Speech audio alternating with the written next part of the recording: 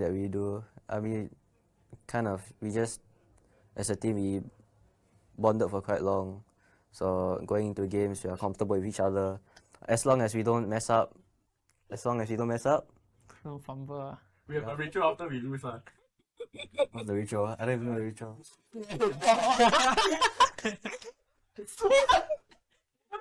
Entire day so emo.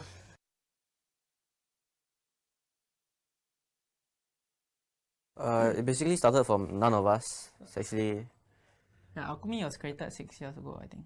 it's from one of our good friends, which is currently pursuing another career.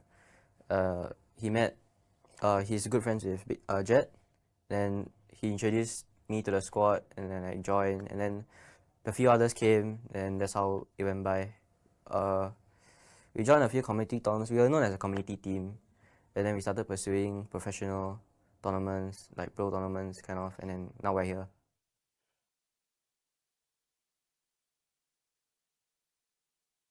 Better to go at our own pace. You know, we might not be as strong as them, but we'll get there eventually. Yeah. We don't have expectations of ourselves to like mirror or like follow in others' footsteps. We just wanna do our own thing, go at our own pace. I am Optimus Prime. No one can outrun Bumblebee!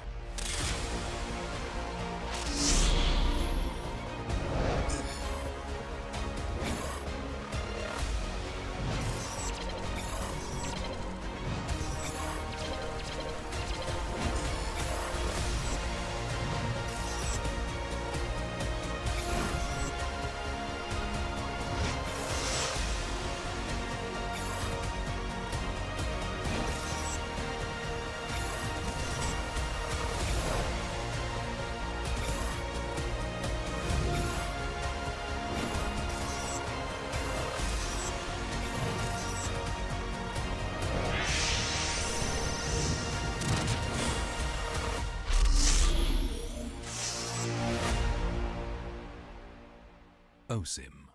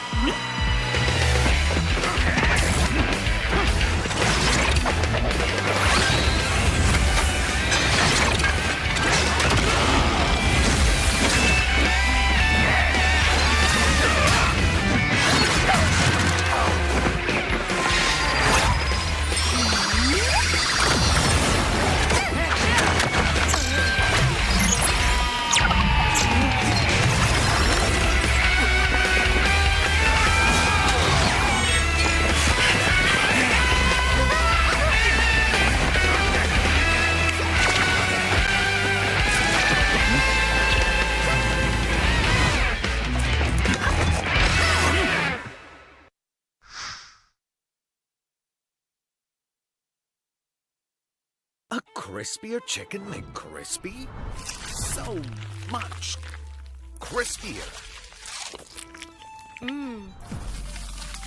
Bite into an even crispier crunch with the improved Chicken McCrispy. Now, wouldn't that be nice?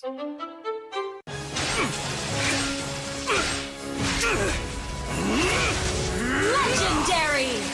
Tigreal!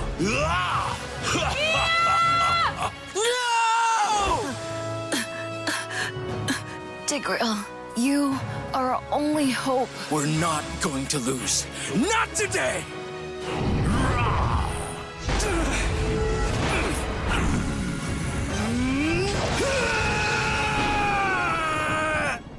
Huh? What's going on with my hand? Ooh, why is it so itchy? Yee, dandruff! Yo, your hand's for gaming, not for scratching. You call yourself a pro? You have dandruff. Tigreal? Tigreal, is that you? Yes, that's me. Do you want to win a match? Defeat Dandruff and Itch with Head and Shoulders. Move on to Head and Shoulders. Up to 100% protection, dandruff and itch. Wiped out.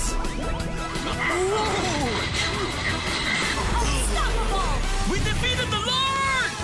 That's why everyone should move on to Head and Shoulders.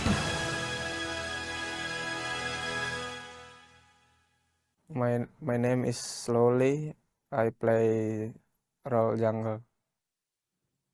Yeah, my name is Chot and I play mid laner in Vanguard Esports. My name is Ryan and I play EXP lane. My name is Nick and I play tank. My name is Luxian and I play grueling.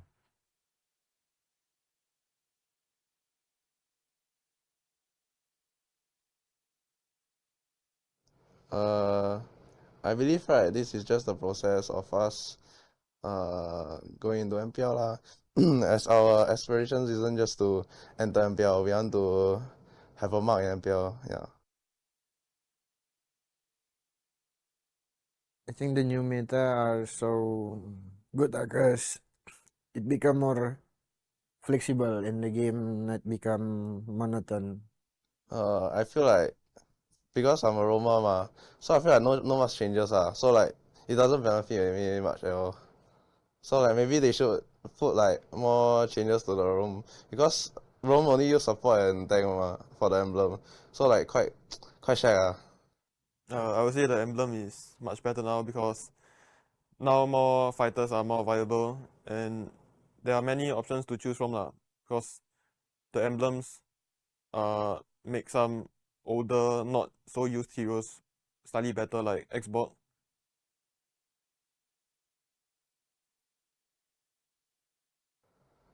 I feel like the team and me we are excited to face them because we want to show that we are the new dark horse of MPL SG yeah.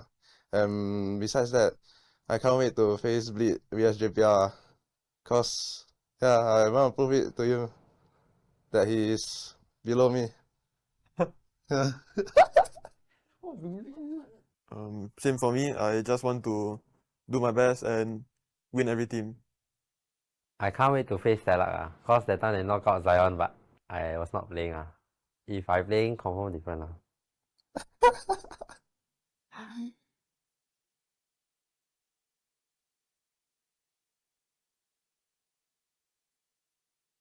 Mute. I usually shout at my team So what? I just shout at my team. I just mute If we do well in the first 1 minute, the comms is always your house, invade. Yeah.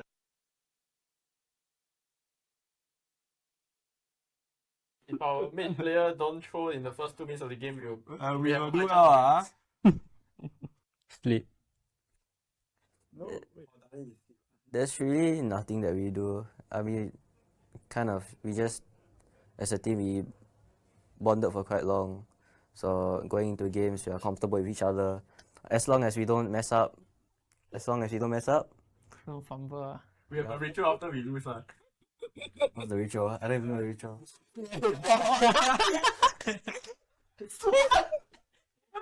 Entire day so emo.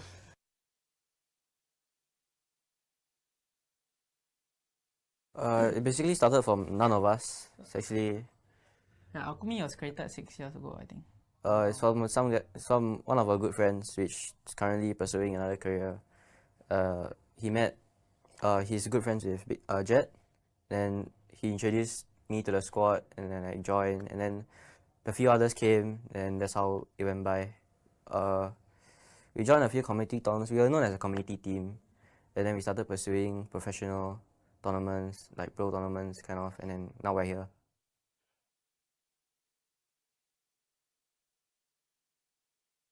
Better to go our own pace. You know, we might not be as strong as them, but we'll get there eventually. We don't have expectations of ourselves to like mirror or like follow in others' footsteps. We just wanna do our own thing, go at our own pace. I am Optimus Prime. No one can outrun Bumblebee.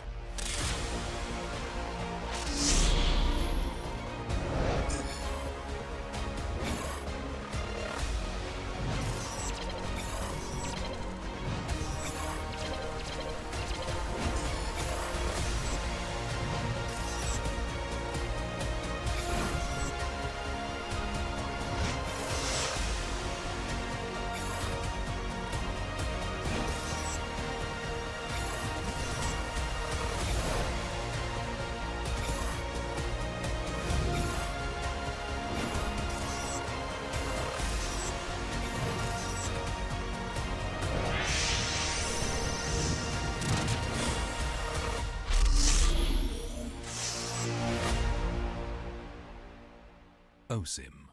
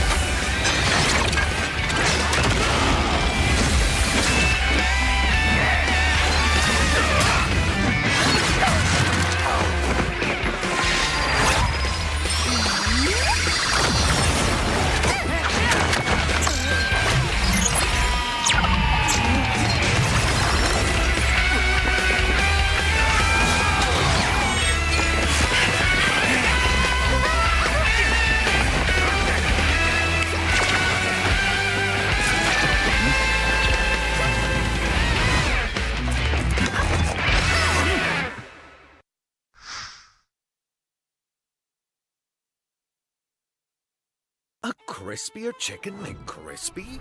So much crispier. Bite into an even crispier crunch with the improved Chicken McCrispy. Now, wouldn't that be nice?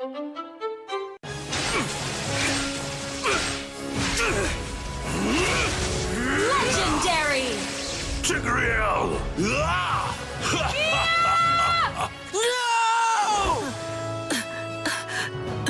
Tigreal, you are our only hope. We're not going to lose. Not today!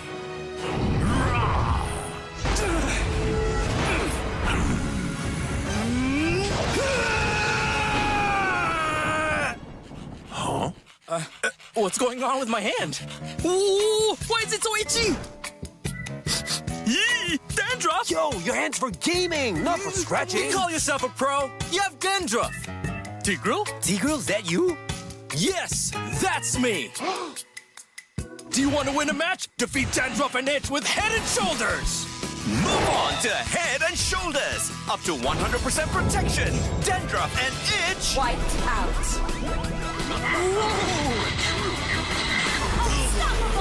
We defeated the Lord! That's why everyone should move on to Head and Shoulders.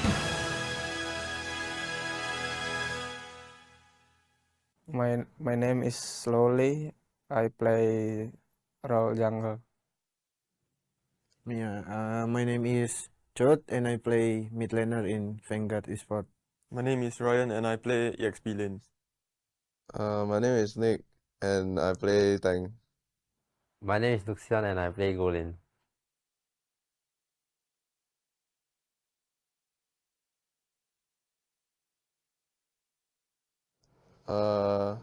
I believe right, this is just the process of us going into MPL lah.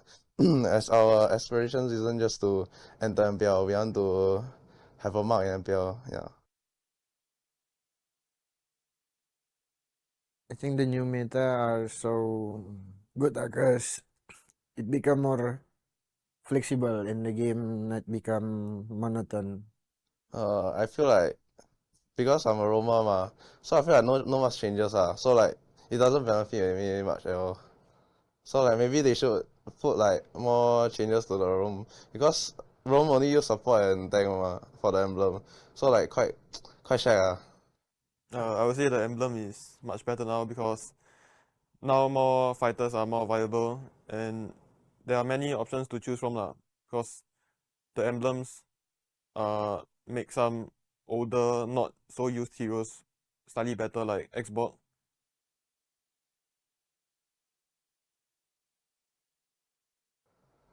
I feel like the team and me we are excited to face them because we want to show that we are the new dark horse of MPL SG Yeah. And besides that, I can't wait to face Bleed vs JPL because I want to prove it to you that he is below me. Same for me. I just want to do my best and win every team. I can't wait to face Stellark cause that time they knock out Zion, but I was not playing If I playing, confirm different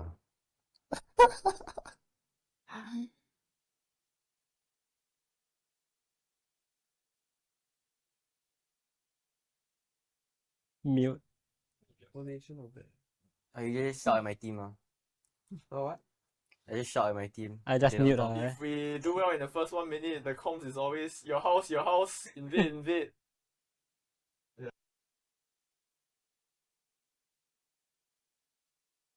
If our main player don't throw in the first 2 minutes of the game, we have do well. Sleep. No, There's really nothing that we do. I mean, we just, as a team, we bonded for quite long. So going into games, we are comfortable with each other. As long as we don't mess up. No fumble. we have a ritual after we lose. What's the ritual? I don't even know the ritual.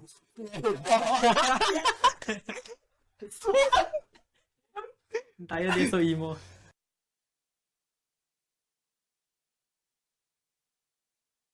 It basically started from none of us. It's actually Yeah, Alchemy was created 6 years ago, I think. it's from one of our good friends, which is currently pursuing another career. He's good friends with Jet, then he introduced me to the squad, and then I joined, and then a few others came, and that's how it went by. We joined a few community tournaments. We were known as a community team, and then we started pursuing professional tournaments, like pro tournaments, kind of, and then now we're here.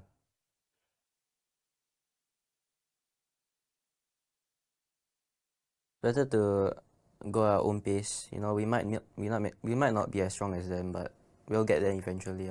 We don't have expectations of ourselves to like mirror or like follow in others' footsteps. We just wanna do our own thing, go at our own pace. I am Optimus Prime. No one can outrun Bumblebee.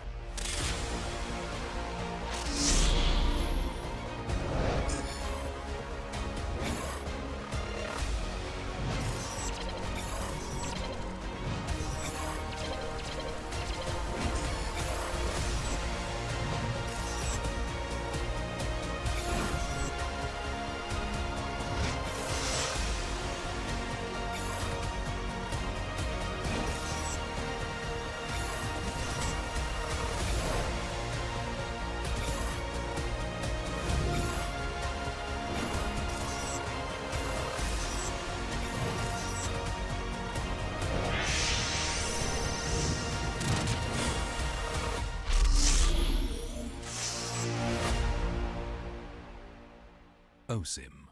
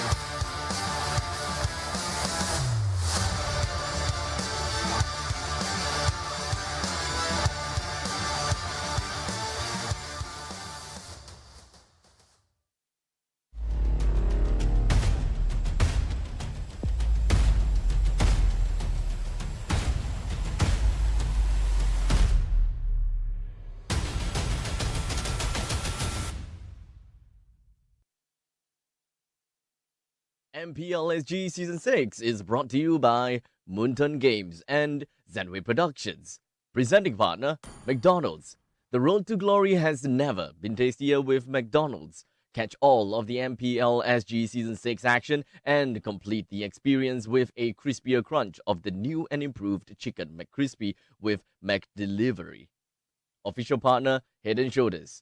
Level up your game and wipe out dandruff and itch with the new Head & Shoulders MLBB Anti-Dandruff Shampoos, now available in all supermarkets and online stores. Partner in esports, OSIM. Level up your performance with OSIM's patented V-hand massage technology and ergonomic features designed with the player's comfort in mind.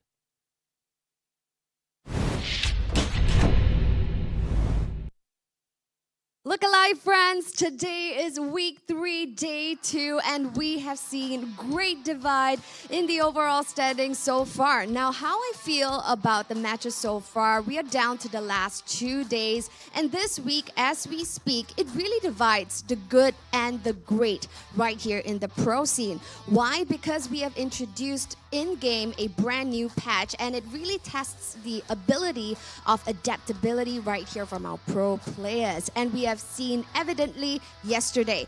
Now, can the teams adapt in the final 2 games right here of the regular season? Let's find out, but before further ado, let's take a look at the overall standings.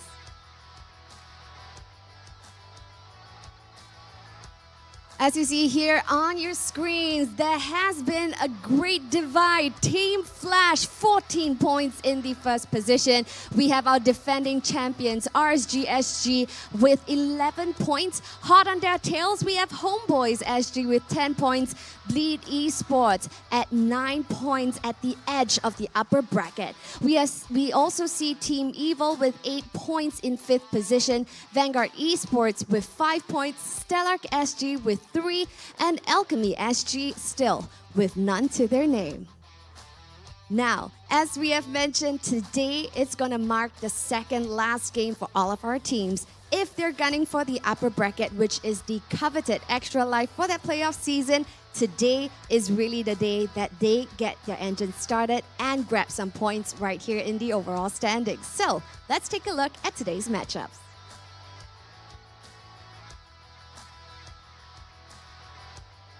As you see here on your respective screens, today kicking off week 3, day 2, we have Vanguard Esports duking it out with Alchemy SG happening at 10 a.m. Followed by match 2, we see Homebois SG crossing swords with Flash happening at 12:30 p.m. Definitely an exciting match that you don't want to miss. We also have match 3, we see Bleed Esports going head-to-head with Stellark SG happening at 3 p.m. And closing off today's show for match 4, we see RSG SG going against Team Evil happening at 5:30 p.m.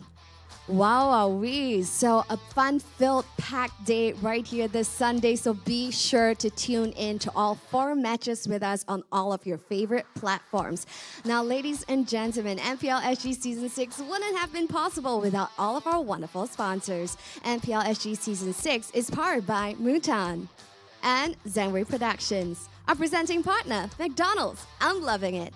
And our official partner, Head & Shoulders. And our partners in esports, OSIM. So without further ado, we're going to present you with the very first match of the day, and we're going to be seeing the likes of Vanguard Esports as well as Alchemy SG. So without further ado, let's take a look at some of their amazing faces. First up, presenting to you, Vanguard Esports.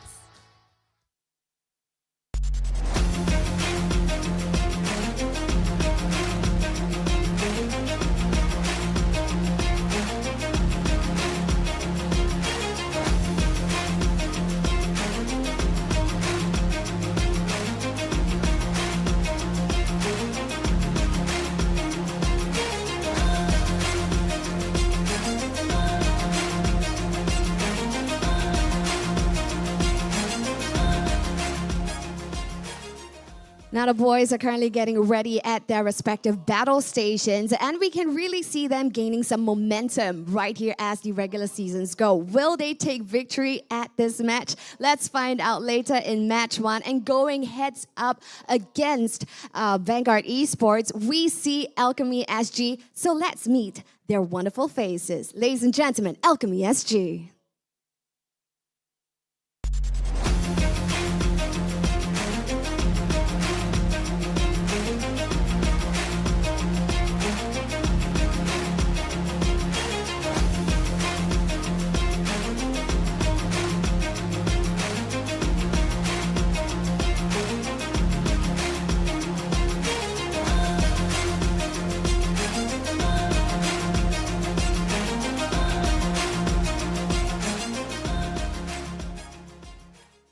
So now we see Alchemy SG right here on my left, and the boys are looking super pumped today. And of course, yesterday they have been making flashes of brilliance over at the Land of Dawn. So we're really hoping that they pop off today, especially right here in match 1. So without further ado, I'm going to hand my time over to our amazing casters to take it away. Good morning, everybody. It is a super Sunday here for MPL Season 6. Guys, week 3, day number 2, the second last game of the season. It's all about pulling out your stress now. It's either you pull it down now, or you know, if you want to gain some points, or you don't, you're done showing your cards, and you want to do some movie magic and just rub your cards and then hopefully change into something else, right? And then maybe you can show it during the playoffs. But today is the day, guys. My name is Vertigo. This is Kinzo Fu on this side, and this is Ryan Churros on the other. And today we have our very first game underway. It is going to be Vanguard up against Alchemy SG. Yeah, this is going to be a rematch, right, of the qualifiers that we were experiencing way at the start of the season itself. And I think today we could experience a very different result. If I'm not wrong, actually, Alchemy took the win, right, in the qualifiers? Alchemy took the win in the qualifiers and then sent Vanguard Esports down to the lower bracket. Oh. Or actually, no, it was Vanguard Esports won Alchemy Esports and sending Alchemy Esports onto the lower bracket into the grand finals. But the grand finals, like both these teams are qualifying teams. So the rematch of the qualifier series, Alchemy SG last place in the standings. Vanguard Esports 8th place in the standings. Vanguard Esports here. Similar roster, Production Stain, the GOAT lane, Chewed, the MPL ID import in the mid lane, Super Ryan EXP slowly in the jungle, and Nick Stain in the roam position. Now, they have found successes. They've won a couple of their games so far. They've won against Evo, which is basically one of the Titan Slayers, or now known the Titans. So, statistically, they should have an easier time in this game. They've also won Alchemy once within the qualifier, so, we have to see the other side of the coins and see how well they fare. Yep. I mean, Alchemy, let's be honest, that they had a very difficult regular season, right? And I think they improved for sure, but unfortunately for them, the rest of the league improved as well. And they have just not gotten gotten that momentum, right? Fresh air yet. Right? The momentum is not with them yet. But of course, they're going to be fielding Danny, Jet, Busky, Icon, and Pacifist. So far, I think Danny is having a rough time in the goal lane, right? So perhaps that's something that they could consider working on today. And if Danny actually manages to pop off, I think the results can be quite different for Alchemy SG. There was a little bit of a roster change where Pacifist was initially in the gold lane the first 2 weeks, and then now he is more suited in the roam position. But I agree with you, Kin. I don't want to sugarcoat this. They have had a very, very rough start. 0-5 to their name. Haven't won any matches yet. But if any day is a Sunday, it is today. Today would be that Sunday, and Alchemy could possibly take that one game away from Vanguard Esports, right? I would say it's a very, very close game. Both these teams are equally matched in micromechanics and all that, but we have to take a look at the statistics on both teams, right? Exactly.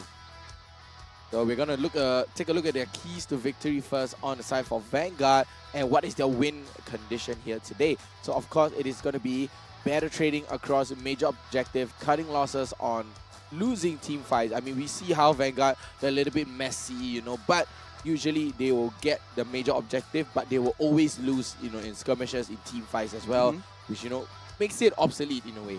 and as well as to avoid baits by Alchemy SG into bad team fights. So we know Alchemy love team fight, right? Yep. So does Vanguard, but Vanguard always loses in the team fight. But they're very, very good on their macro as well. I do have to agree with you on that one. They do have a coach. They do have some sort of like new Indonesian kind of imports to bring in a little bit more flavor right here for Vanguard Esports. But they have very, very similar play styles. Maybe we can go through some of the keys to victory on the side of Alchemy. Yep, Alchemy, I think one of the things that they definitely need to work on is the team comps, right? During the team fights itself. They seem a little bit uncoordinated at times. But most importantly, besides having good communication, they need to watch out for Nick Stain, right? And this is a reference to his Kufra yesterday, which he did show us a couple of brilliant plays with the three-man or four-man Tyrant's Revenge. It's something that they need to take care of, right? Because I'll be honest, I was totally unexpected for us when we were watching yesterday. And of course, the last one, I think they need to have those conversions on their objectives. Like I've been saying this from the start of the season, they need to win those neutral objectives, right? They have to contest, they have to go aggressive. Every turtle matters. And Alchemy, I think they recognize it, but yesterday they did. They confidence managed to get their first objective against RSG. Yeah, against RSG, but they did not capitalize on that. Like after you get it, what are you supposed to do? Do you get your go for your another objective? Do you try to capitalize it? Use that information, get that map control. It all boils down from there, right? Like Alchemy, they got their turtle. Then what? What are you gonna do from there? Yeah, the thing about Alchemy is like they're sort of like a mini Evo. Yeah. Like when they first started out, no coaches. We have the coach within the game, which is the player coach, which is basically pacifist. And pacifist is in the roam position, doing all the shot calling as well as the objective taking. But we have to look at the statistics for Vanguard right here. Now, Luxians, all of these players, they have done very, very significant jobs. Super Ryan with his signature hero, the X-Board. This is the first time I'm seeing X-Board in the statistics right here as a signature pick for him. And Nick Stain, take a look at his damage. 1.2 7 million. figures. I wish I had that number in my bank account. $1.2 million in your bank account would be nice, but take a look at slowly as well with a 28% kill participation. That is so much for a jungler as well, right? Yeah, and I want to talk a little bit more about Slowly. He has shown a little bit of successes in the objective takes, but he needs his team to back him up. So the kill participation across the board are pretty on the average side. I wouldn't say it's like super low, but it's pretty on the average side. They like to go on team fights. But of course, we have to go look over at the side of Alchemy SG. Yep, Alchemy, I think the stats are a bit lower, but simply because, they haven't been as aggressive as the other teams as well. And I think this is there's a reference to the confidence they've had throughout the league so far, right? So I think, I'm not saying that numbers don't matter here, but I think if they can kind of change their mindset about how they want to approach this game, do something similar that they were doing against RSG yesterday, I think these average KDAs, this average assists wouldn't matter as much, because actually I feel Icon should be extremely confident. I find that he's really underrated as a jungler. With the hero picks that he have, with his Lancelot, every single time I feel like they have a very comfortable draft. Yep, I think they should believe in themselves as well, right? Yeah. One of the things that I noticed yesterday was like Puski giving a signal, right? A 2-0 in the middle of the match. And I think, as a team, I think they just need to believe in themselves. I think it's less of a strategy game within ML. It's more of a mental game. Yeah, mental game. If they want the dub, if they want the W, they need somebody to give them that hope. Exactly. And let's check out the talents prediction right here on the screen, and who is going to be giving them that hope? None other than me. Of course, it has to be me. Hey, actually, Kin is breathing a little bit of life. 2-1 in the favor of Vanguard, and I do agree with you at 2-1. Based on the fact that these two teams met in the qualifiers, they were very, very closely matched. But there was a difference. The difference is Chute coming in the qualifiers as a new blood. Right now, Vanguard has been growing a lot more as a team. They're finding their identity. Yeah, for sure. So I think they have definitely done their homework on the competitors here. Now, curious to see, this is our opinion. I'm curious to see what the audience thinks. Exactly. Let's check out our audience prediction, and it is going to be wow, Vanguard on YouTube, 68%. Yeah, 68% for the side of Vanguard and 32% on the side of Alchemy on YouTube. But for Facebook, check that out. It's Alchemy all around. So I would say it's pretty balanced. Yeah, it is. I would say it's pretty balanced. Maybe more Vanguard fans watch on YouTube and more of Alchemy fans watch on Facebook. Facebook, right? Yeah. maybe they have like a Facebook group following for the Alchemy players. I know that they're very good in the community tournaments. We all casted them at least once in our lifetime. Yeah, they're definitely. always in the community tournaments. They're very, very big names. We've seen all of their names before. I think what we can expect today is if Alchemy kind of learns their lesson and really take their aggression by up a notch, I think this series could be theirs, right? Yeah. And But I enough, think let's check out what we have lined up for them for the head-to-head video that's coming up right now for Vanguard up against Alchemy. Qualifier against qualifier team.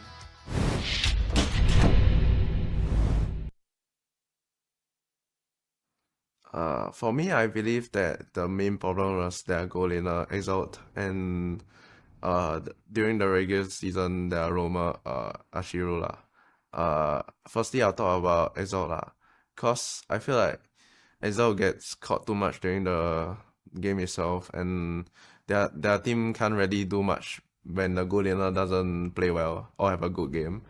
And as I mentioned just now, during the regular season, Ashiru play a lot, right? So I feel like the issue and why Pacifist came in was because like maybe he couldn't comms and like short call much, so like he couldn't bring the biggest impact to the team lah, which really cost them during the regular season, and they didn't have sufficient preparation during the playoff to be able to stay inside MPL.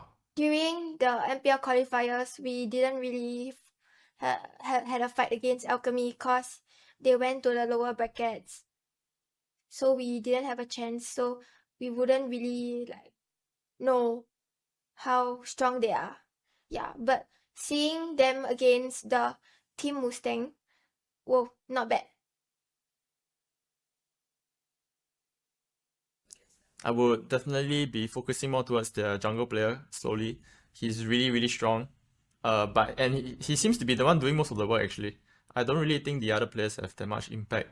Except for Ryan is stable, and I think their mage player Chud is decent as well. But their roam and goal lane aside, nothing too impressive as from what I've seen. I would definitely be targeting their jungle more. Based on their performance in qualifiers, I would say one strategy that they cannot take hold of is invading. They just invade their jungle. They are a pretty aggressive team. They like to take control of the map more, invade more. I think we need to play a bit more differently than usual. We cannot be like you need to give them some respect. Alright, I mean, at least give them some respect, right? Yeah. At least give them some respect. But they know their cracks. They know their cracks. They're like, hey, they're not going to be able to tahan our invading. Yep. So they're not going to be able to get our invading. So we might see some really, really good invade coming out from Alchemy as well. But could there be a counter invade? Could there be a deny invade? Could there be a huge level 1 skirmish? Who knows? Yeah, from what I see from both teams, right? Like Vanguard Esports, they are very confident of the win against Alchemy SG. Yeah. They win them once, they can do it again. But for Alchemy, it's like Sun Tzu out of war. Know your opponents, know yourself. It's like Son of War. they are very, very like they're held back, they're reserved, but they know their game plan. They know what they need to do to win against Vanguard Esports. It's all about the mentality, right? It's like going up against a team that you have already beaten before. You have that confidence. So as the opposite side, right? You're like, oh, I lost against this team before. I don't know how am I going to be able to win this team back again. Well, I feel that Alchemy SG really should be more disrespectful of their opponents. I think they're giving them too much respect, right? Yes, they have won you before, but so what? It doesn't matter. So let's take a look at Vanguard and Alchemy. A punch for a punch. How are they going to be Your playing team this? Okay, so knowing a little bit about their play style, Vanguard likes to play very, very passively. No pun intended to pacifist, but Vanguard is a little bit more Always passive on the way. than, Your team is Alchemy banning. SG. Alchemy SG wants to go in for the hard engage, hard invades, aggressive kind of play style. So I would definitely see a Martis or a Fredrin within the side of Alchemy. They want to play it safe, unless they want to have a front line defense and then put Icon in a position where he can play his Lancelot. We know how cracked his Lancelot is. Yes, I mean, it's Among number one the is his comfort planes hero, right? exists The second the thing is, I equilibrium, think Icon which is not the I only was one with the made comfort for. hero picks. We also know that for their roamers as well, they love the Minotaur. But And too the fact that they're crazy. banning out most of the heroes that they don't really use anyway in most of the games and most of the drafts, I think this could be something that Alchemy can start building off of, right? Right now, it's a Angela and Matilda ban.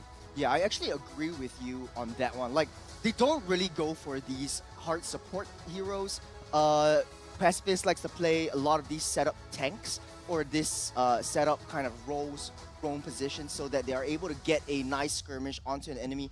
So the conversion will be done a little bit faster. This is the strength of the I early am the game. priestess of But primal Vanguard, lightning, they're psyching the themselves hunter of up all for the potential evil flank gods. opportunities and a lot of team fight capabilities. So Edith, everything that screams to me Clash is taken off. See value in me? The ban pool. Your So team Alchemy, they is know You that should. Fredrin or Martis is definitely going to be in. They take out the Fredrin, a little bit more flexibility right there. I think they're kind of trying to focus on heroes that have early growth, right? We were, you know, they were talking about the early invades as well. So I think getting rid of a lot of these heroes right now, they're just really feeling each other out, right? They know that, hey, level 1, level 2, we can expect an invade from either of these teams. So I think right now, these are the heroes that have been the strongest, right? From a level 2 onwards. And I think this is a good ban so far by both teams. But the question is, Vanguard with the first pick, right? How do they want to draft? Who are they going to draft from, right? Who is this first role that they're going to prioritize? Because Super Ryan, yes, I think he has been doing well on an EXP laner. And we have seen how EXP laners make the change in the game, right? Because if you have a faster EXP what's laner, your command? you kind of have... Your team is picking okay, right off the bat with the Fanny. Better growth, right? And that's exactly what they can do with a Fanny. When you have a Fanny with an advantage, I mean, that is danger right away. Number one for Sun rises when I give the word. Beat of the goal flash. laners, Your mid team laners, is it's picking. really hard to perform against a stacked Fanny. All right, Kin, I don't know about you, but this too seems like they want to speedrun the game and end it in 8 minutes or less. Both teams are psyching themselves up for super early game invades, clashes, proxying the waves. There's a lot of growth in the early game, a lot of damage in the early game from that Fanny and from Khalid and Joy alone. So this Joy might be going into the jungle. You have a little bit more of the flexibility to get your Rhythm of Joy in the ultimate, get your level 4 faster, so you hit your power spikes, and then Alchemy can pretty much live in Vanguard's jungle. All they need to do right now is to prevent Vanguard from scaling that Fanny up, because they are playing a pick. I harness Chun I am is the going to follow power up of with light the incarnate. Valentina and, you know, a Kaja pick as well. So at this point, I like the fact that they have a Kaja. It's important, number one, for them to have a bit more crowd control on their This hands is the for Emperor's Vanguard, order. especially when you have Your someone team as is banning. potent as the Joy, right, on the side of Alchemy. Now, right here, it looks like both teams have a very good understanding of, hey, what the win conditions are. Like, okay, so you have a lot of CC, you have a lot of burst damage. Okay, let me I get someone who would can get rather a lot of betray damage. the world Heavy than damage let on the the world archive, betray you know, me. as well as a potential headbutt to make that change in directions. And you have the re-entry with the Khalid, as well as the danger on the backlines from your Joy.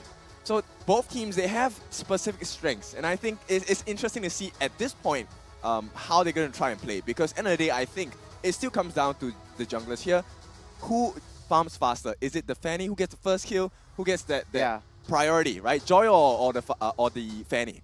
I think the Akai is a response to the Fanny, right? It's like Fanny likes to attach herself into walls, you web up into the wall or your slingshot, and then Akai picks falling you down with the heavy stars spin. brought It's us very here. much Is basically banning. useless for the entirety of that game. You don't really need a hard lockdown like a Franco or a Kaja. Light for me yourself, up but and they could watch very the well pick world it up burn. still. So it's pretty much wide open for them. In response, they are banning out a lot of the EXP laners. They want Puski to have a much easier time in that lane. On the other hand, Vanguard, they're psyching themselves up for the mid lane. They don't want to deal with Jet's artillery mages. You know how crazy he is with artillery mages. Yep, I mean, the fact that they pick a Valentina, you know, reserves that particular slot for them, where at this point, it doesn't really matter what kind of mid laner they pick. And right now, I have always liked the way Alchemy drafts, because if you take a look at it, it's so flexible. Right? Fight. Actually, you know, the Fight Archive for the can go into jungle, ultimate answer. he could go into role position as well. Similar for the Joy, right? So at this point, I mean, Vanguard may feel very confident with the draft time they to have go to the up to RSG this show. Your point, but team is I think Alchemy are still, they have some surprises up their sleeves as well. So far, Alchemy, they do have a lot of lockdown. They have a lot of movement speed. They have a lot of rotation advantage. right off the bat with the Lilia as well. So clear the lanes and then help out in the jungle.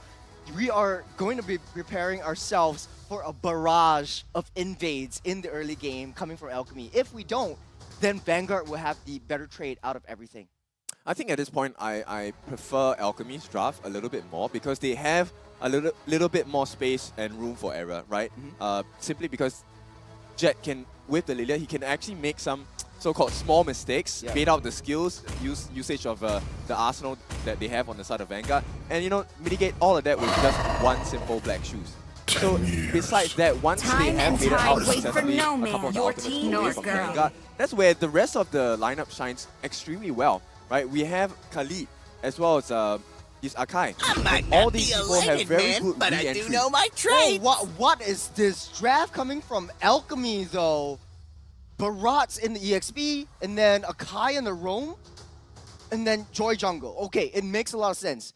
And then, oh man, this is really hard aggression coming in from Alchemy. If you don't know, it's Barat is the third and last hero with a suppressive ultimate. So the Detonus Welcome is actually a suppressive skill. I think that is the way that Alchemy wants to go for it. A lot of aggression, but the draft is set. Vanguard Esports, though, a lot of crowd control. Ken, what do you think of the draft? Same thing. I think it all boils down to that early game aggression, right? Who is number one? Who is going to be more aggressive? But more importantly than that is who's going to be more clinical, right? I'm sure both teams will be looking to be very aggressive, but right now it's about, okay, how many resources do I have to burn to get this advantage, and whether I can keep this advantage. And both teams, they thrive off having a huge advantage right off the bat at level 4. Yeah, right off the bat, indeed. Ladies and gentlemen, the first game of the Sunday of today, Vanguard Esports versus Alchemy SG. What are you looking out for, Ken? Right now, I'm looking at the EXP lane because, Jet going in to help Puski to try and clear this wave as fast as possible while Pacifist gets it. Wait, hold on a second. There is no marksman on the side of Alchemy. There is no marksman. So it's Khalid in the gold lane, and then Alchemy with the hard invade right off the bat. Nick Stain having a lot of damage. They want that Lethal Wanderer very, very badly. Alchemy, all 4 members are there. They're trying to pull it in. They get that Lethal Wanderer. They are backing off right off the bat. Yep, and I like this. This is the kind of aggression that we were expecting and were hoping for from Alchemy since yesterday, right? The way that they have destroyed the early game. Fanny. Slowly almost taking out Icon in the process of the invade, but he gets punished himself. First blood goes to Jet. Yep, big confidence there from the side of Vanguard, but they gave away that first blood, which means Alchemy now, they have a decent lead, 450 gold. Not a lot, but it's something they can start building off of. This is where Alchemy thrive, but taking a look at the emblems, it does look like Vanguard, they're psyching themselves up for a lot more movement. The Terizla is building up tier 1, tier 2 movement speed as well, but hold on a second right here. Danny in a spot bottom, here comes Icon, next stage. Oh, he managed to get away, but here comes slowly. Cannot find Danny. Danny's in the bush, but he takes down Lunction at the cost of his life, but does not matter. Icon, one more hit, slowly will be able to escape, but Jet on that back front, slowly trapped. He will get collapsed over on Pacifist. One more hit, he goes down by the turret. Red team hero it's a trade, right? But it's still, something that is favorable for Alchemy. Yes, they have to trade a kill off, but at this point of time, they have about 1,000 gold in advantage. And besides that, is that the jungler is dead, right? Or at least now he's back in the game already. And the turtle can be started. This time, Alchemy trying to zone out the turtle. Super Ryan doing a good job pulling the turtle away, but it will get reset. Vanguard in no position to contest for this turtle. They have a Fanny, Kin. What do you do when you have a Fanny on your team? You have to time it really, really well. But Vanguard Esports, they have another plan. They are going for the gold lane. Yeah, but I think with what's happening at this point, I don't think they are comfortable with a full-on contest, right? Because you can see, I think slowly is just ignoring the turtle. They are willing to give that up. They're looking for something else on the map, which is actually a kill. So Fanny, you're gonna see right in the center of the river. But Pacifist is the one that catches his eye. I'm not sure if they can actually kill him off at this point. But starting off, it does look like Alchemy has better dominance over the map. Vanguard Esports, they are a little bit more on the aggression side. Onto Danny, though, slowly. That is a drive-by on a Sunday, taking out McDonald's. Mac delivery there, and they have a free one. Okay, so Danny, yes, he's not playing a traditional goal laner in this sense, right? But so far, I think he's doing well, right? He's managing to pull a lot of attention back into the goal lane. But I think, you know, at this point... Oh, top side as well. Both sides. Heavy spin already committed by both teams. Chu trying to get away. But on that top side, Barat actually fends for himself. Puski is still alive. No trades whatsoever. So far, neck and neck in terms of kills. But Alchemy up ahead just a little bit in terms of economy. Yeah, it's actually going to be a bit spicy for Vanguard because at this point, if they choose to, they can contest. Right, Icon does have his retribution as well, and they are kind of circling around the purple buff as well. Exactly, but right now, Alchemy, they're going to be diving all the way in, and Super Ryan's going to take all the problems with that, and Nick Stage is trying to get some sort of value out of this as well, the suppression. Divine Justice comes out, passive is forced to use the flicker all the way back and slowly runs low, but Icon he gets away. Icon gets the bubble buff away from slowly, and we all know Fanny is nothing without her purple buff. Yep. No, I just want to add, like, this Barat is so impactful when you have a early game jungle invade. Right now, it's not so early anymore. We're seeping into the mid game, but this Barat is actually doing some work. And in any way, shape, or form that Alchemy loses out, you can always put Icon in the offside position, trying to cut the waves and split the lanes. Yep, really happy with the way that Alchemy is playing. And for the first time, right, you can see that they're not letting the lead run away. They're maintaining a 1,000 goal lead. It's not super huge, but you know, they're making Vanguard feel very suffocated with their playstyle now. They're making Vanguard work for their key. And it's a very team fighty, you know, composition as well for Alchemy, right? You have almost 3 fighters there. You have Joy, Barat, and the Khalid as well. You know, Khalid in the goal lane. The triple fighter composition, but take a look at Icon just trying to kite it out. Oh, Danny! All the way from the back line. He's going to be able to get the penalty zone out as well, but the Beyblade, they're going to go to town. Lakshan staying, trying to go for the knee press smash it, but no. Super Ryan goes down yet again, the second kill.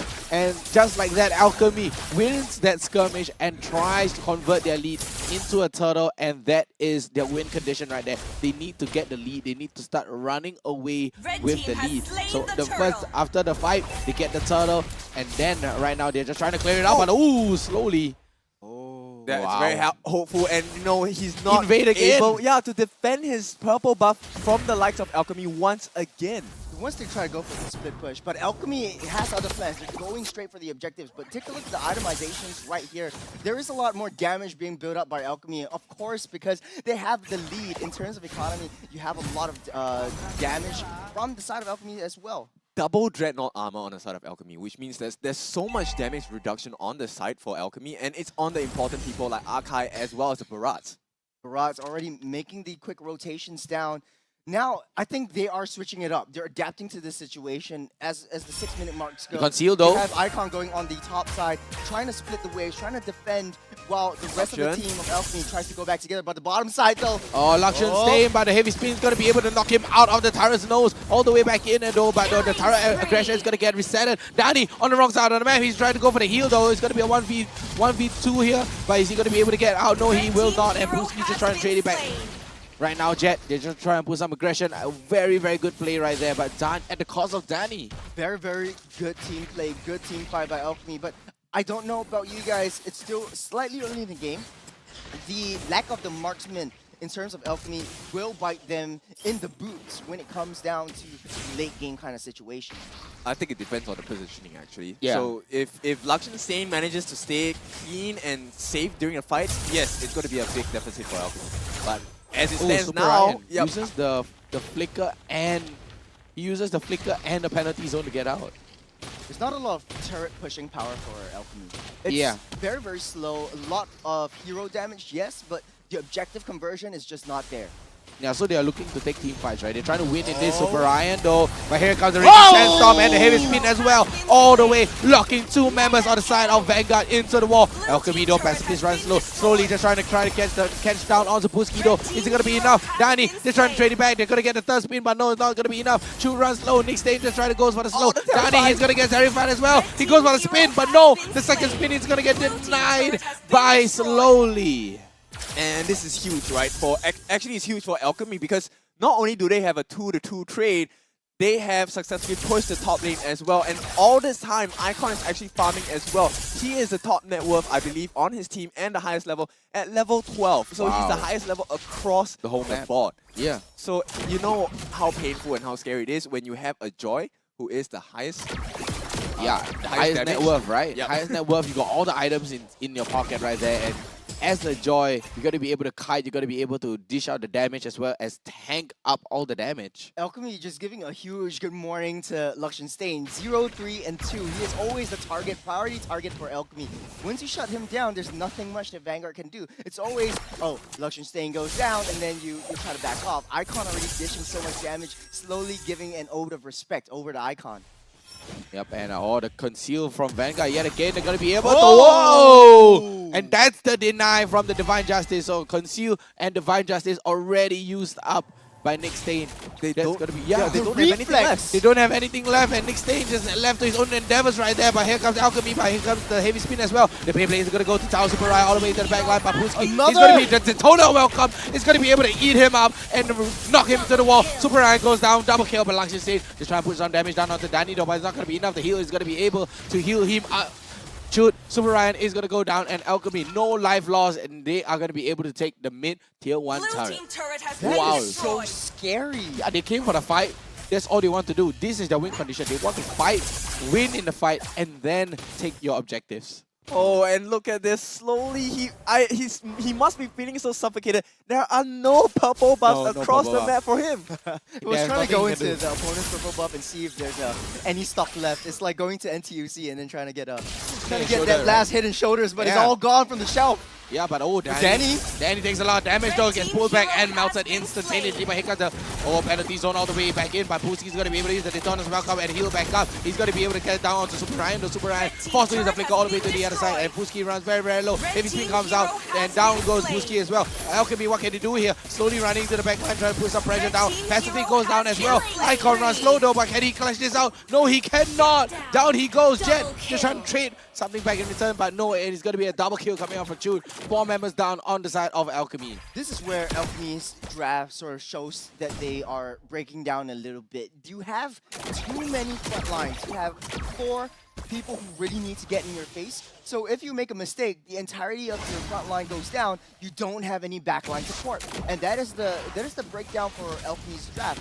Is you cannot have a second chance. It's only one and done. You have to land your setups. Yep, and I think yes, you should go for Luxian Stain, but they need to keep their eyes on Chun as well. Chun has been able to execute his Shadow Strike into Arcane Shade combination too many times against the Alchemy roster, right? And that's killing them because he literally terrifies them, and when they're being crowd controlled, you see Danny cannot operate properly. He gets caught out as well. Yeah, but here comes Nick Stain, going to get pinned against the wall, but Danny comes in with a raging sandstorm, able to get down on the Chun. Super Ryan with his penalty zone as well. Reverse Passion just trying to chunk them out, but the Black Shoe's going to get popped. Nick Stain all the way in. This is a little bit too deep, Nick. All the way in. Icon pushing him into the front line, but slowly trying to go to the back line. Trying to get down to Danny though, but no, he's not going to be able to get Danny. Danny's going to be able to get away, and there's going to be 3 members down on the side of Vanguard. Alchemy should definitely go for that Lord now, but Alchemy, every single point of time, there's always 4 members trying to be on your butt. It's always so hard to shake them off. Alchemy is just running you down. Red team turret has been destroyed. Yeah. He wants to take it slowly at this point. Oh, wow! Oh, what a catch with the Ultimate as well. But here comes the Daytona welcome, but he's going to get cancelled as well. But slowly, slowly, he's going to be able to get down to the first the Lord as well. And there we go. Down goes Jet, down goes Danny, and slowly making his way around the Lord. And he finally gets paid off. He's going to be able to catch it out. And down goes Pacifist as well. Bodies dropping all over the floor right here on the side of Alchemy. And Vanguard just turned the tide instantaneously. It felt like Alchemy were doing so well, and right in an instant, Vanguard takes it away. It's the pick-off strategy that Vanguard is looking for. Penalty zone goes down. Puski will be able to survive this. That's Icon though. Yeah, picks off hell, but Icon rid of a joy is going to get popped right here, but he's going to be forced to go back. And here comes slowly. Oh, look at that melt. That's a delete onto Luxian. The melt. Look at the melt. Oh, instantly. And that's the strength of the little ignition, right? It makes so you strong. have this insane amount of burst, and Slowly was not having a good game at all, right? He could not get the purple buff. He did not have enough farm as well. and suddenly, in the space of like 4 minutes, he has gotten a KDA of 5, 2, and 3. Everyone on the side of Alchemy is gonna be very afraid of him now. And now Vanguard has the upper hand. They have a little bit more economy growth. Now all the itemizations are here. Alchemy would have won a lot of these team fights, but slowly but surely, Luxenstein is growing. He's already got a hot sauce, building towards the rose gold. He's gonna hurt, and he's gonna be surviving a lot of these skirmishes, but slowly has been doing the work. Once Jet is gone, Alchemy does not have that damage to follow through. That is the breakdown, and that is the tipping point. Vanguard continually cycling Alchemy's entire roster. Exactly, and see right there, 13 minutes in the game, finally slowly is able to have his purple buff into his hands, and Alchemy, they are looking for a fight. They want to look for a big team fight. You know? They are trying to look for a fight 5v5. They want to fight 5v5. Yep, at this point, I think Vanguard, they're very comfortable with what's happening in the game, and because they have this rose gold media, look at how aggressive they are. Slowly can afford to make aggressive moves like this, and they were talking about this before the game. And Alchemy, if they step a bit too far forward, they might get punished. Exactly, and they do have the Detonus welcome as well, but the heavy spin trying to push out Nick all the way back, but the Super Riot able to catch 3 members into the back line, but Zani goes into the back line yet again, slowly runs very low, but take a look at Alchemy. They're going to be able to take down 4 members, and a triple kill comes in for Zani. Oh, the wombo combo! Deadness welcome into the Raging Sandstorm! Exactly, so that's Alchemy's win. That's so Alchemy's beautiful! Win. That's Alchemy's win condition right there. They are looking for team fights. They are looking to fight as 5. Just as I said it, they're able to take that fight 5v5 and then turn that into a lead. Try to catch it out though, but Zani go for the slow, try to take down onto slowly, but it's not going to be enough. The mid lane, they're going to be able to push in right now, but 4 members are still down. Alchemy, can they finally take a game here? That's a lot of damage. Slowly! What is that? With the defense! Oh my goodness! That wasn't slow at all. No, they should have backed off right there and then. The rest of the team were coming back up. They could have gotten the Lord. That was too greedy coming out from Alchemy as well. They saw it in front of them. They are trying to get that win. They're trying to take that game away from Vanguard, but Alchemy, they weren't disciplined enough. They were too deep in, and this time they're going to be punished for it. It's going to be a 5v2 here. This is going to be penalty zone. Puski, Jet. Puski gets the Detoner. Vanguard trying to go for the stun as well, but no, it's going to be so many members low though. Nick Stain has to sacrifice his life right there. He runs very low, and he is going to go down. And Vanguard forced to go back, although they are able to siege 1 turret. They keep taking this game back and forth. Every single time you feel like, hey, this team has the advantage, they make a mistake and they just allow their opponents to come back and have a re-entry into this game. Yeah, this is what I call a good game. Is it a brawl? Is it a brawl match? It's a full-on bloodbath. This is a full-on bloodbath. Oh, it gets pinned down. It gets pinned down by the heavy spin with a flicker as well, but no. Ooh, what a catch coming out from Pacifist. And this is why he shouldn't go into the goal lane, right? He is meant to be the roam. He should not go into the goal lane anymore. But slowly, run solo. There's so much damage. The Raging Sandstorm, but slowly goes down as well. What a catch. We're not able to catch that on the camera, no worry. But the catch coming out all the way onto slowly. The Lord is just 3 HP down all the way though. But Alchemy, they have 5v3 right now. They can push. The waves are coming up. The Lord is coming up. Danny is just taking it personally. Yeah, I mean, it has been difficult, but 779, right?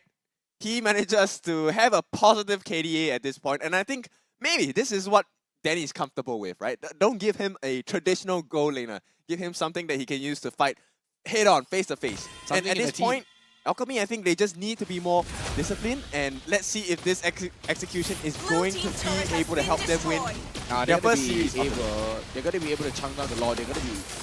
Alchemy should try to take the bottom lane. Alchemy really needs to get a trade up here, but on the top side, though, slowly 1v1 onto Puski. Yeah, but Danny surprised actually. Yeah. Danny. 1v1 on Danny, but to no avail with the siege minion as well. Mega minions are walking into the base. They have all their ultimates. There's only 2 ultimates left on the side of Vanguard. Yep, so now they are just exhausting everything, but Pacifist jumps in though, but Chud, here comes with the Beyblade all the way back. Puski's gonna get pushed. The suppression comes out. The Divine Justice as well, but no, it's gonna be 4 members on the ultimate. Already used up Alchemy. They still have so much. Pacifist used to conceal. He gets away with a sliver of health, only at the cost of Puski. Yep, That was a decent trade for Alchemy. They took down one more tier 3. So base is almost cracked open, but Vanguard at any point, if they play that macro game, they are able to split push their way through. Alchemy, though, does have the lane prioritization at this point. But I'm really proud of Alchemy at this point. They have shown that, you know what, it's time to practice some discipline, and they have successfully done so. Super Ryan now, he should be fine, right? Should be fine. And at this point, Alchemy, all they need to do is to wait for the next big fight. Look at Danny, Oh, Raging Sandstorm. the damage! Oh, the damage, the spin, 1-2 spin from Danny. Raging Sandstorm, first spin, second spin, don't even need the third spin. Instantly gets down slowly, and that's 40 seconds. The D from Danny means damage, man. That Exactly. was just instant delete. The Slowly A- taken off the map. The A in Danny is annihilate right now. Delete and annihilate. Delete and annihilate straight Makes up no onto slowly. sense. Let's take a look at the items here. A majority, all almost full build. We're at 19 minutes in the game right now. We seldom see Beatrix with the Demon Hunter sword, but this Luxenstein is forced to build this DHS just because of Puski and Pacifist. You have two very heavy tanks with a lot of You need to shred them. tenacity, a lot of Tankiness. tankiness. You have a lot of armor. You have to shred that down, and this is where HP mitigation comes in. Danny, 6 out Nick Stain. Yep, Danny sniffs out Nick Stain. Nick Stain just walking right into Danny right there. And Alchemy, they should try to take the map control here, right? They're trying to take the map control, and Icons get spotted out though. Look at slowly runs low, but Icon able to dash right out. Oh, it might be a All huge the way mistake. into the back line, into Luxenstein, Icon. Big mistake, just walking right into the turret's nose. But where's the rest of Alchemy? Slowly runs low. These are not welcome. He's going to be able to eat up. Oh! What a big push from Puski as well. Nick Stain runs low. Passive is able to stun down and lock onto Chu. Nick Stain runs low, but look at slowly coming in. Oh, this Fanny. He's going crazy. He's going to be able to take down 3 members as well. Alchemy's 3 members down, and Vanguard wins the skirmish yet again. And slowly, he's hunting. It's rabbit season. He's going to be hunting down Alchemy. I mean, this is the first time in the regular season that we have so much of Danny's performance on the board. I mean, he has been absolutely insane today. And, you know, with Danny on board, I think this really could be the series that Alchemy can win for the first time in the regular season. Exactly.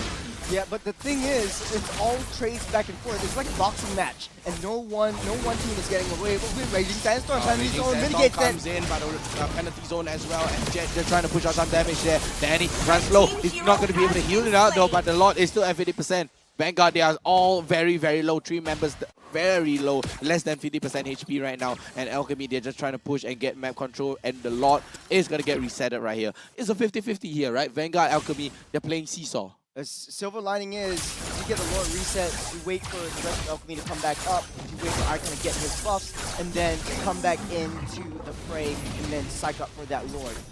Exactly. And both junglers have very high mobility, so they will be able to come and contest for the Lord if it's necessary.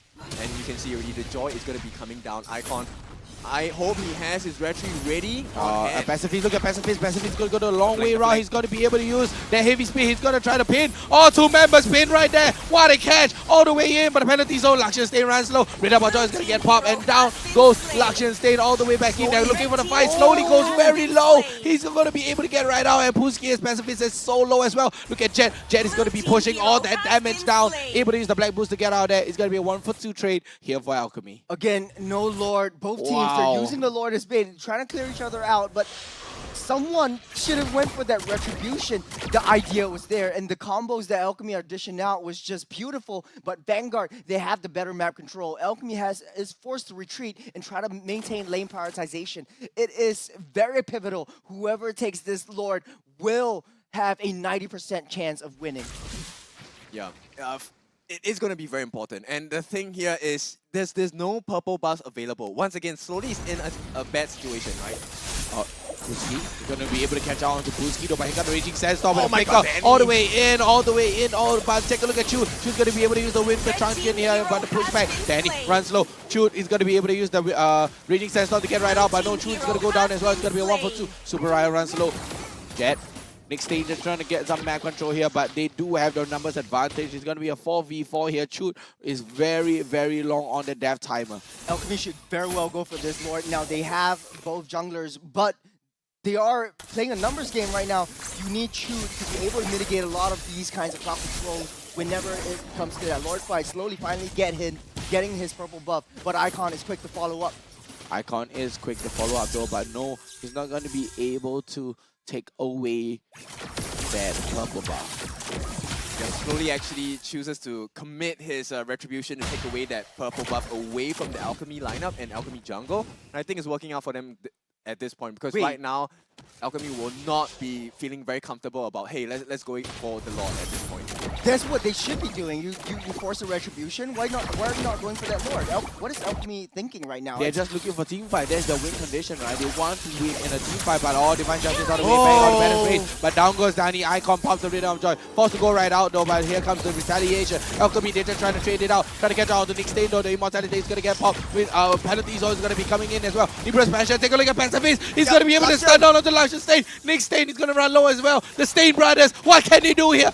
Pacifist is going to be able to get popped out onto the Immortality as well. Look at Puski with a flicker and a Detonator welcome. They try to push out the damage here, but slowly coming to the back line. Here comes Cleanup Crew. Clean up on aisle, turtle lane here.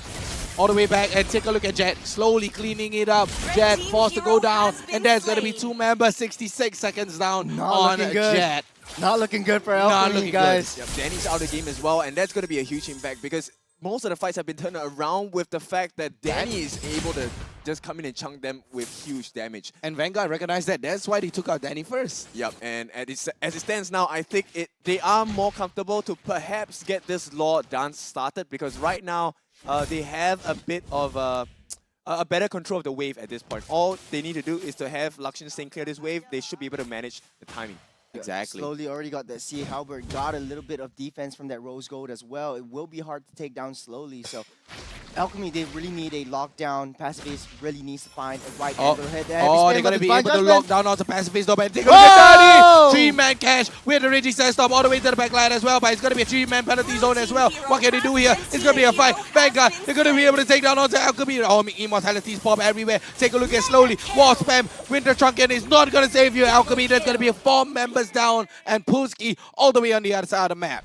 I mean, not good. Chut was the MVP of that particular fight. Do you know that he used the IMU to steal the hit speed? And he locked the remainder of the Alchemy members right against the wall that gave them so much time to just lay the pain. That was so satisfying, that re-engage and then engage again. Man, Alchemy, they really have to go up for that defense, but he's on. Divine Justice all the way back, but the Black Shoe's going to get popped, but a very good clear with the Glooms, and Jet able to clear it out, and Alchemy live to see another day. And this is what I call a good fight. Vanguard really needs to go back, try to defend. This will buy them some time. Vanguard should very well go for this Lord this time. Stop the TPs. No, it's 30 seconds. It's 30 seconds on the death timer. Yep, 30 seconds on the death timer. They're not going to be able to, and they do not have any turret buster or any turret pusher. No, they don't. But Vanguard does. Vanguard has slowly. Mid lane is cracked down. Vanguard still needs to be able to find a way to get the third tier turrets down for the side of Alchemy. They will crack open an opportunity for them to just engage into the split push. Yep, do not be fooled by the gold advantage that Vanguard has at this point. At this point, it doesn't matter how much gold you have in your pocket. Yes, it allows you to do your item switches. Right now, Alchemy, they are going to be able to afford to take the game extremely slow. They won't take any fight unless it's a given guaranteed win. All they have to do is to bait the rest of the members out, slow down the clear potential from Vanguard players, and they will be, number 1, be able to secure the Lord, and number 2, potentially get a much more efficient team fight going for themselves. Oh, Stallion Scythe though, secured down by Icon. A very, very good item there secured by Icon. And as you can see below, hashtag our pride, our passion. Fill in this code, do ya Jill. Do ya Jill. Key in that code and they will give you a nice little reward. It may not be much, but it's free. Take it. It's free. Why not? Just get it, man. Pacifist. Oh, Pacifist forced to use that heavy spin early already, man. Pacifist. Penalty zone comes in. Pacifist goes for the conceal, as well as the flicker, and all the way back line. Take a look at Danny. Danny's going to get that suppression though, but he's going to be able to use that Raging Sandstorm still available. Oh, Dennis, welcome. This one is welcome all the way to the back line as well. Raging Sandstorm here to follow up onto Chun. Chun runs low, but here comes the Winter Transient all the way back in. Icon trying to catch out. Slowly trying to go into the back line as well. Super Ryan chasing them all the way back in. Here comes the penalty zone yet again, and Jet still managed to see the light of day. Alchemy runs very, very low, and their win condition here on the side of Alchemy kind of looks very, very shaky, right? They want to take this fight 5v5. Vanguard, though, they are winning this 5v5. They need to take care of Lakshan Stain, right? Yeah, That's the whole point. Lakshan, every fight that they are winning on the side of Vanguard is when Lakshan is free hitting the people on the side of Alchemy. Yeah, they're just constantly free hitting, right? Alchemy, all they need is a detergent cleaner and a stain remover to remove Lakshan Stain and Nick Stain out of the map. But I have to say, Vanguard, they are putting up such a strong front, denying Alchemy of their win condition and constantly winning in their skirmishes and instantly turning the tide around over and over and over again. Boys, this is the longest game so far. 28 minutes, seeping into the 30-minute mark. Halfway point, support our players, man. Hashtag our pride, our passion. This is an all-out brawl. This is pretty much not a, I don't know, 10 deaths onto Danny, 9 deaths onto Lakshan Stain. What is this? It's just deaths galore. Bodies flying left and right. Alchemy should start the lot, and they should go all in here because Puski would have known that Slowly is still in the top lane, so they need to make this but the rotation is so fast. Take a look at how Slowly is going to be moving up into the Lord pit. Yep. You have to keep your eyes on Chute here. Chute, I think, has been very consistently using the IM to steal the heavy spin away from the Untied. Okay. So he wants to deny Pacifist with the heavy spin, right? Yeah. He wants to go for a Beyblade battle. More importantly is to be able to get the lockdown on Icon before he gets the anti-CC properties. Now, I think Vanguard wants to go for a 4-1 kind of composition, trying to use the EXP lane to try to pull out that turtle so they collapse onto Alchemy when they hit that turtle fight, but Pacifist tries to check that bush. He gets that information, but Vanguard backs off. This is them showing their side of passive fist. Yeah, Pacifist right there, just opening up the map, but slowly already uses ultimate though, but here comes Pacifist with a heavy spin, able to knock down onto Nick Stain though, but all the way back. Oh no! But no, nothing's gonna happen. Lakshan Stain does not have his ultimate yet. This is a window of opportunity. Yeah, trigger fingers here by Pacifist. I think he was expecting a bit more aggression coming up from the Vanguard lineup, and unfortunately he is going to be burning out that heavy spin. Usually at this point, both teams, the only win condition is this Lord. The entire game, only 2 Lords has been fought, has been won, and it went over to the side of Alchemy. Now this is the post 18-minute Lord, the enhanced Lord, and both teams, they're not even dancing. Yep, Alchemy, they're perfectly fine with this. I mean, the speed of the... Nick Stain able to catch out onto Jet though. Jet forced to use that immortality, but the Raging Sandstorm all the way to the backline, slowly forced to go all the way back, and the killing speed comes out. Danny goes down, Pacifist runs low, Icon runs low as well. Lakshan Stain forced to get out, but he goes down. Muski comes in with a detoner. Welcome, Alchemy. Where are you going? Where are you going? Slowly he's going to be able to come in, and he's going to be able to use the steel cables though. Pacifist though, but Jet goes down. Icon runs low. Icon goes down as well. That's not so iconic of him. And Puski is just trying to run for his life. What can you do here? Why are you running? Vanguard chasing them down to the depths of Someone the call land an of the ambulance! Where are they going? Where are you going? No, Puski, he will go down here. Oh wait, he's still running. One more. There we go. No way. There we go. 70-second death timer, ladies and gentlemen. Oh wow. Vanguard, they will clear this out. They're trying to push in. Oh, but the heavy spin from Pacifist is slowly but surely coming back out. Will Pacifist be able to defend? They only got 1 wave. You don't even have the heavy spin. Okay, Pacifist. Oh, the slowly. suppression. Divine Justice comes out slowly, able to catch him out as well. But heavy spin is denying Pacifist out of the map. 80 seconds timer. That's it. It's going to be game for Vanguard. Waiting for the minions to come in as well. They're going to be able to push. Can they end this though? So Danny's up in 8. Oh, 1 more. They should be fine, right? At this point, tanking so much damage. Yep. They should be. They have slowly. The minions. It's a very, very slow end. Danny. Nah, he got it. It was close. It was close, but that was such a game coming out from Vanguard. It was 50-50. Look at Vanguard. They are exhausted. Clash after clash after clash. It's just a pure bloodbath. As comfortable as my OSIM U-Throne 5 chair is, the 3 of us were constantly off of our seats. Yeah, I mean, it was I fell off my seat just back and forth. Like I cannot tell let you me how many break it times down. we've Let me break it done down to the viewers, right? Okay, so a kill, and then we're like, oh, we want to stand up. Okay, we go back down, and then we go back up. A clash. All 5 members, they back off. They go back down. This was a brawl of a match. Yeah. So many deaths all across the board. We seldom see this in a competitive battle. At least for MPL SG, right? Yeah. And I think both teams, they were kind of feeling each other out, and they finally understood, you know, end of the day, as long as we win that important team fight, it doesn't really matter on that big major objective. Like at the end of the last fight, I think Vanguard didn't even bother about the lot because they knew that there was no point contesting on such a big objective. They just want to make sure that they get rid of the important people away from the Alchemy lineup first. This is a very, very good point right there. And taking a look at the itemizations, Vanguard going all on for the semi-defensive build. So very, very standard right across the board. Slowly actually sold an item. He has gotten the Winter Trunkian, he's gotten the Rose Gold Meteor, he has gotten all their items. He's even sold his jungle boots because he knows that there's no point contesting for the turtle anyway. Lord, so he doesn't need that additional retribution coming in from that battle. I have to point out Chud as well. 28,000 gold. Take a look at Chud. Full on damage. Burning Wand, Divine Glaive, Golden Lollipop, Clockwork of Destiny. You have the Lightning Truncheon, you have the Holy Crystal, and the Blood Wings. Should hurt like a truck. Oh, I don't know if it's a glitch, but like Nickstein actually got the no, he sold it. He sold it. Oh, so for that last, okay, so for the he last sold his item. For the last push, he wanted to push as fast as possible. But it was very, very smart of Liechtenstein to get the Demon Hunter Sword because he needs the HP peel for Pooski and for Pacifist.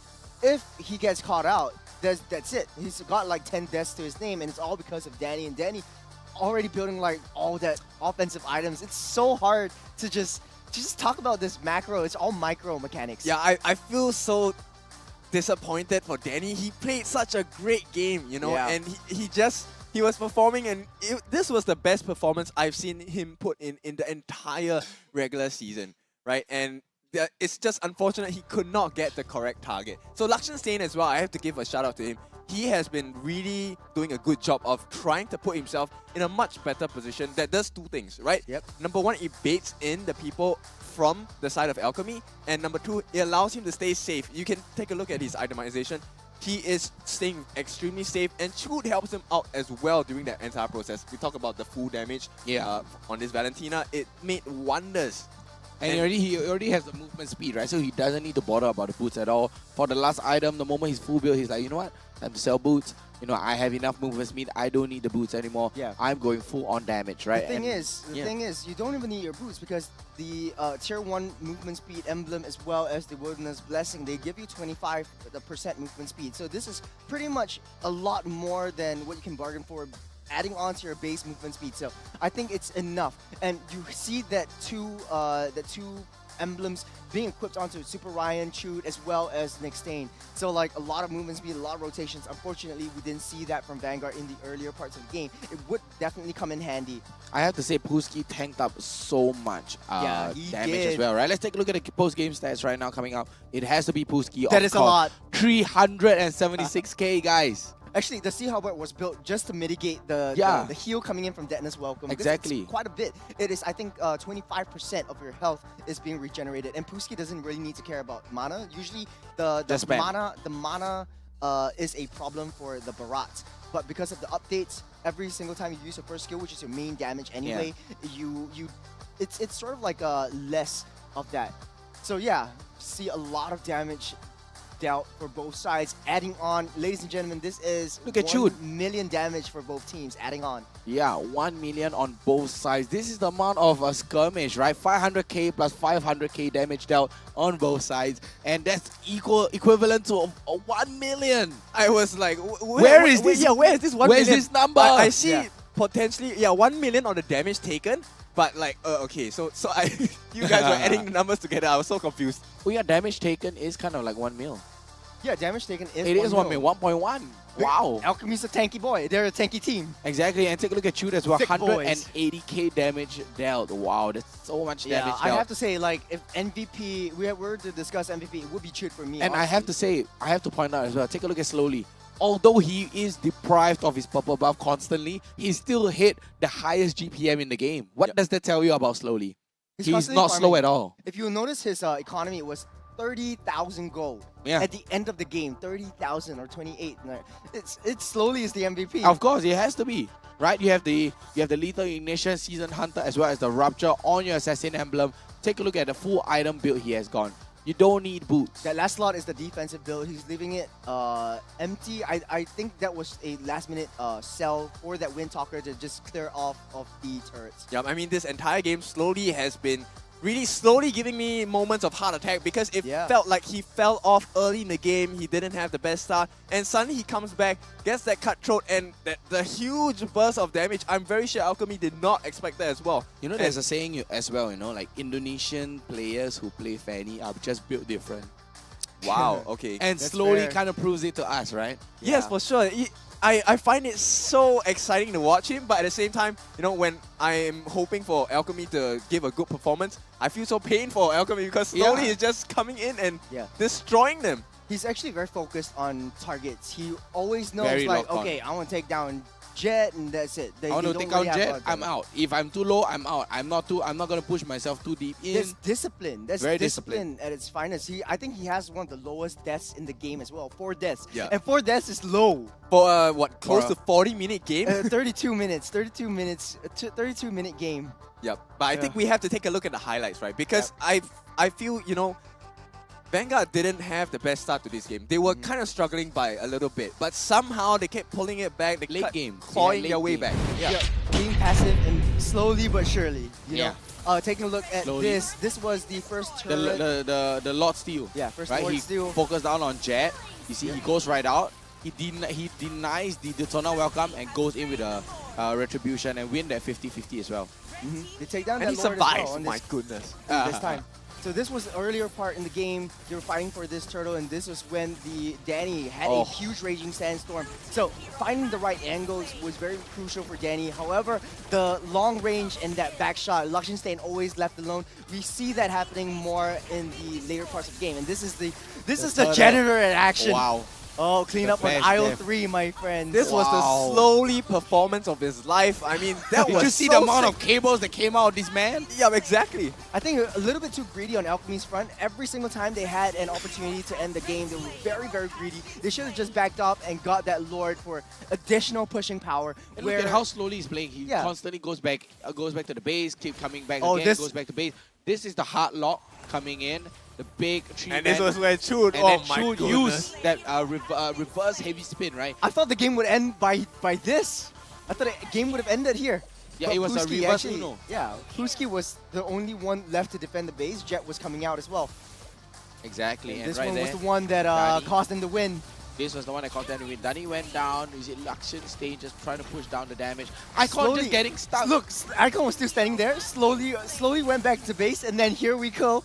Slowly with the drive-by. Hello, McSpicy on takeout, please. He took down one. He will take down Jet as well. Yeah, look at that micro skill coming up from slowly, and that's why, you know, it's the import buff, right? They're like, I show you, Singaporeans. let us show you how to play our Fanny. Right? And let us show you why it's such a top pick, a highest pick rate, highest ban rate. This is why you ban the Fanny. Yep, I'm very impressed with how slowly has taken this jungler into just a very different plane, right? And of course, with that, I think this is a good performance by Vanguard so far. And I'm really liking the fact that Vanguard, they're not really scared and pressured by, you know, oh, we didn't have a great start to the game. Yeah. They can always come back, right? Yeah. Now, I think it's really a mental state for Alchemy. It's about staying hungry. Can it recover from this? It's about staying hungry, right? You want the win. You need that hunger to drive you through. Go on. Yeah. It's so obvious, man. Come on. Just give it to them. Stop it. I'm trying to give you a segue into it, man. Just give it to They them, need man. the hunger. They are thirsty for Yeah. success. They need this win. They want to show that they need that revenge. They want that And with sweet, hunger, sweet taste of victory and crunch coming out from that, not Keeping only it the crispy. victory. You guys know what it is. It's a segue to McDonald's, man. Exactly, and it's not only, you know, for them, you know, it's not only that they had the hunger for the victory, must have the hunger for the new and improved chicken Mac crispy as well, right? After these, you know, after their game, they're like, you know what? Crunch. That's all I need. Crunch. I mean, a 30-minute long game, What else, man? Road to Glory has never been tastier with McDonald's. Exactly. So all you have to do is just catch MPL SG Season 6, action and complete experience with a crispier crunch. Send it with McDelivery. Terms and condition apply, of course, and cure your hunger. Yeah, it's a Sunday, man. Go grab your shaker fries from McDonald's as well. Yeah, I mean, you can pair it up with shaken fries. You can go with, a nice bottle of Coke as well. I mean, let me tell you this. A bottle of Coke from McDonald's does not taste the same from a plastic bottle. That rhymes, by the way. Okay. But yeah, I do agree with you. Okay. Really.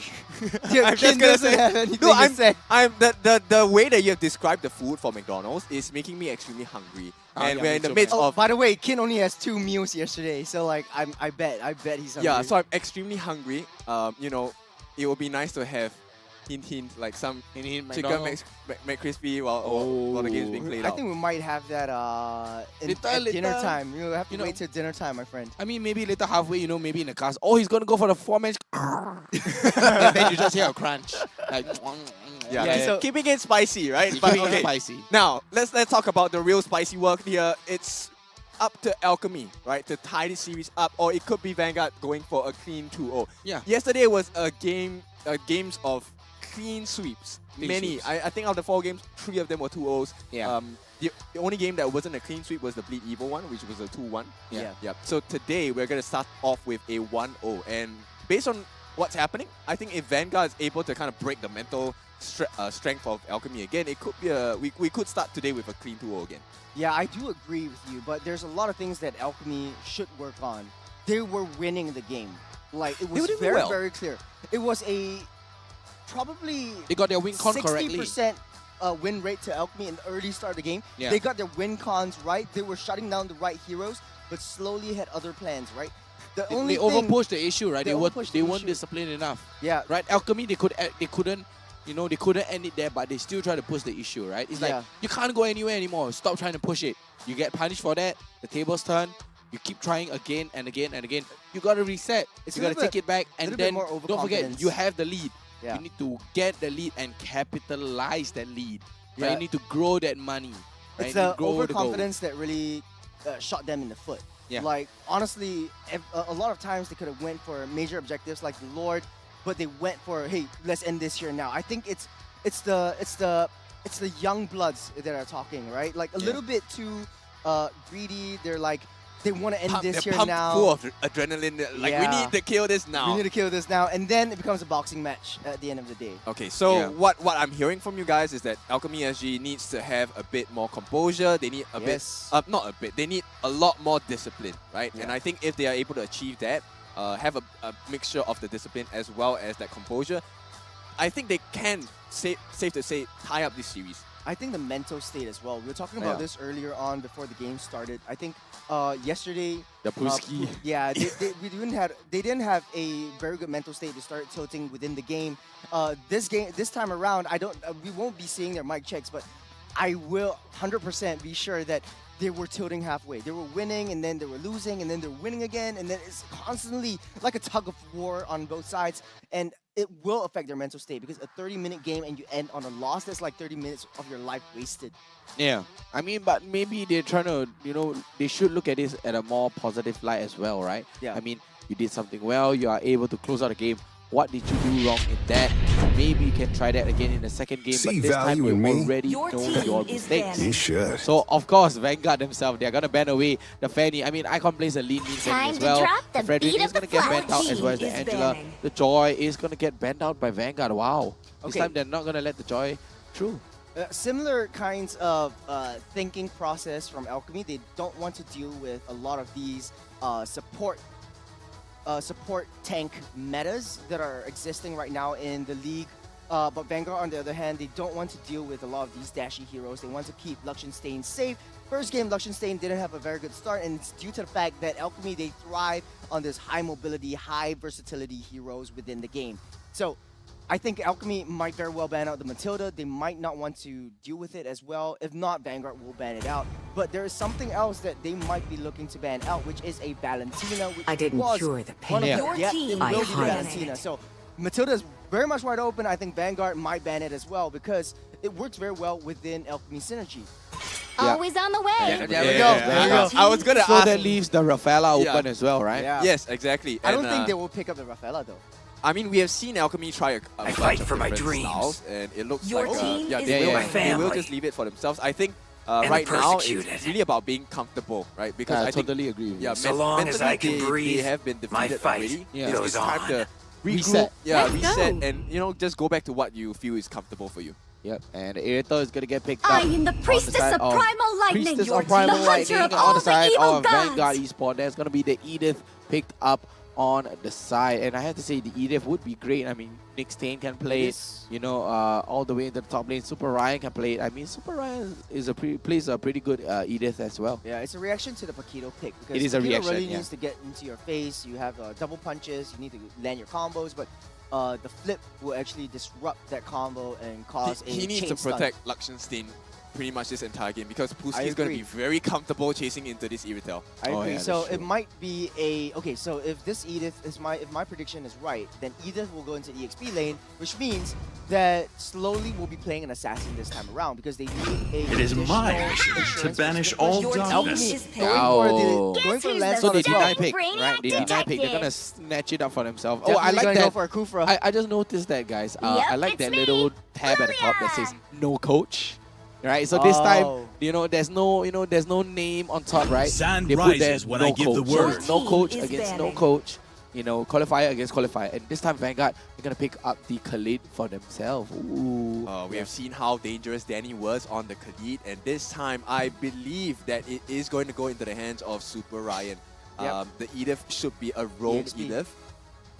So I think Khalid does a very good job as Minotaur a will finish off So, left I think- undone. Yeah, that's a good In- band. in That's a any- really good In any band. case, like Vanguard could very well go with a very strong fighter. Jungle, you could go for a Martis as well, a very, very safe pick. But Vanguard bans out the Minotaur. It is very, very good because it disrupts a lot of the combos that Alchemy tries to dish out. The only thing is they need a little bit more dive potential or protection potential for this Irithel. The southern seas Kadita are gets banned out my again. I mean, we rarely domain. see the Kadita now and then, but I mean Vanguard they might want to leave the Kadita for the second pick, second phase as well. But they could even go for the okay. Let's say they go for the Khalid, right? The Khalid can go into the EXP, Edith into the roam, and Kadita into the mid lane. They could very well use the Khalid in the... Yeah, Khalid in the It has to go EXP, Yeah, yeah. man. But they The use jungle the Khalid EXP. doesn't work, man. Doesn't work. True.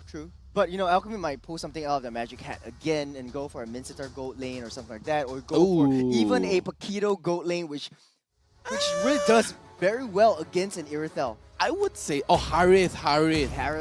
Harith would be Yeah, good. I no? mean Alchemy, anything goes The at this hunt point. They won't have to begins. choose Your a goat team lane. We've is seen banning. how their thought process is, and Pacifist is doing the drafting for the rest of the team. So something that would work out pretty well in this case in point is maybe a suppressive hero. Go with a Kaja again for the side of Pacifist to try to disrupt Irithel. Yeah, they're trying to look for the pick off, right? But looking at this, they are very divey, right? You have Icon on the Lancelot. They are trying to dive all the way into the back line, as well as Puski on that Paquito. They're trying to rush all the way back. But on the side of Vanguard, though, they are looking for a full-on punish team fight, right?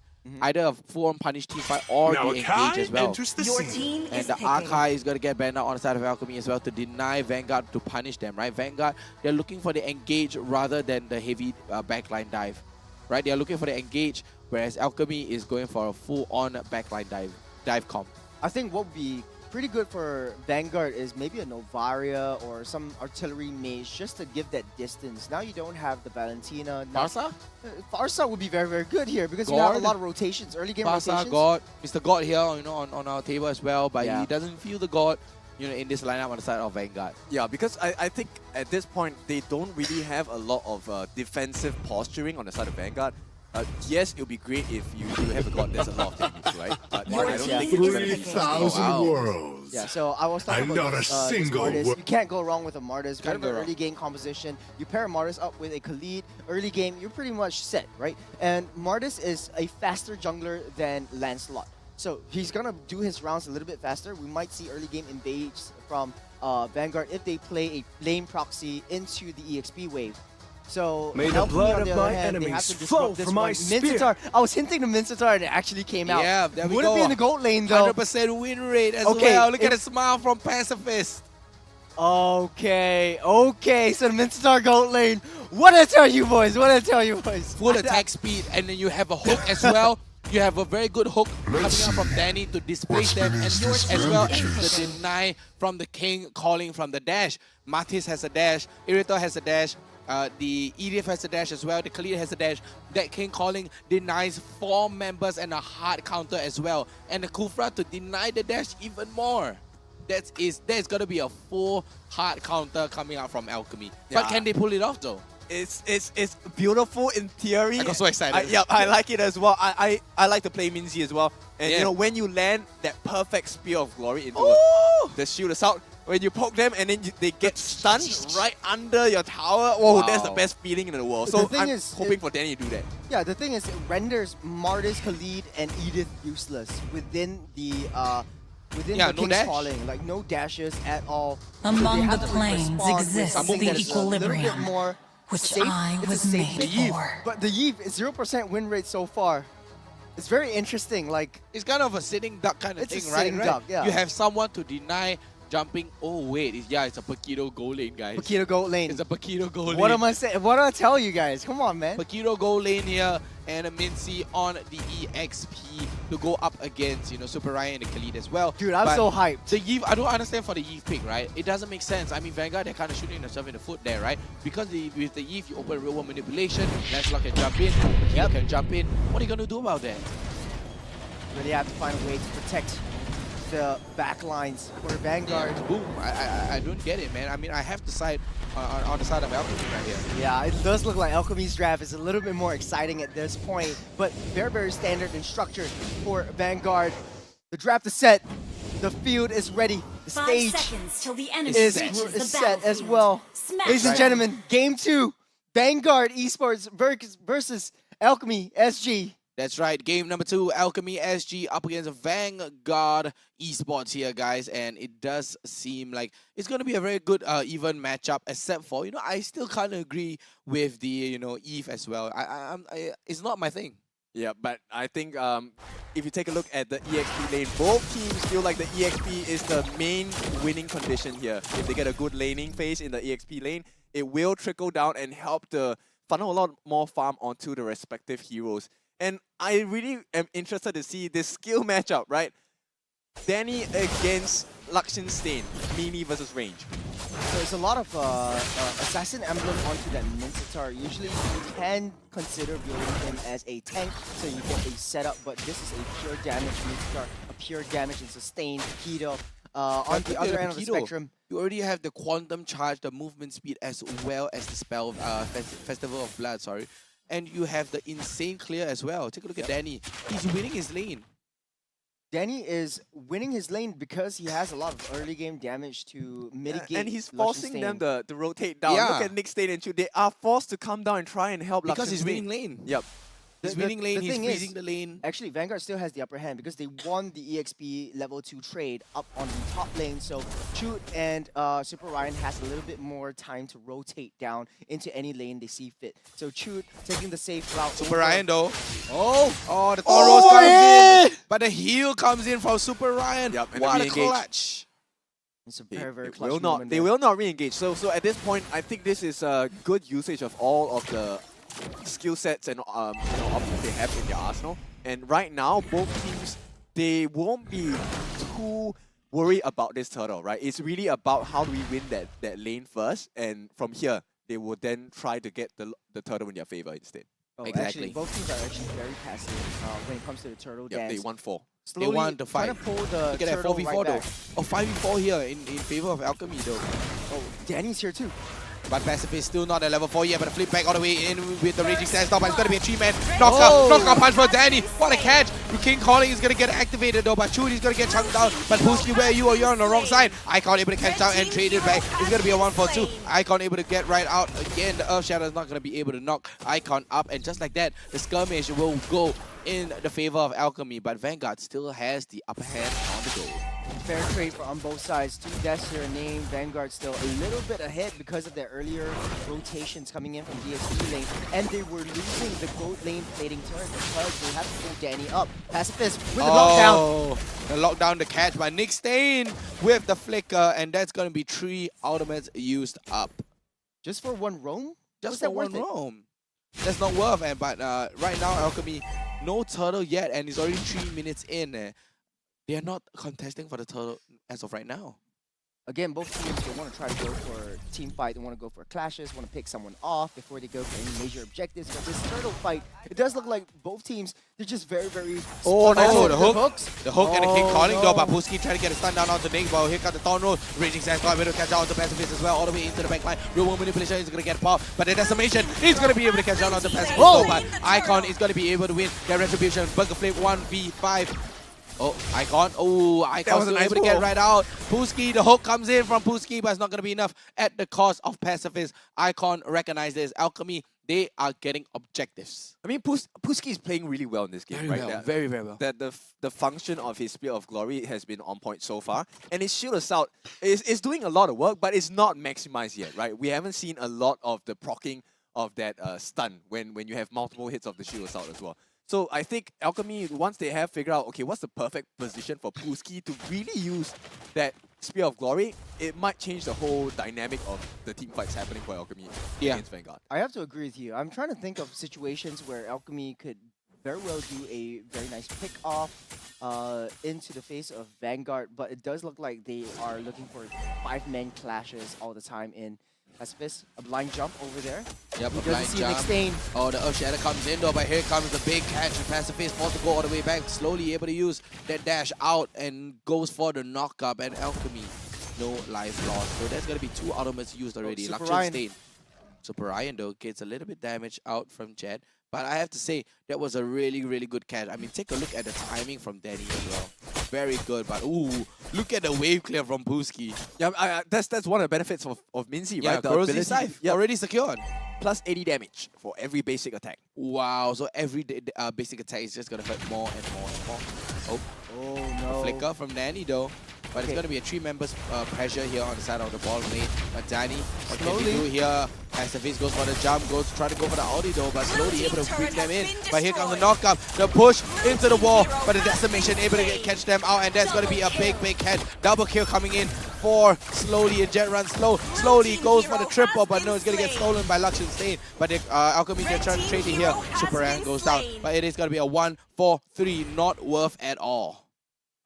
Yeah, it's not looking good for Alchemy in this early stage. This is where the range game starts to bite them in the foot. It's sort of like they are just throwing themselves into the face, and Vanguard is playing the range game, the zoning game, a little bit better than them.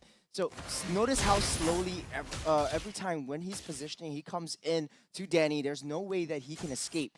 And slowly he has the crowd control mitigation from his skill too. So it makes a lot of sense for Vanguard to try to pick someone off and go for all of these very nonchalant trades. Pacifist with the lockdown onto Nick Stain though. Yeah, big knockdown, but here comes the cool call. Oh, King Calling comes down as well, but here comes the Raging Sands now. Super Rat, back catch down into the back lane. Icon runs slow, but there's not going to be any retribution. It's going to be a fair equal fight. Real World Manipulation able to come out though, but no, it's going to be Luxury Stain able to catch it out. Danny goes down as well. It's going to be a 1-2-4-3 on the side of Alchemy here. Alchemy able to win that skirmish, but lost the turtle. Yeah, it's a lapse of concentration there, and that allowed Luxion to get that last hit in. Now, Luxion has just completed his Berserker's Fury. He's probably going to go for the Great Dragon Spear as well, and that's going to be a problem because Vanguard, they are very patient. They have been choosing exactly what kind of fights they want to take against Alchemy. I think for the side of Alchemy, they were a little bit too tunnel focused on let's get Nick Stain out of the game just for a little bit. And they just exhausted all of their ultimates onto this one hero, knowing that Vanguard has a lot of backup coming in from that back lines. Yeah, once again, they pick another fight. They want to make this jungle uninhabitable for the side of Alchemy.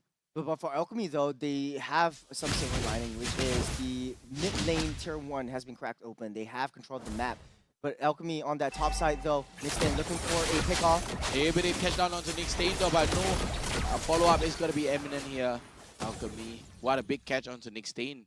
Pacifist, he's trying to lock down onto Nick Stain over and over again. They want to play the numbers fight, but the flip back all the way in with the Earth Shatter coming in. But real world manipulation is going to get popped. But look at Danny trying to go into the back line. Puski trying to go for the King's Calling, as well as the Super Ryan into the back line. Misses on the Raging Sandstorm though, but Pacifist goes down. But Lakshan Stain is going to go down as well. Icon able to dodge right out. Puski goes down. It's going to be a 1-for-2. Vanguard wins in that skirmish. There's a power spike items build up. Danny tries to push the rest of Vanguard back. Alchemy backs off. This are a little bit more passive in this front, but the fact of the matter is they're still playing the same game. They're not going for any turtles. Now, turtles, so far, 8 minutes into the game, only 1 turtle or 2 turtles have been fought. Yeah. Only 2 turtles, 1 from Icon, and you know in the second fight, 1 is Lakshan staying here. Does look like Alchemy needs to go on the defense. They have their power spike. Wow, Maleficent Roar. Ice Queen Wand, Maleficent Roar built by Pacifist. Big catch onto Super Ryan though, but Super Ryan comes in with a heal as well as the Raging Sandstorm to deny Pacifist. What a big catch, and Vanguard easily takes the Lord away because of the bottom 5 skirmish. Vanguard is sort of like saying like, hey, yeah, I don't want to fight you guys anymore. Let's just take the Lord. Let's take the objectives, let's take the Lord, and let's go for like the macro play. Let's see how well you are with macro. Yep, very good in macro play coming out from Vanguard as well. This time Nick Stain, he's opening up the map so much better than the last game. I think, you know, Alchemy have fallen prey to bloodlust. They're so bloodthirsty they forgot the main objective, which is to get the Lord, and this is going to be a very punishing Lord push. Probably not going to have entry into the base itself, but if you take a look, they will have absolute map control. They have to split their members up to defend against that bottom lane Lord push. But they want to fight as 5, so it's really breaking apart. Oh, big hook! Slowly. Oh, they're going to be able to hook down slowly low, but slowly going to be able to negate that right now. But Pacifist all over the wall, but he's going to get cancelled. Tyrant's Rage cancelled by slowly. Oh, sorry, Nick Stain. What a very good micro play that Nico Conceal comes out though. Icon able to catch out, but all the way to the mid lane though. The King Calling comes out, but where are you, Lakshan Stain? You're on the wrong side. Super Ryan goes into the back line, but the King Calling is going to be able to chunk it right out. Icon already using the Thorn Rose. They're going to be dashing all the way back in of Shadow, but no, the Tiger's going to get the deny on that. Slowly able to catch right out. He does not have the Decimate on his hands. Slowly goes down. A very good catch there from Alchemy. Danny very low. He's burning and chewed. The burn is eventually going to be able to catch out onto Danny, and it's going to be a 2 for 3. Yeah, like you said, Ken, this was very punishing for Alchemy. Forced to defend, they don't have a lot of high ground. They have to commit a lot of their members into these small little clashes, and at the cost of at least 1 member. Always going down in any one team fight. Now, Alchemy, taking a look at the itemizations, Puski is still adamant in going on full-on damage. They need that damage. Yeah, but take a look at Chute though. Something interesting, right? You have the Enchanted Talisman. What does it tell? He wants to constantly spam over and over and over again. Yeah. Pacifist, big catch though, all the way back in, but with the Reggie Sandstorm all the way into the back line as well. Pacifist with a big stun into 2 members of Vanguard though. With a knockout, Nick Stain, he's left alone to his own endeavors. Down goes Lakshan Stain, down goes Nick Stain. Stain Brothers goes down. Danny with a flicker all the way back in, and Pacifist here to save up onto Super Ryan. Super Ryan forces out the hill, but Icon, they're trying to get chunked down onto Super Ryan. Icon, 1v3. What can he do? Triangle comes out. Super Ryan goes down. What a catch. Icon going to the back line slowly. He's still able to slowly mitigate his way into the hearts of Alchemy. And Vanguard goes down with 3 members into the hands and black screens. I mean, they're playing with fire, right? Because Icon and Pacifist, they're extremely low, and yes, slowly has his decimation already on the fly as well. So yeah, this is Alchemy just turned the tide instantly. Vanguard had the 2k lead, and just Pacifist. straight up Alchemy. Look at how the turn have tables. Yeah, I mean, it all falls down to Pacifist, I feel, because the way that he has been playing this Kufra is absolutely efficient. Yeah. His Tyrant's Revenge has been on point so far, managing to catch out the important members on the side of Vanguard. And they don't... it always seems like they're not expecting it, and that's where Pacifist surprises them, and that changes the whole fight every single time. Yep, and this time Icon has been spotted up into the top lane, but what will Vanguard do with this Lord? Will they go for the Lord? Will they go for a skirmish? Or will they catch out a unsuspecting person? Puski misses out onto the hook though, but look at Nick Stain. Nick Stain runs low. Nick Stain, he's not going to be able to do anything. The rage is still on Nick Stay still has his ultimate up, and it's going to be a numbers advantage for Alchemy. Alchemy instantly turning the tide. Right now, it's going to be a 1k goal lead. Luxion Stain, what a catch there. All the way in though, Super Ryan Icon's going to be able to chunk him down. Super Ryan able to use that flicker. Real world manipulation to where? Where are you doing? There's a real world manipulation into the air. Slowly goes down, all the way in. Nick Stain goes down, Luxion Stain goes down. There's going to be a 3 members take on the side of Alchemy and a free Lord. What was that? That's why you don't give Icon this comfort pick, right? Yeah. He is known for his landslide. He real world manipulation into the air. Yeah, there was no one there, dude. He made Luxion Stain's life so difficult. The start of the fight, he just went straight into the backlines. There was no one that was able to protect him. Nick Stain already chunked down at the start of the fight, and being unable to protect his goal laner led to Vanguard just losing that fight all out. This is the critical window for Alchemy. They have a lot of damage from Icon and Jet.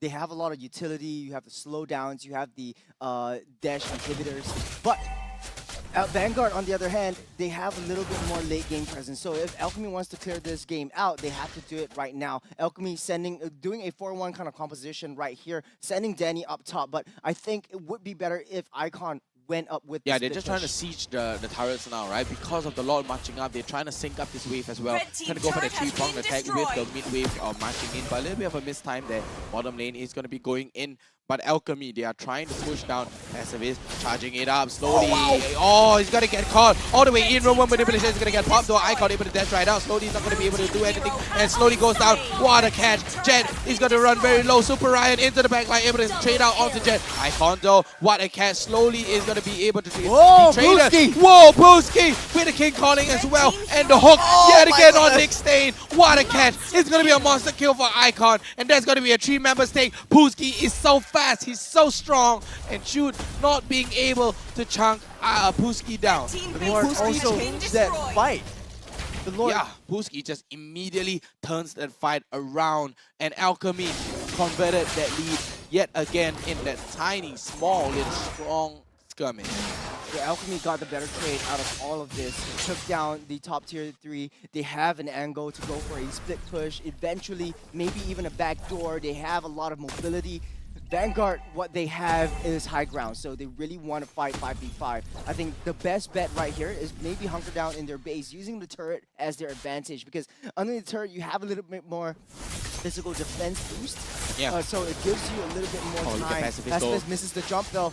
Icon misses the jump, and Nick Stain trying to go for the dash forward though, but takes a little bit of a gloom right straight into the face.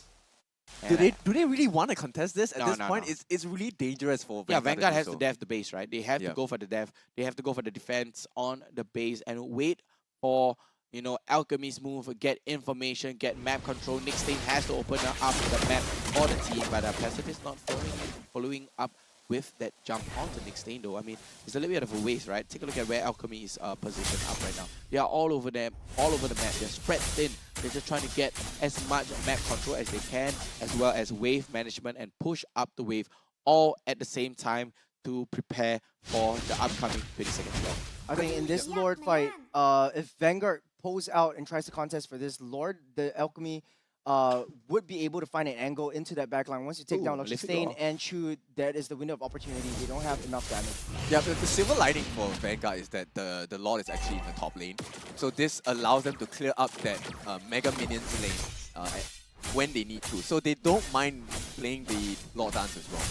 Yep, they don't mind playing the Lord Dance because they have the minions marching in though, but Danny slowly able to get himself away, but Pacifist with a conceal coming in, but he's not going to be able to catch the king calling down though, but slowly goes down and the godlike come in for Icon. Want to catch into the backline though, Pacifist. We can't see what's happening up there. All the way back in. Icon dashing into the backline though, but down goes Super Ryan Nick Stain with a hook all the way back in. Pooski able to catch him out though. Icon runs low. He's going to be able to get that turret aggro, and only left with Luxion Stain and Shoot to their own endeavors. And right now, Alchemy, although they lost the lead, they lost a little bit of money there, but they can bring the Lord back.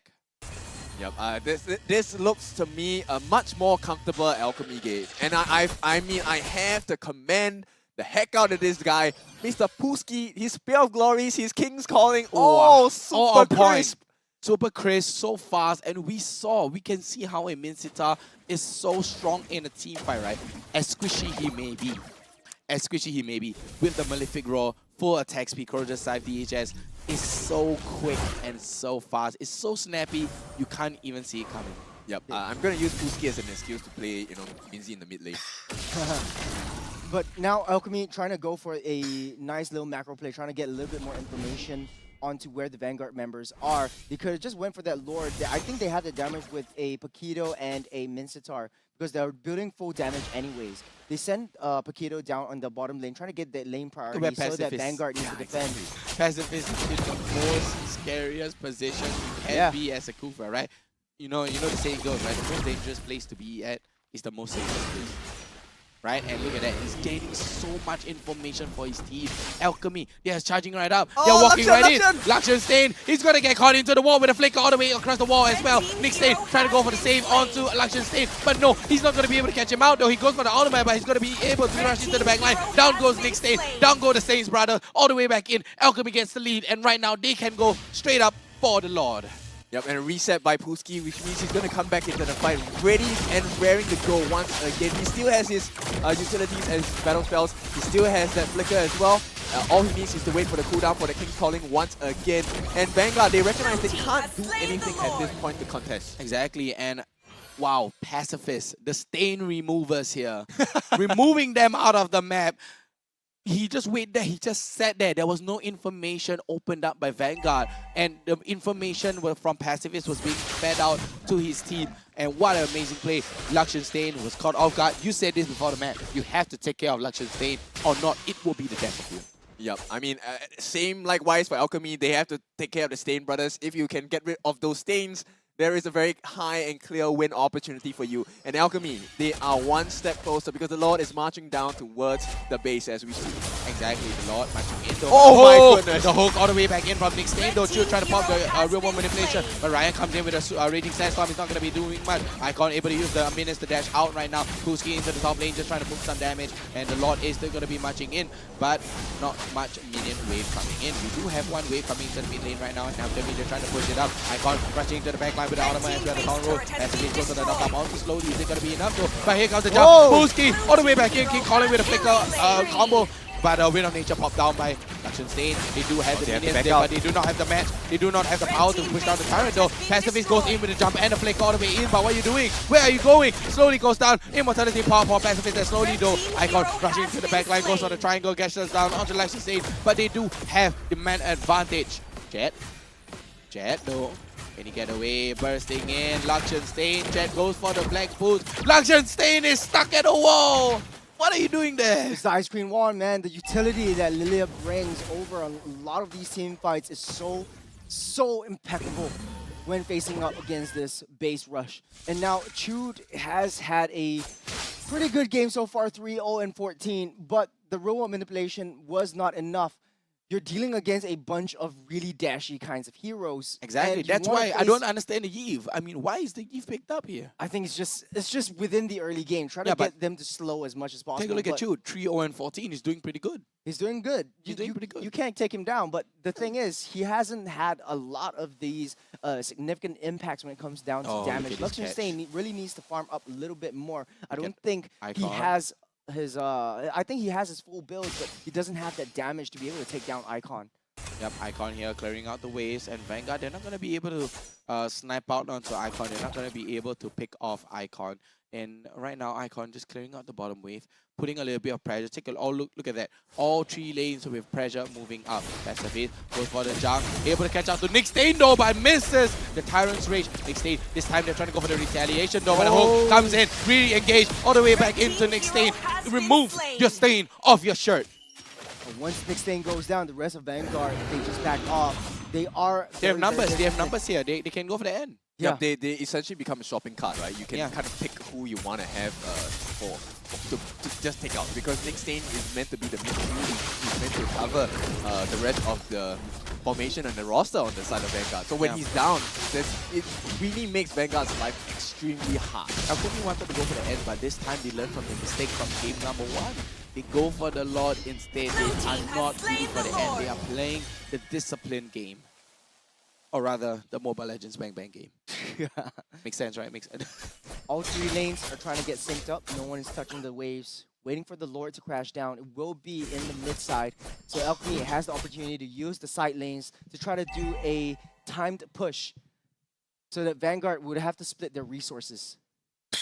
Yep, and once again, okay, so Nick Stain is back up. Yeah. If Nick Stain is able to do a proper setup with Chute as well, with the real world manipulation, it could turn the fight for Vanguard. But it is a very specific win condition, which is really hard to execute, right? Okay, we do have the 3-prong wave attack now with the enhanced Lord coming in. Nick Stain goes for the Earth Shadow already. That's going to be a big cooldown. Icon, Super Ryan goes for the big hook, but no, Super Ryan goes in for the Raging Sands. Into the backline, he's going to be able to catch out on the tree. Danny, Super Ryan goes down, pops the Immortality as well. Luscious Stain locked into the wall, but we do have the Immortality onto Luscious Stain. Luscious Stain is going to go down, but Pulski is going to get traded back in return. It's going to be a 1-for-1 here. Great base defense coming out from Vanguard. Another base defense. This is again sucking the entire game up to be one of the longest games in this series. Defense coming through, Super Minions still charging in. Alchemy, they back off. They don't have Pulski, and they need Pulski.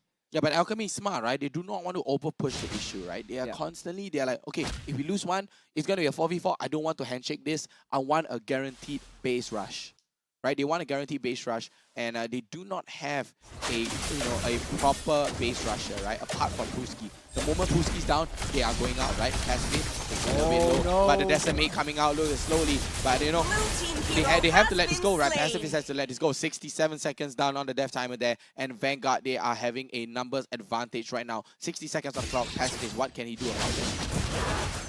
Right now, I think Alchemy, they need to reset mentally, because this is the exact same situation that happened in Game 1, right? Yeah. They had the lead, they had a very commanding presence, but and Vanguard now, is slowly turning back. Vanguard just takes little wins across the place, and that's just breaks Alchemy's mental strength, and all of a sudden they crumble. I think Liechtenstein also has to really watch his position. He's always the first one to go down when the marksman, you cannot go down. You have to find a right angle of approach. Try to get your teammates to soak up all these key ultimates, key skills. 90 degrees, not right angle. Yeah, you have to find the right angle. You have to find the 90 degrees to go in, because he's a little bit too overconfident, too cocky with how he uses his ultimate. He counts in and try to deal as much damage as he can. He does have the damage right now, we've seen before, but Vanguard, they have to be able to protect Liechtenstein as much as they can. Yeah, I think the reason why they only pick up the Eve is just purely for base defense, right? Oh, okay, conceal. The conceal though, but take a look at this Danny. Wants to go right out though, but all the way to the back line though, Jet forced to use the black shoes all the way back. He saved himself, but Danny, what? Look at that, there's going to be 3 Ultimates used up, and that's going to be so good for Alchemy right now. 2 Ultimates used only, and they have to jump all to Nick Stain though. Nick Stain's going to run very low, he goes for the Earth Shadow, but in mortality, he's going to Pulski from the back line, able to catch out onto Luscious Stain. Stain Brand is going to get removed, slowly pops the immortality though, he's going to run low. He goes for the change for the Winter Truncheon as well, goes for the item spot, but it's not going to be enough. And Alchemy right now, they have the man advantage. They have a 5v2. They're going to go for the base rush right now. They have the minions. They're going to be pushing in. Can they take this down though? But shoot, they're trying to go for the base defense though. But Danny goes for the flicker and the combo with the S2. They're going to jump right in. Oh, Raging Sandstorm though, able to catch them out though. But right now, Alchemy, they're going to go for the base rush, but there's no minions. There's no minions. Alchemy? Okay, one more minion. Oh, there we go. One more minion.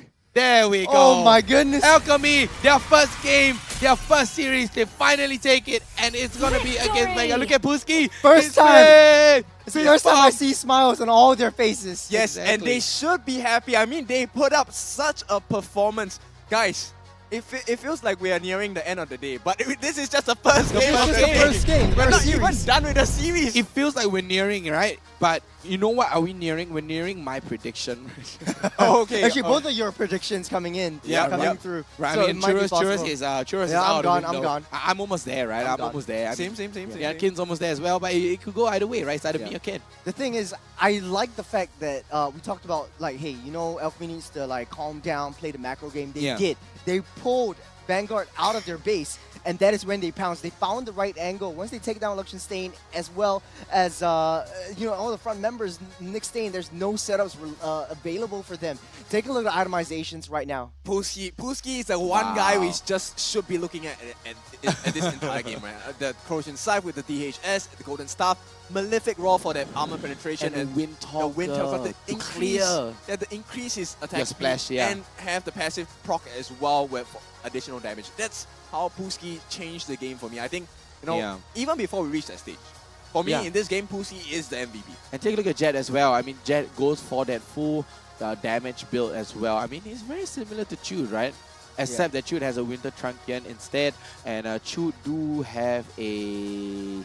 What is the trade here? Holy Crystal, right? Yep. Yeah. He does have the Holy Crystal over to give him a little bit Yeah, the more only damage difference is because the Holy it's an Crystal. all-in. It's an all-in kind of composition. But Yeah. Icon, though, even though he built like a semi-tank build, he's still dishing out a lot of damage into the face of Vanguard. Luxenstein has 7 deaths, and it's all because of Icon. The fact of the matter is, Alchemy, they have people to take care of the front line. Icon's only job, only target is to home down onto Luxenstein. So take out the Stain Brothers, says Vanguard losing their glue. Take a look at the objectives here on the side, right? Objective statistics right here on the left side of Alchemy. 9 turrets, 3 lords, 1 turtle, 13 orange buff, and 16 purple buff. And that just comes to show, right? Alchemy are finally focusing on the macro. Yeah, it goes to show, like, even with Mardis being a better early game jungler than Lancelot. So much better. Alchemy, they were able to defend and retaliate over to Vanguard's engages into their own home. Exactly. I know that, based on our predictions, I've chosen Vanguard, but in this, I mean, I'm really rooting for Alchemy to really step up, right? This, if there's any game to win today, this is the game that you have to win. Yeah, match point, man. Match point. Oh, man, I think the Assassin emblems really work very well. Taking a look at the emblems and the potentials that could be done for the side of Alchemy is just immense. They have a lot of movement. They have a lot of replacement and positioning kind of tactics that would be able to shoot, would be able to tear Vanguard apart. And this is where what they did very effectively in this game. They actually did it for game 1 too. They were throwing their bodies, they were throwing all of themselves, trying to get the 1 kill. But Vanguard, on the other hand, is just a little bit too cocky. They want to win a little bit faster.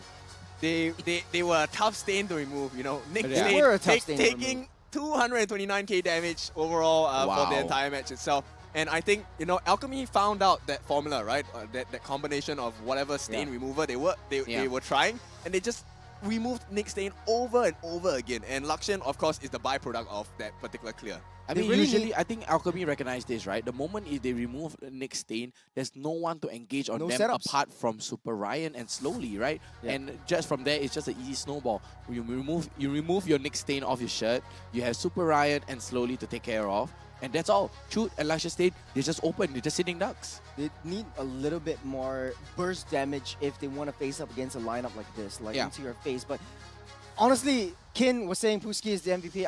I'm saying Icon. As a Lance player myself, to me I think there's a... To me, it has to be Jet. You say Jet. Okay, Yeah, so all 3 of us have like different Are you ready to be wrong? predictions. Are you ready to be wrong? I'm a Lance man. Oh, okay. You know where Icon. Lance get his hairs from? From who? Head and Shoulders, man. All right. I mean, I have to say, right? This is an unjustified MVP. What? This is an unjustified. Wait, as much as Icon did his job, He I did have to give it to him. phenomenally well. But it is the MVP because of the KDA. Because of KDA? He keeps going in and out, and it keeps making it Well, difficult for we Vanguard. have to get the response from 2 different groups of people. Number 1, we have to get the response from Icon, right? Hey, Icon, what do you think about this particular The second one is this second opinion we want is actually a producer. He's the one that chooses the MVP. Hey man, he did his job. He has It a is lot job. of impact, a lot of presence, and Vanguard felt it, especially Luxian and Chu. They were Yeah. always backing off. There's every single time the royal manipulation was dropped, Icon was right there. He stopped his royal manipulation and just backed off. Like this Yeah. is so much intimidation, so much fear that Icon keep that rushing into the Icon backline as well. instilled into Vanguard's hearts. Exactly, rushing to the backline as well, just constantly pushing his damage. But enough of that. Let's take a look at the highlights that's going to be coming out. We get to see what actually went down, during the fight. So in this fight, I think it Vanguard favored was Vanguard a great. little bit because Yeah. Slowly was leading in terms of this. He was building that The early game. snowball. And that's to be expected, right? Because like It's a Maris. Puski means you don't have a very strong early game. You need a couple of items before you actually come online. Yeah, in this one, Vanguard looks like they are having the upper hand as well. You have a lot of Look at nice Icon. layering into it, but Icon, there we go. He's always timing the Thorn Rose at the right moments. Sliver of health, he still survives it. He doesn't go back. He's very, very disciplined in his game. he's always getting the right timings. Yep, and this was a big catch here, right? Super Ryan comes in into the back line, but he's going to get knocked up, and Icon, Look at Icon. rushing and locking down. Yeah, chasing down Lakshan, lands the Thorn Rose, goes for that mega kill as well. Slowly runs low, and he's just clean up from there. One thing that happened there was he actually used the Thorn Rose to escape the Raging Sandstorm. Yeah. Yep. I think that was very, very smart. Like, very defensive use of that. Oh, the base. Is this the base death? Yeah. This is the base death. I think this was the last. Yeah, this was the last. This was fight. the last push, right? Pacifist go right in, trying to go for the endo, but Pacifist slowly gets caught up.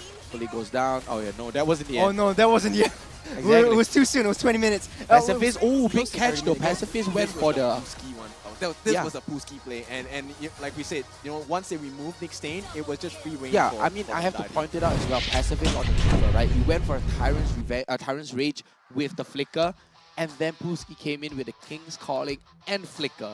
Yep. What are you gonna do there? You just stuck at the wall and just, I can't dash, you can't Flicker. Yeah, it's hard because the entirety of Vanguard tries to throw themselves, throw their entire bodies like one by one. There's not a lot of follow-ups, and if you follow up, you also die because Alchemy, they're showing their strength. So both teams, they really need to reset. It's match point, boy. Wow. Match point, they need time to reset, and you know what time it is? It's time for a 5-minute break, guys. We'll see you guys really soon in about 5 minutes time. Guys, don't go anywhere.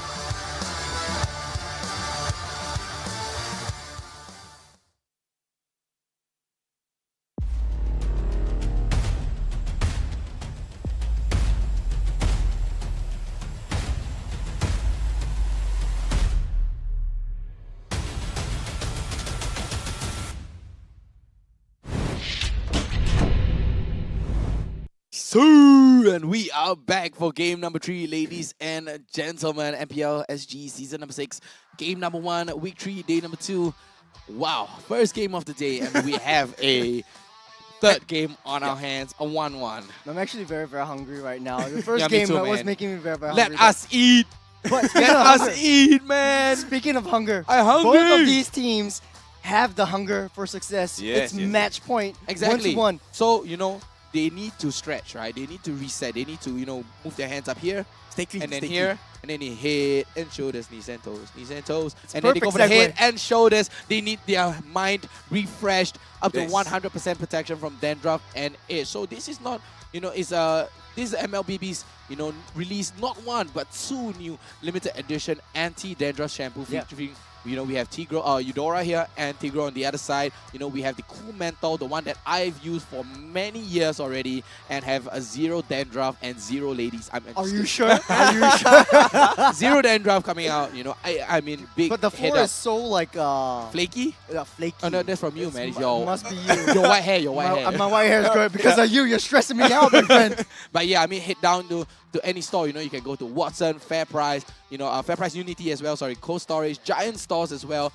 Island-wide, you can redeem your coins, you redeem your skin, and you can win coin skin exclusive MLBB merchandise. That they have collaborated with Head and Shoulders as well, and it helps to reduce visible dandruff. So that's in fine print. That it helps to reduce visible dandruff. But not invincible. There's no invincible dandruff. So essentially, just remove your dandruff, anti-dandruff, keep your head cool, keep your head in the game. Speaking of head in the game, what do these teams need to do? Kin. Give Puski that Minzy again. Yeah. Give Icon that Lancelot again. Wow, No, you I'm guys just on kidding. Alchemy train? I'm just What kidding. about Vanguard, but man? hey, Alchemy is one of the other teams. I'm dubbing the mini evil. Because they're basically full Singaporeans, no coach. You have a coach player. Pacifist is sort of like the powerful of Alchemy. They've been doing pretty well. Vanguard, on the other hand, they have shown like sparks of brilliance within the first game and the second game. It's basically a tug of war match on both teams. It is. But it's Red very team pivotal. fighting. It's very pivotal. Like if either team needs a win, it would be this series. Yep. I mean, it feels like an arm wrestling match, right? It And is. both teams are now at breaking point. This is do or die. It's right? either you break your opponent's hand or you break your hand. Yep, exactly. And I think at this point, I'm quietly rooting for Alchemy, even though I chose that Vanguard will win. Simply because I think they deserve at least a series, right? Yeah, in this yeah. entire regular season. I'm actually all eyes on I'm you. actually on the same boat.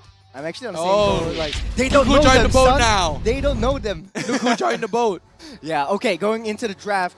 In this draft, I have to say they need a direction. They definitely need a direction for both teams. I'm not siding on to either one. It does seem like both teams, they just want to look for clashes and then they want to just brawl it out and then go for a nice little cycle and push. But in the state of things, the macro game always wins. We see how Alchemy actually came up on top when they I played am that the macro game, priestess when of they played primal that. lightning, Now, going the into this hunter draft, of all the Vanguard, evil they are gods. respecting a lot of the key heroes So coming much in from just Alchemy. removed. So much removed off the table right here. Fanny removed, Paquito removed, Edith removed as well. I mean, they know, right? Always on the Vanguard knows, way. even in the Your hands of team Big is Stain, Super banning. Ryan, or even, Danny or Puski as well, they want to remove this Edith at all costs. Alchemy banning out the Matilda, and Vanguard, they could go for the Angela ban as well, but they are first pick. They could pick the Angela from themselves. Or even the Valentina. So Yeah. a lot of things that they can ban. I think a Minsita. No, I think a Minsita would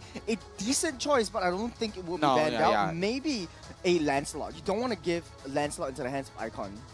All of these dashy kinds of heroes will No, but you set can up easily Alchemy counter very it well. with Kufra, right? You can easily counter it with Kufra, unless you pick Lancelot and Kufra at the same time. But I don't think that is a slot worth of prioritizing right there. Yeah. Vanguard, they can leave, that ban away the Valentina. No, they are first pick. The they can falling leave the Valentina stars open for brought us themselves. here. But in this Is time, they're banning. gonna ban away the Nuvaria, the 50 cal sniper into your face. They need to make the draft for both teams as easy to execute as possible, because you know that So this time, the inventions. Valentina is gonna get opened up.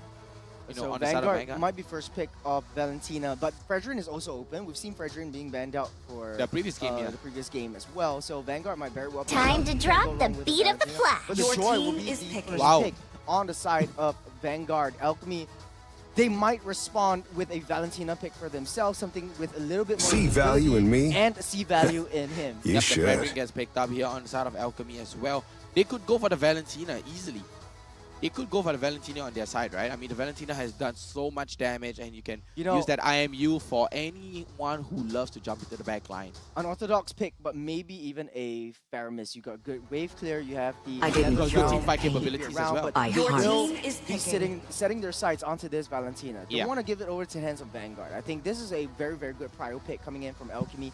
They are looking to be a very, very clash-oriented kind of composition. But the Fredrin's still very, very flexible. Could go into the EXP, could go very well go into the jungle as well. I think they will want to play in the jungle, right? Depending on what Vanguard picks, like they can react to it. Yeah, and Similar slowly for plays a Vanguard as well. good Joe as well. Joy. Yep. So for Vanguard, it could be the exact same situation. It could be an EXP lane Joy. It could be a jungler Joy as well, right? That fits on many different options.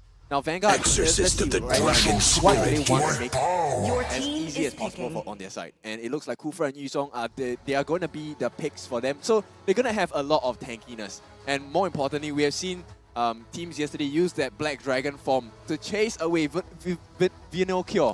To use that Black Dragon form, chase away the entire backline of the opponent team. So I'm hoping that Vanguard will do this exact same formula as well. As cut off that escape pathing, which will allow this Joy to really jump in, along with the combination of the Kufra. It is quite disastrous if they pull off that combination. You know, Vanguard already has like 3 homing missiles picked up already. The I fear no Kraken, for I am the invincible Lancelot. Really wants his Lancelot. He really loves Yeah, his he still Lancelot. wants He's to go for that confident. Lancelot despite the Kufra though. Despite it's a the hard counter. counters. Despite the counters, right? You have a Joy. He's so slick. He's gonna be, kiting you around. He's a man on a mission. Yeah, he's a man on a mission. The Yuzong with a life sustain and It's the time hard to go to the counter of a R&D Kufra, show. they Your still team is decide done. on the Lancelot. Do you know what makes a professional and what makes a person strong? It's the fact that they can be undeniable, right? Oh, so that's true. Yeah. being in a disadvantageous matchup They still does wanna not go. really matter because Confidence. Yep, Icon knows exactly what he has to watch out for, and if he keeps his eyes peeled at the correct moments, this Kufra will not offer anything that will hinder his attacking power and prowess. That's true. Yeah.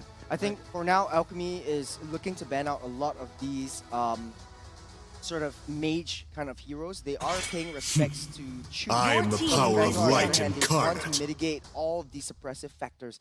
I wouldn't be surprised if Franco is the next ban. I haven't seen Pacifist on a Franco just yet. Maybe even a Minotaur would work very well. One of his comfort or signature picks. One of those into this match.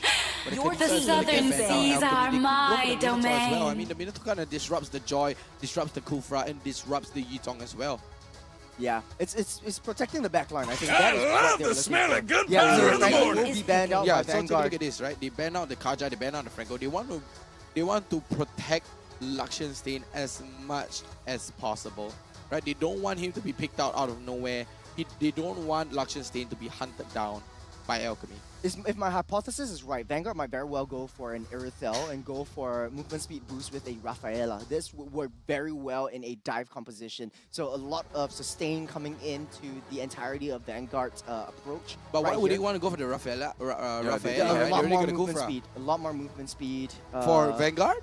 For Vanguard. But they already have the Kufra. But hey, you could very Prepare well go for the use return Kufra with a of concussive Your blast team is picking. into the mid lane. So you could go for That's a the mid deny. lane Kufra as well. So the Akai is a deny pick over to the side of Vanguard, which is, I think, pretty good. The Heavy Spin really disrupts the rest of the crowd control abilities coming in from Vanguard, especially the Kufra. It's... Right now, I think Vanguard I'm really needs a speechless, man. I'm speechless, right? Alchemy, they have an answer to this, right? Yeah. Yeah. Your Kufra may deny by Lancelot. I have an Akai to deny your Lancelot. You know, Vanguard... your Kufra. Vanguard could pick up the Baxia in the jungle as well. If Slowly wants to play Baxia in the jungle, it's the fastest wave clearing within the jungle, or the fastest farming tank jungler within the meta. You have very strong front lines, and you could very well pick up maybe an Irithel or even a Bruno to pair with it. Introducing my buddy. This That world party shall Joy be jungle. mine. Joy Jungle. Joy jungle. I was thinking like, oh, Joy is going EXP, Joy is going EXP, but I just didn't see the... Kim doesn't understand this, right? But take a look at this. if Kuvra were to jump into the back line, Black Dragon form into the back line, jumps into the back line, with the Claw jumping to the back line as well. What is God going to do? God is a sitting duck. God is a sitting duck. Yeah. I mean, as a God player, I think it's really risky for them. I like the fact that they have the God in this lineup, because if he gets his projectile done correctly, it will change the game for them. Because, you know, that's the strength of a God.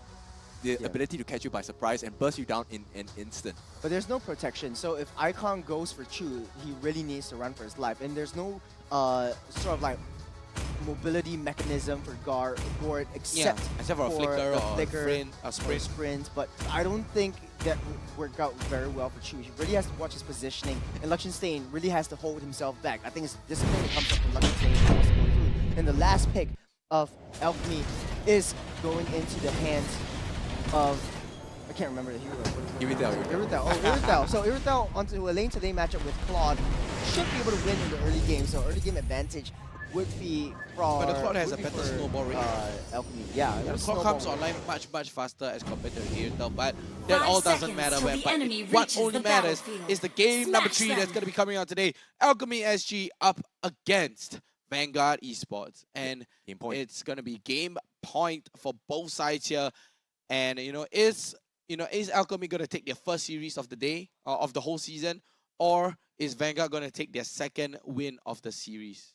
So in this case, I think the Claude was a response to Puski, because you're gonna have a lot of HP at the end of the day. Claude is a very good response. Comes with the Demon Hunter sword, you can melt him down very effectively. Pacifist already got his level 2. Chewy got his level 2. Nick Stain, roam boots, but not having his level 2 as early as they should be. Take a look at the emblems right here. Vanguard is cycling themselves up for a lot of physical defense, but hold on a second right here. Puski takes so much damage from Super Ryan. That's why the Yuzong wins against the Fredrin in the laning phase, even with gang. Yep, he actually burned his Patrick Fire as well. So Super Ryan, he does have an advantage going into the laning phase. Yep, Super Ryan do have an advantage right now. As you can see, he is level 3 and Puski is at a measly level 2. He goes for the turret dive and the first blood. A solo kill comes out and Icon just trying to trade it back right now. He's going to get a collapse of 3 members. Yeah, collapse of 3 members. And that's just going to be a very big, huge pile up as well to the bottom lane. And a very good trade back as well from Alchemy. Yep, this is going to be a very difficult lane for Puski because he didn't get the EXP because he died while they were getting the kill on this Super still Ryan, level right? 2. So in this case, it means that it's going to be difficult for Puski to join the fights, especially that now the turtle's going to be coming up and spawning in the next like 15 seconds or so. I think this is a much better situation for Vanguard. And unless Icon comes out later with an insane retry steal with the Thorn Rolls or something like that, this should be Vanguard. Yeah, you can see in the gold lane, they're freezing the lanes, cycling after the turtle fight. So we might see a 4v4 clash. Alchemy still struggling to get their level 4. Vanguard True already on level 4. So you got that Mystic Gush coming in. Turtle reset. We've seen this one too many times. It's like deja vu. Deja vu indeed. Nick Stain just charging up, trying to catch out onto, trying to open up the map. They actually are not going for the turtle. Yeah, they're just going to rotate elsewhere. I mean, they are a little ahead, right? They are a little ahead right now. But Alchemy, they want to maintain and scale up their lead. No, they want to push out the waves first, right? They want to secure their main objective first, because they already have Pacifist and Puski there waiting up and giving themselves the information that they need. Yeah, I think Icon doesn't want to lose his buffs at all, so he's going to prioritize his buffs before going for that turtle. Oh, that's a much faster jungling pace here. Yep, very fast jungling pace, but Nick Stain's going to get able to get a jump down on the Puski, but he's going to be Icon able to secure that, but the Black Dragon form coming out. Super Ryan, is he going to be able to get 1v4? Is he going to be able to get right out? He's just trying to chase down on the Pacifist though. He's trying to get the kill, but no, Alchemy, they're going to be able to get that first turtle and objective into their hands. It's a win for Alchemy at this point, and as long as they don't give away kills for the next 30 seconds or so, I think it should be a win for them at this point. And if you take a look at what Vanguard is trying to achieve, is that they're trying to make as big of a rotation as possible, right? And to clear the waves as quickly as possible, they need to even out the farm. So far, I think they're doing well in that aspect, but they need to get better team fights going for them. Yeah, exactly. Alchemy, at this point, they're trying to be very, very passive about how they play this. Pacifist's only job in this early game is trying to identify where Slowly is at all times. As long as they know where Slowly is, Danny is safe. And then once Danny gets his power spike, that's when Alchemy goes all ham. Exactly, but Danny power spike is so much further away from Luxenstein, right? Luxenstein has a much faster snowball rate as well. He comes online much faster as well. And take a look at this. Pacifist is one full level ahead of Nick Stain. So that's going to be a big advantage on the side of Alchemy as right now. Slowly he's going to get caught up. But Nick Stain gets the knock up onto Jet though. But Pacifist can't even dash in. Oh, the Thornrose comes in though. Nick Stain coming in. But Icon is forced to go back. And just like that, Alchemy gains map control. 40 seconds down on the clock timer. They do have the wave pushing up in their favor as well. But take a look at that. Danny pushing damage down onto Luxion Stain using the BMI to go right back. As expected, Danny would definitely win on the goat lane matchup. So Vanguard wants to move their resources up into that Pacifist just seeking his sights onto where Slowly is at all times. Just doing a little bit more reconnaissance for Alchemy. Yeah, they want to force out the retreat, right? And they do. So Slowly does use his retreat for that.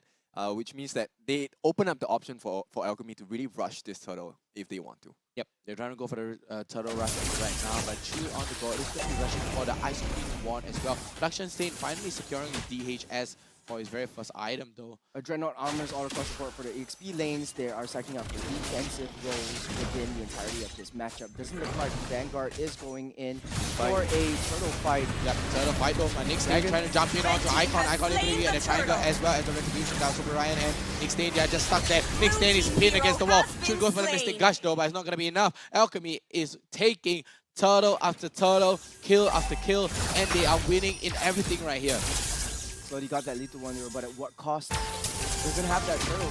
Already getting that rotation. Luxion Stain doing some work down at the bottom lane, clearing out that tier 1 turret. Icon on the chase will not be able to take out Luxion. Maybe I spoke too soon. Okay. Whew. Wow, that was a close call. That was a close call. That was a close call indeed. Alchemy really tunnel focused on getting all these neutral objectives, which is their main point of this game, and they've learned their lesson as well, but they are forgetting that Luxion Stain is going to the offsides and having a little bit more split push capabilities. The fact of the matter is, on the second turtle, usually we'll see a lane swap down from the marksman all the way down to the EXP lane, trying to get an even 1-to-1 matchup. Vanguard did this, but Alchemy did not. So a little bit slow in the rotation so far. Yep, Alchemy right now, Pacifist with a big heavy spin, trying to push Super Ryan against the wall. There we go, we get the first pin, and Super Ryan goes down, and Alchemy again, they are taking kill after kill, objective after objective. They keep pop this Petrify too. Exactly, pop the Petrify as well. I mean, it's going to be a 50-50 fight as well. I mean, they keep hand-shaking this fight, but Pacifist, they're trying to trade him out though, but Blazing Duet catches out onto Icon, and Icon able to go for that invade. It's difficult for Vanguard, right? We were talking about making an easy to execute draft, and at this point, I feel as though Chute is having so much difficulty, playing the god to the best of his abilities. Yeah, it's really difficult because he can't find a position to land a proper Mystic projectile, which would then allow his gush to be, at maximum potential. Yeah, and take a look at that. Luxion Stain is so snowbally already, and Icon already at 50% HP. Right now, Alchemy, they're just trying to go push and try to go for the siege on the top turret as well. Trying to go and I mean, it's at 50% right now. They do have the map control. Pacifist and Nick Stain, they're just trying to get, fight each other, tussle for that map control. And Alchemy, they're going for the third turtle as well. I mean, they are on the macro game right now. Alchemy is a whole new Alchemy right now. Icon still at 50% though, but they're going to go for the turtle base. They're going to go for the turtle fight right now. And Super Ryan runs a little bit low. Nick Stain still in the stands. Puski just trying to deny here. Pacifist goes for the ultimate. We're able to catch out to Nick Stain, but Super Ryan jumps all the way to the back line. But no, the turtle is going to go into Slowly's hands right now. A Jet is forced to go over the wall. He runs very low. Blazing Duet able to chunk down so many members on the side of Alchemy. But Icon is going to go down, but in return for Nick Stain. Oh, they're going to dive in. Slowly! All the way into the turret's nose as well, taking out. This is Vanguard taking control of the game. Icon instantly just turn the tide. Yeah, Icon actually, he was very, very low on health. Incidentally, he went for that turtle. He knows that he should back off, but he was a little bit too like, hey, I should go this because my team is already there, already set up. Vanguard, on the other hand, they are going to punish him for that small little mistake. And slowly but surely building up that damage. So we'll see a lot of him later on. He's joining in a lot of these team fights so far, but and trying to maintain that split push. Luxion Stain as well with a split push, trying to get his items up. Once he gets that Holy Trinity, that's when Vanguard will try to strike. Within the last 20 seconds or so, Vanguard already amassed around 2,500 gold. That's a lead in terms of Alchemy. Yeah, Alchemy at this point, I don't think they're trailing. They're not far far behind in behind, the game itself. I mean, yes, financially they are lacking a bit, but at this point, team fight is still very much possible on the side of Alchemy. The only problem that they have now is that nobody's able to control slowly. He's at level 14. He's so far ahead of everyone. Yeah, I mean, he's going to reach max level already, right? Take a look at him, level 14, but right now they're trying to go for the siege. It's going to be, the big petrify down onto Danny as well, and Danny not going to be able to help him. Icon goes down. It's going to be a two-side siege here. Two-side siege, and Vanguard, they are winning these fights over and over again. Alchemy, they're just trying to go and trade it back. They are desperate to trade it back as well. Super Ryan runs slow all the way back into the back line. Super Ryan very low. Nick State misses the catch though, all the way back in, and they are going to be able to trade 1-for-1. But Super Ryan for Icon, that's going to be a tough one because 5 seconds out is going to be the law. Yeah, Alchemy really hit them with the Dormammu come to bargain. They went back for the re-engage into the face of Vanguard, but Vanguard at the end of the day, they won the upper hand of it. Icon wasn't there, so Vanguard already starting on that Lord. They will be able to finish this Lord just in time before Icon comes through. So the Lord of the game secured by Vanguard. I think Alchemy are respecting Vanguard a little too much at this point. So I you believe can so see too. They are very comfortable. Right now, okay, so what makes, example, Chute and Lakshan Sane very stressed out is if you just continually dive them. And that is what Alchemy's lineup is best suited for, right? So far, they are so respectful that they allow Chute to just stand on the backlines. Lakshan Sane, they stand on the backlines and just prep and think about what they want to do before the fight actually breaks out. Yeah, take a look at this Alchemy. They're just freezing out the waves. They do not want the push coming in from Vanguard as well. They are waiting for the wave to build up. They're freezing out the wave, but a pincer. Nick Stain jumps in, but Pacifist locks Nick Stain into the wall. But where is your cover on the side of Dani? Pacifist, that's the wrong side of the map, and down goes the bottom tier 2 turret though, but here comes Alchemy, they're just trying to fight this. Pacifist trying to shut down on the Pacifist as well. Pacifist runs low at a 1 HP though. Top side but as well, Icon. top side. Icon nearly dying from the Blazing Duets as well. Puski able to tank up so much. No Appraiser's Wrath coming in though, but Vanguard forced to go back. Chute able to get a stun down onto Puski as well. Puski runs very low, but the Lord is going to be able to get taken down by Alchemy. Good base there. This is a very good macro play from Vanguard, just sieging onto all 3 lanes. Wow. All turrets. Then Icon has nothing much to do besides just defending from the base skirmish up on top lane. There we go. Icon again.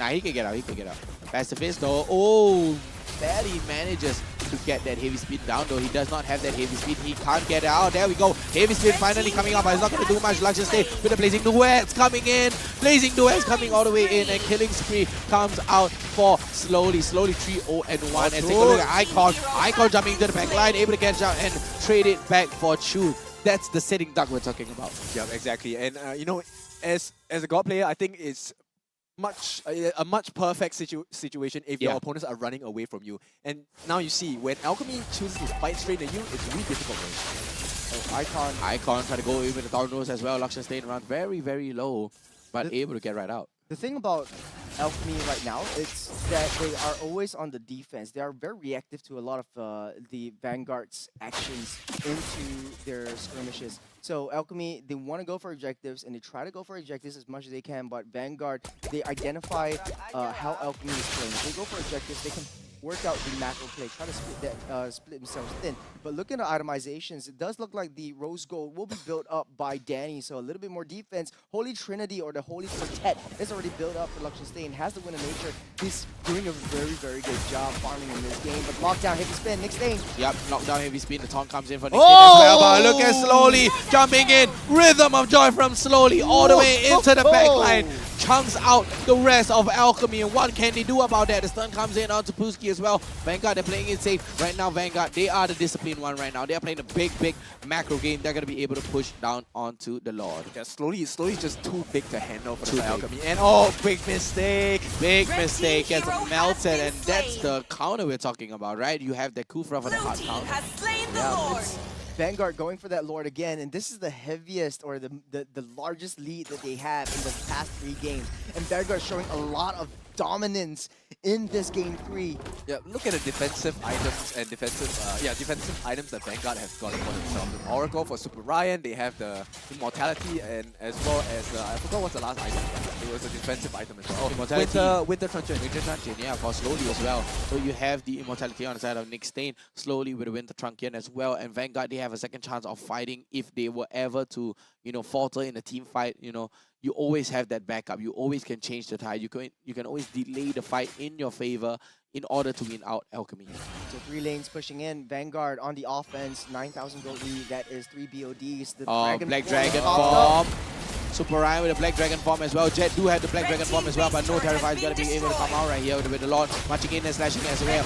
Icon got a good jump onto Super Ryan as well. Take a look at Jet trying to go into the back line. Lakshan Stay still has that blazing to where he's still holding on, but the ultimate from Nick Stay going to be able to push him in all the way into the back line though. Icon forced to go back slowly. He's going to use the Winter Truncheon and suppress it. They're trying to go for the Lord and they're trying to go for the base endo. Vanguard, can they get this end? Yes, they can. It's going to be a 5 members down on the side of Alchemy, and it is going to be Vanguard. And Nick, he looks very unhappy with this win. They are so tired out. I mean, this is fight so after stressful fight for them. Yeah, but Nick, come on, Nick, give us a smile, a nice big smile for a win for Vanguard as well. That's another series, second series taken for Vanguard East. There we go. There we go. There we go. The Just a smiles small from smile. Nick. What a play. And look, there's just sweating, man. It's just sweat coming out because of constant fight over and over again. And Kin prediction came true. Yes. 2-1. Yeah, 2-1. Darn it. Actually, both of you guys. No. I chose he went the 2-1 other Alchemy. He went 2. Kin went 2-1. So 100% prediction over the Kin, right? Oh yeah, still now. 100%. Still 100%. Yeah. But that was how Vanguard should play in the entirety of this match. That was the fastest and most convincing win that Vanguard had so far against Alchemy. The first 2 matches was an all close fight, and then just stomp. Yeah, and then just stomp. It was so much dominance from Vanguard. I think that was how they played as well in the qualifying series too. Yeah, for sure. And I think very impressed by Super Ryan, right? He has stepped up on the plate, and slowly, I mean, the amount of damage that he was he's doing, so far ahead. Yep, he is full itemization already. Exactly, 13,000 gold. 13k, yeah, 13k on his hands, 6-0 and 3 on the side of Slowly as well. But Yeah, Lakshan Stain too. You have Lakshan 12,000 Stain, gold. yeah. Almost 12,000 gold as well. You I have the think Holy Trinity with the Wind of Nature and the Malefic Roar. Yeah, Vertigo, you pointed out that Slowly also went to level 15 at the 9-minute 30-second mark. So Yeah. he has been doing a lot of work behind the So much scenes. work. Alchemy only felt that when it came too late and they couldn't defend. The thing is, Alchemy, they have a lot of defensive mechanisms, able to push a lot of people back, but Icon was always the main target of aggression. And picking up something that like a Lancelot that is countered by Kufra after the Kufra and the Yuzhong was picked up was a little bit like, maybe I'm going to show you how I can counter these heroes. Yeah, but Icon just keep getting countered and over again. He tried to go for the same build, right? He went for the same build again on the Lancelot. He went for the Endless Battle, War Egg, Thunderbell, and the Sky Guardian Helmet as well. And I have to say, on the side of Alchemy, they did put up a good fight, but it was just mispositioned. Yeah. Earlier on in the game, actually, Alchemy had the upper hand. Yeah. They were going with those pickoffs, early game pickoffs, or simple kills. But then it was a little bit too late. They didn't have a lot of damage facing up against Vanguard, and Lakshan Stain was just free farming. They went for the offside turret engages, turret skirmishes. The turtles were obtained by Alchemy, but then Vanguard had other points. They want to find a better trade in that turret, and that is why maybe Vanguard had the upper hand in this entire matchup. Yeah, they constantly take fights, right? I mean, Vanguard know that Alchemy loves to fight. If they, they're like, okay, maybe Alchemy are too focused on the macro right now. Okay, you can have the macro, but I'll win in the micro, and they will out-macro you. Yeah, it's definitely true. All across the board, emblems, pretty standard, all through and through. But something that really speaks out to me is this Gord with the Wilderness Blessing. In the earlier parts of the game, the Gord wasn't rotating as much as he should have.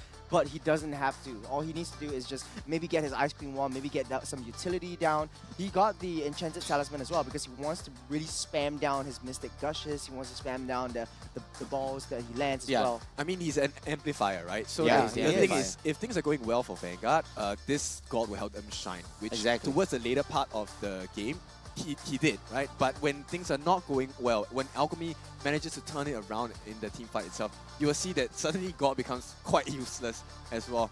But I think, today, Alchemy did put up a decent fight. Game 1, Game 2, very impressive by them.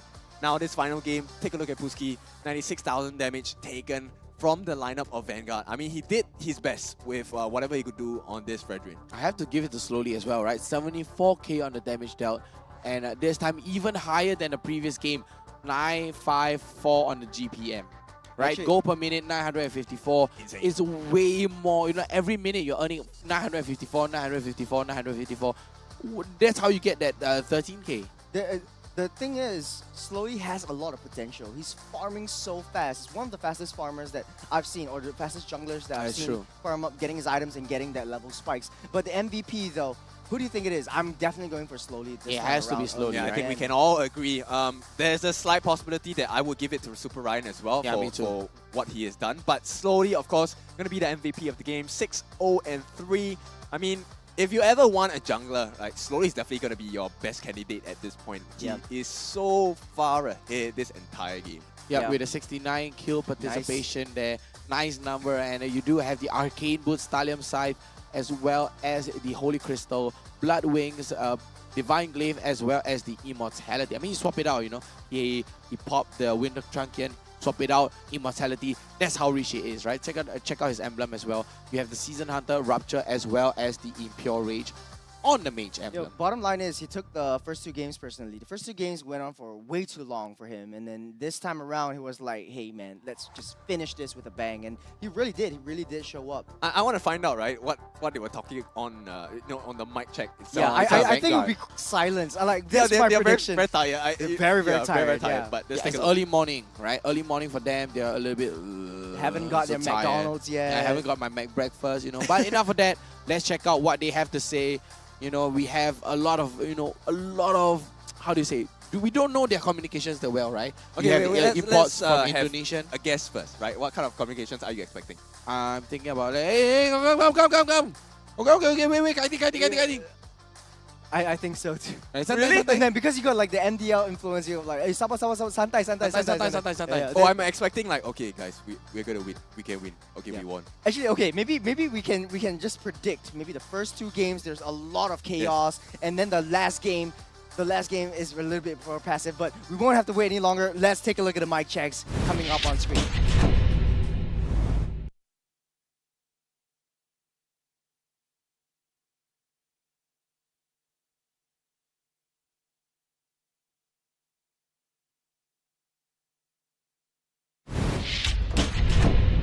Tons of communication there from maybe they really are that silent. Maybe they that's really a are technical that difficulty, man. I mean, you can see their mouth moving, but give us a while. You know, we'll quickly fix that, but no problem. But I have to say, Vanguard, they put up a good show. They put up a very strong fight. And let's go back to the mic check right now. And this time, we get to hear their voices. Go. Nice. Can you flicker ulti, no? No, Gada. Hey, slowly bottom. Yeah. You play for, I play solo. Nice.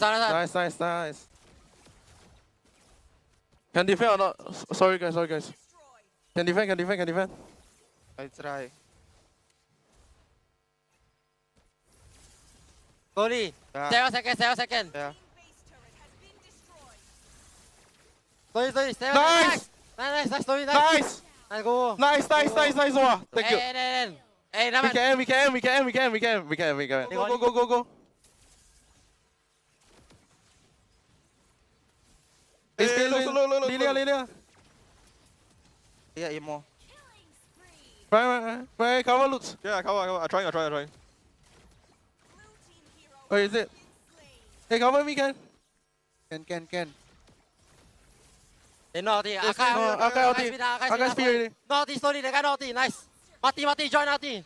Nice. Can we? Cannon. Hey, that's it. Just end. How Nick? Okay. Just end. Clean fast. Hey, man. Go, just end. Don't scare war, yeah. Now. Yeah, come. Can back me up? Yeah, I can. Wait.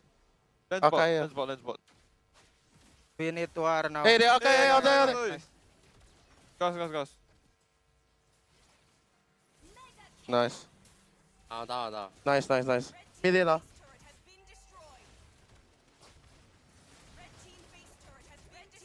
Don't scare war, don't scare. I can go. Hey, out. Ellen, right? Yeah, I mean, relatively there is Three this- games. There's the three They games. do The have first- they do have the communication as Yeah, well, right? They yeah. have like, oh, do they have flicker? Oh, gak ada, you know, and they still spoke in Bahasa Indonesia, which is really, really cool. I mean, it shows that, you know, they have bonded with each other. You know, they have the keywords down, right? Like, oh, tamau, gua last pick, you know, Yeah. and they're pretty good. Yeah, I mean, you can see the energy level like dropping down from the They're first like, game and then the last game. But then we have talked enough. We have talked for way too long. Way too long. So, Cheryl, back to you. Thanks, guys. That was an absolute marathon, the longest best of 3, perhaps, right here that we've seen here at MPL SG Season 6. Now, right beside me, I have Ryan, or should I call you Super Ryan? Now, why did you add the super into your name? It was a trend in MPL Indonesia. The team, Bigatron, their whole team is doing super, so I just decided to copy them. Oh, okay. So maybe the super got buff. Nice. Now, coming into this game, Alchemy SG, currently they have 0 points before the game started. So, you know, with this overall standing approaching this game, how was your headspace going into match 1 for the day? We definitely underestimated them. We were quite lost, honestly, during the first 2 games. So a lot of bad things happened, and then we couldn't play as a team. So it wasn't very good games. Right, so it seems like on a lot of areas like macro, lanes and everything was out of whack. So what was the problem that you guys, you know, after discussing, realized that you had to rectify to take game 3? I would say the draft for the first 2 games, we didn't fully utilize it. So that's why we took so long to like try to end or try to get something out of it. But then the 3rd game, we just decided to go for like a very normal draft that we always do during our training. So I guess maybe that made it better. Yeah. Right, and next up, you are going up against Homebois, and right now in overall standings, they're placed 3rd. So, you know, are you going to pull out all the stops to try to get a glimpse of that upper bracket spot? What are you guys going to do? We are definitely still going to have to try and beat Homebois. No doubt they are a very strong team, but we still have to try and get the upper bracket slot. For sure. So thank you so much, Super Ryan, for joining us right here for this interview, and all the best right here for Vanguard Esports. Thank you. Thank you. So yes, guys, that was Super Ryan. Now I have to change the name. So yes, guys, that was Super Ryan right here from Vanguard Esports. And that was a super long fight, but Vanguard Esports emerged victorious right here from match 1 itself. Now later on, match 2, we're going to be seeing the likes of Team Flash going head-to-head against Homebois SG.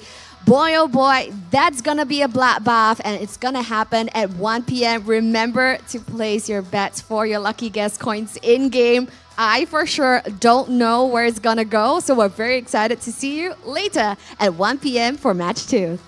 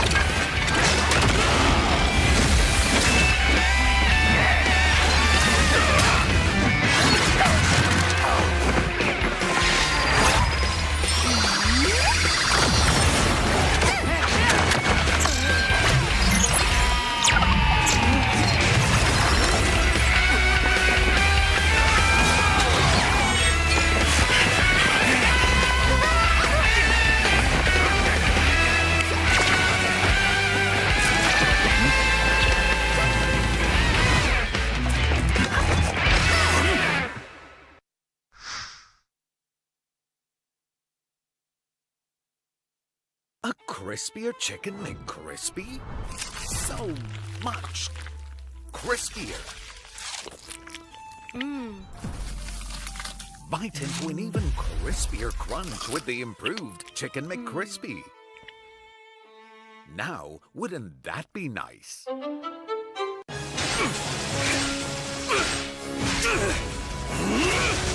Legendary! Tigreal!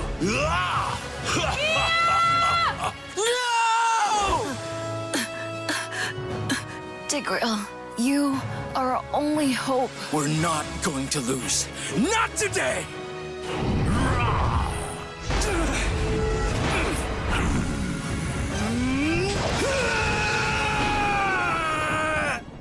Huh? What's going on with my hand? Ooh, why is it so itchy? Yee! Dandruff! Yo, your hand's for gaming, not for scratching. You call yourself a pro? You have dandruff.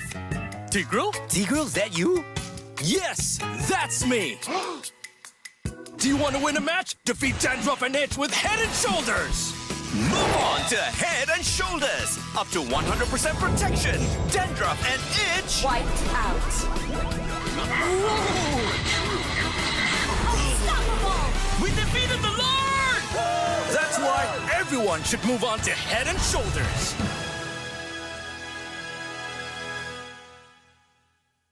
Hello guys, my name is Enya. I'll be playing the grueling for Homebois SG. My name is Devi. I'll be playing the room for Homebois SG. My name is Jox. I'll be playing the jungler for Homebois SG. My name is Pick. I'm playing in mid lane for Homebois SG. Hello guys, my name is Firnocure. My role is XP lane. I play for Homebois SG.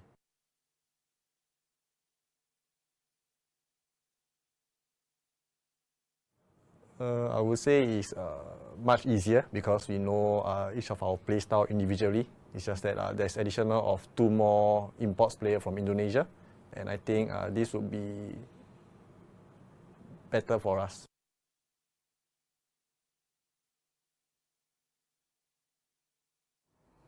Nick Stain. For me it's Nick from Vanguard. Cause we are close friends. Then he was also my ex-teammate.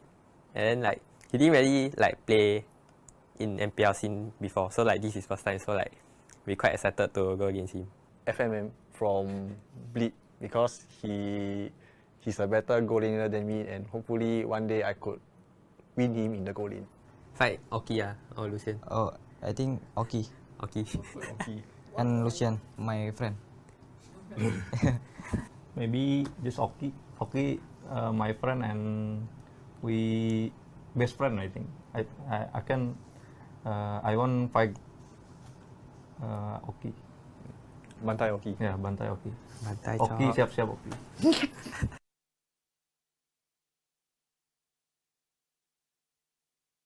I think this season will definitely be the toughest among all the other previous seasons, like maybe season 3, season 4, and season 5. Because back then, season 5, I think there were only maximum 2 teams playing import. So I think this season there are more teams playing import. So I think this season will be more interesting. I don't think it will be like one-sided games anymore already. Like a one-sided team, like a more favor team like that to win champion this season. So hopefully, I think that is what everybody wants to see. Hi, I'm Venix. I'm playing goalie for Team Flash. Hi, I'm Adamir, and I'm playing EXP lane for Team Flash. Hi, I'm Adis. I'm playing jungle for Team Flash. Hi, I'm Lowzy and I'm playing the roam for Team Flash. Hi, I'm Jay. I'm playing mage for Team Flash.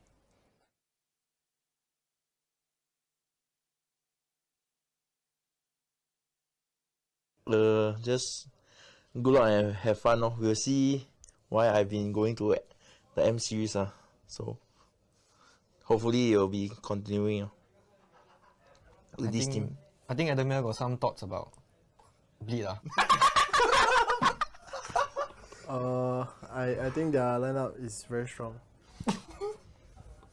Yeah, without you lah. It's very strong.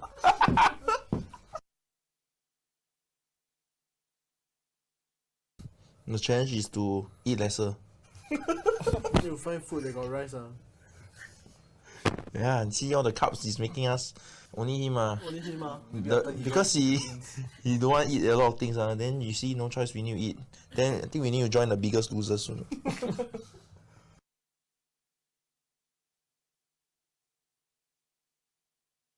You do anything before you play? I think he will play before playing. Oh, Lozzy will slap his face lah. Wake myself. But in the end, still the same. Still lose eyes. I think I just watch TikTok. Watch what kind of TikTok? Girls, I just swipe. Swipe. Any. Animals.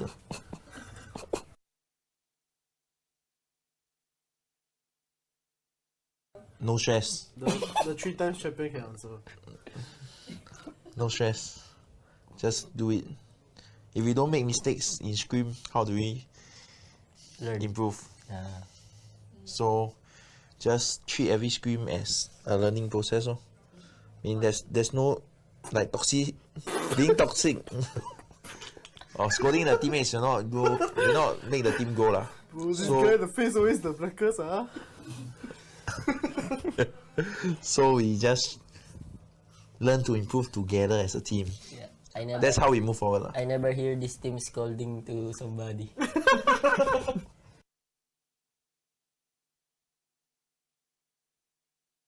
Okay, Venix has been quite quiet, so ask Venix. Always me. Felix got the most fans. Let's go, Venix. I don't have any fans. Faster lah. Continue supporting Flash. Thank you for the support. And join us in making gamers heroes. Oh, you say already? Yeah, can already. No always I say. You keep hearing my voice, boy, man. Your voice sexy. Faster, hey. Say the whole line. Thank you for supporting Flash and supporting watch us Flash. make gamers heroes. And get champions.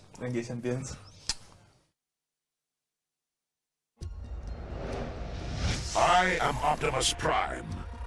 No one can outrun Bumblebee!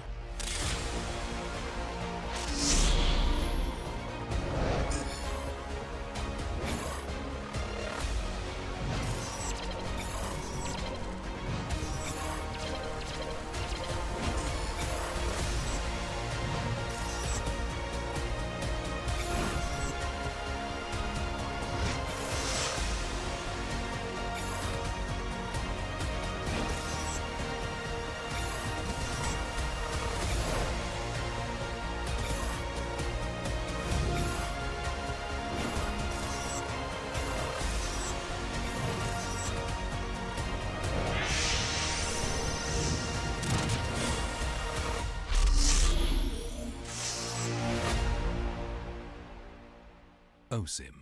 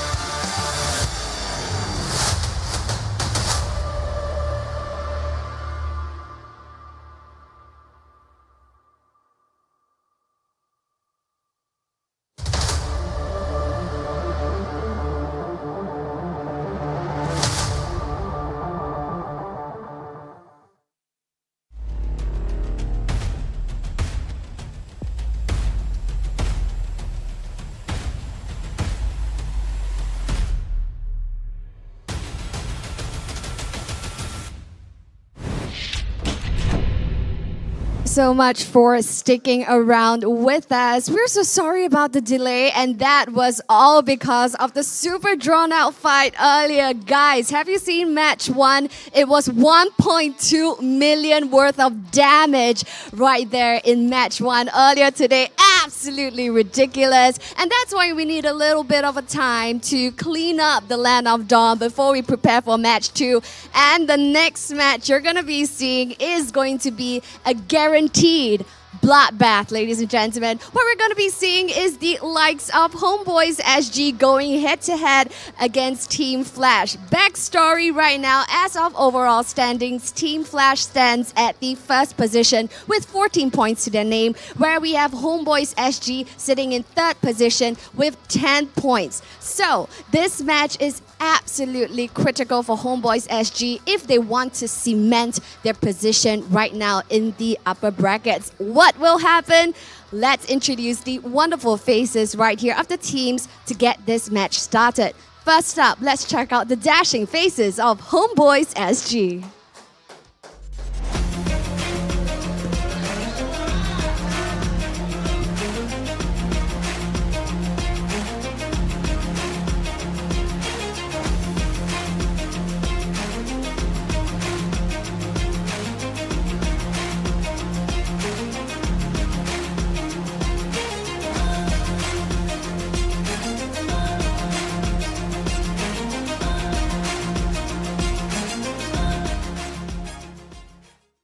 Yes, the boys are smiles all around, but with that death stare in their eyes, audiences screaming Bantai. We don't know what to expect right here from this match. So we're going to be bringing out the wonderful team of Frankenstein Flash. So meet their wonderful faces right here. Ladies and gentlemen, Team Flash.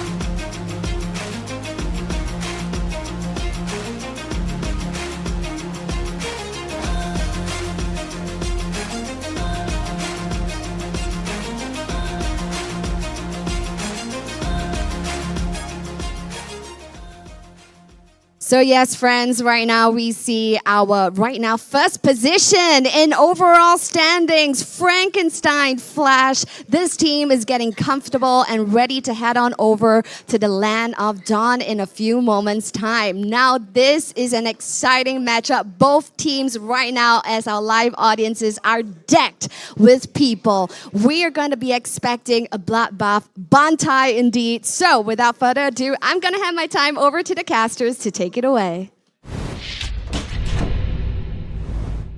Welcome back. It is the second game of the day. We're looking at our best of 3, this time between Homebois and Flash. Right, my name is Kindofu. I'm going to bring you the game together with my co-casters, Vertigo, as well as Whoa! Who's the villain this? himself. The villain! Youngin! Finally, the villain has finally appeared himself. You know, he's like, I want to avoid the crowd, you know. I'm just going to sit up here, you know, and stay here on my caster table. Back to where I belong. Oh. Definitely not to coaching, you know, I definitely enjoy casting much more. So, Whoa. you know, after one day RSG, you know, I kind of decided, coaching is not my thing anymore.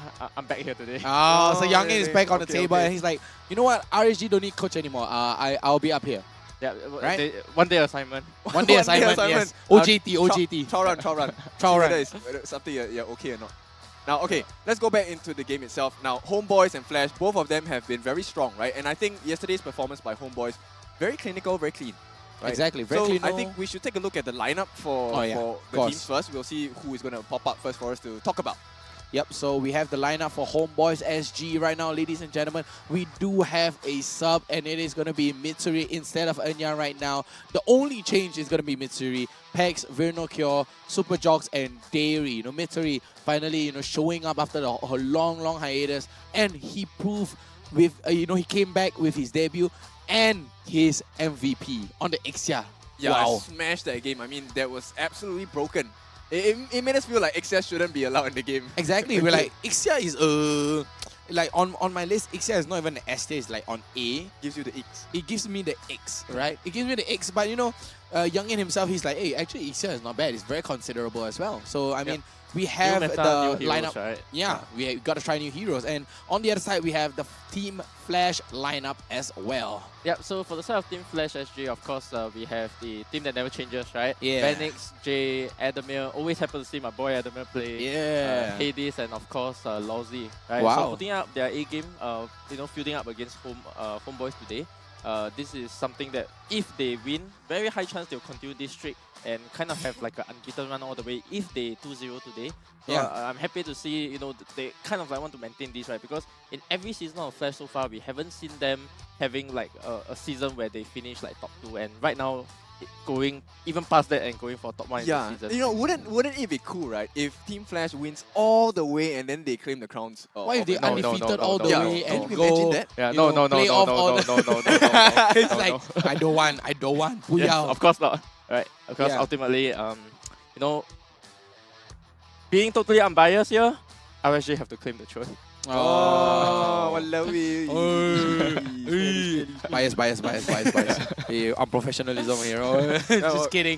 Just kidding. But we have the keys to victory for Homebois SG coming up first. And these are the main, win conditions for them. Their win con, what we call them. And these are the points for them that are, maybe able to help them to get a 2-0 or even a 2-1. Yep, exactly. So actually, based on how Mitsuri was playing yesterday, I think they need to focus on protection for Mitsuri. Depending on what kind of picks they have. Nonetheless, the roamer for Homeboys needs to be very careful. They need to play around Mitsuri. Yeah, I mean, Dairy is more of an engager rather than a protector, right? Yeah. And Mitsuri is so good yesterday on his positioning as well. I can agree from this as well, because Mitsuri, there are a couple of times where Mitsuri is keep getting picked off by his opponent as well. But the second point for the keys to victory is also to disrupt Team Flash mid-game rotations. Yeah, and of course with the last point, to control the tempo of the game with focus on objectives. So Homeboys, they are very macro and micro as well. But I would say they are more of 50-50, right? They are very good at the macro, they're very good at the micro. But as opposed to Team Flash is very heavy on the macro. And next up is going to be the keys to victory for Team Flash SG. Yeah, so for the side of Team Flash here, objective conversion rate has been on point. This is basically saying, every single time when on the total, when on the towers, they have been on time, right? Yeah. Every single time when the tower go drop, especially in yesterday's games, right? There were a lot of times where they just rotate over to Vanix lane. He's able to get the tower pretty on early in the game and then kind of like start that tower snowball. And then secondly, of course, we're looking at the versatility of Hades Hiropu in the jungle. So Team Flash has not been one to shy away from picking the assassins, including the assassin in his pool. One of the things that I want to highlight as well is, of course, today early on we had a good Fanny performance coming from Grueling. So we might be able to see Fanny again. Yes. Or maybe even the Joy, right? I mean, last week we saw Hades playing the Joy as well, or it was yesterday if I'm not wrong. Hades on the Joy is really, really strong as well. And of course, Vanix damage output in team fights. Yeah, so him on the Bruno, right? Wow. His positioning has been so on point and has been such a key factor to how Team Flash has been getting away with all these victories, right? Because suddenly when you want to engage on him, you don't see him in the team fights. Then out of nowhere, he comes in just with appears, a triple kill, comes in with the Maniac, and this is how Vanix is, right? You give him a hero that is quite hard to catch. You put on win conditions on the opponent's side that, they keep trying to go for Vanix or even keep to try to go on J. But unfortunately for them, always if you go on J, then Vanix will pop off. If you go on Vanix, J will pop off. J will pop off. Yeah, Because exactly. It's both like of them a are so good option on their positioning, right? And because of that, I want to see how Homeboys, because how they actually, I'm pretty sure they know this, but how they can get away with knowing how their win condition is. That's what I want to see today. Yeah. Alright, let's take a look at the Homeboy stats here.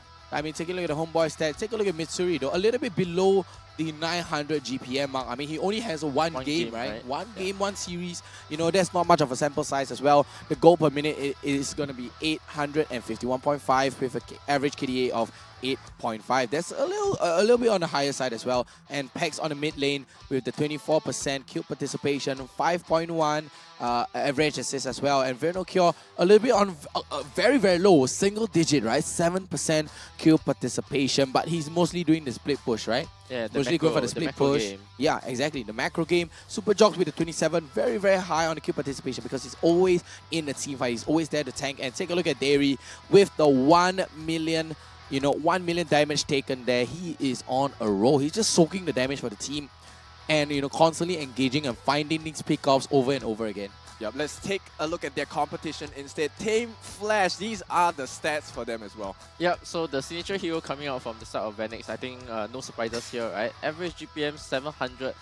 This is, of course, across all the games. So to have the game 700 GPM, you know, we are like, maybe this is a sample set of 10, right? So consistently, always above the mark. And I believe he should have one of the highest, if not the highest, GPM available. Then, of course, on the side of Jay, average assist 7. So basically, most of the fights, as the mage player, generally you have a lot of assists because you'll be at the total fights, you'll be assisting your team in the side lanes. Sometimes you're even getting some of the kills yourself, right? Exactly. Yep. So Son of Adamir, slightly higher kill participation compared to his counterpart. So average KD of 5, signature X-Ball. I think Adam kind of excels at all this kind of slow fighting heroes. So good for him there. And Hades, definitely Hades has been on the objective point game so strong, right? Decent amount of assists, and then of course 1 million mark on Lozzy as well on his signature hero Cho again. I think this is something that he has. It has been his comfort pick for many seasons, right? You know, he's taking back all the classics, right? The Ruby, the Cho. Throwback to 2 seasons ago. Yes, correct. And then of course at the same time they are also playing Edith.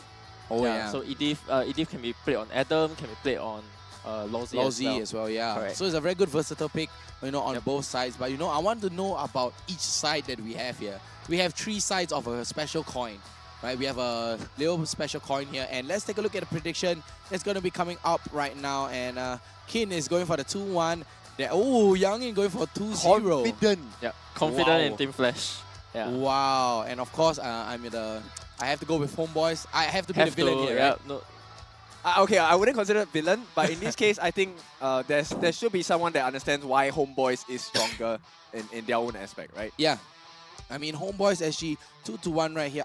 It kind of makes sense, right? We see how much they were on a roll. They are very strong. They have been proven. They have to hit their win condition as well. But enough of our prediction. Let's check out the audience prediction for Facebook and YouTube, and it's gonna be whoa. Okay. This is a surprise though. Finally, it's balanced. I actually find like Homeboy supporters, they're very strong in their support for their team. So this is quite surprising more vocal, to me. Because I was also expecting it to slightly favor Homeboys because they have been more supportive in general. And more vocal. Yes, so this just gives me an idea that, you know, people are still logical enough to think that Flash is the better team here, especially going to this, you know, knowing that they are at the top of the bracket, table, right? At this point, I think most likely first seed, right? It's unless unless they drop games here, and next week I believe they will be up against Bleed.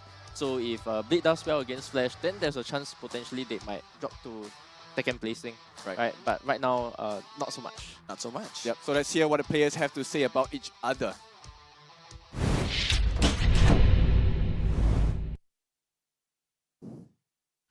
I think anything, if there's any problem, it can be fixed. So if there's a problem with chemistry, I think they'll eventually sort it out. If he's playing, I don't think he's a threat. Then if he's not playing, I still don't think he's a threat. I think their dedication in that season was too high. Like no one expecting them to be there, or no one expecting to beat Bleed that time. So yeah, like I said, that's the power of being a dark horse. So that's one thing I can say. But right now in the roster, I cannot say if they are better in their new roster, or if they are better the last season roster. So I cannot say. But one thing is for sure, they are the dark horse last season. Jay, he's able to play all sort of mages, and somehow it is not supposed to work, but it made it work for them. Just miracle happens, I guess. Or maybe they have a plan for it. They go through trainings that this hero is actually very good, but nobody uses it. So Jay, being the big brains, brought them to second place. I think with every proven coach, the coach always tries their best to boost the players' abilities in game, as well as to manage drafting and training schedule for the team lah. So ultimately, a good coach will be able to elevate all 5 of the players. I think I know the 3 SMG players pretty well because I play with them. For the 2 imports, I'm not very sure how they're going to contribute to the MPL scene in general, but I'm expecting a little bit of difficulty meshing. So, I never heard about their mage before, but I think they became a full-time team. So definitely looking like title contenders also. So, and they have Coach Dale, I think. So yes, they retain their main 3 core that have never gotten top 4 before, but maybe now with the new improvement and the coach, they can do better, and I believe they are title contenders. Because Davey told me that confirm M5, so we shall see. Yeah. Oh, strong words. Strong words. Yeah. A lot of. I mean, Lawsy loves to do this kind of thing. Yeah, Lawsy has been saying everybody is a title contender at this point, right? It shows that, respect. Yeah. Everyone has Really? a chance at the title. That's why it's called the title contenders. I think we have to speak the truth, man. I don't think he's being very truthful. The sarcasm is real for Lawsy. But Yeah. I think he's trying to make have some Shake fun, things right? up, right? Yeah, Shake I think things up. it's interesting to hear from him. At Exactly. least at this Yeah. point. So one of the point that they mentioned, right, was that the trio, right, of Enya, Dewi, haven't achieved top 4 before. haven't achieved top 4 before, because I think at almost every point in the season they are always knocked by Evil in that 5th, 6th place kind of a placing, right? So I'm excited to see this season especially, because this is the actual first season where we entertain the possibility of them, reading M5 and then proceeding to M5, right? That's why they're the title contenders. Correct. So this is something that it's new to me, because with the imports coming in, with Coach Dew coming in as well, this kind of like elevates the current local players. And this is what we want to see in our SG MPL local scene, right? Imports. The point of these imports coming in is to not only having them as strong players themselves, Always on the but way. to also elevate Your our team current is players banning. to the level where they can actually be title contenders as well. Yeah, exactly. And take a look at the graphics right there. You have the coach on top. So That's cool. something new. Yeah, so cool. There so cool. we go. Right. So Ramus, right? I have to talk about Ramus a little bit, because as you mentioned, right, this is a player who has been with the mix of the SMG players from last season, right? So they definitely understand how Homeboys play. He definitely understands theory strengths, theory weaknesses, and how that can be used to push the team forward. I'm also looking forward to this expected matchup between Lawsy and Davey as well, because Two aggressive yeah, roamers. Davey has been somebody who has, from my point of view, has been improving season to season. Something that I see very well, and and he actually came from a role shift even back then in the days.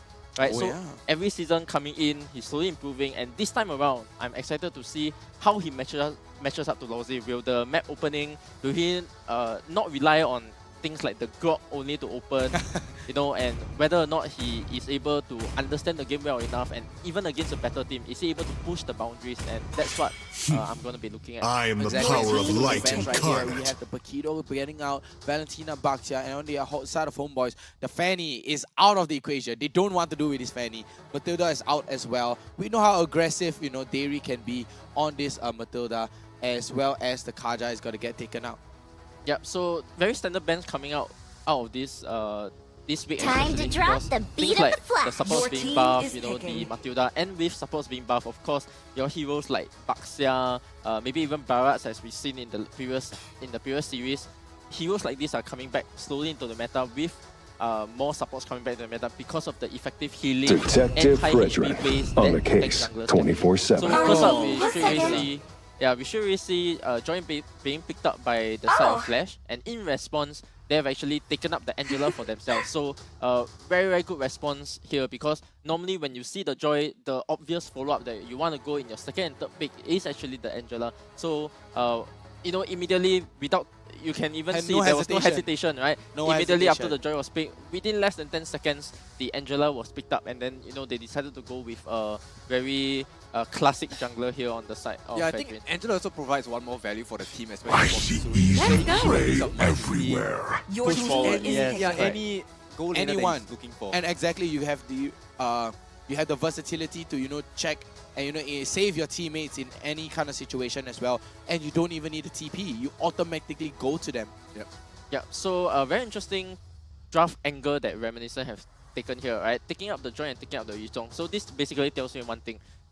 Without even looking at the mage, or even though this Angela might go to the mage role, and even without looking at the marksman already, they have already decided that I'm gonna dive to your backline no matter what. Right? And this is a problem for the side of Flash actually, because without seeing what kind of marksman you're diving into, how are you gonna follow up with the correct picks? Because right now, if I'm on the side of Homeboys, right, I'm thinking to myself, okay, they want to be diving on to my backline, and because of that, right? yes, I will either play even more behind, or I will pick up heroes like this Edith here to make sure that I can kite for my marksman later on, right? Just wait for the opponent to come in, right? And then from there, you can basically just wait it out. So now Flash, they have to ban out a marksman, right? They don't want anyone to kite them out. Yeah, so basically take out marksman that you can't really play against. I would say Bruno, Melissa. Bruno might be okay. Bruno might be okay. Bruno might be okay. Claude, even though Claude is nerfed a little bit, but one of Claude's strength is also being able to the mobility of the Claude with the battle mirror image, right? So that is something that they might not want to do against. But if they've taken this direction instead of banning out the EXP laners, this basically tells me that, hey, no matter what marksman you pick, I'm still diving you. Correct. Wow. Yeah, and this is even without a mage pick yet. So one thing that the Joy also enables you is also that for your mage player, in the world. you can actually pick up a lot of other heroes because you already have magic damage coming through from the side of Joy as your That's jungler. true. Yeah, so instead, right, now you can go full utility. You can even opt for a Valor pick here. This is something that Jay has picked time and time again. And yesterday for Evo as well, we actually saw the Valor Mage being picked here. So this is something definitely worth considering. So they can decide to go, take things slowly again and take a step back. They just want to stay in the team fight, right? Because Homeboys, they are having a punished lineup, right? They don't have anyone to go in, catch or engage, which is what, Dairy Comfort is, right? Yeah, very versatile in terms of drafting here for the side of Flash. But at the same time, they also have this fixed kind of win condition where by picking up this Yuzhong, you kind of like want to dive to the backline no matter what. The optimum thing that you can do with this Yuzhong as well is on the first turtle, right? You open the dragon, the moment the turtle is half HP, you open your dragon, you go for the Fedrin, it is incredibly hard for you to retreat battle, right? Correct. Yeah, so unless this Angela is level 4 and constantly keeping the heals up on Jogs, we're gonna see like a heavier advantage on the side of Flash, especially for the first turtle. And right now, Team Flash, they have banned out the Harif though. What do you think of this Harif ban? Is it When the because of body bowling, or is it going suffers, to be playing mid lane? Harif is something that you cannot take out as the Yuzhong, somebody you cannot take out as the Joy. So I would say decent ban here. You kind of like force them Homeboys to actually go for a classic marksman pick. So it'll be exciting to see. They really want to wait it out and see on the side of Flash what kind of full lineup they are going for before deciding on the final pick. Because in this kind of situation, it is extremely hard. Yesterday, we actually saw Mitsuri doing very well on the Ixia, but this time, Flash has kind of like opted for a draft that already does well against the Ixia. So this kind of puts you on that kind of back end, because initially, right, Vertigo, you mentioned of the possibility of getting the Angela and then getting a marksman where you can play more aggressively. And the moment, but now on the other side, the moment when you see this Yuzhong, this Joy, you think to yourself against it is incredibly hard to dive into, even with this Angela right here.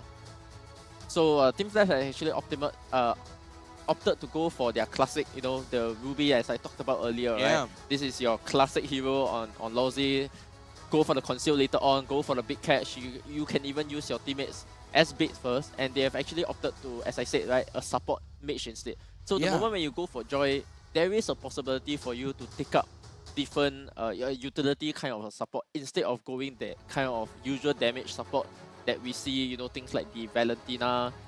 Introducing my buddy. Right. That's Mario. So as I said, Claude is probably the most optimal pick in this sense, even though the hero is nerfed a little bit. But this kind of like guarantees so that you can run away from the Yuzhong that's coming to you, from the Joy that is coming to you as well. And somehow now you have the added pressure of Lawsy with his Flicker I'm Offended. Yeah, wow. Yeah, so going for this element of surprise as well. I mean, with the healing as well coming out from Jay, you're going to close the gap so quick and so fast. Yeah, so one problem I do have for the problem of Homebois here is that they're actually lacking a bit of burst damage here. So if Frederick doesn't really get a good appraiser's ref because he's playing on the jungle, right? It's not like he needs has to keep the stacking, flicker. right? He has to keep correct. stacking. So where's your burst coming from? Because how are you going to team fight? Now you do have the Benedetta, right? You have Claw. you have Benedetta, you have Cloud, you have all these AoE with the EDIF as well. But when we talk about like the immediate 5 EDIF catch seconds till the into enemy a reaches kill, the battlefield. yeah, you don't have something that Smash them. immediately bursts someone down. All right, and with that being said, we are looking at the first game of the series here. Team Flash against Welcome to Homebois. Mobile Legends. Let's get it going. Yeah, so immediately we see Adamir being poked here right at the start of the game, right? Half HP right at the start, and Team Homebois here have decided to go for this thing where they can actually go for Adam first, because Adam is somebody who, if you put pressure on him in the early sides of the early time of the games, right, he's actually under a lot of pressure to perform because there is not much that he Oh, can the do. flicker though from Dairy. Yep, he gets them here, and Jay is so low, he gets the first blood. So Homebois, they start off the game similar to what they did yesterday. This is a small lead, but a sizable one that can grow very quickly. Yeah, instant impact here from the side of Vino Curl, right? You know, he went for the poke on the Adam, immediately going to the mid lane, using his Petrify as well. I just noticed, take a look at that, Jay with the marksman emblem and the movement speed as well. He wants as much movement speed as possible. The ability to kite. Yeah, purposely to kite as well as close the gap for Team Flash. Yeah, so Iritel and Rafa, this is a pairing that you see across, I would say, across all MPL regions, right? Because of the versatility that this gives the Iritel. You can choose when to go forward, you can choose when to go backwards, and because of this, later on in the fights, you'll see the emblems coming into play here, right? With the ability to kite, and the moment that EDIF doesn't get the good catch right at the they start. actually get a catch here though. Hex is very low. Oh, the catch on the mid lane. The catch on the mid lane though, but the camera's not moving a little bit over, but oh, Lawsy barely manages to get He away. can't do much here, right? He's still level 2. Hades, of course, now already at level 4, but the first major objective is going to be out. Yeah, Yuzong is also level 3 at this moment, but the moment he gets his Black Dragon form, he'll be able to put a little bit more pressure down onto the turtle. Yep, it's small little wins across the map. Oh, another one knows he gets caught out, and somehow Flash not doing too well in this early game. Yeah, and Homebois, they're picking them off one by one. I mean, they picked off Jay, they picked off Lawsy. They recognize this and they get that map control. They're going to be moving over and trying to secure onto the first turtle right now. Going to be committed, and it will be super jobs against that turtle. And now they want to end the fight here. They get another kill. Adamir, the next one to fall. Team Flash faltering in this first part of the game. Wow, did you see the amount of shield that came out from Dairy and Pex as well? That's so much damage, so much shield, so much healing coming out on the side of Homebois. And they're still surviving that as well. Yeah, very uncharacteristic start for the side of Team Flasher, because usually you see them being able to set up the turtle way better. Lawsy is surprisingly level 2, even close to 2 minutes. So this was something that he was not ready for, and most importantly, he actually got picked off at mid, which further delays his level 4, and this kind of like gives him a non-timer to basically. Usually you see Lawsy here moving down to the goal lane over the bot lane though already, but because of him being under level, you can still see he's stuck at mid, you know, waiting to get more EXP before he can actually rotate around, and this means less impact for the side of Lawsy for this early game. Oh, that's true. Mid lane, Lawsy once again getting caught out. Members on him, he's falling solo, and it looks like he's gonna be killed again. Still level 3. Yeah, He's still level 3. Pex is now the leading killer of Homebois. He's 2-0 and 2. Our dear Angela. Full damage Angela in the mid lane. I mean, that is throwback to 3-4 seasons ago, right, Youngin? I mean, that's so long ago, and it is back in the meta because of the new item as well. But I have to say, Homebois, they are on a fantastic start right now. They are 2k up, and take a look at Jocks. Hard guard comes in. Adamir still very far away. Oh, nice catch. They actually get Lawsy again. He is the fool right now. A 3-man jump, and it's a killing spree for Dairy. Homebois, this is turning into their home turf.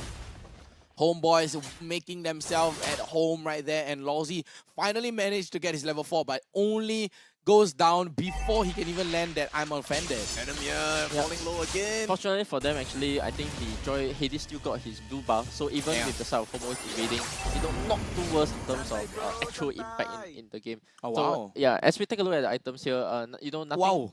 Yeah, already a fleeting time. First fleeting item. time completed by Pex. Yes, correct. So early in the game, and this actually just means one thing: the more fights that you take, the more assists that you get, The more you get hard guard. yeah, constantly you'll be able to put that hard guard on and constantly pressure the opponent.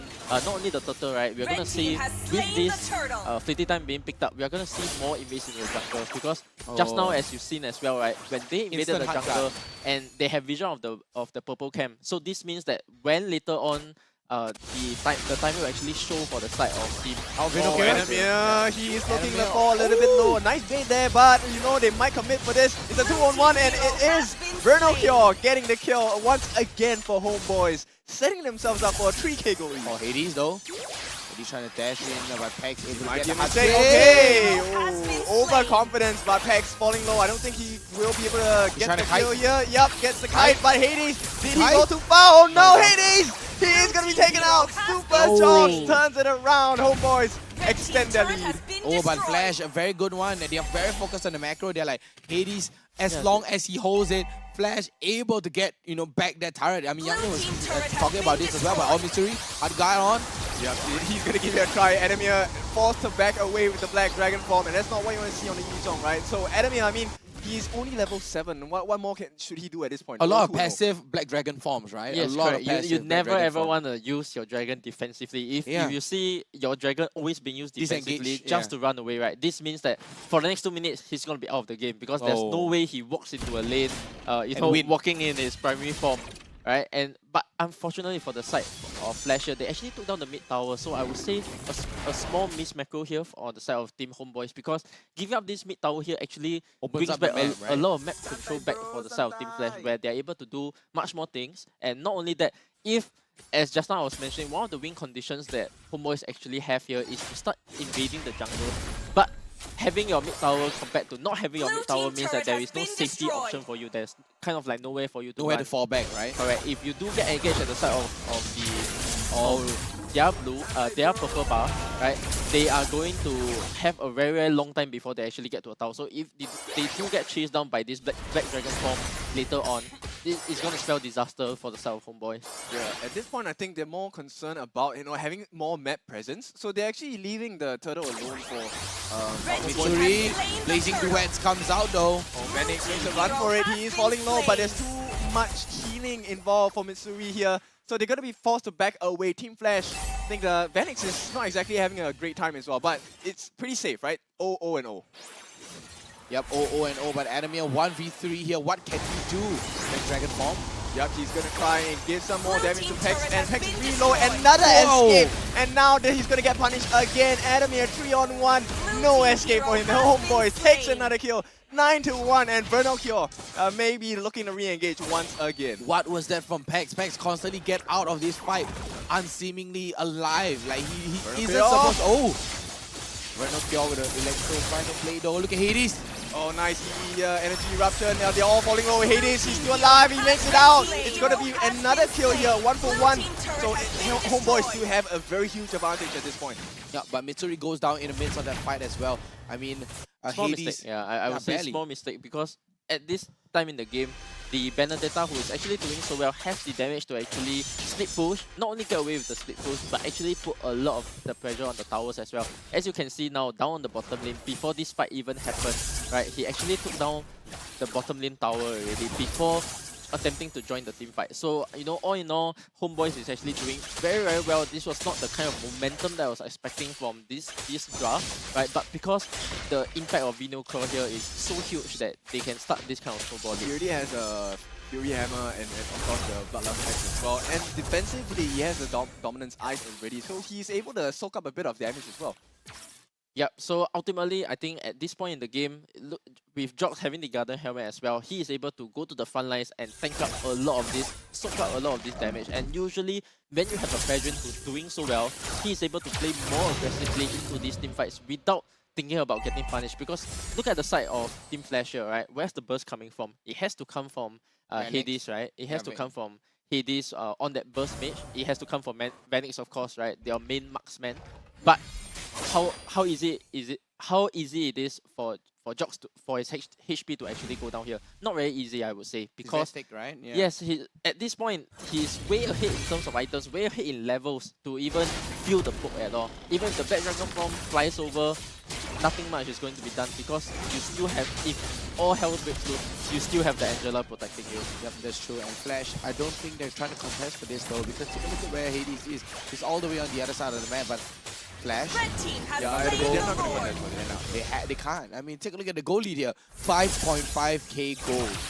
Yeah, but the clock is ticking, right? It is. Because for the side of Flash, right, we already know that their kind of power spike timings, or in general, the team itself, very late game. Yeah, they like to be very late game orientated, where most of the towers are down, they make very good decisions because Lousy has the experience of that catch factor that we like seeing from him. They right? have the catch factor, Correct. but Homeboys don't. Yes, so in the next 2 lots, right, this lot, hopefully you're able to take down all the tier 3 towers at least, right? And then next game you kind of have to go for the win if you're the side of Homeboys here. If not, you know, the game delays and the goal lead is being is not as wide anymore. It will actually spell disaster for the side of Team Homeboys because even items wise, there is a chance that Team Flash can execute slightly better. There's not a lot of damage that Team Flash can do at this point. So right now, I'm really expecting Homeboys to really just force their way and let their presence be known, right? Yeah, because I mean, they should try to siege some towers now, right? Yeah. All they have to do is siege the towers while Flash are busy holding off the Lord. And just like that, all tier 2 turrets are gone. I think they should have protected their lot a little bit more because by the time they wanted to actually go down to the bottom lane, you can really see the lot was actually on 1/3, 1/4 of a life already. Around there. And because of this, look at the towers, right? Earlier I was mentioning that with the Benedetta, you actually, if they push down the bottom lane with the Lord, there was actually a chance that they could have pushed in a little bit more just so that you can put some damage on the tier 3 towers. At least, you know, if you don't get it, at least put some damage so that later on with the Luminous Easier, right? yeah, when he gets the bang in, definitely you are taking a lane. Oh, but that's with true. Yeah, but with this slight disadvantage here, I would say it is charge for Oh, getting caught again. This is not looking good. Hades, he does not survive. Homeboys take another one. 11-2 at this point, extending the goal to 6,000. Yeah. Everybody's scared of Jox at this point, right? Yeah, he's the so item lead, strong. the level lead. Even with 3 of them standing inside the bush, Jox just walks in by himself and then say, nope, this jungle is mine. Yeah, straight up depriving Flash of all the resources, and Jock's already at level 15 at 12 minutes into the game. Very no cure though. He's gonna jump in. Oh, nice hook The there. hook. This is a big one, but do they have the damage? It doesn't look like they have the damage. Enemy are falling low as well. The heals are coming in. Homeboys, they're just too strong.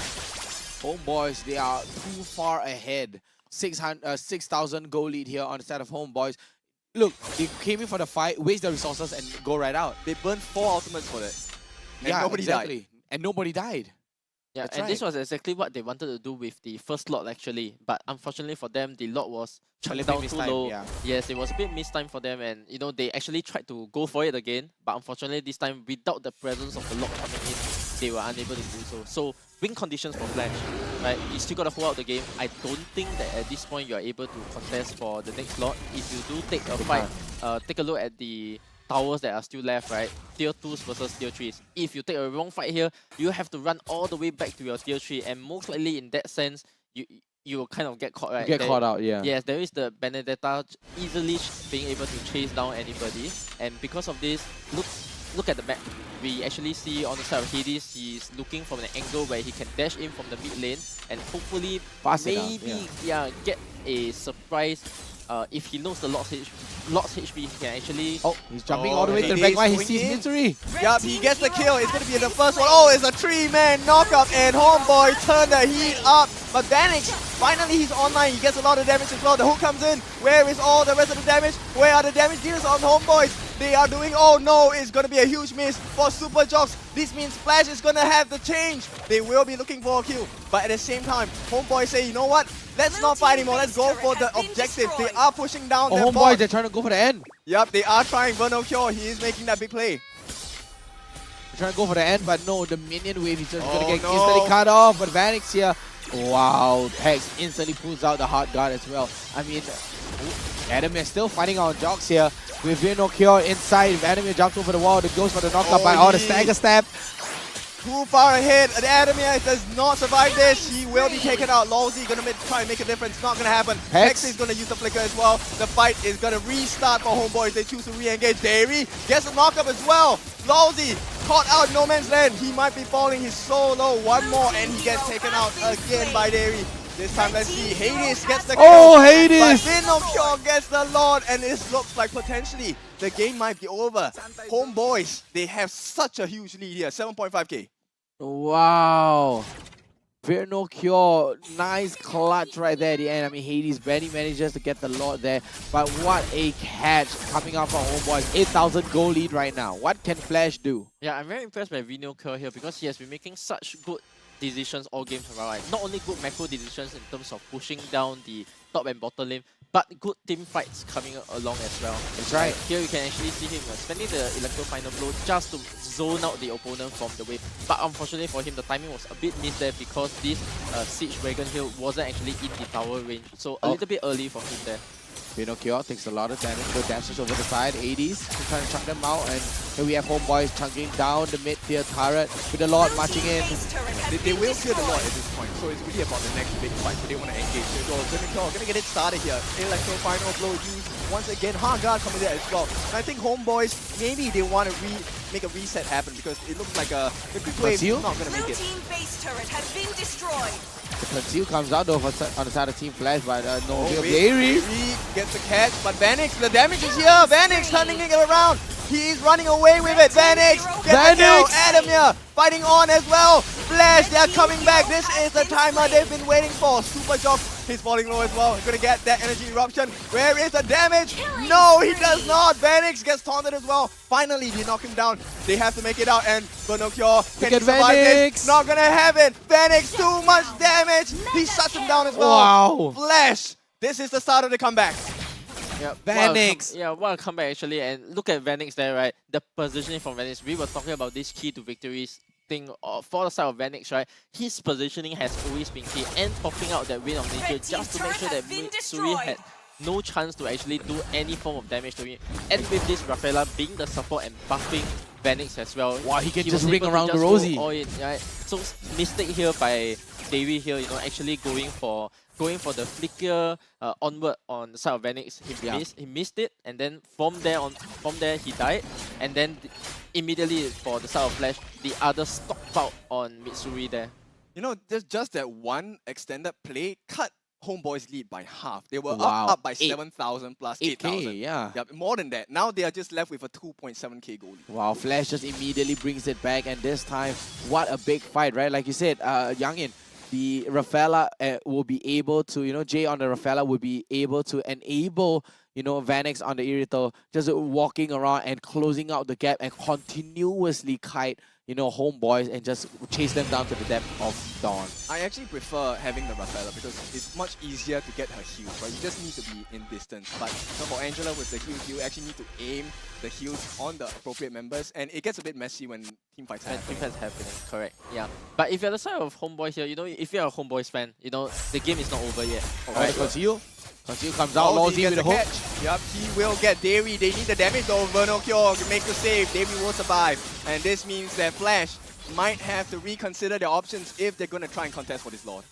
Yeah, fortunately for them, things are not going so well for the side of Flash in terms of, they didn't actually get that easy pick off here for the side of Dairy. So as I was saying, right, if you're a Homeboys fan, you actually have this Benedetta constantly split pushing, and with all lanes being down, you actually have that macro advantage that you can kind of go for. So take the game a bit slowly, not only reset your mind, but reset your gameplay as well, because you guys still have the lot advantage in terms of knowing when you can actually go and take the lot, just keep resetting the lot, make sure that your lanes are constantly pushed in. Try not to take so much of a committed fight, I would say. But unfortunately for the side of Homeboys, the side of Team Flash here, they are they actually catch him up. Pinocchio, he gets caught out. And this is Flash. They're running rampant. Jerry is on the back lines. He's trying to make some work, but it's not happening. All the focus is on Super Jocks. He's going to be taken down. Vanguard going to be used as well. Hades steals the Lord in the midst of it all as well. What can Homeboys do? They are falling apart. Team Flash, they've hit their timings.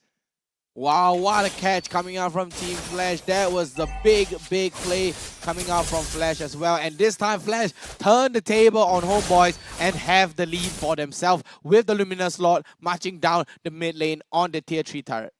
I mean, it's tough, right? You had the lead. Oh no, the conceal comes, Lousy. He just scares them away. Davey gonna get caught again. And this is a 4-on-1, no 3-on-1.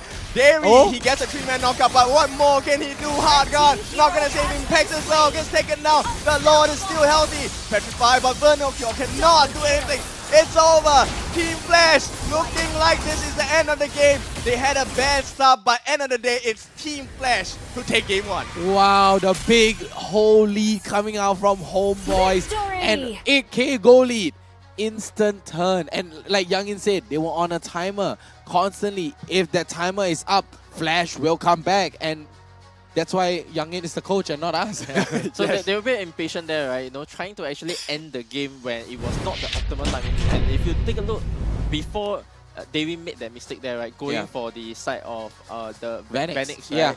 Actually, if the team fight was actually very far apart, so it wasn't even the right time for him to actually jump in. And because of that one single interaction, it changed the whole course of the game. It's a blip in the timeline. Yeah, for the side of Flash. And Flash played into their power spike as well, right? This was the moment immediately when Vanix has all his items already. You have now how many supports you have? You have Lousy doing the catch for you.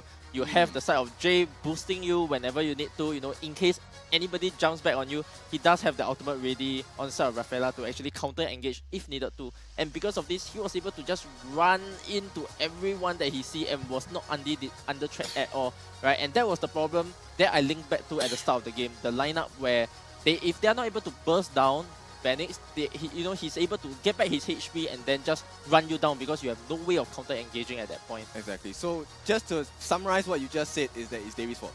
It's Davey's fault. Unfortunately. I have to summarize. Add your villain story back into the to picture. summarize. Unfortunately, right? Right? I mean, that was a very good play coming out from Homeboys as well, but Flash instantly turned it back with a snap of a finger. I mean, we have to take a look at Jay's item right here, right? You have the Flash, you have the Enchanted Talisman to spam, Ice Queen 1 for slow, Oracle for additional healing, and a Divine Glaive just for damage. Yeah, just a bit of damage. Just a bit of damage, yeah.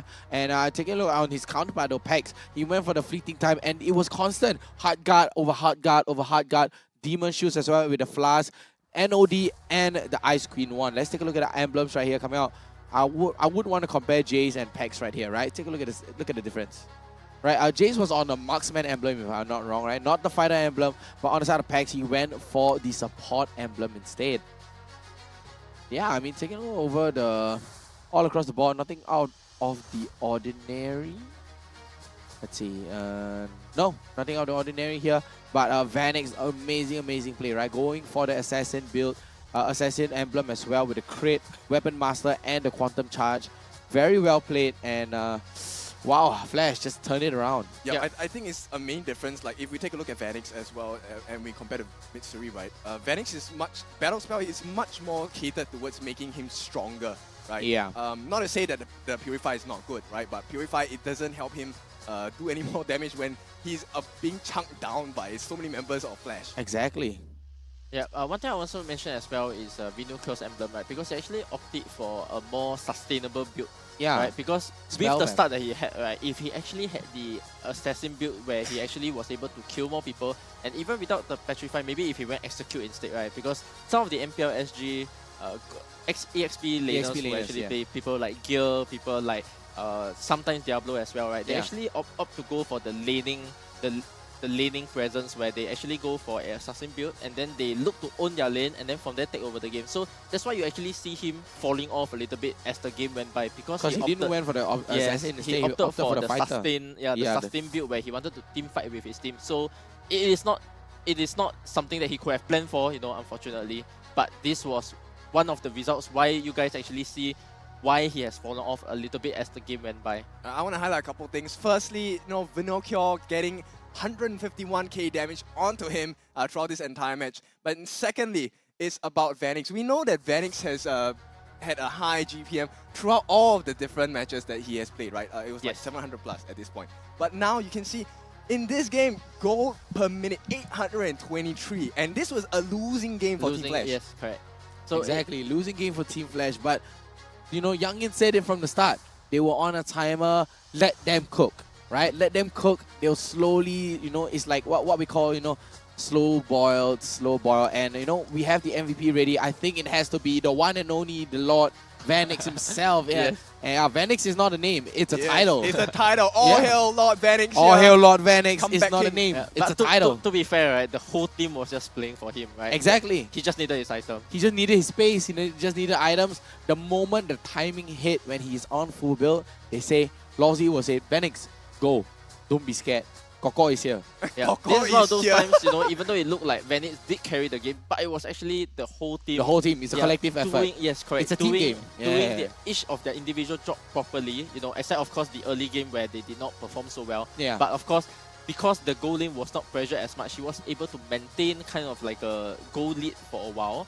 Alright, and because of that, he was able to not only go into the late game, but go into the late game without any deaths. That was that's true. important, right? 6-0 and 4 on Vanix as well. Correct. And I have to say Vanix, you know, although I have to give it to Team Flash as well, right? Like, they were playing on the back foot constantly and their base was being threatened. Literally, the base was Dota, just balled. Jungle was down, and then EXP lane, Adamir was using the Black Dragon form to run away most of the time. Right? They were so playing EXP behind. was down, mid is kind of down, and then you only can rely on your goal lane. You know, even with all your tier 3s actually going down, they were still able to mount a comeback. But, you know, at the same time, it was a mistake from, you know, we always have to go back to the Just say Dairy, your fault. Just say we always have to go Dairy's back fault. to that mistake, right? A bit of impatience, or maybe they found their timer was that, he actually felt the pressure to finish the game finish right now. there. Yeah, right there. Like, and gotta finish now or because not of will that- die. Yes, correct. And he because missed. of that, no choice. He Let's crumbled. take a look at the highlights. I really want to see, right, this early game, right? You know what constituted Flash not having a good start? Yeah, this was the one, right? Look at Vanix. Vanix is there. Dairy on the conceal. Yep. Flicker. He got it. And he got it, but he missed. Vanix got out. Yep, he missed the Earth Shatter, and that was a start. Vanix went ham down here, and Wow. everyone was too focused on their one target, which just was not Vanix. Wow, Vanix. Yeah. Take a look at I think they Vanix. needed the conceal there to actually go together because the backup wasn't actually ready. You can see that all of them actually, they turned their direction to go over, but it wasn't enough actually. Was this the correct call though, for Vanguard to jump in? Yeah, definitely not. Because at this point, you should be able to tell that you will not be able to do any damage on the Yeah, side that of was Vanix, right? Maybe they was underestimating the Rafaela's heal a little bit, and with the Rafaela constantly sticking on to Vanix over here, there was actually no chance for them. And of course, in this log fight, you can see actually Vanix, you know, going forward all the way to the front by himself. This was without the support of Jay here, and still being able to take the Edith to such a low life. And of course, the game-ending call, right? This was only a 2-man defense here, and they were not able to do anything because Vinoko just spawned. Alright, the Electro Final Blow come through, but at this point in time, even with the Petrify, there was not a single thing that he could have done to prevent the game from being ended here because he doesn't do enough damage to the lot at all to prevent the lot from even going in. Yeah. And it was a reverse Petrify actually. When Vanguard came in, he got Petrified by Adamir instead. Oh, the Petrify was like, Yeah, I thought it was Vanguard, but yeah, now yeah. that I'm looking at the highlights, it's actually Adamir who went Uses to use the the Petrify on Petrify. him. And Wow, and Vinokio walks into 4 members. Yeah, and And they didn't clear that bush, They didn't clear that bush.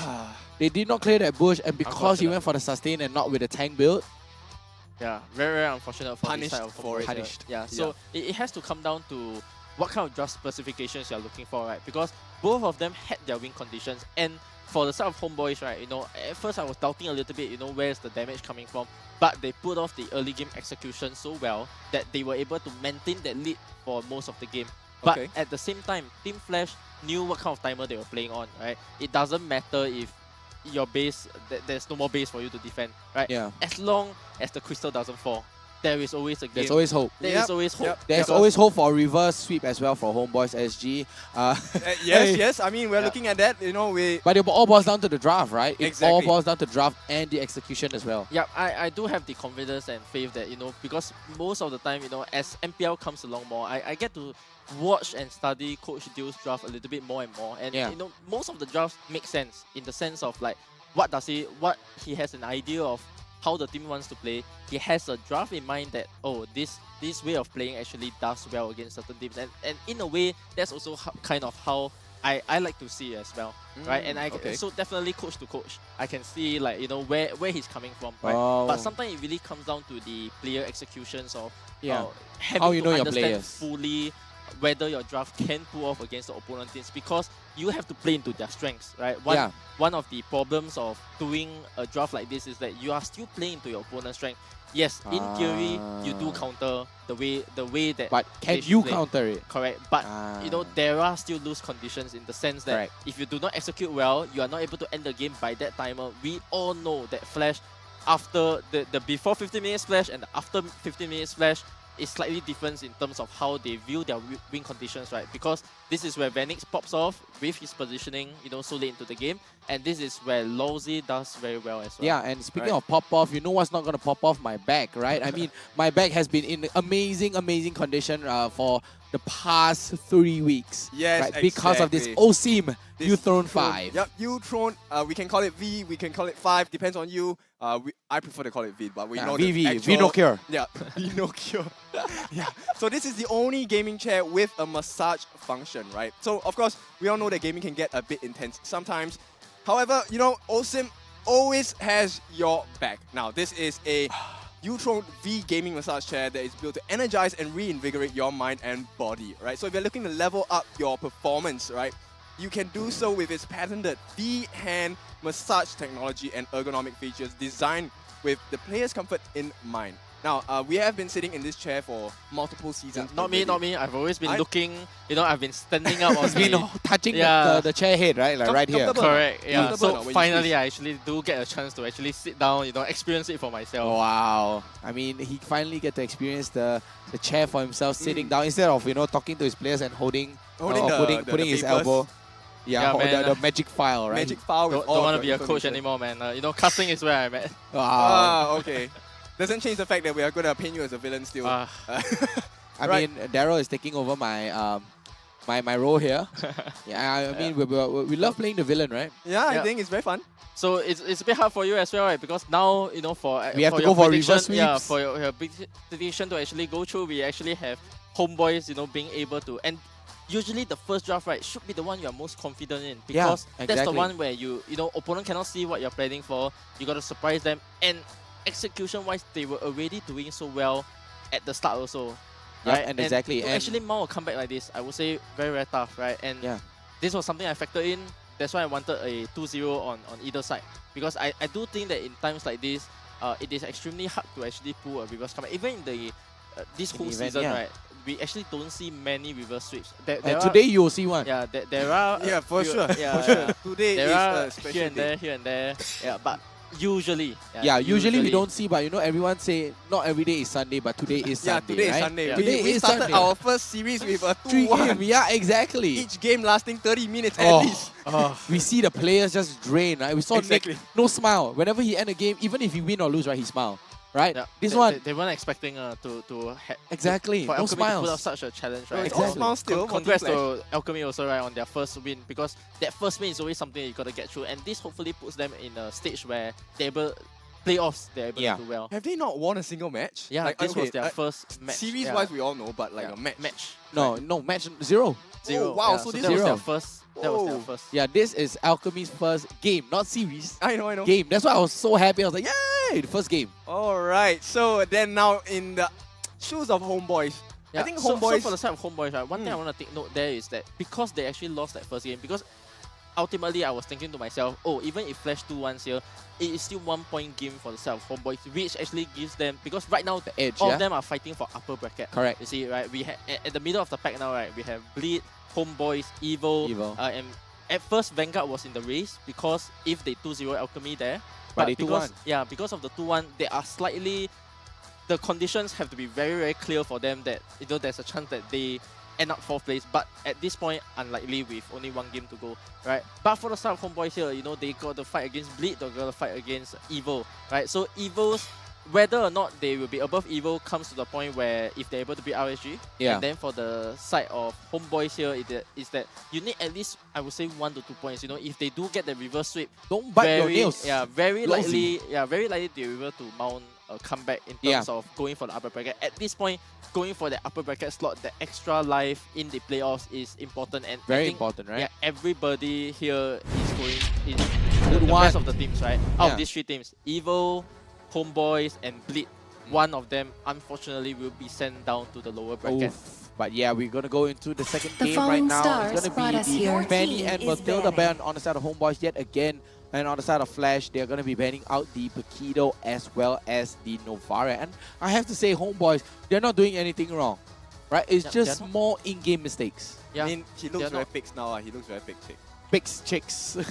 Pigs looking very pig Time chicks. to drop the But beat yes, of he's the looking a blast little bin. bit annoyed as well. But that's the whole point in a competitive series, competitive tourney as well. You got to reset your mindset. Your mentality has to be strong. You got to tell yourself as well, Homeboys, they didn't do anything wrong. It's just a small, tiny hiccup, small little mistake that cost the game. All they have to do now is reset. Yeah, it's nothing that they can't salvage. I think that's the main point, right? So definitely when you are in a very stressful situation, mistakes tend to be made, right? You just hope that it isn't that big to the point where you lose the game over it, right? But right now, I think Team Flash and Homeboys, I'm still waiting for that power spike from Homeboys, because the performance they put up yesterday against Stellark was really quite stellar, let's be honest. It was so clean.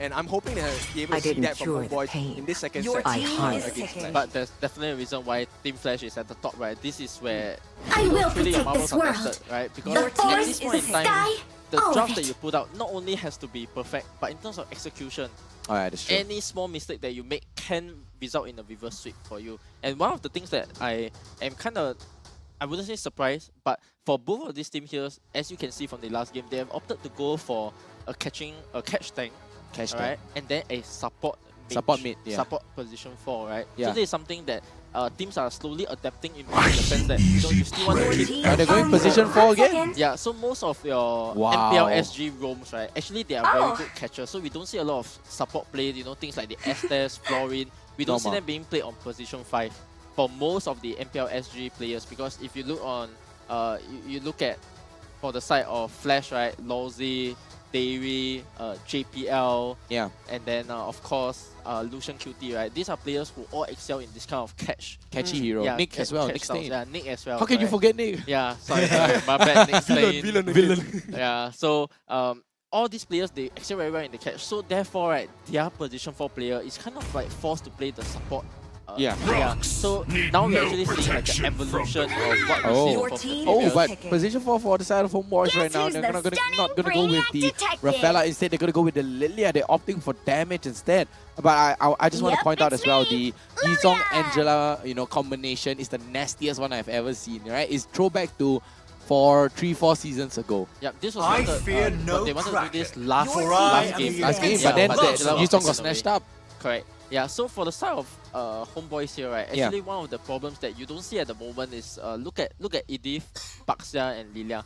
All of them do magical damage, and this is something that I always want to raise across most of the games, right? The power of the Radiant Armor in this matchup. Wow, right? Insane, because even with the Lilia poking you, as long as the Baxia is near you, as long as the Edith is near you, even in the ultimate form, most likely when the Edith has brought his ultimate form, chances are he's not going to be doing much damage, because at this point the Radiant Armor stacks will be at full already. At max already, because of Lilia, Baxia as well. I mean, the Baxia, the moment you pop your ulti, that's it. I mean, you already hit max. I am the power of light incarnate. So it's magical damage, Yes, also procs the Radiant Armor and keeps the Radiant Armor at full stack. So slight problem here, but of course if you are in a snowballing game, as quick the Baxia and Lilia comps want to do, so they've opted to go for this early game draft kind of game where they get mid control, jungle you clear as fast, right?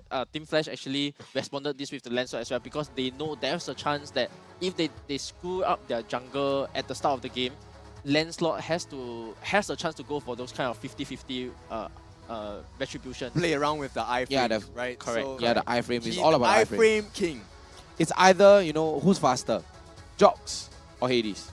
Correct. So because of this, both sides, as you can see again, very well thought out drafts in terms of what they want to do and what they want to achieve and how well they understand each other. And this is the why I like drafting so much. When the body suffers, get a glimpse of how this thing blooms. And in the drafts themselves, you can kind of see an idea forming for both Magic sides is here. my Right, life. and as we Is move on to picking. the second phase of the draft, we do see the bans coming out from the side of Homeboys. They're still Cloud and banning the Harif again. Yeah, so heroes. So obviously these are heroes that take Purify, which the Edith is not able to catch. So Let's they, go.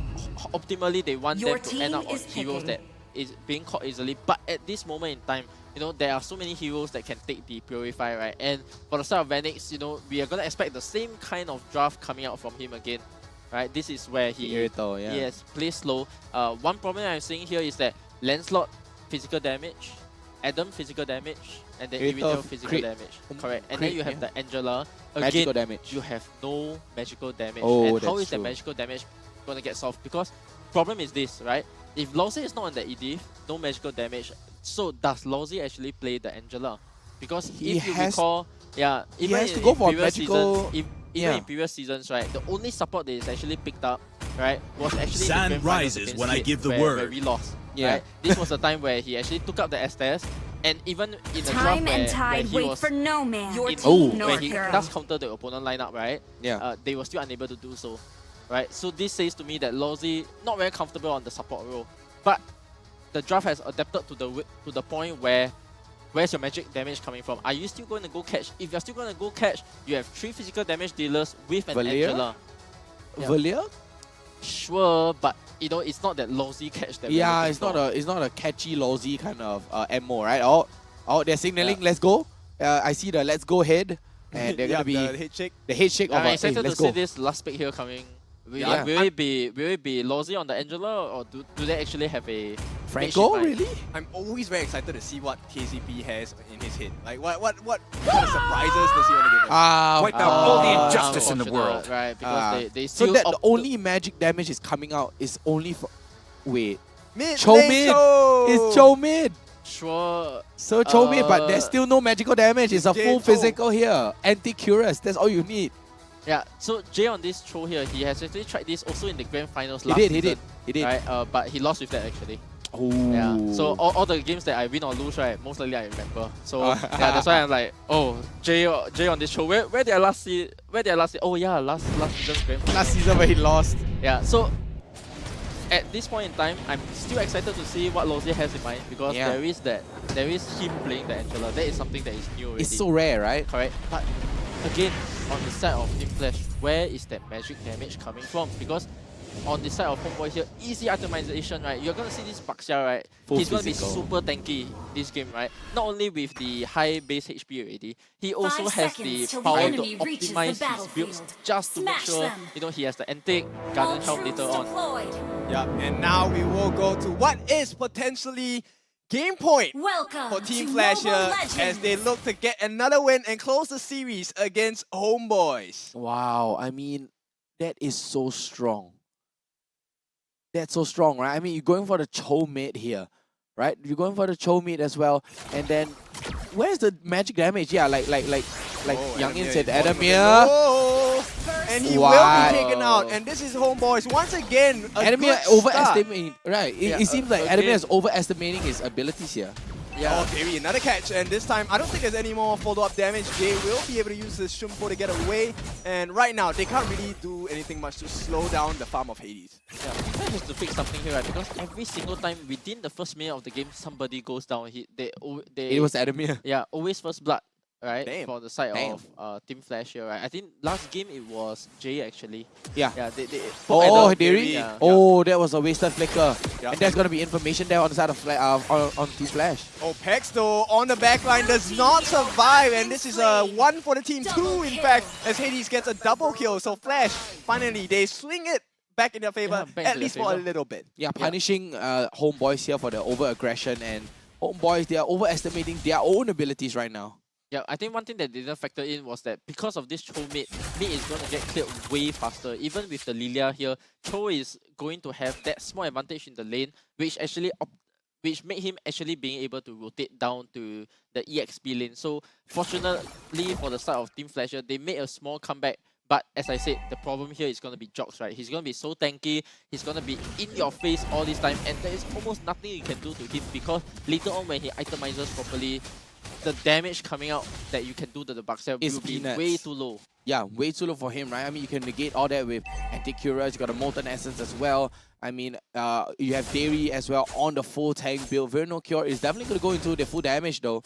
Okay. It's just good looking to poke. At this point of time, I think they're just going to try and reset it as many times as possible. Get as many people up to level 4 or level 5 before they really commit to the fight. Oh, that's they're going to give you that try. Super Drops is the one that lands it, but Jay gets the way the dragon down.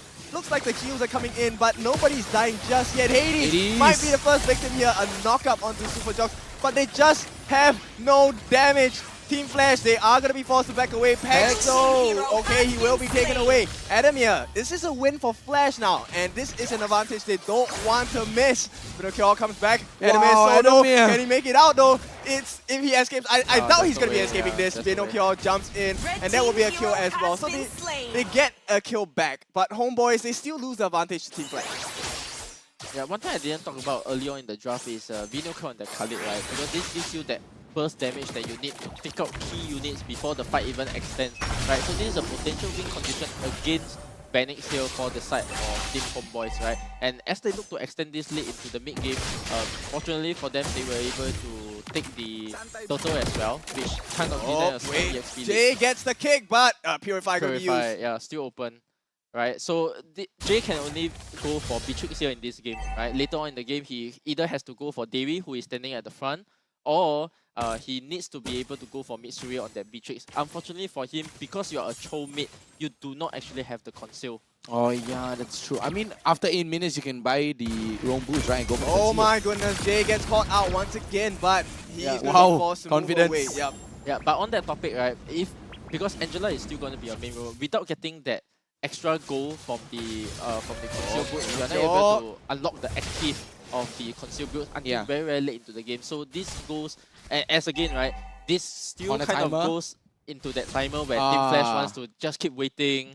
Play out the long game, right? Play it slow. Yes, correct. But this game is slightly harder than I would say last game, because this game, even if you have the optimal condition, it is still a bit tough for you because you do not have that burst, any form of mage or burst damage coming out. And late game on, when you want to go for that fast catch, where is that fast catch coming from? It has to be Vanix committing, it has to be Hades expending all of his skills just for nice catch there. Hades gets caught out, going to be dodging that. A nice juke. Can he get the red tree though? Gets it. And this is going to be the start of the fight. Vernal Cure is extremely low. Hades jumps in as well with the Thorn Rose. It's a killing spree. And Team Flash, they're looking like they have a huge advantage. Peck's going to be using the black shoes as well, but he's falling low. All the damage is coming in for Team Flash. It's Flash all the way as Dairy is forced to back off once more. I have to give it to Jay as well. What a play from Jay, right? Going in way off the dragon to Super Jocks far, far away from the turtle pit, and Hades using the triangle to get away nice and quick as well, and managed to use the Thorn Rose to secure. Oh, Mitsuri. He is not going to survive that. Team Flash, all of a sudden they pop up 2,400 gold lead for them right now. 2004, but damn. Adamir, I think he should be fine here. Oh no, not going to have an outplay here. That 1v1, Vinicius gets it instead. But you know, it's just a small hiccup for the side of Team Flash because they get a trade in the form of the tier 1 on the top. Yeah, so look at Vanix here, right? Look at the play he just did, right? He pushed out the top lane. He went to mid, got the tower, came back to his lane and got a free kill with Mitsuri there, right? The individual impact coming from Vanix, you know, is one of the other things that we should be looking at, right? Because both games, even though his team was kind of down a little bit, he still managed to do good individual plays to put his team back into where he is, right? And take a look at the items here. You know, as I've said, for Molten Essence, Sky Guardian Helm, going for Blade Armor as well. Dairy get a big catch on Jay though, but look at Jay. Yeah, he's just toying around with them at this point. I don't think, you know, Homeboys can necessarily burst Jay down fast enough. And you know, until Mitsuri is able to have those one-shots, I think it's pretty hard for Team Flash to be disturbed entirely. Yeah, good itemization for the side of Hades here. You know, he opted to go for 3 leather armor, so he's building into that blade armor. Blade armor, so yeah. This kind of like gives you, even though the Mitsuri is not having such a good game yet, but later on as he skills, yeah, the lens of will skill as well in terms of items. And luckily for him, he also got the total retribution earlier in that 50-50. He's able to keep up his levels and He's 3-0 and 1 at the moment. So very good game for the start of Hades now, making sure that he has that opportunity to continue snowballing the game. Right? Yeah. And now with the conceal they actually got, they didn't get that. Yeah, there's a conceal big, on Vanguard. there's a big catch though by Hades. Ooh, Hades. Yeah, top fight, here we go. Jay is gonna try and make something work for them as Vanix is gonna get the first kill of that fight. And it's just Derry who falls, but Homeboys, they can't take any more. Homeboys can't take anymore, and a very big skirmish as well, and Hades able to secure away that orange buff as well. I mean, the moment, you know, the Superjock tried to contest for the purple buff as well, he already had to use that retribution because he's so far behind. He needs the resources as well. So Hades knows this, goes for the turtle, and you know, they try to 50-50 with Fear No Cure as well. But you know, of course, you have the retribution and you will win that turtle. Yeah, same problems for the side of Homeboys, right? Because as long as you don't get Vanix in this like last, I would say 3 minutes or so. Look at Vanix right now, right? He's 2-0 and 1. He's rotating to every lane, getting the farm that he needs, and then most importantly, he doesn't die. Yeah, and because so of him not dying. Yeah, so the win con is Vanix. Yes, Flash right. win It's con, always Vanix, Vanix. right? It's always Vanix It's with always his Vanix. positioning. You know, get the items out first, and then we team fight afterwards. Yeah, that's right? true. So I'm excited to see later on in the game, right, where the items actually kick in for the side of Homeboys, right, whether or not they will still have the damage to actually pick up the team fights. I don't think they have enough damage. Wow, look at Hades just recalling. He's like, no, you're not dealing damage to me. Yeah, it's a 1v1, it's a level 12 against a level 9. Hades is just toying with his food at this time. Phantom execution. Oh, the retribution as well, the he is triangle. not just toying with them. Hades Wow. saved the hard guard as well, and yep, with the Alright, there we go. Dairy though gets kicked back all the way with the way of the dragon though. But nothing much going to be happening. Jay forced to run right now. Dairy the rushes flicker. in. Blue team turret has been It's destroyed. a safety for them, and look at that one arm push up for Jay on the floor before he gets sent back home. Wow. Vanix is free to farm, and you know, it feels like they're occupying the map for free. Yeah, they are just controlling the whole map. Homeboys not being able to breathe at all. You know, Team Flash right now, they have Homeboys by their throat. They're denying them of all resources, all objective as well. Take a look at Jay covering so much space, denying and opening up the map for his team. Yeah, this is an important fight for Homeboys. They know they need to contest this. But no cure, they do have the ultimates as well, so they need to be very careful. Davey, like you mentioned before, Youngin, he needs to watch when he goes for that onward Earth Gather, and you can see he's a bit more patient now. Right now, Team Flash, they're very patient. They don't have to really rush this. They just need to know where everyone is at. Exactly. Take a look at where Lozzy is as well. He's all the way into the ball lane anytime. Hard guard and enemy. He's gonna go in with the hard guard as well. The catch comes in. Bennett Bridge gonna Mitsuri. drop down. Mitsuri, they're all chasing him, and he is not gonna be able to finish his ultimate. Mitsuri, the first one to fall. Homeboys, they are Vanix. faltering, and of course, Hades right in front. Oh, Jox actually steals it away, but they have to run away now because Homeboys, they're all low on health. Dairy, can he survive this? He will not. Super Jox is the lone survivor along with Vernocure. Yeah, Wow. Fortunately for them, they are still able to take the lot, right? Because Jox was so key on the objective there, right? He ignored the team fight, even though Mitsui was in a bad position. He actually dashed into the opponent there, but his mind was occupied on taking the lot, right? Fortunately for him, Hades was not. He lost the 50-50, right? And this kinds of buy them some time, but buy that time into where? Because there's not much that you can do, right? You have already lost your map control. Even with this lot being taken, none of your creeps actually pushes past the river, right? They're gonna be boxed in for a while as they look to get their items. No cure. Ooh, that's so low. Oh, he is very low. Oh my god, he waited for that. Hades, what a player. He gets the first kill of that fight. Dairy's falling low as well. And it looks like Homeboys, they're starting to crumble here. Team Flash, they feel so strong. They're so far ahead. 5,500 gold ahead of the teams. What a play. What a defense. And what a... Ooh, Renner's apathy from Mitsuri though. But there we go, the tier 2 mid turret is gonna get taken out right now. Flash with Papa. Whoa! Hades going to get caught though. This might be the chance, but of course it is a landslide. They will not be able to do anything else, right? The Earth Shatter, mostly unlikely to hit, and with that, Hades going to be starting up his regen because of the Guardian's helmet, and he will be making a way to get that blue buff again. Yeah, What you a can actually catch. see on the side of Jay, right, who was actually charging up his first skill. And he has the flicker. So all this time, right, where they were dancing around with each other, he was actually looking out for the opportunity to get the flicker catch on Mitsui. But you know, Mitsui knowing his rangers as well, making sure that he is always away from the side of Jay. And this was the problem that I was talking about for this side of Team Flash on this show. He doesn't have the conceal, so he is not able to get those kind of big catches, the big way of the dragons that we usually see that the roam position is able to provide. So for me especially, this choke pick not working well as I thought it would be. Maybe it was for the laning.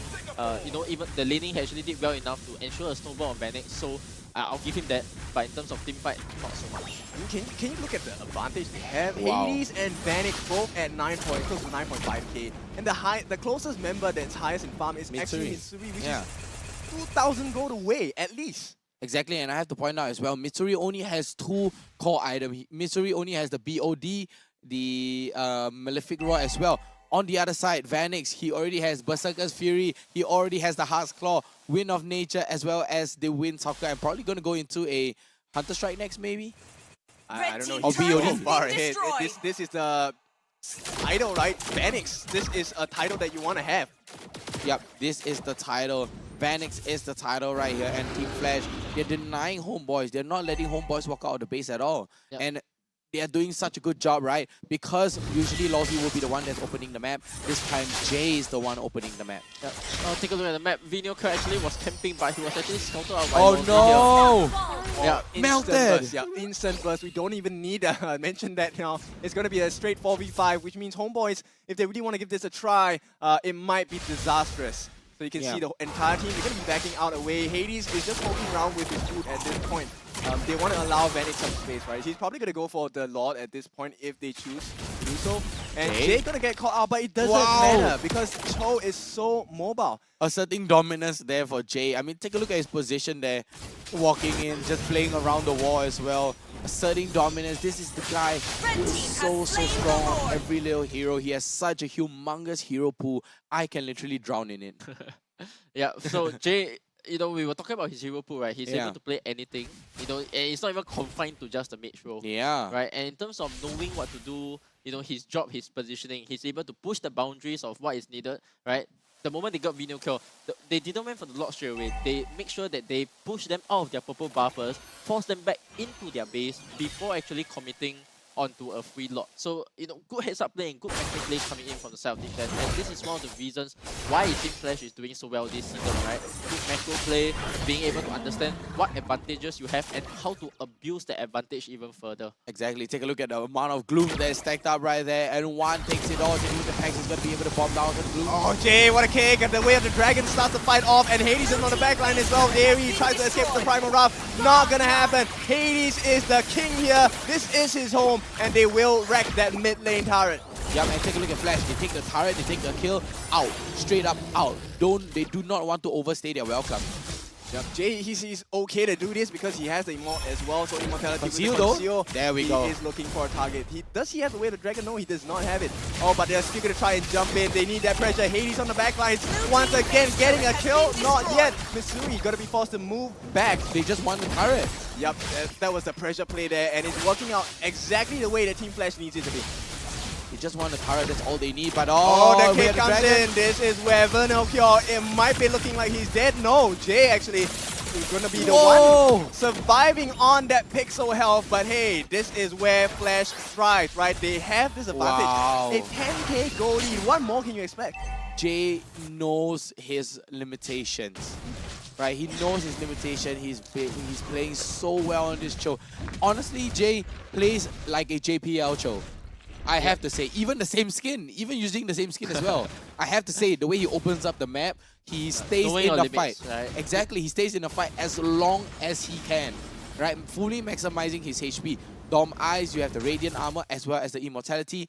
He is on a roll. Yeah, and the key he actually got on Vino Curl, right? Because just now, one of the things that we need to talk about this game, right, is the impact of this Khalid on Vino Curl, right? Because having this Khalid, you want to be able to go for that surprise backline backstab. catch. Yes, correct. And we actually do not see that coming from him. Vanix was in no way pressure at all this game, and this is what you actually want to pick the Khalid for, right? This initially being able to pick this on your 4th and 5th pick, there is that surprise factor, especially after you saw the marksman pick, right? Because you already know that there's a chance he could be taking a Purify, and then from there you need to be able to get the jump on Vanix because that is one of your win conditions. And the moment your early to mid game, you're not able to do that. Unfortunately for the side of Team Homeboys here, Vanix having that classic Vanix style of game, right? Bump the whole game, don't even die a single time. Late game, the pressure coming out from Vanix with his support is too immense for you to even handle.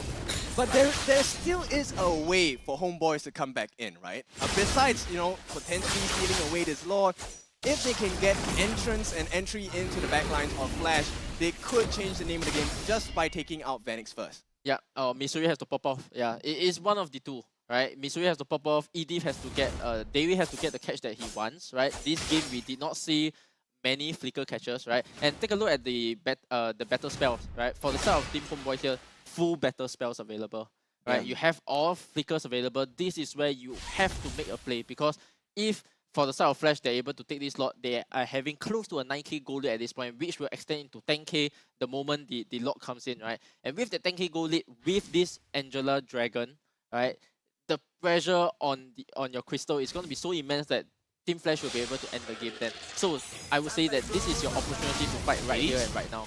Yeah. Oh, they're actually catching this time, and Hades is going to be shut down. This is a big win now for Homeboys. This could be the start, and looks like they will commit. But Jay and Vanek, they are arriving. The damage is going to be arriving soon for Team Flash. Do they want to fight though? Looks like Homeboys, they want to run, they need to run, and nobody's going to be able to use the save on Davey just yet, but they might consider that re-engage. Pex moving in. He still has his black shoes available if they choose to commit, but in a way, it's a win for the Homeboys at this point.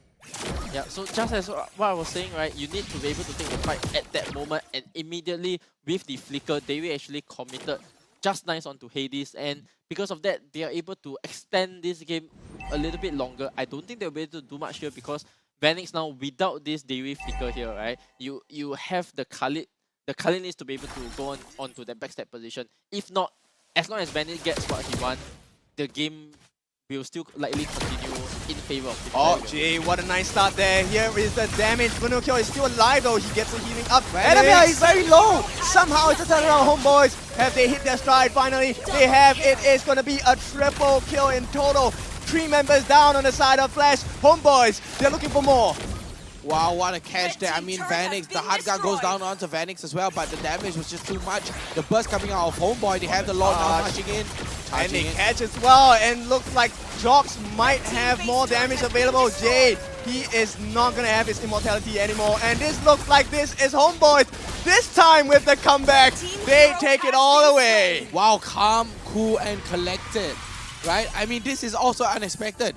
We thought, oh, the thoughts come out as well. I have to say, Homeboys looked like they were winning in the previous match, and then Team Flash turns around. And this time, Flash looks like they were winning in the early game, and then Homeboys just takes it home. Yeah, Homeboys finally played their draft, right? Because to me, it was all about getting that catch, that one catch that they needed to kind of snowball the game. And the moment this 4v5 came through, right, you actually can see the problems of the Team Flash lineup coming through, which I talked about earlier, right? The moment you are not able to get that burst in, you don't have your damage, you don't have high ground defense, because no mage means you're not able to clear the lot as efficiently, right? And because of that, the moment one person gets called out, Davey, if he gets that catch in, because for the whole of the game, we actually saw Davey not being able to get any catch, because he always had to use his flicker. He had to use his flicker defensively. Correct. But the moment you change course, you go on the attack, right? You get the first catch, and that actually follows up into a kill. That's where you actually turn the game around. Yeah, and they actually called out Hades. That was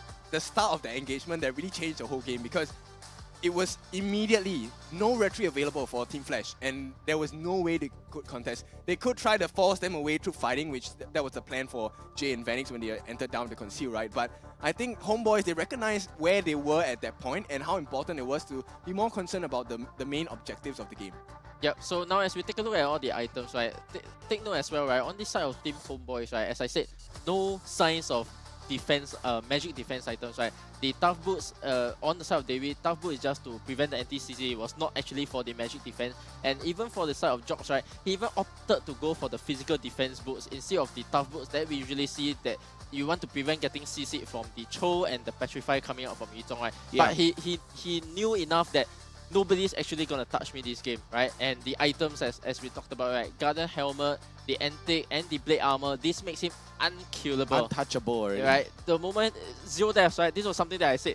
there is no way you're gonna touch Jox this game because of his because the hero itself and He's the so opponent's tanky draft already. makes him so tanky to the point where there is nothing that you can actually do to a Baxia. You only win by going for the other heroes and then having a Baxia to defend, which was kind of like Team Flash game plan, but not being enough to actually finish up the game. So fortunately for the side of Homeboys here, they are able to execute their draft finally. I would say it took them some time for it to come online, right? But this time change in now playstyle. Homeboys they hit their timer. Yes, correct. It So finally it hit was their more of like timer. a playstyle change to me, right? Because suddenly when Dairy, Dairy has to be like that, just that Main last engager. last 2 minutes, the MVP for me, right? Suddenly Yeah. change course, suddenly any catch that he goes for resulted in a kill, and that's what you want to do with the EDIF at the start.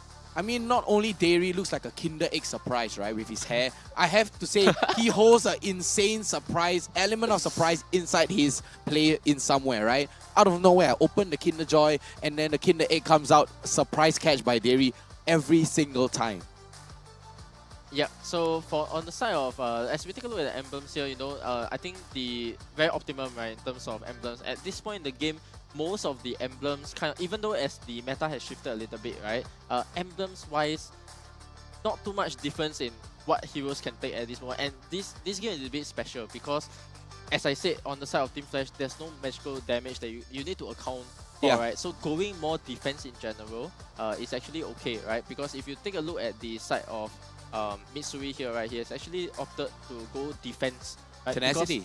Because there are so many physical attackers coming for you. You're right, going for that, and you know that you're gonna be dive on the back line. And I think one of those fights, he was actually to live just a little bit longer. And just not even in the last fight, as the Yuzong was flying in, he was able to hold his ground, take off Adamir, and then basically stand his ground to make sure that nobody can come for him. And this is the result of him playing slightly defensive more than usual.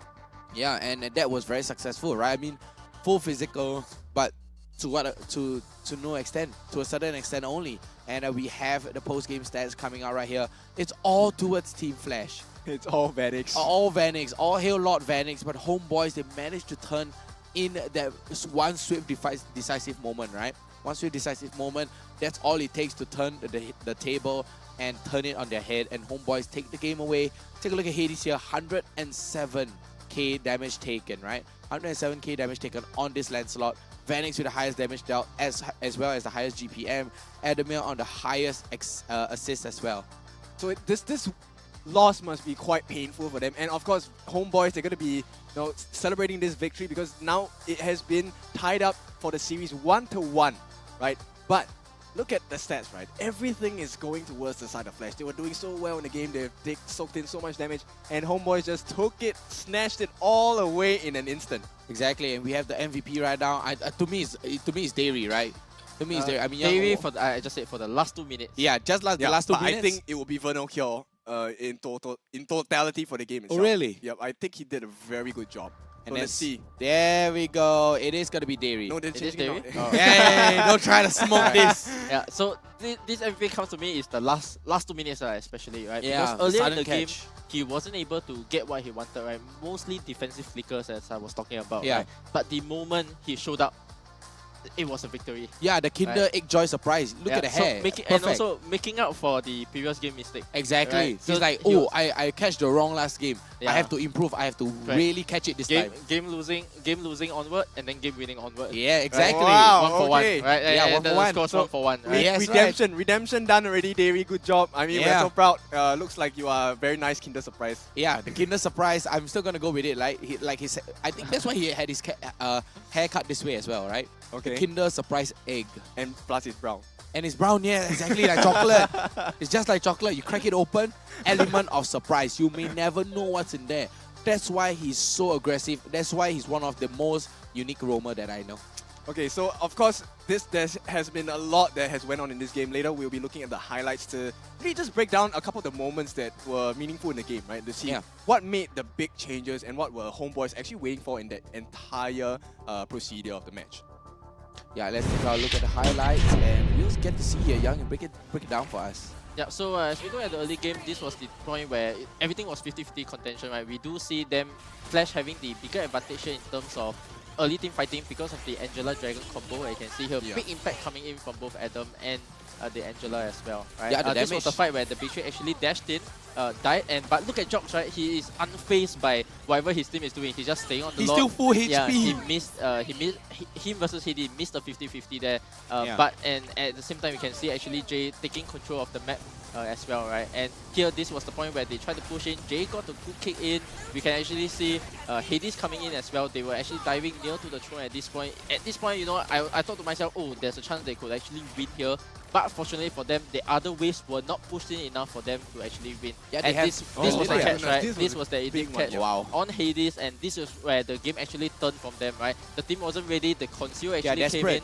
But at this point, what can you actually do, right? Take a look at Vanix there. He was not able to do anything in terms of damage, right? Jay got the kick here. Look at Vanix. Yeah, this last kick here. Melt. Yeah.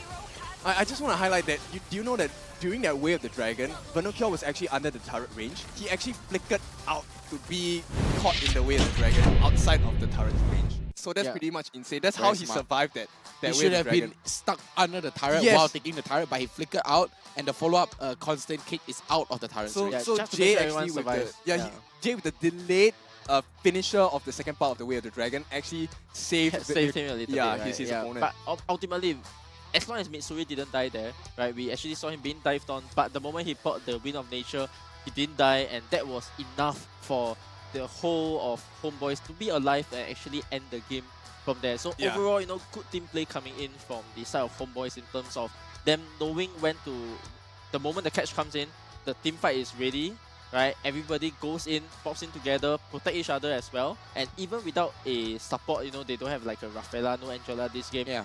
Mitsuri was still able to do what he needed to do as a marksman and finish off from there. Yeah, so you know, there has been a lot of things that we have seen. It's time to take a short 5-minute break. When we're back, we'll bring you the final game point between these two teams.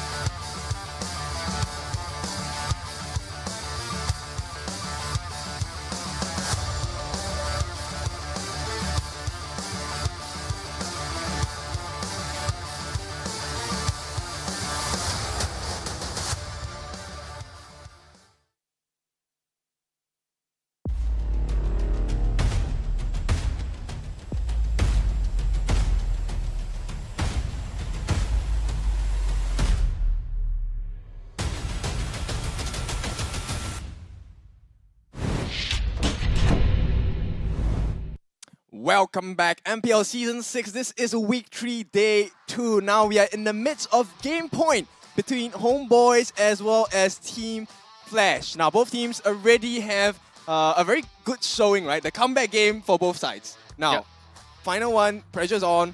Who do you have? Still Team Flash. Still Team Flash. Still Team Flash? Yeah. Okay, how about you? Yeah. Comeback king, man. Okay, I'm not gonna answer. Yeah, but both anyway, of you have a chance to fulfill your predictions here, right? Because both 2-1 for each of these sides. Yeah. Right? I'm just a lonely spectator on my side for this game, right? And I think for the side of Team Flash, the reason why I still have them was because I think that game 2 was more of like a experimental draft for them. You know, just to really see if Jay plays everything, right? Yeah. Even though he proved his point, he did well on the show. Yeah. But we have to talk about the composition as a whole, Yeah, right? I So mean- that no magic damage thing. Yeah, with the composition as well, right? We have Lilia in the mix. And speaking of Lilia, the new Fredrin and Lilia's Newbie series is out right now, all the way till 4th October. yes, 4th of October. Yes, I got it. From 5th of September to Yeah. 4th of October, you Exactly. get your 30% off for your first 10 draws. And every day you get a 50% off for your one-time draw. So, you know, you draw one times every single day for 50%. I think you will still get something. Huh? Yeah, and of course there are more exclusive skins in this, so please go and find it out. Go and try the draw as well. If you want to try your luck, I think this is the time to go and try your luck as well. That's right. We're gonna go into game number 3 right now. Any thoughts, guys? This could swing either way, right? But it all boils down to the draft first, and then we can see from there, right? After the draft, we have to see from execution. Correct. Yep, So exactly. both of these teams now, they have played a losing early game and a losing late game. Exactly. Right? So experience counts because now they kind of know how each other plays already, and they have experienced both winning, losing, and both on the late game and early game. So pressure is immense now, right? Because you have seen all that is possible. But That's true. you have to repeat that, right? Now you want to do Oh. 2 things, right? You have Yeah. loss and win. But now Oh. you want a win and into win. a win. Wow. Right? Yeah, okay. So, I mean, we were talking about this just now, right? So, for Team Flash, we are talking about Vanix being the Lord itself, right? That big title. The big damage dealer. So, I think, what can Homeboys do? Because at this point, I think, even if they don't place focus on Jay, I think that's fine, actually. Yeah, I think you they should gotta shut go down for the Vanix. early game catch. Yeah. So one of the things that I don't see Homeboys doing as much as I hoped for was that early pressure onto the goal lane. Right. But that's true, there's no move rotation, To, right? Yeah, they move to the EXP more. Yes, correct. And even with, and that also actually is because of Team Flash. They keep picking heroes that actually clear mid super fast, just so that they can pressure either the other side of the map or pressure the jungle enough that Vanix has an open game. So this is one of the strategies that Flash is kind of what's your executing, command? right? Your Clear fast team mid is because your banning. heroes rotate first. You will either protect your marksman Or or your EXP. you put pressure on the other side of the map so that Vanix has a free game. Ah, that's true. And that's why, you know, both sides, they did the exact same thing, Your right? team The is banning. Homeboys, they love to do that, and so does Flash. Yeah, so Team Flash now understanding that because if you don't want the first pick the Angela, right, they will go for this first pick, second pick on the side Time of to Homeboys drop for the this beat of Angela. the Your team so is picking. instead, they have adapted the draft this time around, right, banning the Angela in the first phase so that the first and Edith? second pick is different. Yeah, would Flash want to go with the Edith first? I think you want to go with the ED first Right. for 2 reasons, right? First of all, you I deny am the the priestess of primal lightning. yeah, Your team, and then the of hunter course, of all the for the evil side gods. for the side of Team Flash here, having magic damage, that's number 1. Right, now Yeah. you solve this kind of magic damage that you don't have. Okay. Number 2, you also have this flexibility between Lawsy and Adamir taking up this ED as long as the draft seems fit later on, right? So ED first pick, at this point in time, Team Flash has kind of, you know, is telling people that, oh, I kind of like need this to really expand out on the draft. Right, so good choice for the side of Team Flash, Fredrin? understanding what this EDIF is able to provide for their table. Detective But Fredrin here we'll be on the seeing a little case bit 24/7. different picks, right? Because I believe that Your yes, team the is Valentina picking. Yeah, would have been better, right? was Guess first, who's the no, stunning it was the Brainiac first detective? band that they went for. So this was the initial preparations that they went for, and then now Yep, they've decided it's to let me, it go. Lilia. But fortunately for the side of Homeboys, they have decided not to take. So Yeah. for a very simple reason, right? Because you want to take the Fredrin. The Fredrin does not play well into the poke of the Lilia. It plays better into the poke of the Valentina. So you deny the counter. Correct. So you deny the counter, and then at the same time, maybe they also understand that taking this Lilia will ensure that fast mid clear, so that they can actually pressure the goal lane later on. And late game clear as well. Correct, yes. So they're not only able to defend, but I think we don't want to get to the point where they are defending late game, right? Yeah, Because as we talked about, they want to be able to play for their early game. There's always a chance That's for a going to be the comeback. main wing That's condition why I of all love of these things football. here. Right? So for the side of Team Flasher, they opted to go for the Bruno, a very standard pick, right? So he Lord played 2 Vanix. games of Iritel, alright? Bruno is his other signature pick that as long as he gets the positioning, there is kind of like nothing you can do for him, right? You kind of need to go this double catch on Homeboys to actually stand a chance for the side of Flash Bruno. This Bruno here needs to face like two form of bursts for him to actually feel pressure, right? Because with the tank meta coming back, one of the reasons why Team Flash is still doing so well is because of Vanix positioning. And that actually comes from the lack of threats coming in for this Bruno, right? So threat number 1, you now have this Grok, right? Basically, he's able to burn the Purifier on this Bruno, right? You still need 1 extra wing condition on the side of Homeboys here for the that evil you need to to go hide on the side of Vanix before you actually stand a chance in this game. Because the Lilia is not able It's to pressure my the Bruno. way or If the anything, the highway. Bruno pressures the Lilia instead. Yep. And look, speaking of the second phase of ban right now, we have to pick up on the Grok as well, right? The Grok is so dairy, but banning out the Rafaela and the Ixia. Flash recognized this, right? Yeah, I They was wait- about to say they know. Mitsuri is waiting for the Ixia to come back in his hands. Exactly. Yeah, He's no, shaking his head. actually- He's like, yeah, "Ah." actually, I will consider it a small misban strictly because Oh. of the fact because the Lancelot is able to pressure Hoo the hoo. Ixia. The in Ixia a way. will be able to jump on Sticky the because is back my you line. will be as a Lancelot and the pressure that I've seen him playing, alright, his Lancelot will be able to get onto the pressure of the Ixia. So this is basically saying that, oh, yesterday you performed well on this Ixia. I'm not gonna let you, right? Yeah, I'm not gonna But, give you that you know, confidence Ixia that with you the want. full barrage is exactly what Flash would want, right? Yeah, if they so- let the Ixia go, the full barrage, he would just be Yeah, a so sitting I'm duck, a bit left surprised slot, here. jump all the way to the back line. when I give I'm the a bit word. surprised here Team because is Ixia picking. wouldn't be able to pressure a lot of these other heroes as Yeah, well. and so Flash decides to ban DJ Khalid here on a and deny Another one. Another one.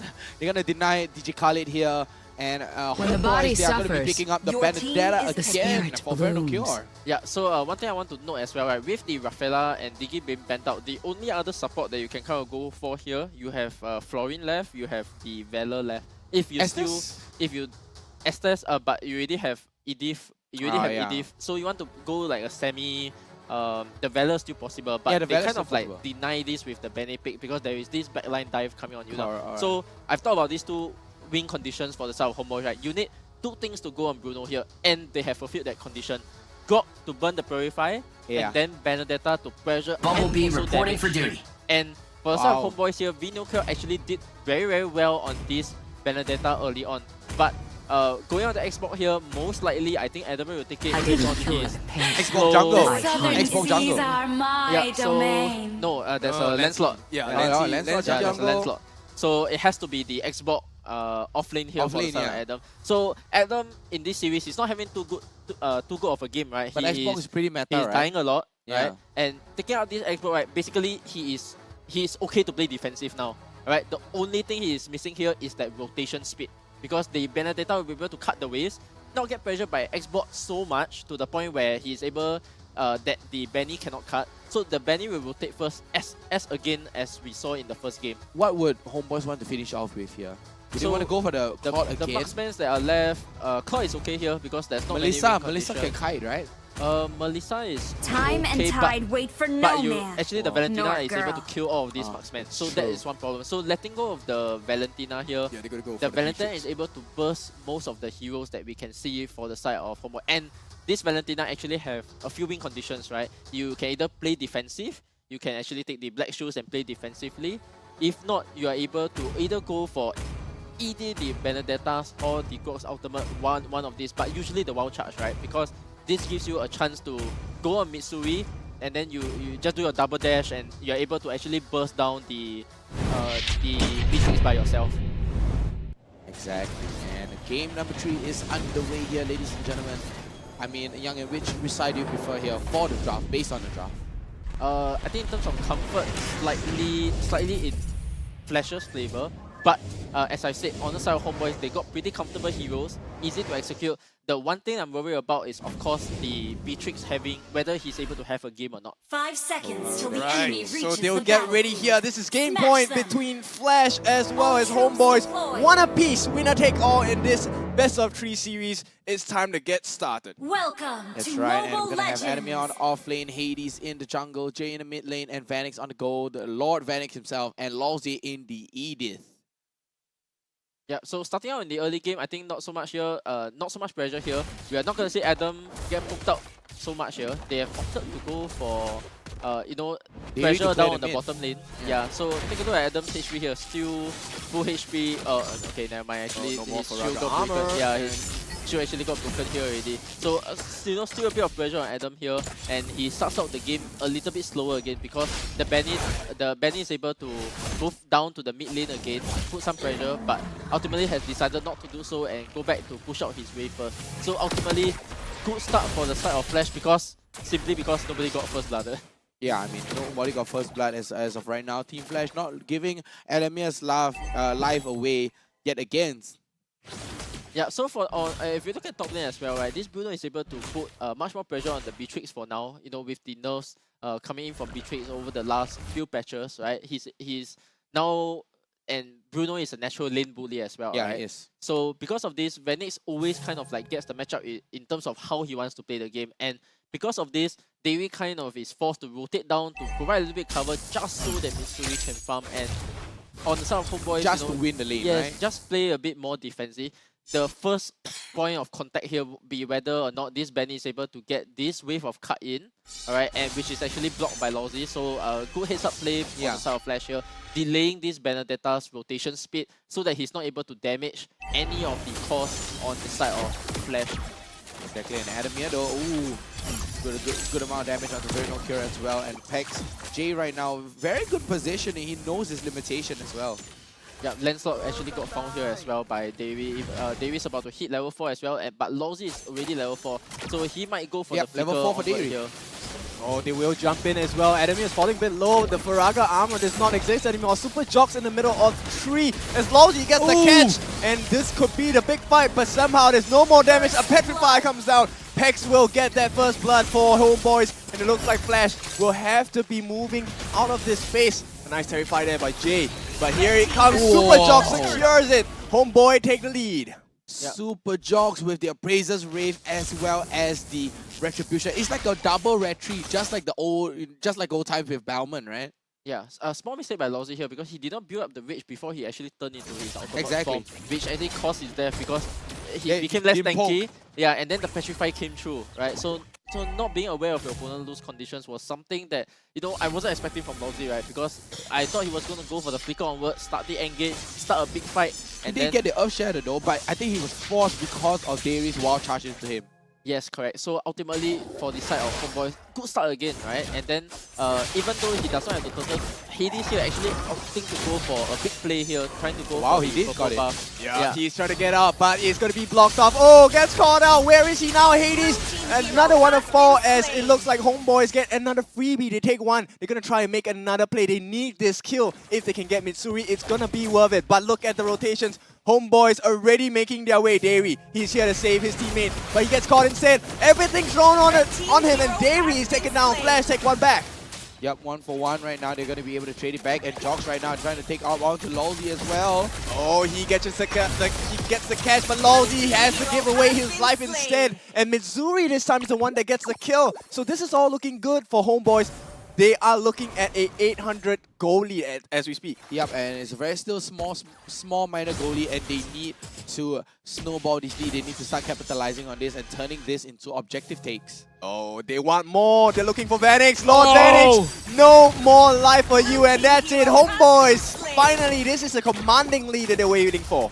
Yeah, this is actually the first time I saw. This is actually Vanix's first death of the entire series. Entire 3 series. Yeah, the entire 3 series. This is the first time I actually saw Vanix die, and fortunately for the side of Team Homeboys, this was the kind of lead they needed to make sure that Vanix kind of plays from behind, Mitsuri has the 1-0-1 lead now as well.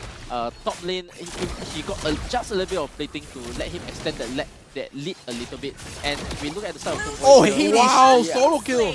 Yep, they will try to trade that kill out as he's going to be falling low as well. Longzy the one credited for that kill as Dairy is low as well. Adamir comes in with the last instant and chases him down. And Team Flash, they need to walk away now because Super Jocks is ready to fight on and get the kill.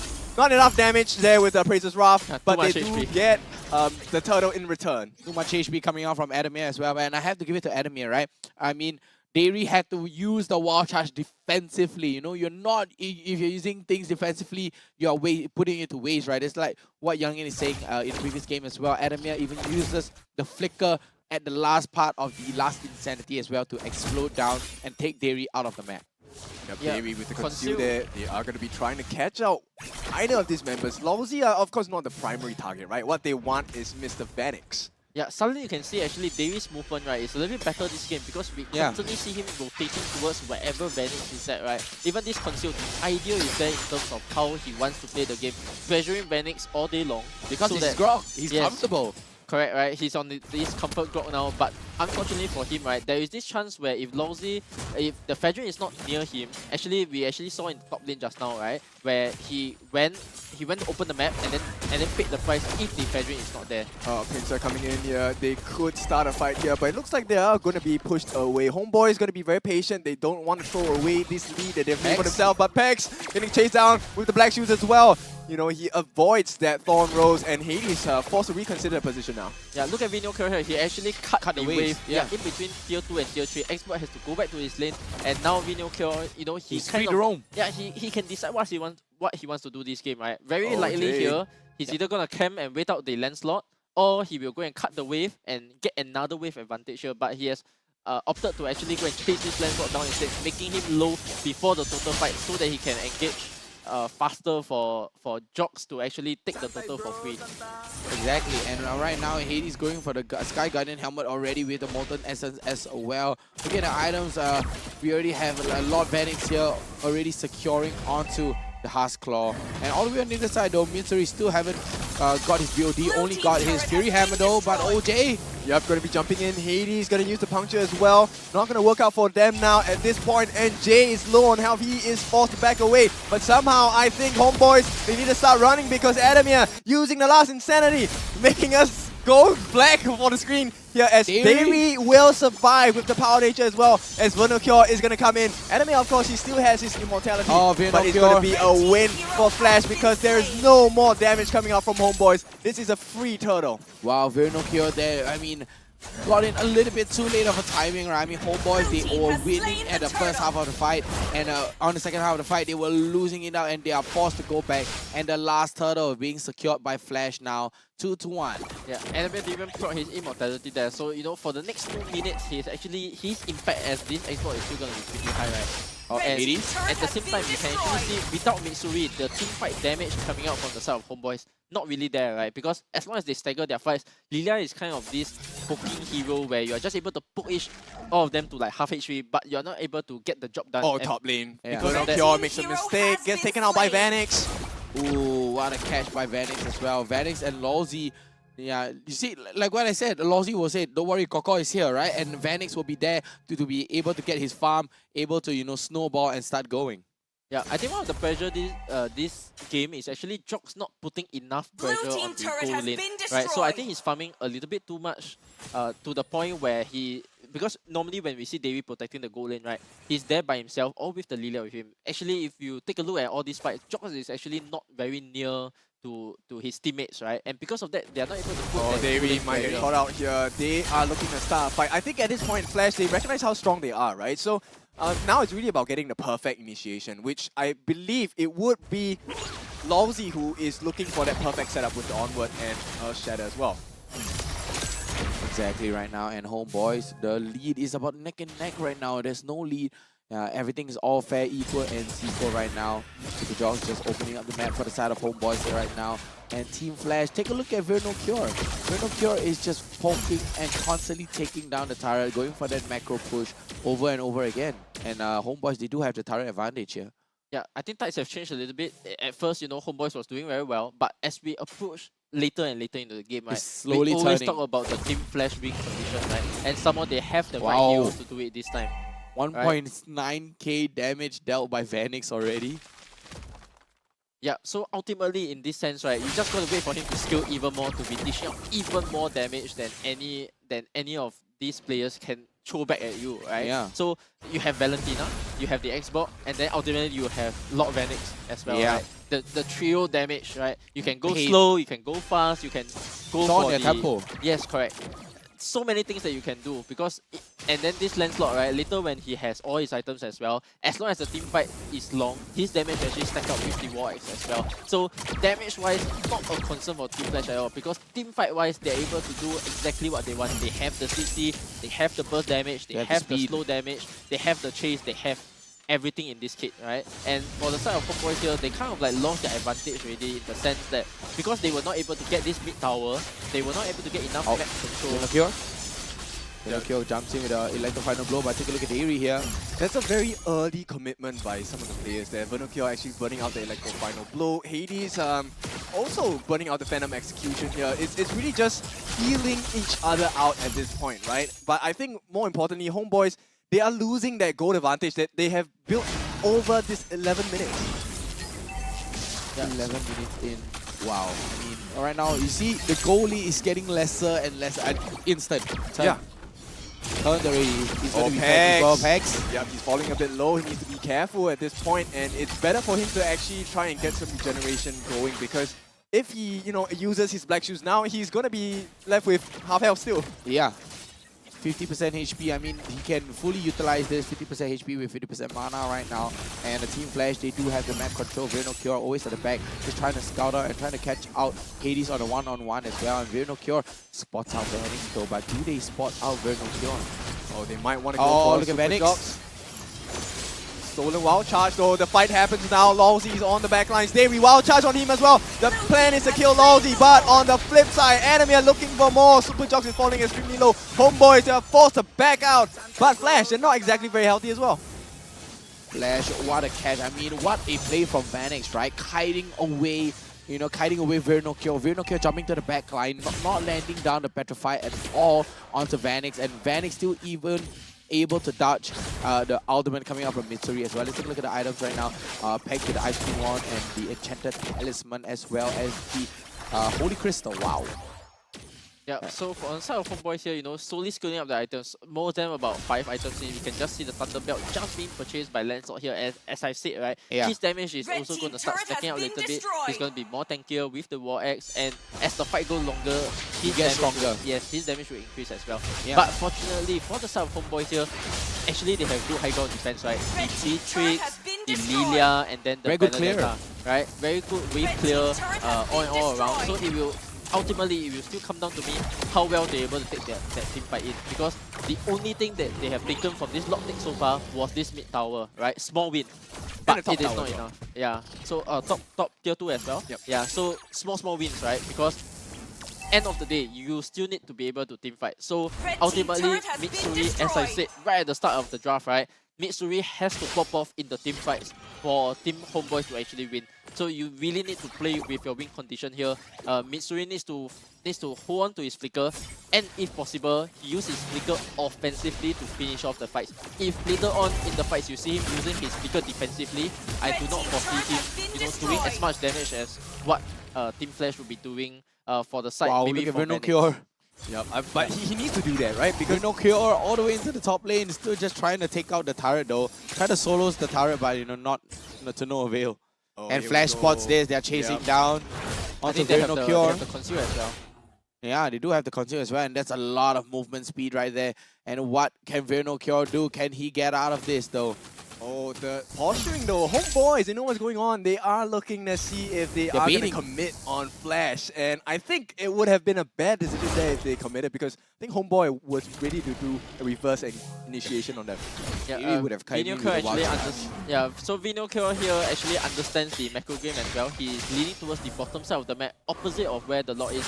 because he understands that his rotation speed is much faster, right? And on the side of Flash here, right, there's two things.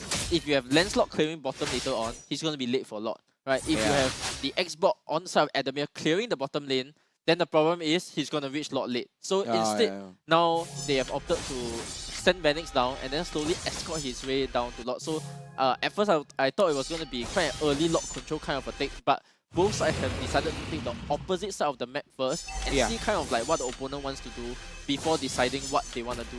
They want to gain information from themselves first, right? Yes, I mean, correct. It's always about the they want to see information as well if they can get maybe a good catch off as well.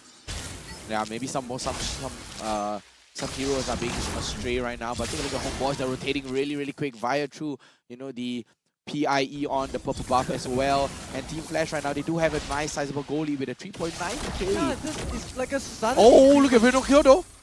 Vinocure? Yep, very risky play. He's going to be using the Electro Final Blow. And, you know, at this point, Team Flash, I think they are much more comfortable taking that long dance here. Yep, and Pex will take a lot of damage from the Tornado as well. Phantom Execution is still already been used for the side of Hades as well.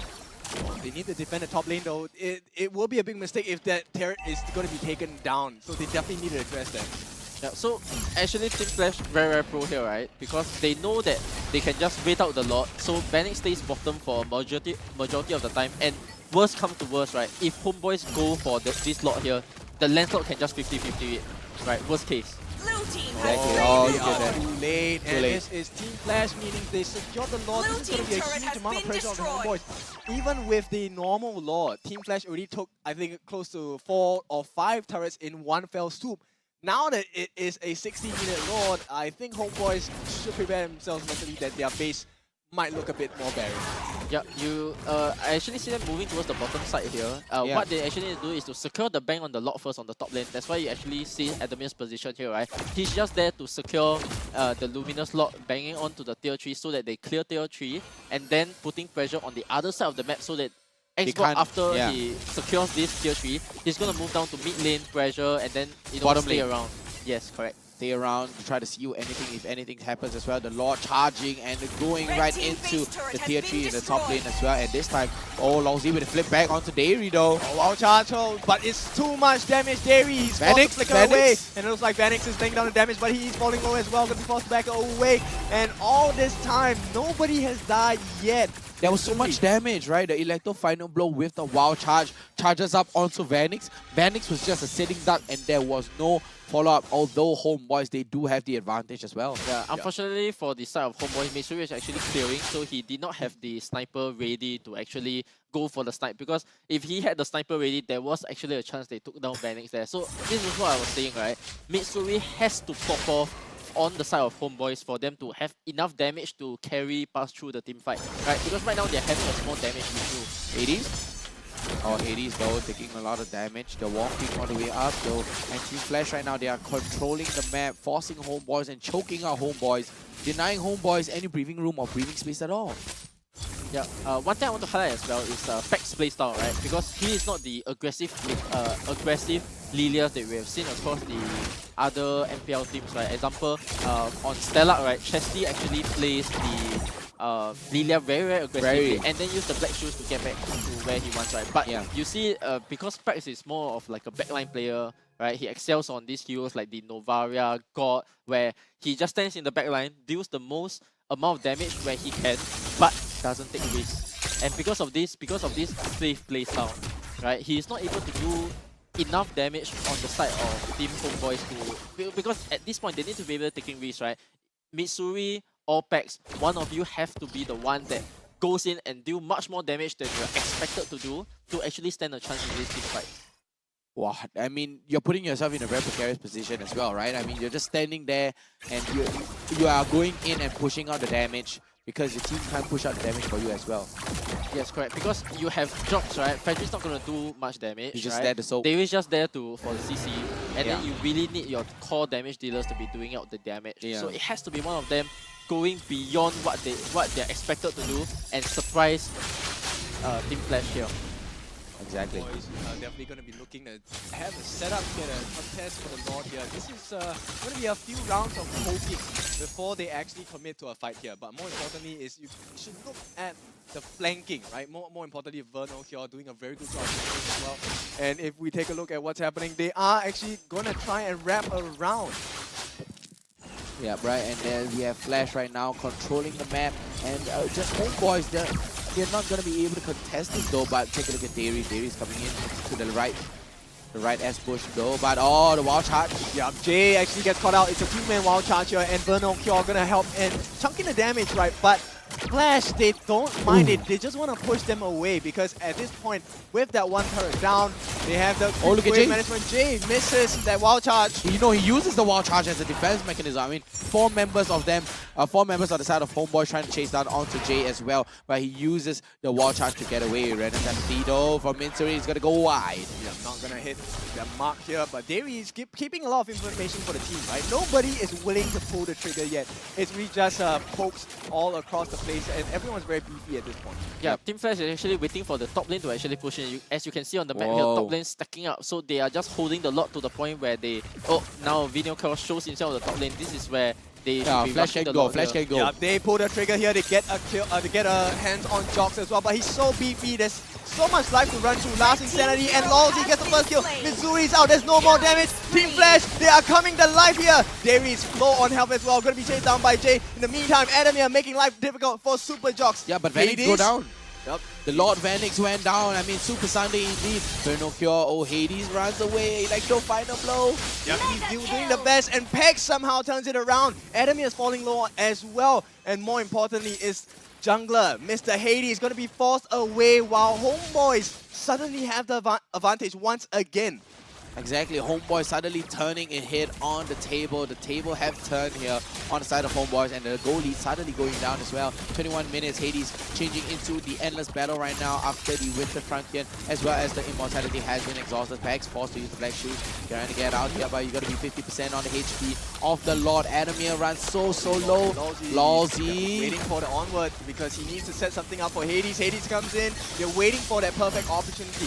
Stun the jungler so they can have the perfect reaction here. Hades still running around. They catch Hades! He's looking like he's gonna be down, and that's the point for Homeboys. They are looking for that opening, the retreat. That's all that Jox needs to do now to secure it for his team. He gets it, and this is looking like it's horrible for Team Flash. Lolzy, he gets to conceal, to move away. Adam and Lolzy, they have so much life to run through, but at this point, Homeboys really can't care less. They want that map control. There's so much work to do, right? The tier 3 still standing strong in the mid lane as well. Now they're trying to take the control of the second tier 2 here, but it's not going to be enough. Homeboys, they do have the Lord marching down the bottom lane as well. The top lane very close. Virno Cure really working that off lane. Yep. They need to make that change. I mean, Youngin, what do you think about what's happening at this point? Yeah, surprising turn of events here, right? Because you would think that if the game goes, the longer the game goes, actually for the side of Team Flash, they are able to find their chances slightly better. But fortunately for the side of Homeboys, their execution so far has been much better, right? They are able to push out. They are able to take the not only for themselves, but actually try to mount a comeback here. So my question is whether are they able to break down the base or not? Because you have the Xbox defending, you have the Bruno defending. This lot is going to be taken down quite easily. You know, I think he will still get his bang in. But what matters here is the team fight, right? So keep your eyes on Mitsuri and Pax on how much damage they can actually dish out. Lolzy. Oh, he gets caught out though. Lolzy gets taunted. Everyone is jumping in. Oh, it's a good 4-man knockup in the middle of the base here. So much damage being laid down. 2 already down. Vanix, there's no more damage for Team Flash. Homeboys, they are smelling that victory. It is looking like it is close. Hades, the next one to fall. Just Jay is left. And Homeboys, they march their way to a first win. This is the first loss for Team Flash. Let's go. What a play from Homeboys. The reverse sweep. Oh, look at the cheers coming out from Homeboys all across the region as well. Cheers from Homeboys. What an amazing play. Yeah, immense confidence boost, right, coming in from the side of Homeboy here because right now we are in week 3, day 3 already because this straight away matters into your playoffs, right? Having a victory over the top contenders at the moment, this has to be a huge, not only sigh of relief, but a huge confidence boost to how you're going to approach the playoffs, right? Because right now you've taken off the top dog, and if you've taken off the top dog, you can basically win anybody. Yeah, so now Yeah. me and Kin is 50-50 on predictions. Yeah, unfortunate, but still, it's an amazing game, right? Homeboys were really very patient, and I'm very impressed because, like, the game that we saw yesterday, I can kind of guess it's a slightly different kind of Homeboys. Like, these Homeboys, they were patient, but they were ready to be aggressive as well. Yeah. You know? So at this point, we have to ask, right, is Enya out? Is Mitsuri the main starter already? Because I would presume that Mitsuri is the going to be moment the he came main. in, the moment he came It's in, too much of a Mitsuri- sudden change, right? Yeah. Mitsuri settled in really well, gets the MVP yesterday, and today he did so much. He did so well today as well, up against Titans like the Flash, Team Flash as well. And right now, I think Mitsuri would be comfortable sitting in the marksman position here in the starting 5. Yeah, so what went wrong for Team Flash, right? Because this was not the Vanix game that we were looking for, No. right? Time and time again, Hunted down. you know, he was not able to dish out the damage that he needed to in the team fights. He was constantly hunted down, Yeah. right? And this goes back into what I talked about in the draft, right? As long as you have more than 2 people coming for Vanix in these team fights, right? He is not able to dish out the damage because he's not shooting for free now. Yeah. Correct, and Shooting at a because- cost. Yes, so even though they played kind of a slow game, trying to find their chance, there was no chance for them to actually kill any of the opponents, right? And fortunately for the side of Homeboys, they did slightly better in terms of teamfight execution, I would say. Exactly, and next up we're gonna have the emblems coming up on the screen right now. Anything out of the ordinary here? Taking a look at the side of Homeboys, we have the mystery shop coming out for the side of PEX as well. I mean, Bargain Hunter. Oh, Bargain Hunter. Sorry. So I'm an old man. This man that wanted to play early game, right? Yeah. Yeah, but look at how it went, right? Early game they did well, Yeah. they lost towards the first lot, and then late game they Finally win came back again.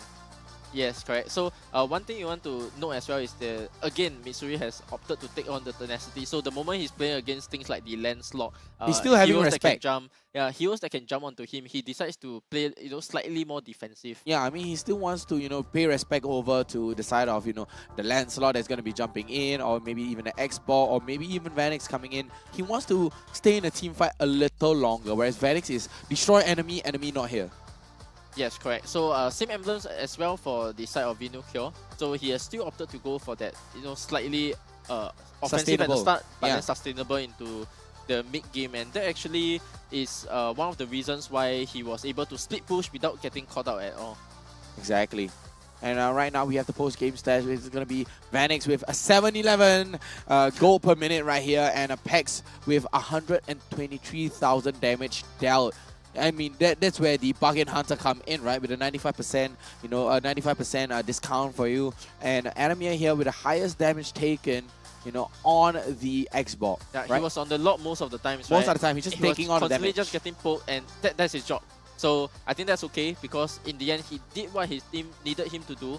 Unfortunately for him is that in the team fight, they didn't get that good catch afterwards. Exactly. And now, what do you guys think your MVP is going to be? I mean, Kid? MVP, based on scoreline, I think PEX. PEX? Yeah, I think PEX to me as well. I mean, based on scoreline, right? Yeah. Yep, and let's see the MVP that's going to be coming out on the screen right now. Hopefully, it is going to be PEX. There we go. It's hard to discount a 7-0, right? Yeah, it's a 7-0 and 4. I mean, the moment you have that 0, it will be so good. Yeah, he actually took the roaming boots as well. Yeah, so one of the things that Homeboys do is actually, if I'm not wrong, they buy 5 roams on all of their At players. 8 minutes. Yeah, so right, but actually for it to actually stack up, right, you really have to delay the game until very Really, late for really it. long. Yeah, because And they did. Yeah, at that point in time, the 8 go here, 8 go there, it won't be enough to actually you won't be able to get the passive coming out from the boots that you're actually opting for. So ultimately it's just a good habit to have, but I wouldn't say like super game changing. Okay. Yeah, I mean, it gives a little bit of additional damage, a little bit additional. Yeah, in case if it comes to the late game, yes, you have that extra advantage. Yeah, but how many times? Yeah, how many times it is going to happen? I'm not too sure. Oh, that's true. Okay, but at least we know that there is some value in doing so. So you don't discount that kind of course. information. Yeah, every efficiency that you can go for, you definitely just take it. Exactly, and wow, what an amazing game! A reverse sweep. Who would have guessed it? But me. Okay. Called it from the start as well. But enough about us hearing our voice. Let's hear what do Homeboys have to say from that reverse sweep. Oh yeah, let's go. Dragon. Try push. Okay. Nice. Back. Top. Discipline guys, discipline. Reset ya guys Reset, focus. Don't mind the game one. Just learn from that game. Okay. So don't think too much again in that game, The game we catch them, they mati. Go, Daddy. Lens. No skill one. Enemy. Go ya. Nice. Hey, careful top. Can load. One person top. One top back. I think go top. Free lot. Jangan. All back. I need help. Just leave. I think can. Okay. Slowly. Sorry. Slowly. Oh, Dragon. Santai ya, coy ya, careful ya. Yeah. I can ulti ya. I peel for Matrix.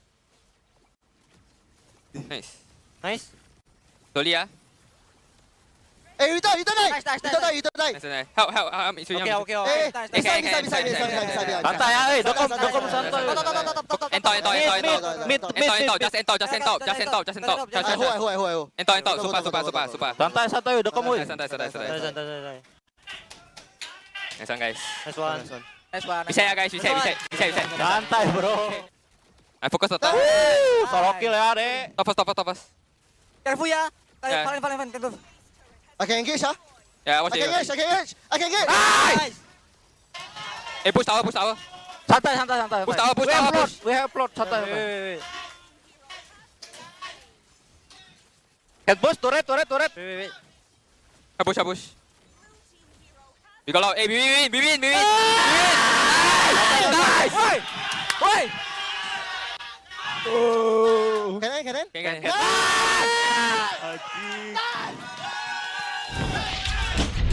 Wow. I have to say I am mad impressed by Jock's leadership skills. Right. Yeah, because from what I remember, or especially being someone who has coached him before, right, one of the things that I wanted to work on him communication. was his communication and leadership skills from the jungler role. And you can hear all the macro comms actually coming on him, right? Going to top, defending your bottom because you have a free lot. This was something that I definitely wasn't expecting to see, and it is impressive to see how much that he has grown, over the past year and more so than that. Wow, proud daddy Young in here. I mean, he's like, Coach Dale has finally brought out what Jock's limitation was. Communication. That's all good. And I think there was a bit of communicating as well from Pex at the last few frames of the cut. He was telling the people watching, keep your mouth shut because hey, we are the best. Yeah. Yes. I think they understand at this point, right? Because it is not the playoffs yet. You can celebrate all you want during the playoffs, right? But winning this game does not mean you eliminate that team. Oh, that's true. Right? Because we are so close to playoffs. At this point, if you decide to throw the BM now, what you're only doing is giving fuel for the opponent to fire back at you motivation, when right? I'm going to beat you back on the big stage. Yes, correct. So, I just keep your calm for now. Respect. Yeah, because humble. You want to unleash it? Sure. Not now. Yeah. Right? Wait until playoffs where you truly eliminate them or send them down to the lower bracket. BM all you want. Yes, right. And with this, I think they have a chance or a huge chance to stay in the upper brackets as well. I think it's important now. Granted that we have, I think the last week will be the next week itself. So all the points matter. This positioning is so important because it gives you one extra life, right, in the playoffs as well. So right now, I think I don't think they have shaken Team Flash's position too much in the Team table Flash, yet. They shouldn't. Yeah, Team Flash is still sitting on their throne, happily just chilling there. No one can shake Team Flash, right? Yeah. But let's take a look at what the host has for us. Miss Cheryl Yao, please share with us what Homeboys are thinking about. Thank you so much, guys. I don't just have any player. I'm talking about Maniac Mitsuri right beside me. So hi, Mitsuri. Ayo, why like that? Did I scare you? Sorry. Okay, so you were an absolute beast. And from what I know, you played in Season 3, and then now you're here in Season 6. So is there any differences right here at the MPL SG scene? I think there's a lot of differences because during Season 3, not a lot of import players. Now we have a lot of import players, and I feel the standard of MPL SG has gone up a lot. Yeah, and it's more competitive now rather than the two giants. Right, so that's a very interesting landscape now. We, even as viewers, don't even know where to cast our lucky coins. Now, next question is, you are here in Homebois SG team, and when it comes to Jox, Dairy, and Enya, they used to be like the three best friends, the three musketeers. So coming in with this brand new team dynamic plus 2 imports, like how is it fitting into this brand new team? I think it's still okay because everyone is doing their job and they're making space for me to farm and do damage. So I feel quite comfortable with them. Yeah. Right, and as we heard from the cheers earlier, that wasn't just any cheer because they have taken a series of Team Flash, which is right now previously at number 1 position, and you guys caught up in the overall standing. So before approaching this game, how was your headspace going into fighting overall standings number 1? I think our mindset is just if we win is a bonus, if we lose is okay. We'll still be top 4. Yeah. Right, so it's really, just an open mind and just play the game, no nerves. Yeah. Oh, that's very interesting. So the fact that there was one game that was dropped, how did the team recalibrate from that game itself? I think our coach just asked us to reset because the mistake is already done. So we just have to move on to the next game and win the next 2. Yeah. Right, so for you, what are you looking forward to in the playoffs, that are coming up next? Definitely looking to fight in the upper brackets, wherever our opponent is in the next playoffs. Yeah. Right, so now that you're here in Season 6, who is the gold lane that you're looking forward to face off most? I think it'll be Vanix again. I think he's quite strong. Yeah, he's one of the best, if not the best, gold laner right now. Yeah. Right, best bet right now. He has been, the week MVPs, casters call him Lord Vanix. It's not he choose the MM Live, the MM Live chose him and stuff. And right now you have picked a fight with Vanix and he's going to come for blood. So how are you going to, approach that when he studies your play and comes back for you? I think we'll see how it goes in the playoffs because I don't know how the meta will change by then. Yeah. Fair play. So thank you so much for joining us right here for this interview, Mitsuri. Thank you.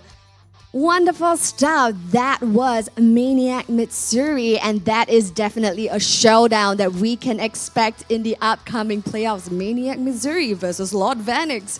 This is so exciting right here at MPL SG Season 6. Now, the next game is going to be happening at 4:50 p.m., so stick around and join us. And we're going to be seeing the likes of Bleed Esports going head-to-head against Stellark SG. So yes, ladies and gentlemen, stick around and we'll see you for Match 3.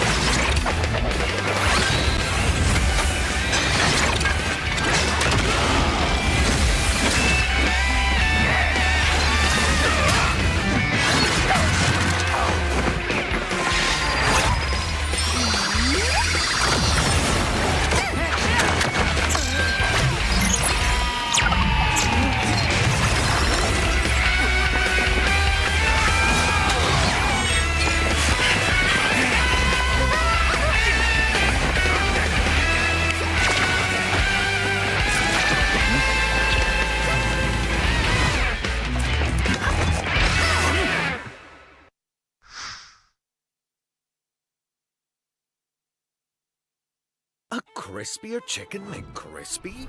So much crispier. Bite into an even crispier crunch with the improved Chicken McCrispy. Now, wouldn't that be nice?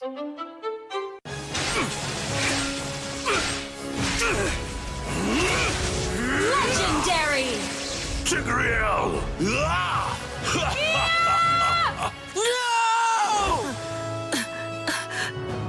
Tigreal, you are our only hope. We're not going to lose. Not today!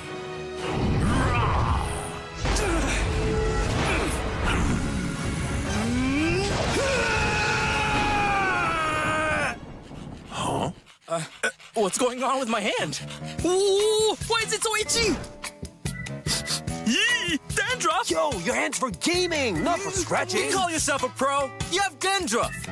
Tigreal? Tigreal, is that you? Yes, that's me. Do you want to win a match? Defeat Dandruff and Itch with Head and Shoulders. Move on to Head and Shoulders. Up to 100% protection. Dandruff and Itch. Wiped out.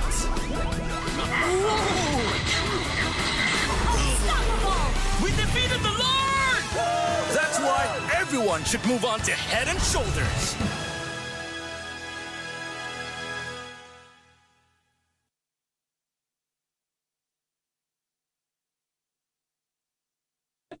Jumping to make your energy hype. Me, I'm just eating chocolate first to get hype. Yeah. Yeah. No, bro, don't eat chocolate in game, bro. I am hype if I eat chocolate, bro.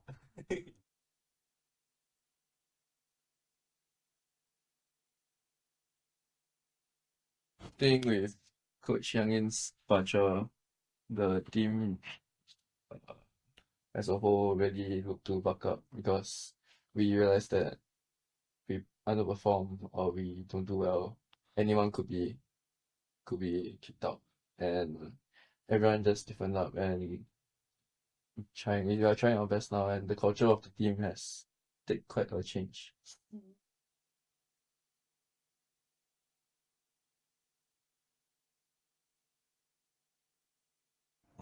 I think for me, my playstyle, I adjust my playstyle to fit on them.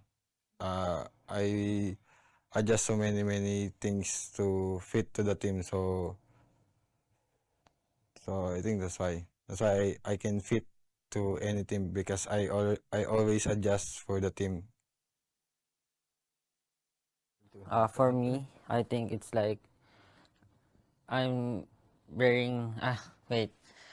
It's like for me, it's I cannot still give my 200% as when I'm playing in Philippines because I'm really comfortable speaking Tagalog. That's why when my experience is like I cannot explain in better English, right? So maybe still adjusting. Then let's see how after the MPL start.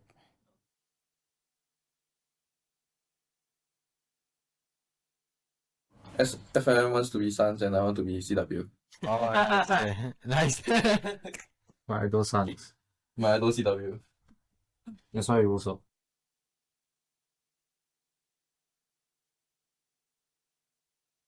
Last season I couldn't get my blue buff, but this season I don't even need blue buff. Hope you guys come down to the MPL Arena and support us. And watch you taking on blue buff. And hope you guys can continue supporting us for this upcoming season. Yeah. Thank you. We will do our best. Thank you. Welcome. Hello, my name is Chu and I play ESP. My name is Bleed and I play jungler. Yeah, my name is Chesty and I play mid lane. Hi, I'm Forza and I'm the roam. Hello, I'm Howski and I'm the marksman.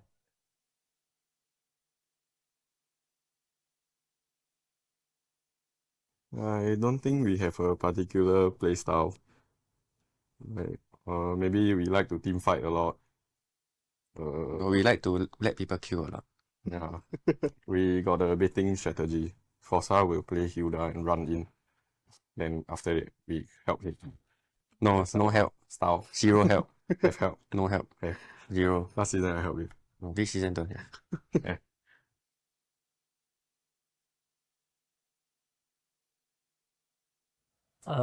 One trick Beatrix. That means without Beatrix I cannot function. Not bad, I like.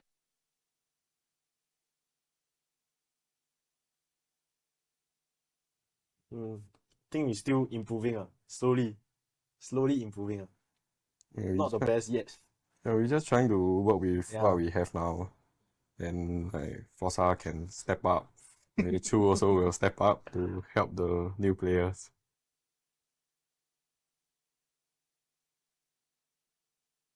I mean, it's like new cause like I don't really scrim a lot last time, like play a lot. Then with like this new team, then I get to like, how is it, play as a team more. Cause last time, never mind. Yeah. Just say. Cause Solo ranker. no, trio ranker every single time. Haven't experienced the team dynamic yet. Slowly adjusting. He's slowly adjusting. Very helpful. The level of play, like the people we scrim is like much harder. From my previous team, we usually scrim like Singaporean team, and now we scrim like other country. Eight. Minimum 8. Wow. Maybe not so bad. Our goal, maybe don't get relegated. Yeah. We'll try our best. Yes. I am Optimus Prime. No one can outrun Bumblebee.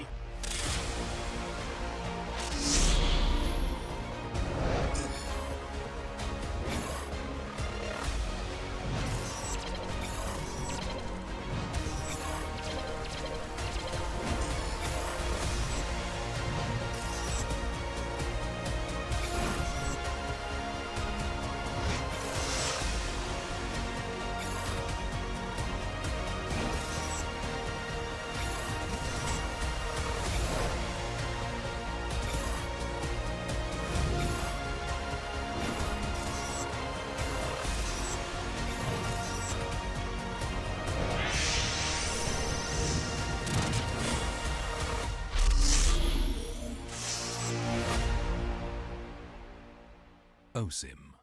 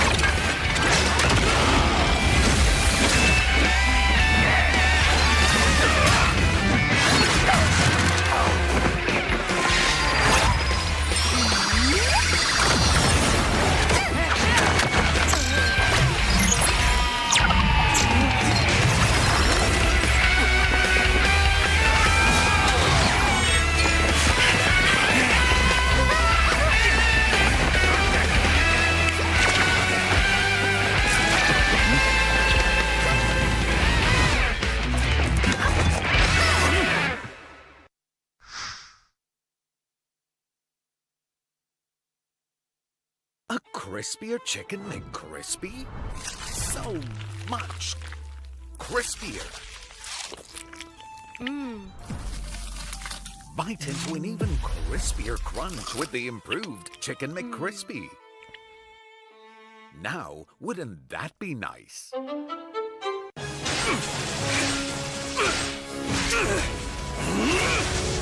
Legendary! Tigreal!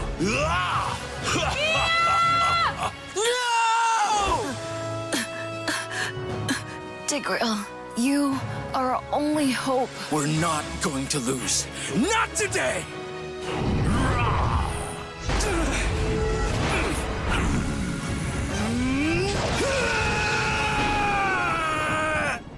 Huh?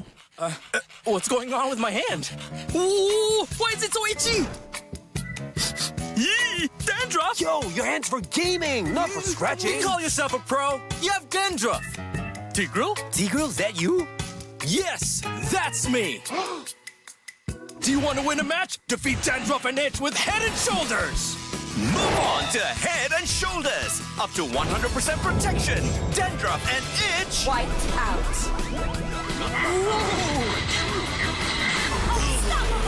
We defeated the Lord! That's why everyone should move on to Head and Shoulders.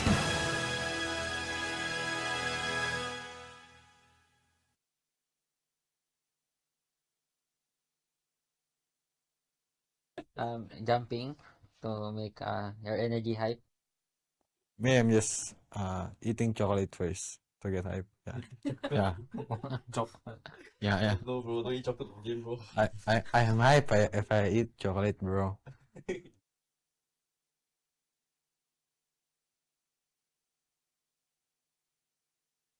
Think with Coach Youngin's departure, the team as a whole really look to buck up because we realized that we underperform or we don't do well.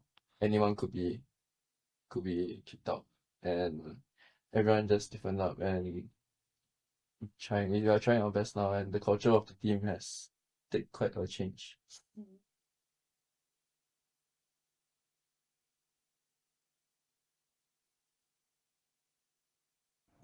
I think for me, my playstyle, I adjust my playstyle to fit on them. I adjust so many things to fit to the team, so I think that's why I can fit to any team because I always adjust for the team. For me, I think it's like I'm wearing wait. It's like for me, it's I cannot still give my 200% as when I'm playing in Philippines because I'm really comfortable speaking Tagalog. That's why when my experience is like I cannot explain in better English, right? So maybe still adjusting. Then let's see how after the MPL start.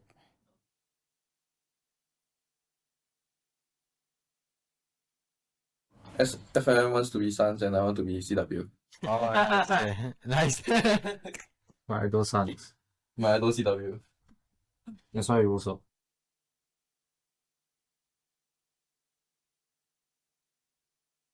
Last season I couldn't get my blue buff, but this season I don't even need blue buff.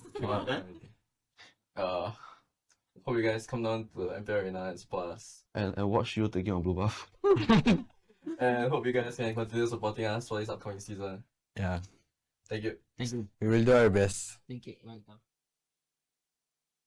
Hello, my name is Chu and I play ESP. My name is Bleed and I play jungler. Yeah, my name is Chesty and I play mid lane. Hi, I'm Forza and I'm the roam. Hello, I'm Howski and I'm the marksman.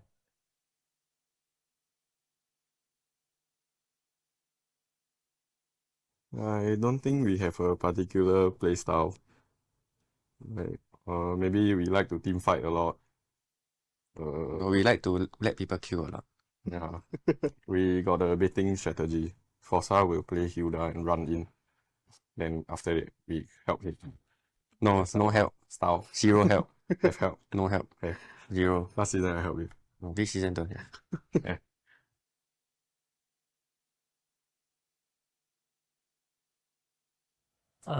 One trick betrix.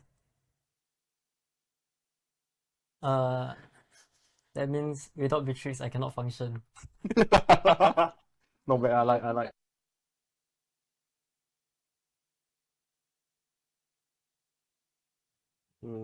Think we're still improving, slowly improving. Yeah, Not the best yet. Yeah, we're just trying to work with Yeah. what we have now. Then like Forza can step up. Maybe Chu also will step up to help the new players.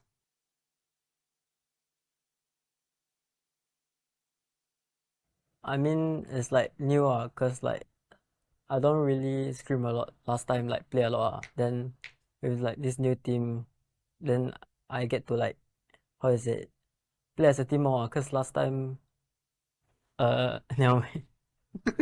Say Just say. Cause solo ranker. no, trio ranker every single time. Haven't experienced the team dynamic yet. slowly adjusting. He's slowly adjusting. Very helpful. The level of play, like the people we scrim is like much harder. From my previous team, we usually scrim like Singaporean team, and now we scrim like other country.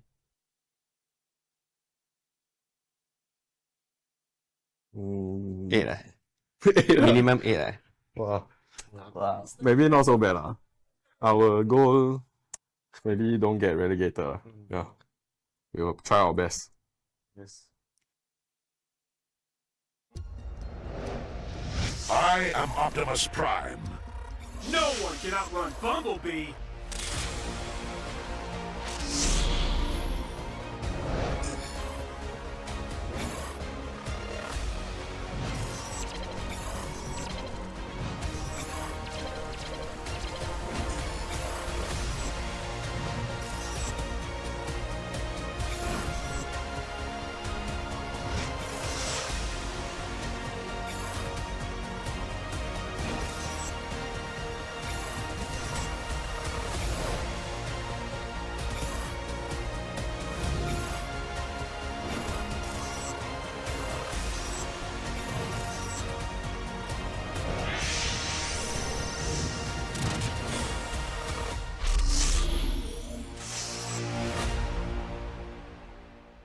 OSIM.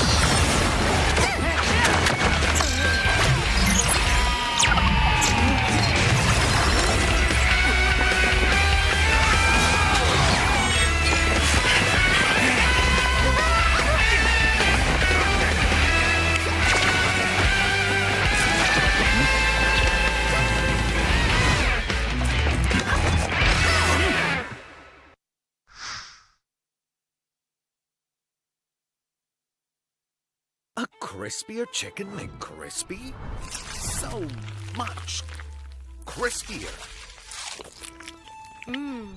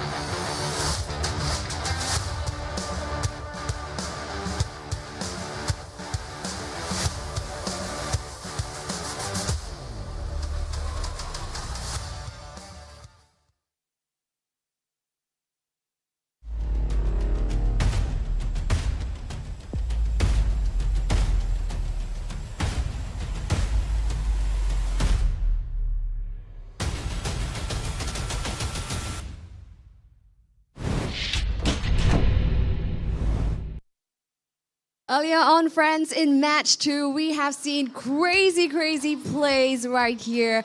And we have seen a victory of Homebois SG securing a 2-1 win against none other than Team Flash. Now that was absolutely surprising. That caught us all by surprise because Team Flash isn't just any team. They are currently #1 in the overall standings. The next match is also going to be a very important one for the teams. Now we're going to be seeing the likes of Bleed Esports going head-to-head against Stellark SG. Now why is this a very important match? Because Bleed is now tethering at the edge of the upper brackets. So they have to play the game of their lives to secure and defend that upper bracket spot, whereas Stellark can play to win, to deny them of that upper bracket spot. So this is going to be a very exciting one. So without further ado, let's meet the wonderful faces of Bleed Esports.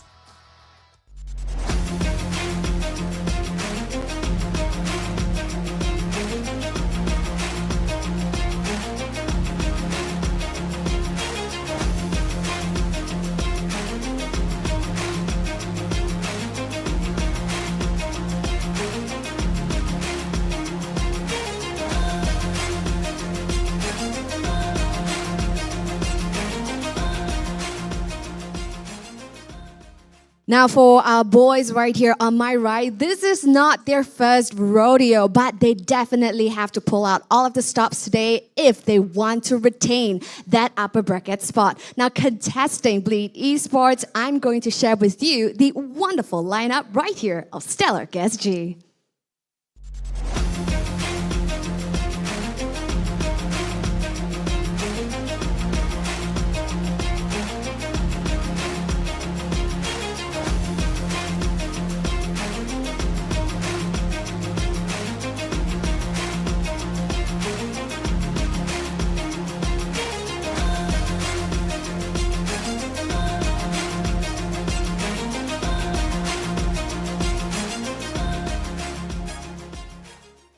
So yes, right here from Stellark SG, this wonderful lineup here is getting ready to head on over to the Land of Dawn. Now, what makes this game very exciting for Stellark SG would be that they don't have anything to lose but everything to gain from denying Bleed Esports of that upper bracket spot. So I'm just gonna have my time over to the casters to see what they have to say. Take it away, guys. Bada bing, bada boom, Mr. Worldwide, as I step in the room, and it's gonna be MPL SG Season 6, guys. Welcome back to Week 3, Day number 2, the second last game, second last match, basically, for the whole entire season until, next week. That will be your last day, to get points, to move around in the table as well. Guys, welcome back. My name is Vertigo, and with me is gonna be Churros and Mr. Betray. No, I'm joking. It's Mr. Villain himself, Youngin, on the analyst desk. Yeah, so welcome back again to Game Series 3. Series 3. So where I got to cast my old team. Oh yeah. Yeah, so it'll be exciting to see, especially yesterday, right? Yeah. Where I wasn't here and watching them. They were shaking, right? Yeah, lose to Evo, right? Yeah. So it was something that I was not really expecting because I thought that at this point, so close to the playoffs, right? We're only 1 month away from playoffs. You got to be securing all these games, and not only that, they were playing for upper bracket as well. Exactly. So that loss there, even showing on their lineups, could be because of the new meta as well. Oh yeah, I mean the new meta kind of shift everything, right? Yeah, there's a lot of changes and a lot of adjustments that you have to make up before going in. But we have to take a look at the lineups. I think maybe, Youngin, you have a lot of things to say about this lineup. Yeah, so Bleed Esports, right, the main 5, right? Deck, FMM, Sugnit2, KelVJ, and JPL, a team that I've been coaching for a while. Right, back then in June when we were playing the Snapdragon Pro series. Yeah. Right, so this is a team that I kind of know in the sense that how they are, but not so updated because after I left, then there was a role shift as well. Yep. Right? Yeah, so big now role we shift. have Deck on the gold lane, FM on the mid lane, and then Kel on the jungle instead. So definitely there are surprises. Even I will be surprised by what they can do in this season as well. Yeah, there's a little bit of a controversy. A lot of people are saying like how Deck is not as impactful as a gold laner. There needs to be a way to be able to finish off and clear out games. They've been doing pretty well aggressively in the early game, but we have to see the other side of the coin. Exactly. In Stellark SG. So Howski, Chesty, Chu, Blade, and Yoonski. Basically, Stellark Daycare, very, very young players all across the board. No changes after the transfer window as of now. Howski will be playing the gold lane, Chesty in the mid lane, Chu, EXP, Blade, jungle, and then the roam in Yoonski. So the only thing is Fossa is out officially of Stellark SG. There won't be any Fossa this time around. Exactly. This might not change as much because they've been having Yoonski in the roam position for a very, very long time. So I think he's warming the synergy, up, right? the composition still has to be there. Yeah. So one of the problems that I find is that if you take out Fossa, and Fossa is not actually on the coach or analyst position, right? You don't actually have that veteran experience coming in, right? So they are kind of by themselves in the way that you have, how are you going to improve, right? And that is one problem that I have, right? But they have also taken on T-Point, they have taken on Stellark also has Tenchi for quite some time already, right? So I mean, Tenchi may be the one to solidify the team as well,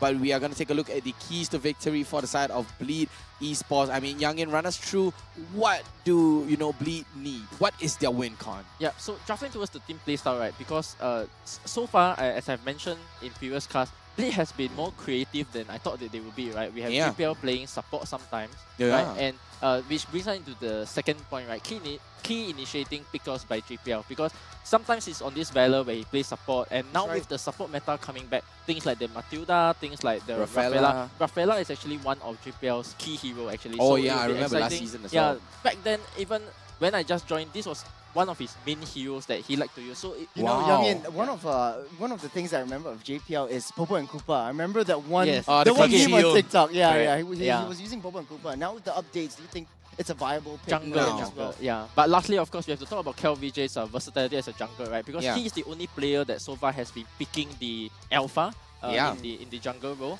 And yesterday he actually took out the Guinevere as well, and having a surprisingly good game. Yeah, I mean, the Guinevere kind of had a very, very good early game and mid game as well, but I'm not sure if they managed to snowball that as well. Yeah, but yeah, and enough of Bleed Esports. We're going to move over to Stellark's keys to victory. I mean, Chirus, why not you run us, through Stellark SG's win condition here? On the overview, I think Stellark Esports, Stellark SG really needs to have the sort of like communications. When you go, I go. So initiations by Yoonski on his Franco is very key to Stellark's success within the entirety of this game. Chu is needed to set that tempo, pressures to get new in the EXP lane. It's shown that Chu has that micro ability to face up against this Filipino import. So how Stellark SG is able to just create that space, create that tempo, and create that momentum for Stellark to really push through from the early to the late game is very critical for him. Shut down deck in the GOAT lane. It's a little bit more controversy. We talked about this slightly before the entire game started, but Deck wasn't showing a lot of impact. I think this is one of the weakest links that Stellark can really latch onto. Yeah, I will go even as far to say this is one of the only main win conditions they can play for, because constantly shut down Deck. Yes, correct. One of the problems that I see Stellark facing against the upper bracket teams, right, is that the mid duo always gives up mid control. Always, right? And from what I know, right, JPL is somebody that abuses the mid control, abuses the vision to the maximum. Yeah, he walks into your jungle like it's his own house like that. If he's on the troll, basically he's not only standing in front of you, he's standing with you, but you cannot do anything side by side, about it. and then you're like, wait, what am I supposed to do with this?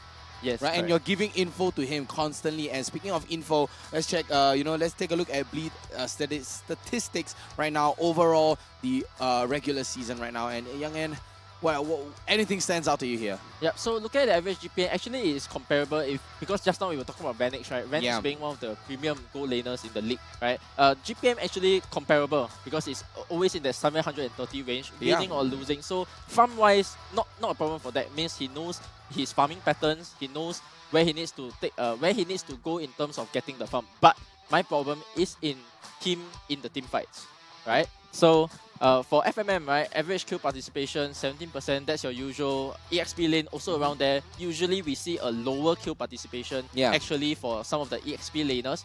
Some of them even going below the 10%. So overall, we saw 7. The lowest we saw today was 7, right? Correct. So overall, I think okay for Sagni too. Yeah. So KelVJ average kill participation about 29%. It's always about in that 25% range. Around there, some games you win a lot, you'll be around 60. It's actually pretty high for a jungler. Like this is the highest rating seen today. Yes, correct. Then of course at this point, a roam player has taken more than 1 million damage. If you see the damage not 1 million means he's not maybe he's not doing his job. Your job. Yeah.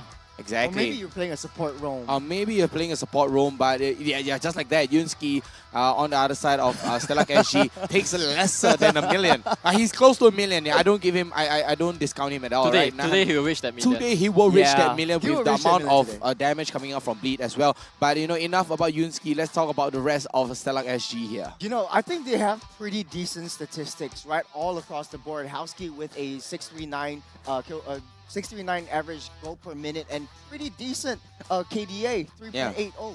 It's so he is doing his work. He is having his impact felt in a lot of these Stellark games. Chesty, of course, kill participation 18% with the average assist of round 5. This guy has been so impactful in sort of like creating that macro shot calling and creating that communicative opportunities that have that get Stellark the tempo to really strive forward. And we know something that's uniquely Stellark is the aggression that they bring all the way since their conception or inception in like the last season. So the aggression really comes through from the old dogs to the new ones. So the new bloods are also picking up on their seniors play style as well. Exactly. And speaking of seniors, let's talk about the seniors right here. That the seniors this turn. I'm a senior as well, right? Yeah, I identify as a senior. Let's talk about our predictions coming off the table. And yes, we will go for a 2-1 yet again for Stellark. You know, I'm full of hopium today, man. After the homeboys. Yeah, I guess, right? But, you know, for me, very clear cut. If a team is better, I'm expecting 2-0 victories from the better team, right? Of course. No questions asked. You know, the thing I want to point out right here. Okay, last week, I actually voted on Stellark. They lost both games on both days. Oh, wow. So today, I'm trying to reenact the reverse Caster's Curse. Oh, reverse Caster's Curse. And then maybe start. So you want Stellark to win? Honestly, the statistics show Bleed has a better route over the end of the entirety of the regular season. This is the second last day to really make your debut. Bleed standing in the 4th seed and then Stellark in the 7th seed. But of course, we have to see the audience predictions as well. What do you guys think about this match? Whoa, very close Astounding. fight. Very close fight in Facebook as well. 94%. Overwhelming. Yeah, very overwhelming Just coming out. slightly more Facebook users because for the side of Bleed, they have more Philippine viewers, right? And Philippine viewers tend to use Facebook more than YouTube, yeah. But so still. you can see that slight edge there. But of course, most of them are definitely predicting. Even in the stumble yesterday, people still know that Bleed is a team that should not screw up against Evil. Yes, you know. With an Stellark 80%. for today. Yeah, for today it will be Stellark, right? So it's a lot of like community support coming out from both teams, but more so for Bleed. You have been building a brand since the entirety of like last year. You have a lot of Filipino support for the two Filipino imports coming in from Bleed as well. But we want to know what the players think about the entirety of both teams' matchups. Yeah, I mean, they may be shades thrown to each other, they may be respect thrown to each other, but you know, enough about that. Let's, enough about guessing. Let's get right into the head-to-head video against Bleed and Stellark SG.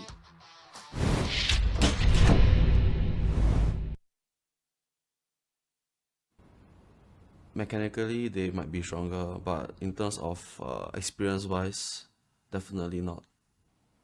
I mean, since they are new players, obviously it will be an experience part, so it will be all the macro play.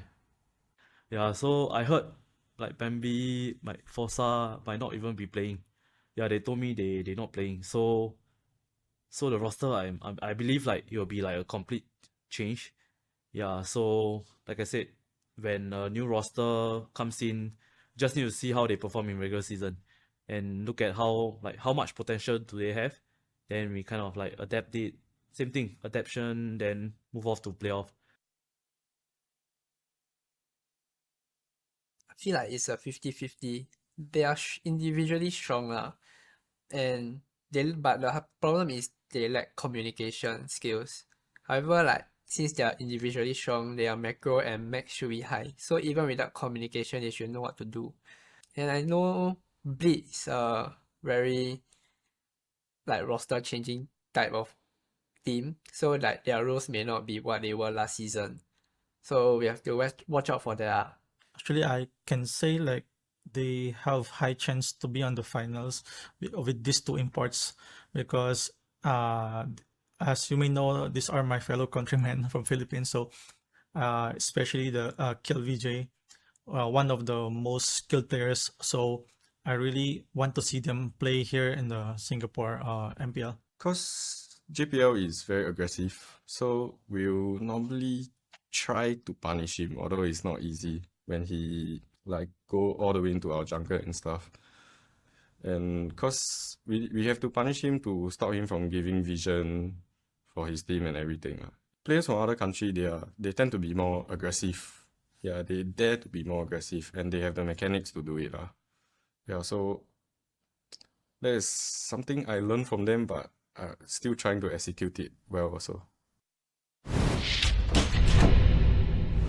You know, JPL walking right up in your jungle. I mean, walking in right into your home. We did mention that as well. And, you know, this is a Filipino coach against Filipino players. Yeah. Right? And I'm wearing a Filipino costume right now. It's Oh, traditional. really? Traditional barong, if you guys don't notice it enough this whole day that I've been here.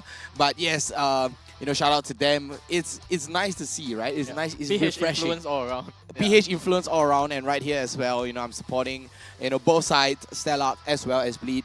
I think it's going to be an insane bloodbath, right? We get to see how macro, micro mechanics all come into play in this game. I think 2 points that I just want to bring up before we run into the draft is Bleed talked about potential. They do have a lot of potential in this draft, but they lack communication skills. That's where Stellark got the nail, got the right point.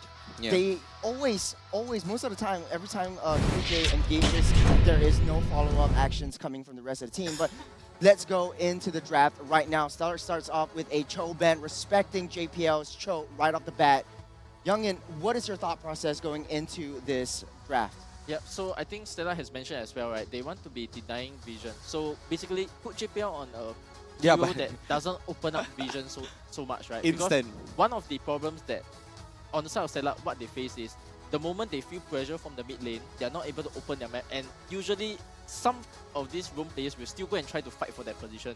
But for the side of Stellark, usually they will give it up. So this is one of their weaknesses that they have been over the course of the regular season trying to make up for that problem, right? And I think at this point in time, you are against such an experienced roamer like JPL, you just want to avoid that problem altogether.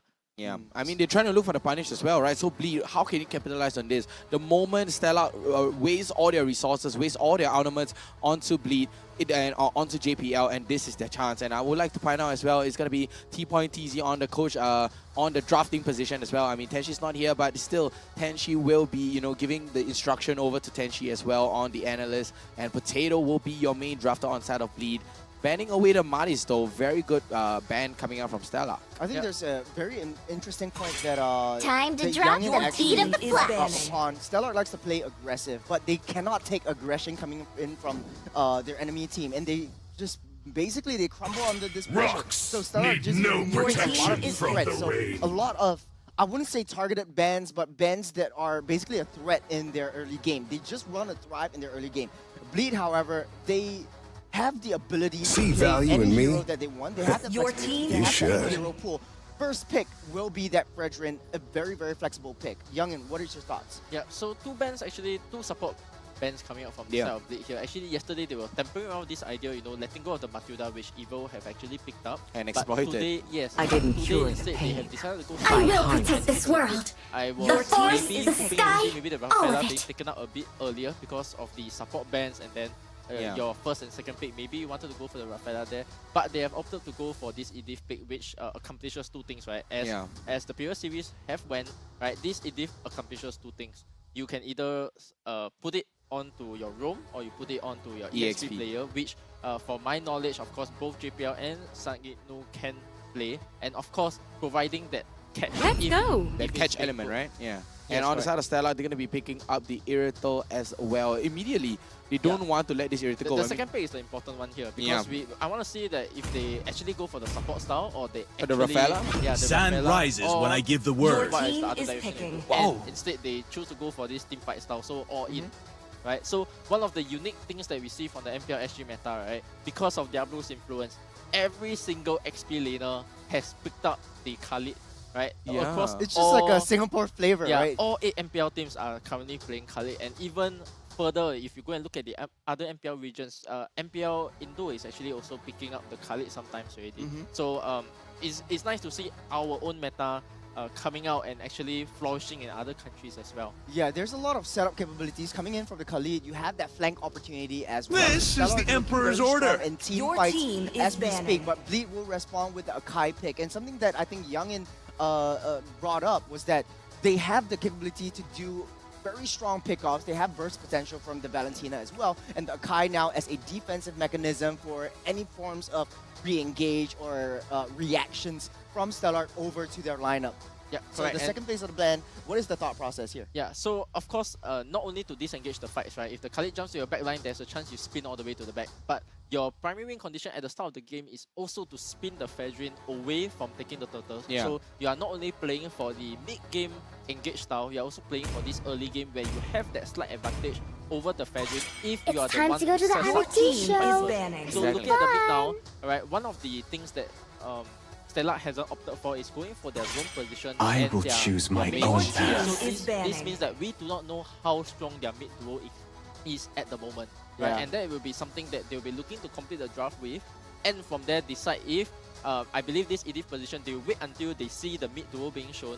And then they decide where to flex it. So I'm expecting to see a marksman pick coming out from the side of Bleed for your 4th pick. So you probably take something stable. If the Bruno is still open, Beatrix? that's fine. Beatrix is Dex Dex comfort favorite, pick right? now. Yeah, comfort his pick. comfort pick. You can go for the Clot. It falls back a little bit, but Evitel should have a decent lane against the Clot. And not only that, with the nerfs coming to Clot, it is not the most optimal type of pick. But because you want to dodge the Khalid, right? And you The don't falling know if stars the brought mage us here. is Your going to be team a is first mage banning. that can counter the marksman as well. Yeah, I think speaking on marksman, I think Dex should really go back onto the Beatrix. He needs to really get that range, kind of play that range game. He always has a problem where he's having that jungle mentality when he plays the marksman position. Too He much in always- front, right? Too much aggression. Yeah. He thinks that he wants to set up. He wants to go straight into the face of Stellark, but then he gets punished for it. So in order to get have Bleed to have a successful kind of skirmish, they need to create space for Deck at the background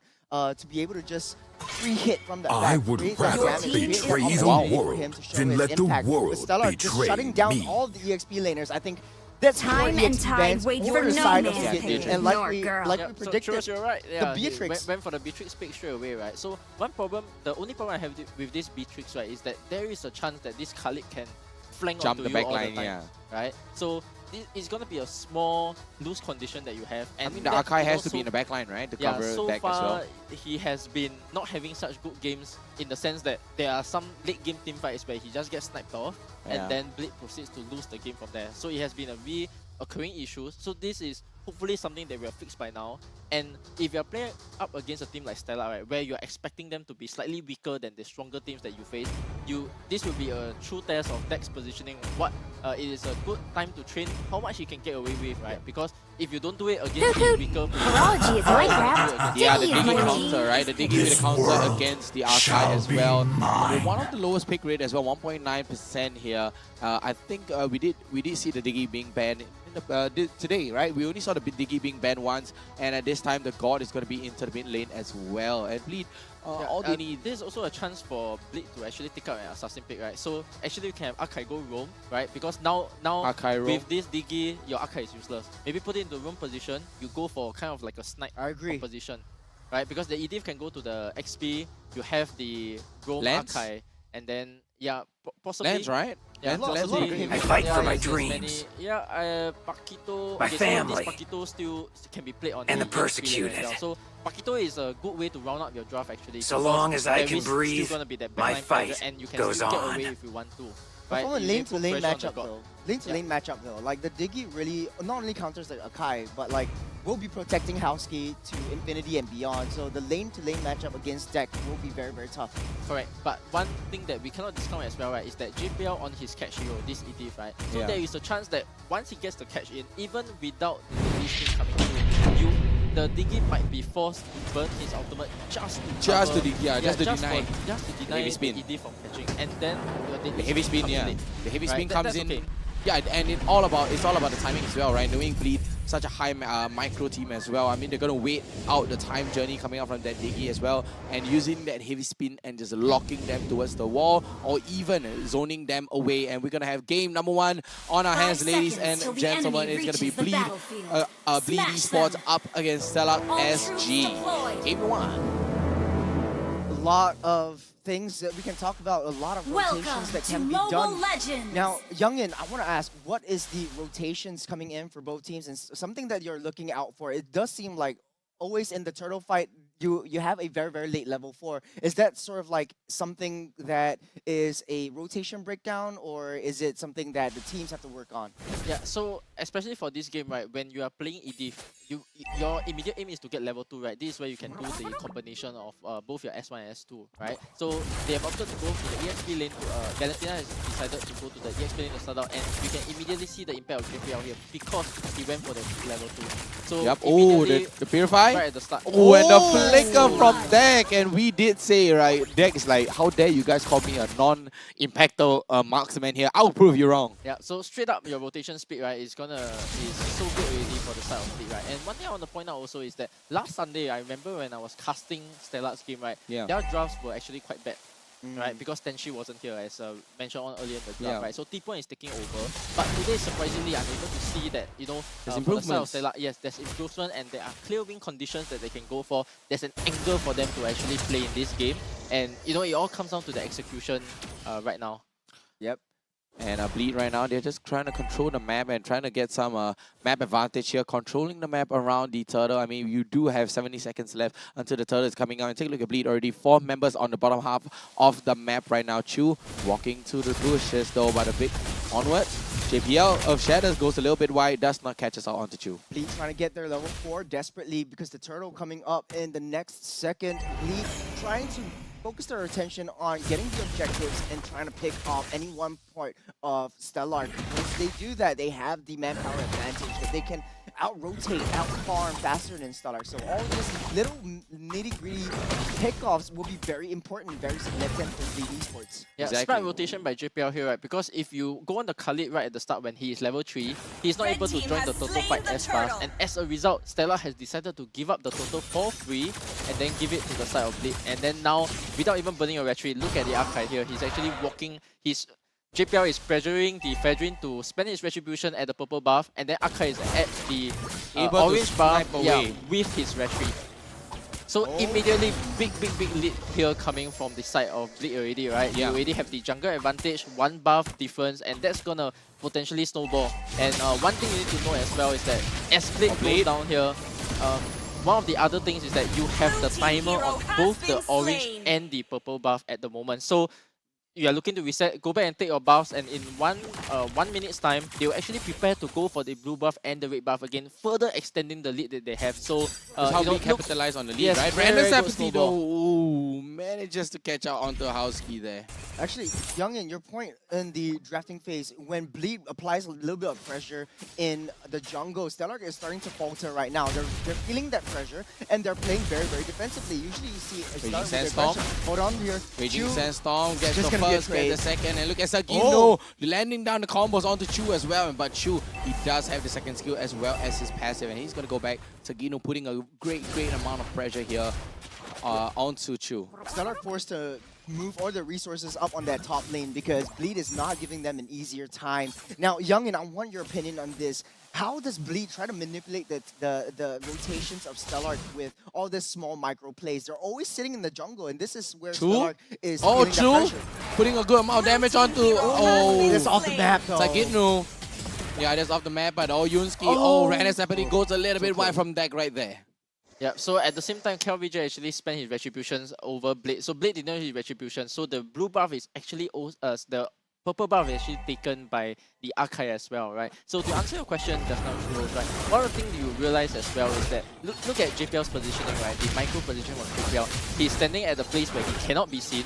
Alright, and he is noting where the Diggy is rotating to, because this gives him the number advantage that he knows that, oh, if the Diggy rotates to top, I need my mage to rotate with me to the top to cover, as you can see here as well, right? The mage and the EXP laner is rotating down to the top lane while the turtle is being taken for free. So no over resourcing on the side of Bleed here to make sure that they are putting enough pressure on the goal lane so that they don't face like a flash situation, right? You ignore Venom all the way until the point where he gets super fat, and then from there he basically carried the game.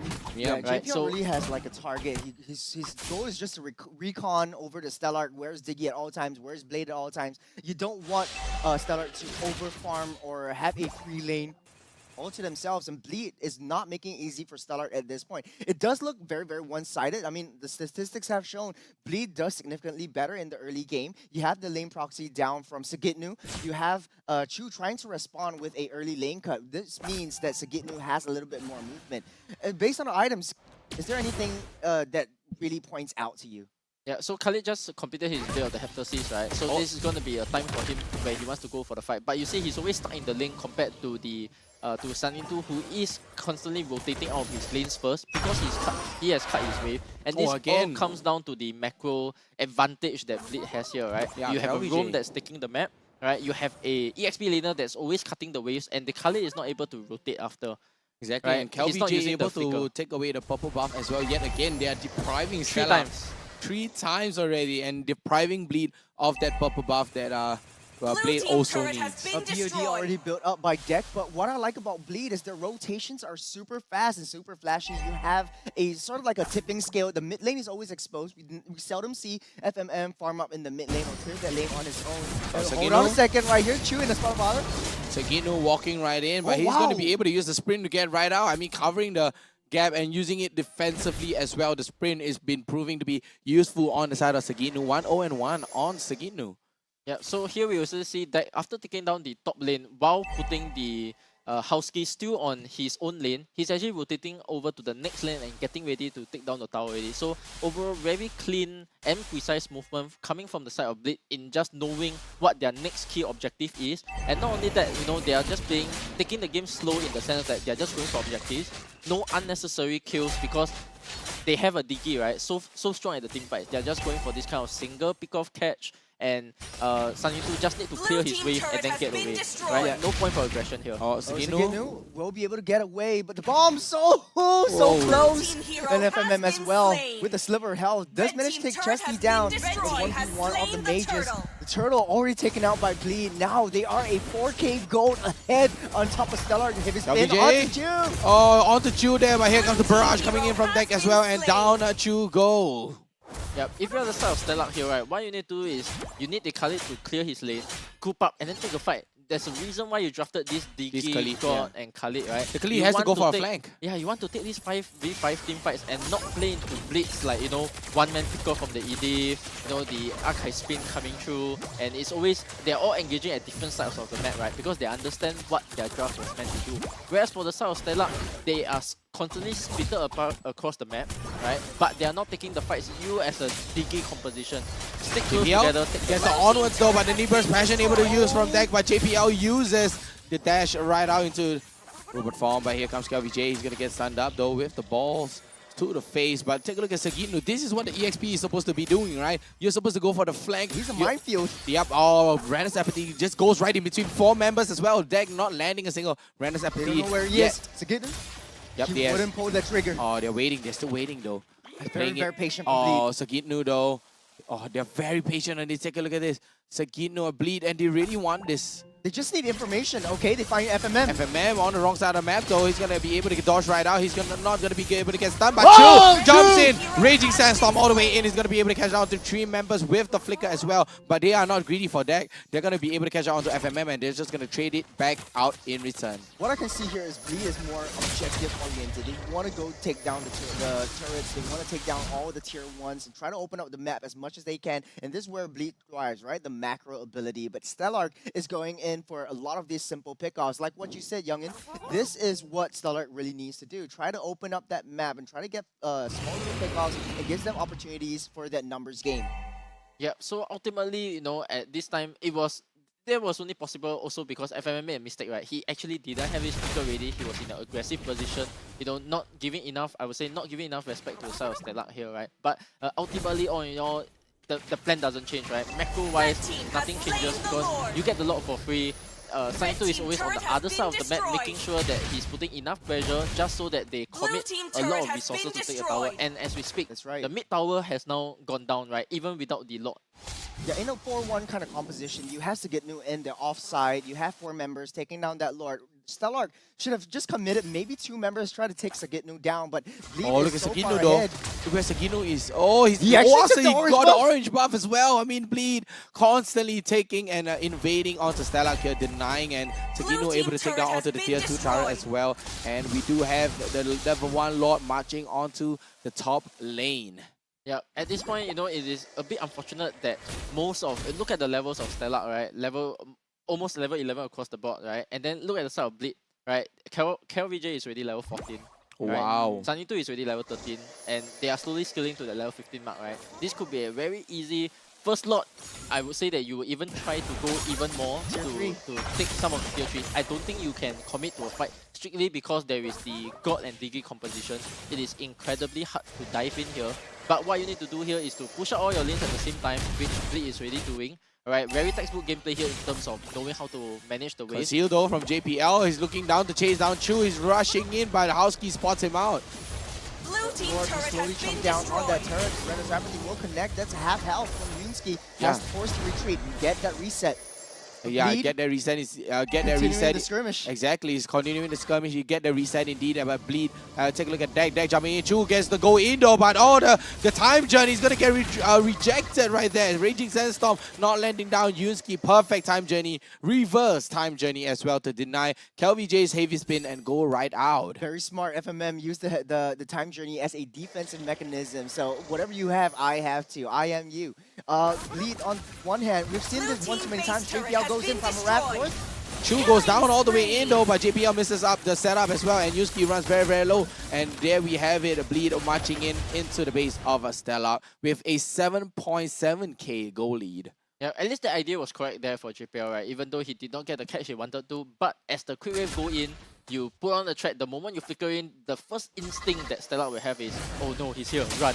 Right? Yeah. And because Very of that, passive. yeah, and because of that, their top tower is taken down, and this was exactly the objective they had to go for, right? Your next slot is the one where you are looking to actually use your lead enough to actually try to end the game with the Luminous slot. So this is what Bleed is trying to do now, right? The other option that you can try to do is to bait the side of Stellark out, right? Take a flanking team fight because the God, especially for the side of God, right? Very skeptical to flanks. So if you're able to bait your opponent out, let them think that they have a chance to fight at this slot. Bait them out, go for the 5-0 sweep, you can actually end the game there and then. I do agree with you. Like, Bleed is very good in drawing their opponents out into the jungle where they thrive in team fights because you have a lot of opportunities for that flank. Look how Sagitnu is doing. Even with this North fight, he could very well go for an offside. JPL misses it though, but here comes the time journey all the way in, but Chu runs a little bit low all the way into the back line. From the back line. And Sagitnu coming in the back line. Oh, Yuski runs. Houski tried to go for the dash away though, but they're going to chunk down to It's Sagitnu. a disaster! Sagitnu gets two. Chu all the way in though, but Sagitnu still going down onto Chu.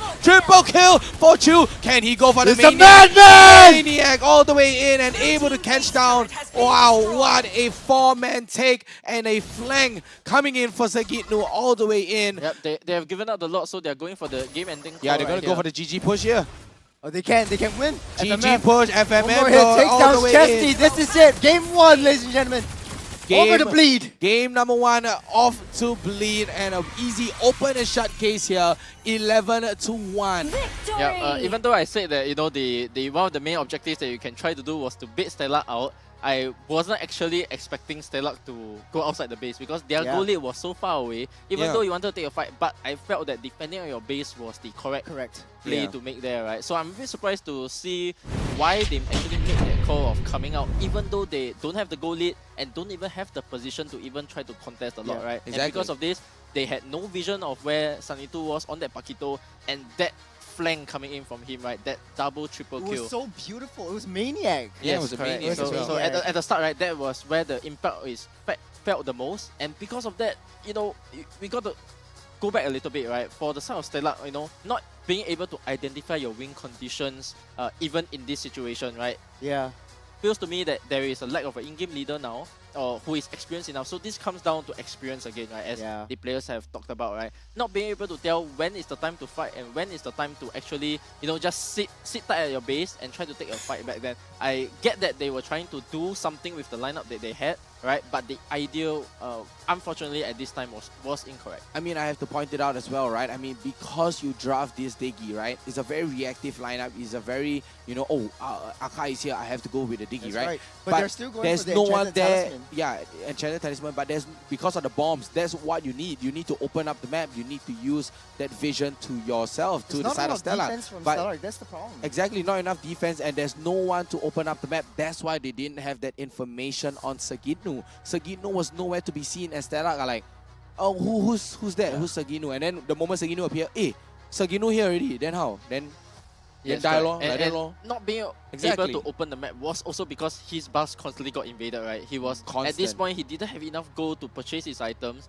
to even try anything at all, right? Look at the gold difference, right? Blade has the same goal as JPL, the rogue. The thing is, they were playing double gold lane as well. So like Yoonsuke wasn't able to open up the map for Blade, and then Blade identified this. They went for Blade instead. But let's take a look at the emblemizations just a little bit. We have Diggy with the pull yourself together, so he will be able to use a little bit more flicker to get himself out. But I don't think that is maybe the right call. He could have gone for a Wilderness Blessing, have a little bit more movement speed, and try to open up the map with his bombs.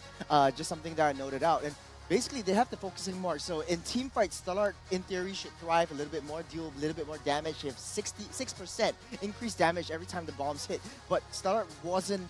I think it's less of respect and more of intimidation over to Bleed. Exactly, and I have to say as well, take a look at Chu here. He went for that full damage, right? He went for the Assassin, Rupture, Master Assassin, as well as the Lethal Ignition. Who is there to tank for you? Right? You can't have Diggy to tank. You can't have Irithel. You can't have God. You only have that Fredrin, right? And it puts that Khalid in a very bad position where, yes, you may go for the backline and catch. Yes, you may have that damage. But who is there to peel for you? Bleed can easily burst you down and out-sustain you in every fight. Pakido went for, a little bit of a semi-tank build. You have Akai on the full tank build, right? And you have JPL on a full tank build as well. The damage is going to come from deck as well as FMM. What can you do there? Stellark, they're just walking into a wall. Yeah, so ultimately, right, it not only comes down to all the emblems, all the items, but it also definitely comes down to the execution. Macro, the macro, right? Because the fact of the matter is, like, Sagitnu, to build on your point, has the sprint as well, so he can reposition himself very, very effectively in all these team fights. We're taking a look at the post-game statistics. It does look like, okay, Stellark, Howski doesn't have any single kill, but they only have like 1 kill overall. I think that could be onto JPL. With the rest of Bleed, though, they are very focused on team fights. Deck, again, just slowly farming up once he gets his power spikes, and that is where Bleed maintains this momentum going in. A lot of tower damage by the side of Bleed. It's focused on objectives, and this is what got them the win. Exactly, and I mean, I have to point it out as well. I mean, Sagitnu, 38k damage dealt right there with 799 gold per minute. Yeah, with higher, the biggest higher flank. GPM than Higher the GPM marksman. than Marksman. Yeah, higher than Howski, higher than Deck, of course. Most of the time because he was split pushing. Constantly. He was receiving the waves most of the time. Exactly, right? and we do have the MVP. I don't think we need to go for a guess here. It has to be Sagitnu on the Pakido. It has to be. It has to be. I want him to be the MVP. Well, if it's not him, I'm going to cut off my ear. There was so much impact. He created so much space for the rest of the entire team. 5-0-3 with a Maniac in his name. 799 gold per minute. Kill participation at 72%. And he's almost at full build. He only, like, Pakido's base power stat or base attack strength is so much. He only has 2 offensive items, and then he went for the defense. He even got the Oracle to have a little bit more sustainability whenever he's got 4 men collapsing onto him. Exactly. I mean, he only went for the Bloodlust X as well as the Hunter Strike, and all you need now is Dom Eyes, Oracle. Maybe he's going for Immortality as well, right? With the Warrior Boots. This is a very thick boy. You went for the Festival of Blood. You got the Quantum Charge as well. You got the movement speed. This is a quick boy. He's just waiting, sitting inside the bush, and we saw how disciplined Sagitnu was, right? He was waiting. After the time journey, then he went in. He knows Yes, his correct. critical timing window. It's so he good. basically knows when to go in and when to come out, right? Because his objective was maybe just to bait the Diggy's time journey. Right? And then he just wants to come out. There was no point for him to go full damage because he was not playing as an assassin, right? Assassin, yeah. Yes, correct. It just so happens he got a Mania. Like, it's just another day in the office. Because, I mean, he's there to, bait out the time journey, and the moment the Akai came, He had to bait out the time journey, and then the Akai, which is going to be KelVJ, he would be able to use the heavy spin and pin, you know, the members of Stellark towards the wall. But, you know, enough of that. Let's check out the highlights that's going to be coming up on the screen. Let's see what went down. Yeah, so early game, right, we basically see already so early in the game, 1v1 fights all across, right? Take a look at the map, right? Everybody is split across, right? FMN getting a solo kill, and every single time you look at the minimap, right, Sunny2 is always on the other side of the map, right? FMM, you know, a little bit greedy here without his flicker, you know, getting caught up by True here when True had everything, right? This was the only kill that Stellark had in the end. Right, and here we actually see JPL going in for the flicker, and as I said, right, it's just a scare tactic to make sure that they're able to breach down the base, and if there was a chance, they could have like gotten more and then potentially end. But here, this was the point where Stellark got baited out. Yeah, look at Saginu. Saginu is just running from the back. You see, he waited for the time journey to end before he even went in, and he knows his target. He goes straight for Howski. Doesn't care about the rest. Once Howski is down, then he goes for, hey, and you know what? I still got a little bit of power in me. Let's go for more. Exactly, and the heavy spin comes out and takes down Blade as well, and Saginu is still standing despite all of that. And a very good catch as well, leaving Chesty alone right there, and a very good flank, I would say. The perfect timing. This also kind of reminds you of how Gear plays, right? You know, This is exactly how Filipino Gear. exactly how EXP Gear used to play, right? Wow. Basically, he gets the macro advantage. Suddenly, he comes out of nowhere. Just boom, boom, boom. RKO. 2 kills, 3 kills, 4 kills, right? Yeah, this with was the big Gear flank. that we know how Prime Gear.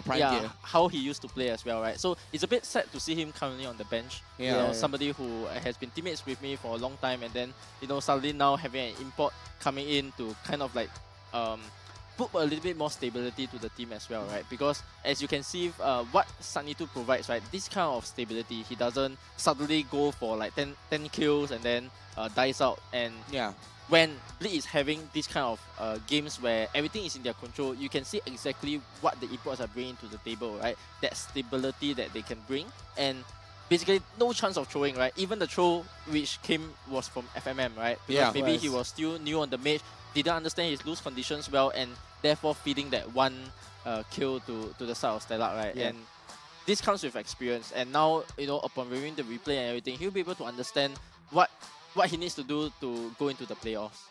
Exactly, and there was nice little skins right there when we were watching the match too. I mean, it made it a little bit more fun when we looked at the Fredrin newbie skin that they're prepared as well. I think that gave like Stellark a little bit of a little bit more confidence going through the match, but unfortunately they lost out. But you know, there was a I mean, that was an amazing game as well. But as you can see on your screen, right below here, right below, we're wearing shorts. No, we're not wearing shorts. I'm just kidding. We're wearing full pants. Maybe I'm wearing underwear. Oh, maybe I'm just in my, you know, just you never know. Just chilling, you know. But we are wearing pants here. Right here below the table, you can see that you have the weekly diamond pass that's coming out right now, and not to forget, you can enjoy 455% diamond rebate. So every day you can claim 100 diamonds on the day of your purchase, and another 120 just by logging in for another 6 days. So just constantly log in for 6 days.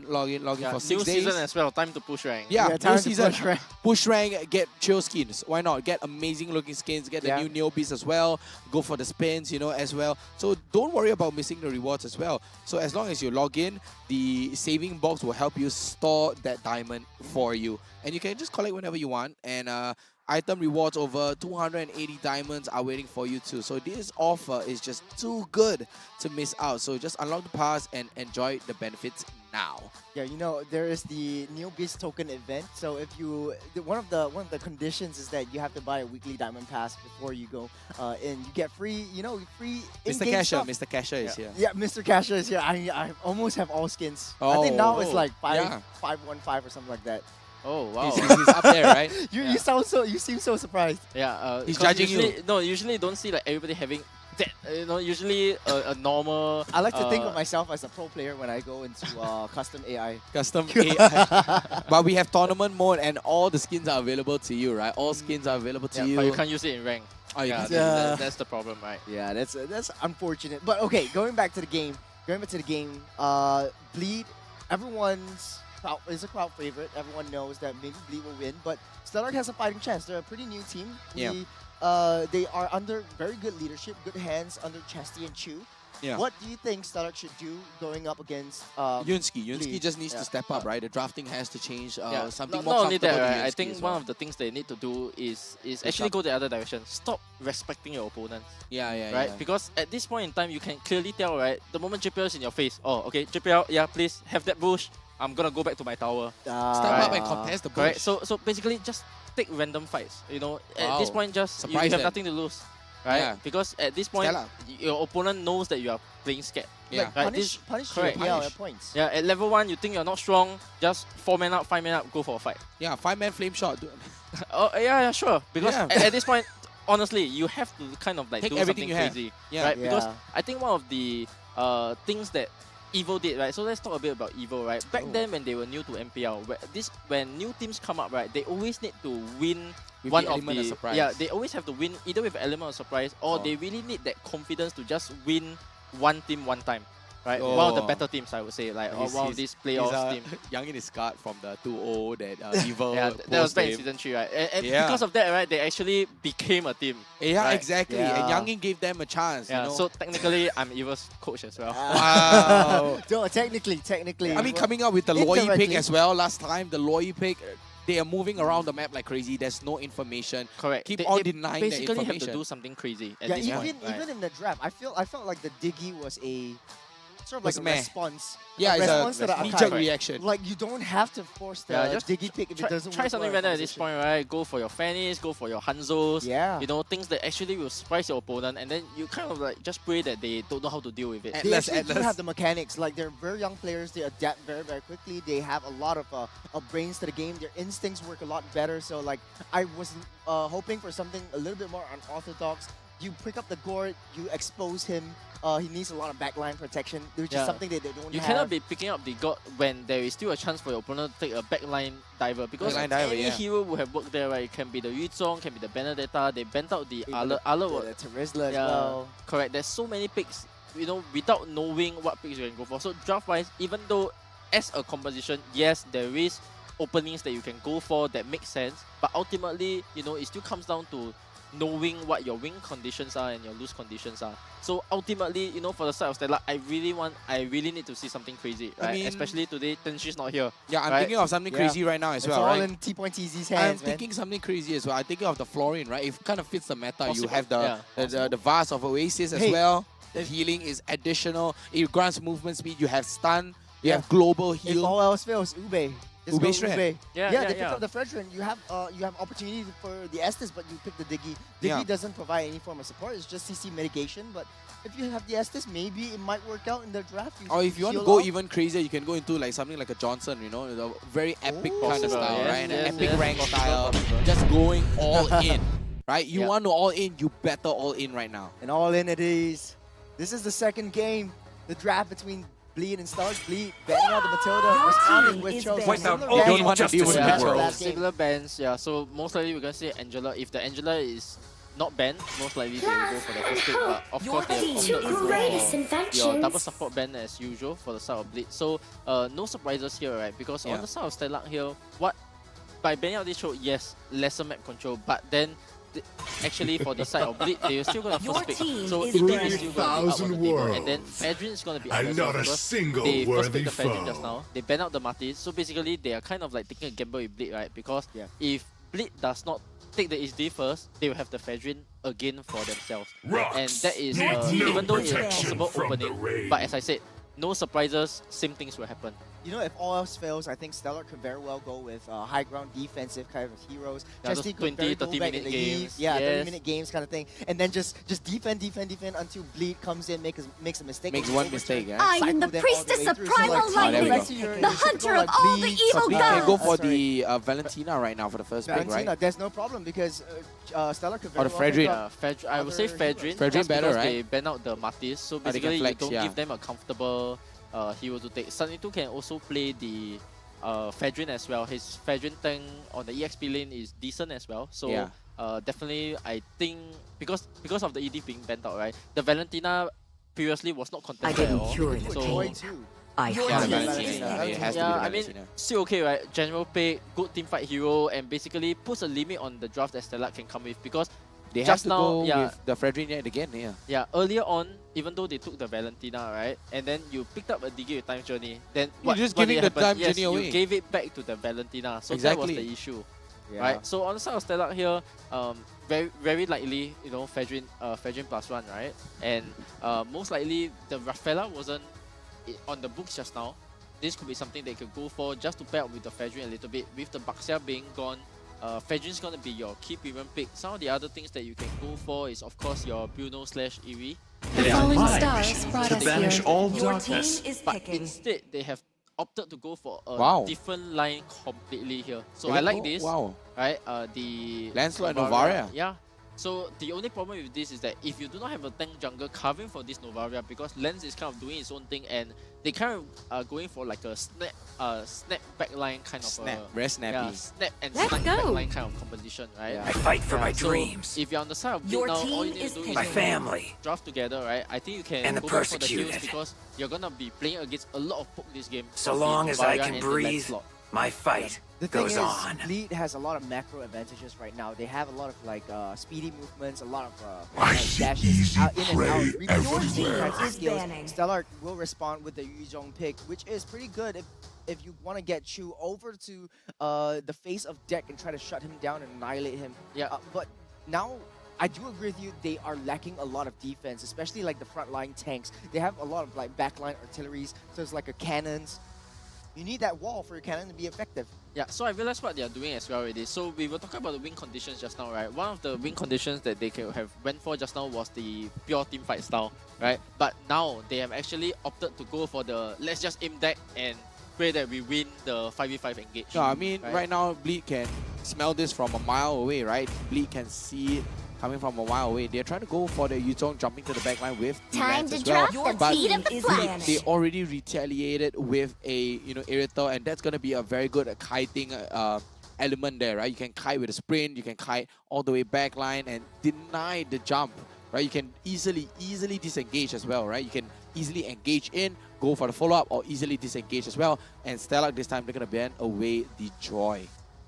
Okay, so first pick on the Yeah. second phase will be on Bleed. If they pick up maybe a Kufra, would be very, very good to deny Stellar of any of the opportunities to reach into deck. Yeah, But as now- long as you take heroes that can deny the backline, Yeah. I think that's fine as well. Or Yeah, maybe plenty of even direction. Mincetar. You want to see a Mincetar into Pain into Bleed as is well. the You proof know, that I'm is still there, so alive. then, wow, it's possible. Yeah, most of the players are playing in the XP lane now, I think, especially after Diablo has popularized it a little bit. I think Yeah. earlier on in the day, maybe we saw, was it Alchemy that actually picked it up? That was the only game Yeah, they won yeah. against Vanguard, right? In Correct, game 2, they actually picked a double fighter Double composition. fight on side lanes. Yeah, with the Paquito goal lane, and surprisingly, they won with It that works. composition. It works because Paquito has a lot of early game damage. A lot of wave clear as well. You give Paquito over to Sagitnu, he creates a lot of space for your marksman to farm. Especially after he did well in game Game one, number right? one, yeah. Exactly, So and there's a you lot know- of like positive notes on there. Yeah, I mean positive notes as well. I mean previous season, like this season, right, we see the Paquito barely being picked up. Right now, only nearer to the end of the regular season, we get to see the I am Paquito the as well. power of Last light season, incarnate. Paquito was all over the place, hard banned by Evil and all picked up by Evil, abused by Evil as well. But enough of that. Let's take a look at Stellark. They're going to ban away the Kaja. Very long thinking time there as well, from Stellark. They don't want to get caught. Yeah, they're maximizing the time as well to Yeah. really talk about the picks and bans that is possible for the side of Bleed here. Yeah. So banning this Kaja here, right, only enables Bleed to think about, oh, if Kaja is banned, actually things like the Franco is still open. So both of them All shall does succumb your to team my significantly power. win. And Churros, as you have mentioned, right, Yeah, Kufra Kufra is on the definitely a game changer right here. Yes, correct. So I think previously you were mentioning that Bleed was the one who could have picked up the Kufra. I actually agree with that as well. But they actually have opted to ban it instead. So normally when you ban the Kufra, it's against the counter picks of this Kufra, right? So very The highly Paquito. likely things like the Franco is also now available for Yep. them because Kufra actually deals pretty well with the Franco as well. And Does you JPL play actually have the Franco? burst. Yeah, he does. Yeah, he does. Yeah, I but mean, not for very long already. I It's don't pretty remember long. Last time Yeah, this I've seen season him not play. so much. Yeah, but Franco was always one of his signature picks back then in the previous seasons as well. Yeah, we could use Franco for a defensive kind of mechanism. So because we see how We JPL can win plays, the it's race always very against It's very time. hard to reach him because it's always like paired up. Now, a why did one-to-one we? I mean, matchup- I have to point out. Sorry, I mean, the Bruno. Why is the Bruno being picked up now? I mean, Bleed. They don't need to pick up the Bruno again, right? They don't have to snatch it now. They can snatch they just any wanna- other they just wanna important wait. heroes, right? I mean, you can leave the Bruno for the last pick as well. The Bruno, you know, you don't have to pick it up I right think now. for It's a Stellark, reaction. their thinking is probably let me take up the Bruno first because it's just a goal laner that wants to just Yep, farm, just and they farm. want to look at the full composition of Bleed before they decide like what is going to be their roam that is the difference maker. Correct, the wild card Yes. pick going in on the Yeah, so last at the same slot. time, you also get to confirm JPL's hero so that you know that if you have a chance to get That's the true. map advantage as well. Because this Novaria Fight now basically begins. lets you open up the Your map, team but you still need is- somebody to take Julian over the map. Jungle. This is something very new. Julian debut. Julian Jungle, the first debut game coming in from Bleed, none other than Bleed. And it's going to be a Okay. JPL Ruby as well. What a play. And Stella, they're stumped. They're like, we didn't see a Julian coming. Yeah. Yeah, And Julian also has a buff, like the timing where he hits Yes, his combos is significantly less, like 1 second, which makes a lot of difference. Yeah, so one of the KLVJ signature hero actually. So this is not known to many people, but because I'm on the desk here. Oh, wow. Yes, one of the signature picks that Kel actually had back then when he was playing MPL PH was that his Julian, he basically knows the mechanics of Julian very, very well. Yeah, so because of this, you know, they saw the buff and then they are thinking to themselves, oh, this is the perfect time to pick it up and, you know, basically let everybody know that his hero pool is big enough that you cannot ban him because apart from playing your regular things like the Fedrin, Baxia, you know, and he can still go for things like the Guinevere, the Alpha, and now putting in the Julian as well. Exactly. I have to point out as well, Terizla on the roam. Yeah, Yeah, not so the the- first time. Yeah, not the first time. I think they Yeah, have not the been doing first time. for This some is time. our, I mean, third or fourth time we're seeing the Terizla on the roam. But coming out from Stellark, and is this their final element of surprise? Yeah, not good enough, I would say. Not good enough? Yeah, Not surprising enough? Because for a very simple fact, right? Now you just need to buy Antique and then the Yuzhong shut down, Lancelot shut down, Terizla shut down. Man. There's just full on shutdown. But enough of that. We have the games ready to go for game number 2 for Bleed Esports up against Stellark SG here in the Land of Dawn. Game number 2, ladies and gentlemen. Let's go. Julian 5 only needs seconds till the the enemy level 3 reaches the to become battlefield. online, so Yeah. it's a Smash very, them. very quick power spike. Very quick. Yeah, I'm I'm expecting him to take double buffs. Maybe he'll just take double buff and immediately go to Invade? to one of the lane to gang. Oh, yeah, that's quick. that's kind of like what I'm expecting. So if we look at this now on the map, we can actually see that he's starting on the red bar. So most likely the course of action is that he'll take the orange buff, he'll head over to the purple buff, and then straight away maybe rotating over to the Yuzhong while he's still level 3. Yeah. Get a quick pick or maybe burn his Petrify, and then from there, at level 4 later on, the Yuzhong won't have enough either won't have enough HP or won't have priority in the lane to actually join the turtle team fight. Yeah. I do agree with you. I think now because you have like one level less to reach your optimal power spike, it creates a lot of time and space for the rest of the team to really like understand where do I go, where do I rotate. You can give up some of your jungle creeps to deck to try to get him up online faster as well. Yes, correct. So ultimately, right, if now we know the power spike of the Julian and what the Julian can do this game, we have to talk about the rest of the lineup, right? Because for the side of FMM here, the ultimates that he can steal is not going to be super impactful, I would say, this game.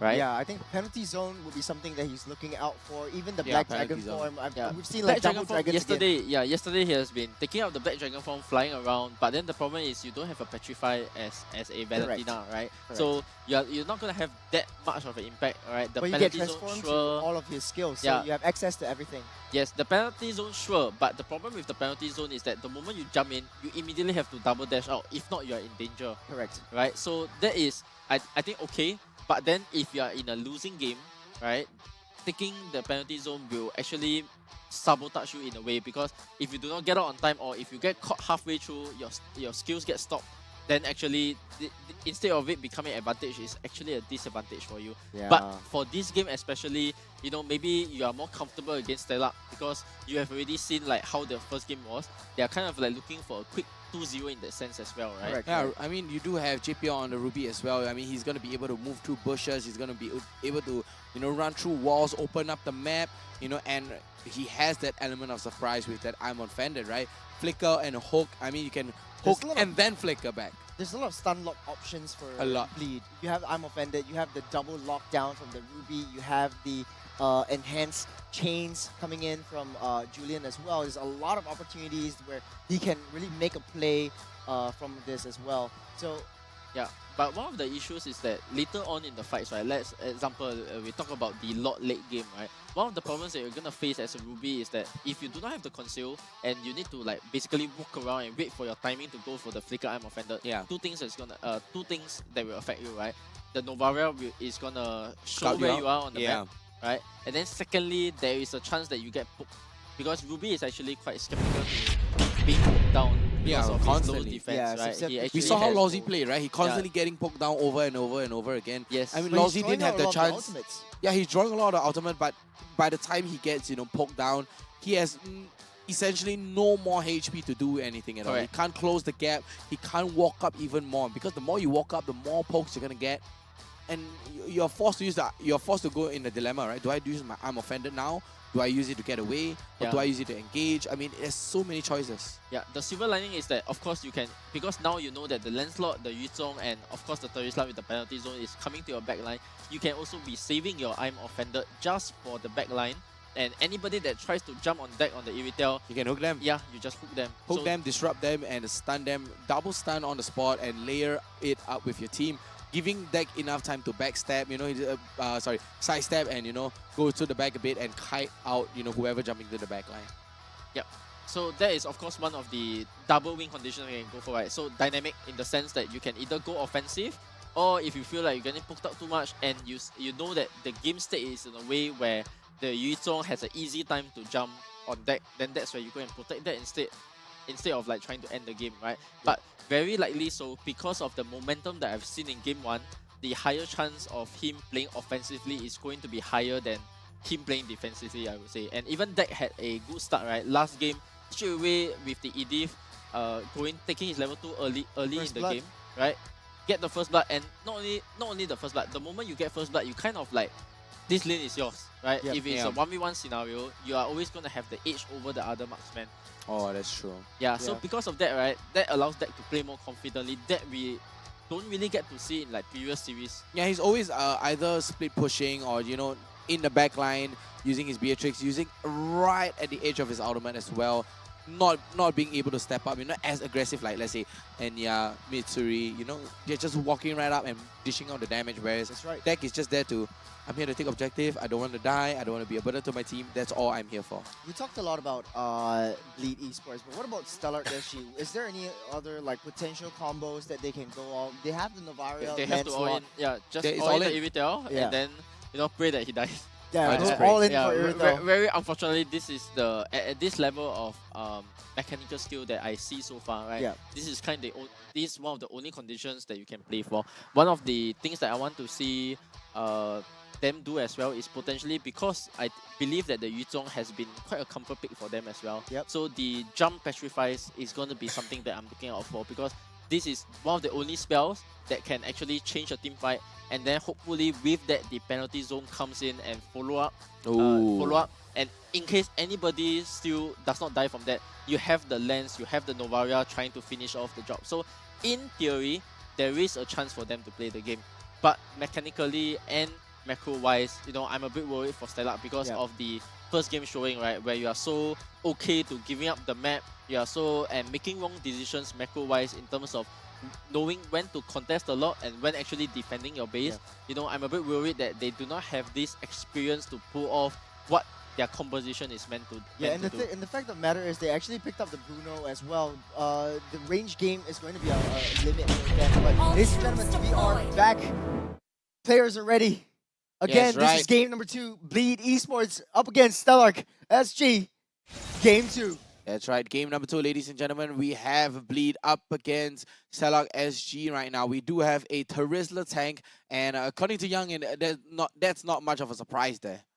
Yeah, so this is something they have already shown in the past, and again they are doing the level 2 roam thing, and you can take a look at the Julian's buffing, because early game we just want to be looking at what the Julian does in terms of impact, because if he is able to get the dream start that he wants, right, he takes his 2 buff, he rotates over to the EXP lane, and then he gets a pick off there. Immediately you start this kind of snowball game, and the moment he is camping in the bush, the one-shot combo will be prominent during the whole series. Exactly. It does look like on Bleed, they are prioritizing a little bit more on the rotation speed as opposed to Stellark. JPL taking a lot of hits, forced to retreat, might get a reset over at the base, or he'll just take a history time over there on the top side. It does look like Sagitnu is having a fun 1v1 situation onto Chu.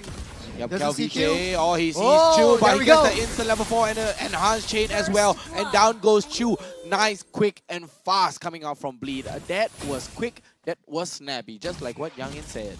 Yeah, so one of the problems was that because of their composition, right, they didn't manage to take a look at where KelVJ has started in the jungle. And because of that, the EXP lane basically wasn't ready to respond. So the moment I see a Julian pick, right, one of the things that I want to know that him as a jungler... again? Yeah, oh Wow, wow. yet Camp again, from Kel. Sagitnu Right and Kel. out of the base. Right out of the base. Never even let him walk up to his tier 3 turret, tier 1 turret at all. Wow. They're just punishing Chu. So when Sagitnu gets his farm and gets that snowball, this is where Stellark really needs to fear. 2 minutes into the game, that's a 1,000 gold lead already. Yep, 1,000 insane gold momentum, lead. right, for the start of Bleed here. That's the And power of basically, Julian, man. yeah, you're gonna see KelVJ pop off here, right? A total masterclass in knowing how exactly his heroes work. I'm gonna predict like a 10-0 type of a game. But what is Stellark doing? Shed me some light over here. They're all focusing their attention on that gold lane, but then Bleed, they have other plans. They're always sitting on that top side. So if you split the map, Stellark is on the bottom half of that map, is always red. Is that sort of like a mistake, a great mistake that they're making? They're not doing a full map rotation. They're not helping Chu out. Okay, Yunsky gets caught out here. Yep, Yunsky is going to get caught out. He is at 1 bar of HP. And he is standing up very, very tall, okay. But Stellark, they are running away with this lead. Look at them, they're just pressuring, they're just cutting wave. There's nothing Chu can do. They found the crack of Stellark right there. They recognize that, you know, this Yutong would be very detrimental in a big team fight as well. But if you manage to shut down this Yutong early in the game, and you just gotta have a good time. Yeah, so Yutong just got his level 4. I think he's level 5 maybe with this next wave. And because of that, he's not able to get the rotate that he wants. So the problem with Stellark's lineup now is that they are not able to make things happen on the map. Whereas for the side of Bleed here, look at KelVJ, right? And every single time he takes finish the buff, one free kill for him. Exactly, Yunsky runs a little bit low, but Dag with a heavy crossbow as well with a knockout. Oh, the enhanced chains. Here takes comes so much. Sagitnu. Sagitnu with a quick, heavy knockout strike as well, knockout punch. Yeah, all the he way was in. waiting for the dash all the more, right? So this proves a high level mechanical skill coming from VJ here in terms of knowing what he needs to do. He's camping in good positions as well, and the only way you can kind of like get back at him is that when he tries to go for the combo, basically he has to fail, and then that's the time where his skills are all on cooldown and you have to go for him then. So that's right. Only then you punish him. Yes, correct. Yunsky. With the penalty zone. Penalty zone though by here comes Blade with a Phantom Assassin though coming all the way in. JPL and Terrify coming up onto Yunsky. Yeah, failed to take that purple buff, but then they secure that turtle. This turtle is going to grant them a lot of lead based on EXP. Howski with the lane swap, so actually this is a very, very early lane swap. Chu unable even to go in for that turtle. So the reason why you want to do a lane swap is that you have that turtle right there. But Blade is what fodder. Blade takes so much damage right here, and Sagitnu is still at level 8 already. Take a look at Yunsky. That's a 4 level difference. That's a 2 times less difference as well. And take a look at that, a big hit as the Star Shatter hits Sagitnu right in the face as well. And Bleed, they're just trying to siege into the gold lane turret right now. Yeah, so take a look at KelVJ here, right? You see Sanito baiting the fight, and wow. then KelVJ is in position. Yep. Oh, there we go. Again, KelVJ. KelVJ with a follow-up as well, and Howski not being able to do anything right there. Yunsky goes down for the second time as well. There's going to be 4 kills into the pockets of Bleed, and with a 3.3k goal lead, Bleed, they are going to be running far, far away with this lead. Stellark has to do something right here, right now. It's like a pick-off kind of composition, but it works so effectively because of the early game power spikes. You get like 2 heroes with very, very intense combos and high hitting damages that Stellark cannot defend against. Yeah, so because of this, right, they are able to not only play how they want on the map, but they can go even more next level, right? They can be baiting fights, waiting for KLVJ to come over, right? And as the blue buff spawn again, because they had the timer on the previous purple buff, right? Yeah, they have KLVJ it. is now making his way down with his retribution as well. Yep, This is Q with a tank build, but Yep, Black true. Dragon Black tries Dragon to Form find jumping all the KLVJ. way in though, and all the way they try to catch out onto FMM, but the execution comes in though, and IMU able to catch out to penalty zone. FMM, check it out! 3-man penalty zone all the way in, but the patience pays off. Deck just pushing out onto the backline. You see goes down, and so does Chu. Howski left to his own endeavors into the top lane, and a mega kill comes in for Deck as well. Sorry, not Deck, Sagitnu. That's a 3-man knockup from QVJ on a tank build. Early game, a lot of damage, but late game, all you need to do is just set up with the rest of the team. Yeah, so perfect symphony of skills, right? Because at the same time, Tech also jumped in, went on the Novaria, went to the back line, and to really ensure that right on, not only on the mid lane, but also take down the both tier 1 and tier 2 mid tower. This is your whole map being gone here because Sanito is just gonna do what he wants on the map for now already. Oh, he managed to take it out. Wow, Sagitnu and Oh, KLVJ. a little bit of a disrespect move right here. KLVJ just walking up into the jungle right there and denying any sort of, resources going to Stellark. And take a look at the lead here. 6 minutes in and 7k already. A total domination from Bleed right off the bat. 7 minutes, 7k gold lead. That's a 1,000 gold per minute. Yeah, so very surprising to see here that Stellark, the way that they're team fighting right, is not as optimal, right? Because they are doing this combo kind of a synergy. Yes, I think the idea is there, right? They are trying to try to out-team fight Bleed, but the problem is that with your early game, the small mistakes that you have done so far, and that kind of like becomes a goal lead for the side of Bleed. And because of that, they are not able to get back the fight that their heroes were meant to do, right? Because in an even goal lead, they actually do stand a chance. But when you're 8k behind in 7 minutes, what can you actually do? Yeah, because it's just base defense right off the bat. It's like a mid-game base defense. Yeah, but this time around, who's actually gonna be defending the base? Nova doesn't have enough damage, right? The Bruno doesn't have enough damage at this point as well. And most importantly, Sanito's gonna come in. JPL with his conceal later on after they take the first slot is going to come in with the Eye Method to kind of... Look at Sagitnu. 1v1 against Blade though, but not enough damage from Sagitnu. Yeah, not enough damage so far, but they're slowly but surely building it up. This is total domination. Bleed has full control of the entirety of the map. Every time Stellark steps out, Bleed will strike. It's an entire minefield of very high bursty damages. This gives a lot of time and works very well for Deck too. Like slowly but surely, if you want to play this late game, no problem because Deck's already on point. He's already fired up. Yep, take a look at KLVJ here, level 13 already, and look at all the way on the other side of Stellark. I mean, Yunsky is only at level 7, and take a look at his counterpart, which is going to be Blade. He is at level 9, so 13 to 9. That's a full 4 level deficit there. Very smart from Bleed, right? They're pulling Stellark out of their base. Yeah, so there is one thing that Bleed kind of likes to do as well. And Wow. not only that, as here we see the chase from FMM as well, right? He also has the penalty zone actually. Chu gets caught out. I'm offended. Yep, I'm offended here. Being hooked out by JPL as well. Hooking him out of the base, and Chu just lying flat there on his face as the Yutong, and 10k goal in 9 minutes. Yeah, so what here Bleed is actually trying to do, right, is to get the explosion. So you just saw the explosion being used here onto the bottom lane, and they are trying to get it down on the mid lane as well. And once these two conditions happen, right, they're gonna take the first lot, and then this is actually an opening for them to actually end the game by the first lot. Yep. Yeah, first lot is out already. It's gonna be a speed run of a lifetime, man. It's like 10k gold lead in less than 10 minutes. Bleed is just taking control. He has to get new on the offside as well, so Stellark has to really look out for Sagitnu too. Every time they move out, that gives an angle for like Sagitnu to just flank and take down Novaria.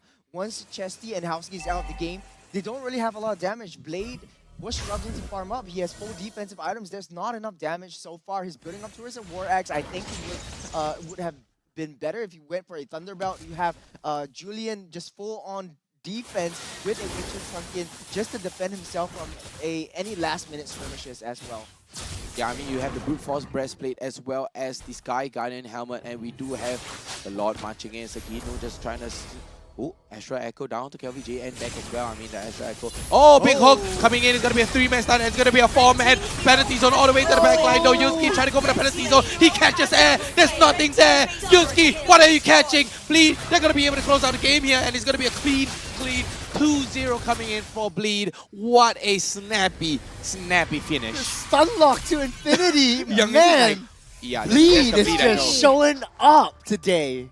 Yeah, so Wow. FMM with the penalty zone, right? Insane follow-up, right? Because immediately after the I'm offended, you have follow-up either coming in from FMM or KLVJ. So you have both. You can layer it in. Wow, You can the time it very moment well. I'm offended and then came in with the Penalty zone with the 4-man catch. So Penalty satisfying. Zone, It's like yeah, penalty zone with the flicker as well, just instantly demolishing. yeah, there's also a chance this could be the record for the shortest game. Because Oh, wow. I saw Maybe. I saw We'll- the we'll lot check with the spawning. producer sometime yeah, soon. the lot actually spawned at 9:41. So before 10 minutes, if the lot spawn, there is a chance that you end because they ended the game before 11 minutes. And I think most of the They got times, the first lot. They got the yeah, first lot. most of the times, right, even if teams end the game on the first lot, right, usually the lot spawns at like the 10-minute mark, and then they end the game in like 11-minute plus. Yeah. But this lot actually spawned at the 9:41 timer. Yeah. And then The lot was yeah, barely so matching there it. is a chance that this is actually the fastest MPL SG There game is a so far. chance. 10 minutes and 29 seconds. What a record. Yeah, and take a look at KLVJ. Almost full build, even going for the Athena shield. Yeah, just to defend against Chesty. Actually, Chesty is doing a lot of damage every single time the Star Shatter hits. Every single at the time gold. there's What there's damage? field there, they get slowed down. The gold difference is just immense. This is a 13k gold difference at the end of the game after everyone gets locked out. And the fact of the matter is, Stellark likes to stay together. Both games, they only got 1 kill for each entire game. So the 2 games, 2 kills. Yeah. This is dire for Stellark, man. Yeah, I mean, 0-5-0 coming out from Chu. I mean, Bleed, they recognize this. They took a hit at Chu, but I have to give Stellark, you know, big props to them as well. They did put up a good fight in both of the games, except for the second game. I mean, that was pretty much of a stomp, but Stellark, props to them. They did put up a decent fight in the early game, right? Yeah, there was nothing in the that first Chu game. and at least Yusuke they can tried. do as well. At least they tried to get a team fight in, right? And their timing was earlier this time around. I think, unfortunately, for the side of Chu, he basically died in his EXP lane twice before 2 minutes, right? And that kind of like goes against your game plan because when you pick the Yuzong, you're telling the team, I want to fight at the turtle, right? You have a Lancelot, you have a Yuzong. Correct. Very easy fight at the turtle. But what happens if KLVJ is on is on this hero, right? Wow, Where, his comfort hero. Yeah, correct. On this Julian is able to do so much, right? He not only just got the first kill because of a good rotation, right? He decided to start in the gold lane and then move towards the XP lane.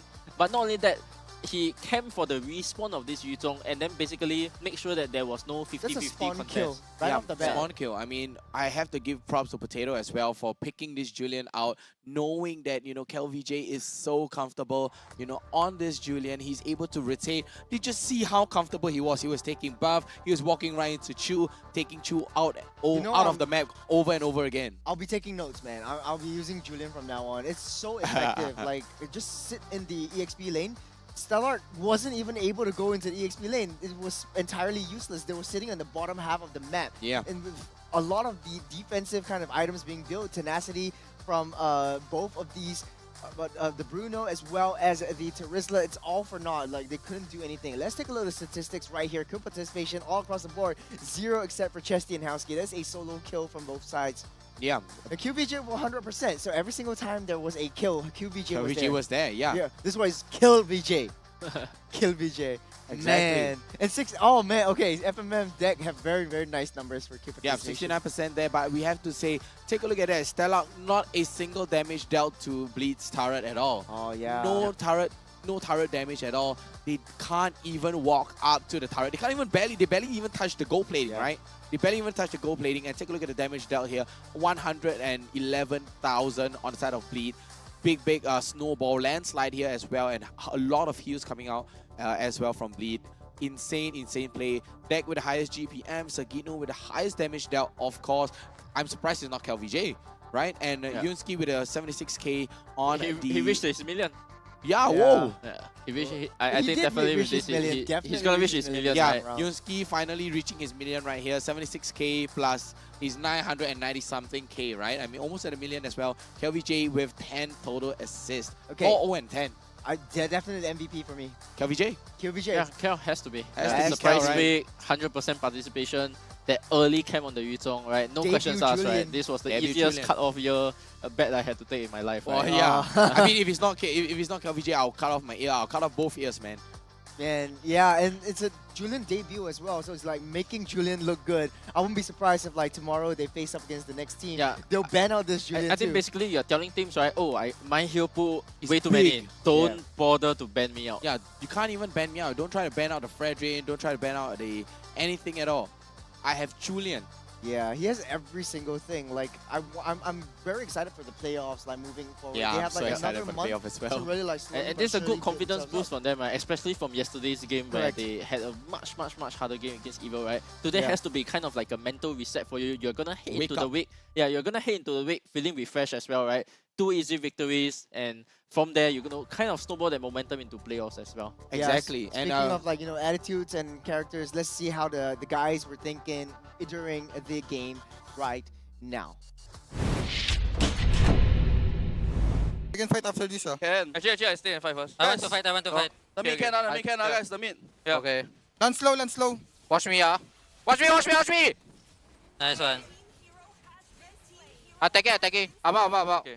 Me, one me. And- Say can go top. Oh, okay. End, bro. No, chill. Discipline. They're red out. Discipline. The red out, go. Yeah, no, I want to push mid. Discipline. Wait, no, just Okay, go okay, in. okay. Trust. Can. We're leading. 12k. Can. Just dive. I'll look for the back line now. Yeah. I'll just go in first. I'll throw my life, guys. Yeah, Okay. I think pull anyone front or any up to you, JPL. Watch out, guys. Watch out. Watch. And then.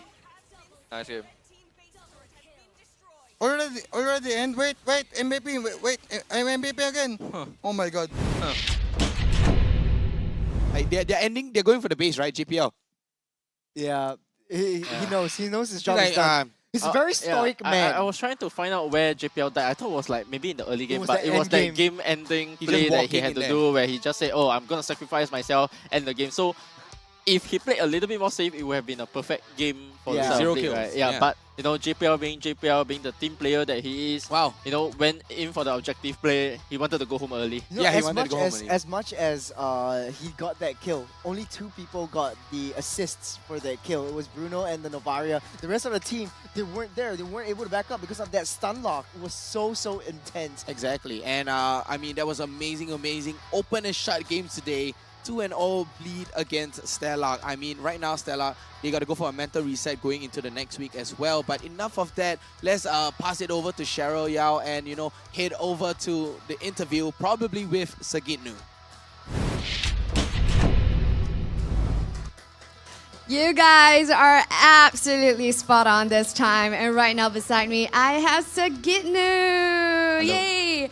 So Sagitnu, I do have questions for you. Now, first up, right now we're at the 3rd week mark of MPL SG Season 6. So, how has the team's performance been so far for you? Is it expected? Our performance is good, but it can be better on playoffs. Right. So yesterday you guys experienced a loss, and how did you guys bounce back from that loss today? The Evil is good team. They know how to. They know how to play like as a team, and we review it and we apply it today versus Stellark. Right. So just come back stronger for Yeah. today's game. Now, I believe that you have done a lot of work coming in as a new player into Bleed Esports. There's some work done. So, have you adjusted, all of the trainings that you did pre-season coming into MPL SG, as the week passes? Oh, yeah. Me and Kel already adjusted. We apply that we learned on Omega and we apply it on Bleed. Fantastic. So now as we speak, there's just one more game to go. So you guys actually met 6 of your opponents in the regular season so far. So who has been the most challenging for you in the EXP lane? I have 2. I think Diablo and Twist on the Evil. It's good. Right. So next week, you guys will be facing off with Team Flash and we have Adamir there. So, you know, you have stuff planned. Have you guys studied Adamir for Team Flash, especially for you? What works are in the play next week? I think we will review the game versus Homeboys. We review it and let's see how it goes on the next week. Fantastic, and we're anticipating very much because that upper bracket spot is super, super important. So wishing you guys all the best right here from Bleed Esports. Thank you. Thank you. So yes, guys, that was Sagitnu. Absolutely amazing. So happy to have him here on the hot seat for this interview segment. Now, next up, match 4, guys. This is a match that you don't want to miss. Your community heroes, Evil, is going to go head-to-head with our defending champions. And this is none other than RSG SG. And stick around and join us, and it'll be happening in a few moments' time.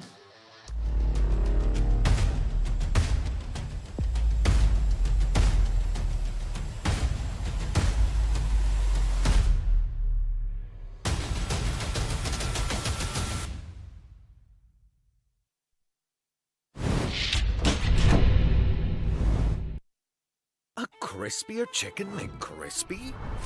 So much crispier. Bite into an even crispier crunch with the improved Chicken McCrispy. Now, wouldn't that be nice?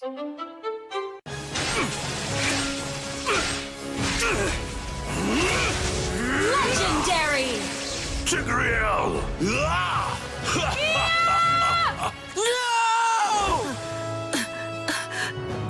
Tigreal, you are our only hope. We're not going to lose. Not today!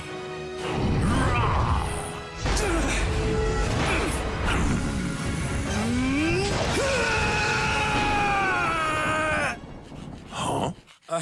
What's going on with my hand? Ooh, why is it so itchy? Yee, dandruff! Yo, your hand's for gaming, not for scratching. You call yourself a pro? You have dandruff. Tigreal? Tigreal, is that you? Yes, that's me. Do you want to win a match? Defeat dandruff and itch with Head and Shoulders. Move on to Head and Shoulders. Up to 100% protection. Dandruff and itch. Wiped out.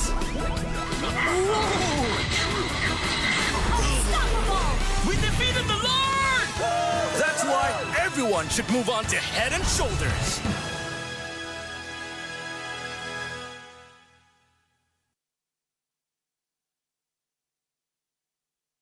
So I guess what happened is during the regular season, why we always come off like not strong is because we're always not prepared enough.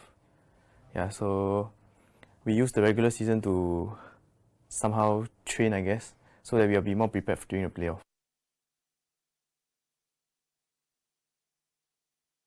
You will see a different us.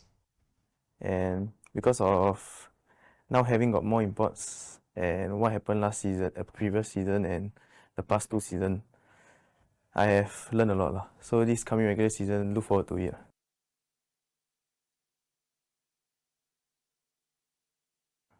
Be more prepared lah, because this time around I think we have trained with a lot of better opponents.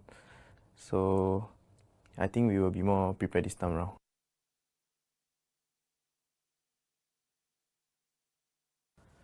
I think it's fine cause JS has always been a very good player and one of my favorite member in EVO as well.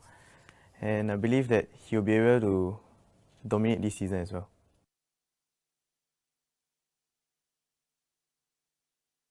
Look forward to it and continue supporting us.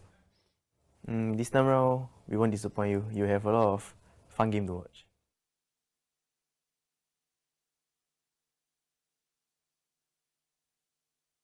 For me, I think it's losing. I don't like to lose. Yeah, that's why. I mean, every gamers, nobody would like to lose. Not really. It's just you have to be constantly thinking.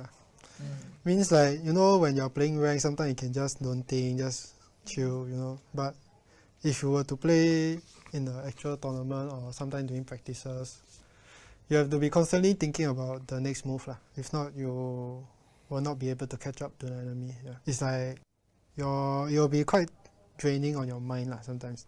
It's like communication and also planning. It's like we don't usually do that a lot in ranked games lah. We just play and see how it goes. Yeah.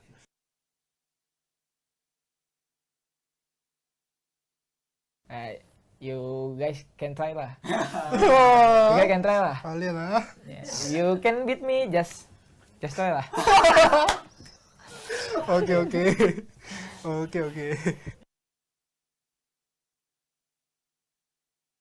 Opens up to more versatility lah, to picks and like gameplays.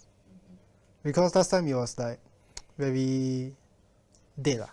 The game is like everybody plays the same way, but now it's like you can play differently. Like there are a lot of things to explore, so it just takes time to really integrate into the new emblem system.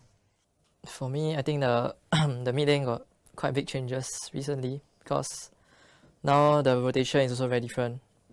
And if you mess up your rotation early game, I feel now early game very important. So if you mess up your rotation early game, it's very hard to come back, especially when you lose the fight early, especially at the first turtle.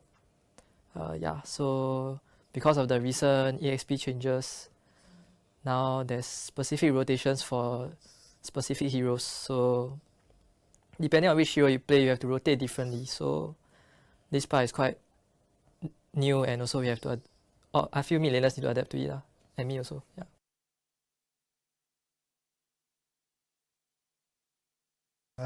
To all the fans out there, thank you for your continuous support. Okay. I mean, we tried to make you guys proud on MSC lah, but unfortunately we fall short of getting our dream place lah. So hopefully if this time we ever make it to M5, I wish to see more of you guys support, because it really helps us with our international tournaments. Like I see like how much the Cambodian fans support Next Flash and how much it actually helps them lah. I mean, you all can see how much the crowd buff actually helped them. If the Singaporeans actually give us as much support as them, I believe we will not disappoint you guys.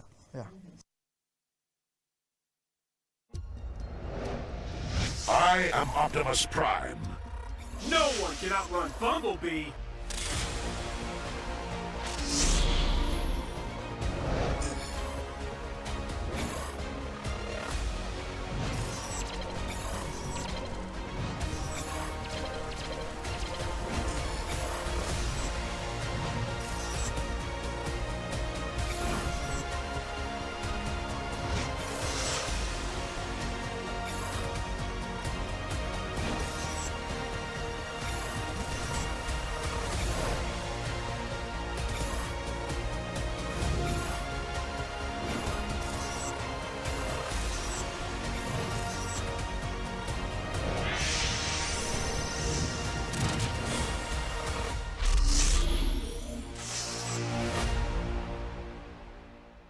OSIM.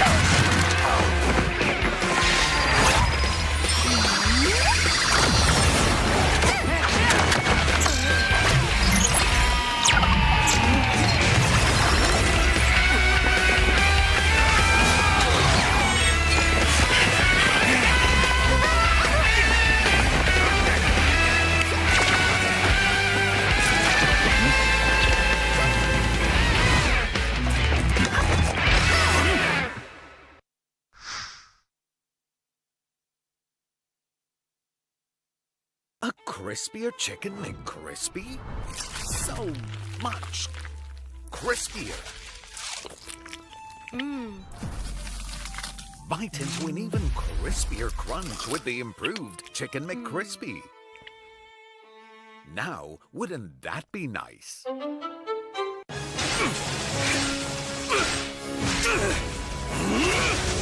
Legendary! Tigreal!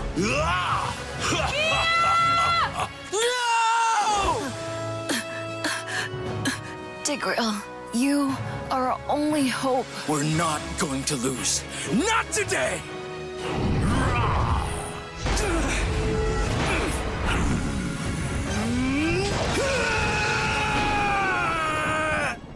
Huh?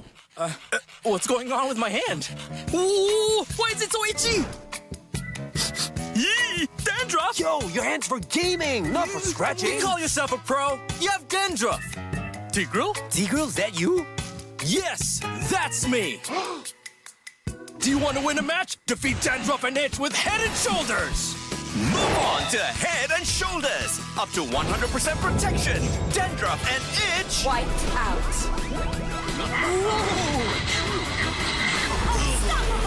We defeated the Lord! That's why everyone should move on to Head and Shoulders.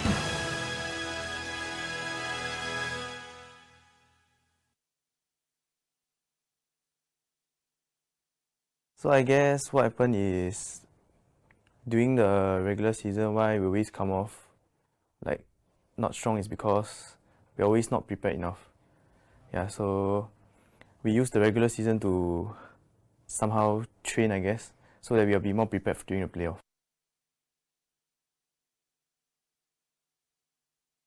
You will see a different us. And because of now having got more imports and what happened last season, previous season and the past 2 seasons, I have learned a lot lah. So this coming regular season, look forward to it.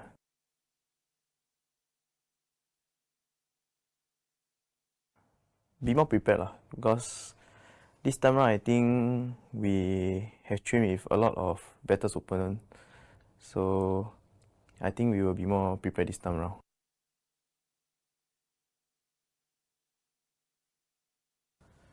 I think it's fine cause JS has always been a very good player and one of my favorite members in EVA as well. And I believe that he'll be able to dominate this season as well.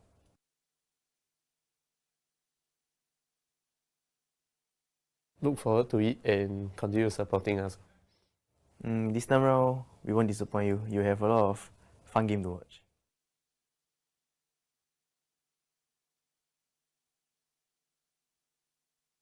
For me, I think it's losing. I don't like to lose. Yeah, that's why. I mean, every gamers, nobody would like to lose. Not really. It's just you have to be constantly thinking. Means like, you know, when you're playing rank, sometimes you can just don't think, just chill, you know. But if you were to play in the actual tournament or sometimes doing practices, you have to be constantly thinking about the next move. If not, you will not be able to catch up to the enemy. Yeah. It's like you'll be quite draining on your mind sometimes. It's like communication and also planning. It's like we don't usually do that a lot in ranked games. We just play and see how it goes. Yeah.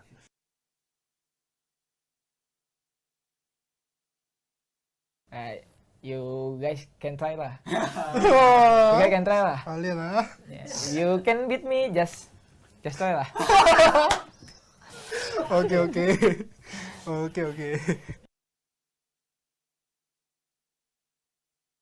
Opens up to more versatility to picks and like gameplays.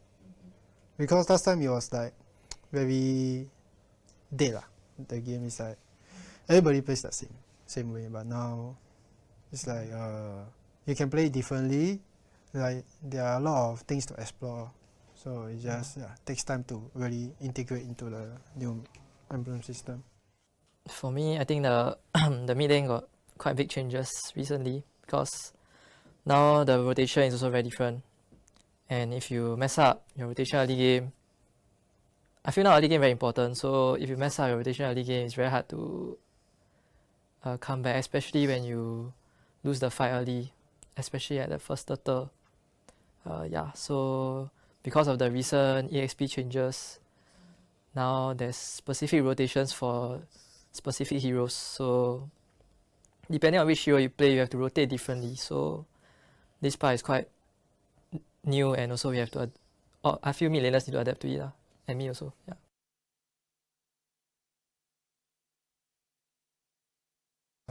To all the fans out there, thank you for your continuous support. Okay. I mean, we tried to make you guys proud on MSC lah, but unfortunately we fall short of getting our dream place lah. So hopefully if this time we ever make it to M5, I wish to see more of you guys support, because it really helps us with our international tournaments. Like I see like how much the Cambodian fans support Next Flash and how much it actually helps them lah. I mean, you all can see how much the crowd buff actually helped them. If the Singaporeans actually give us as much support as them, I believe we will not disappoint you guys.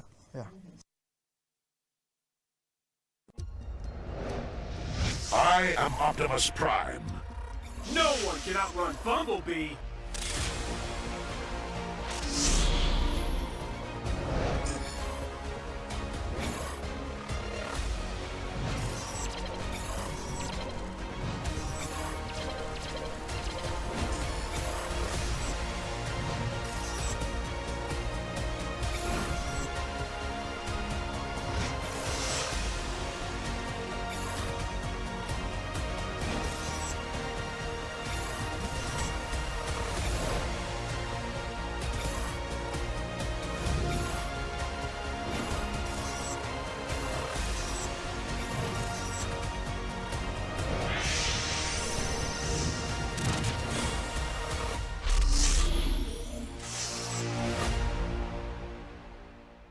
OSIM.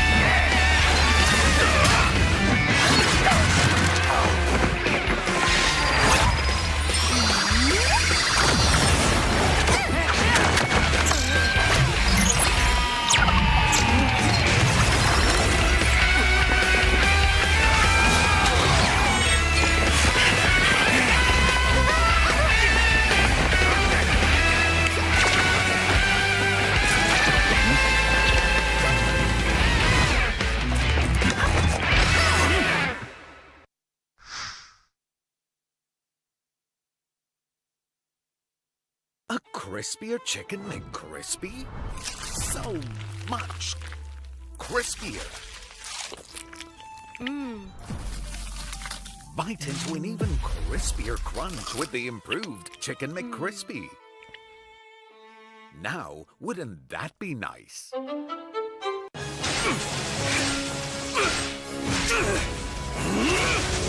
Legendary! Tigreal!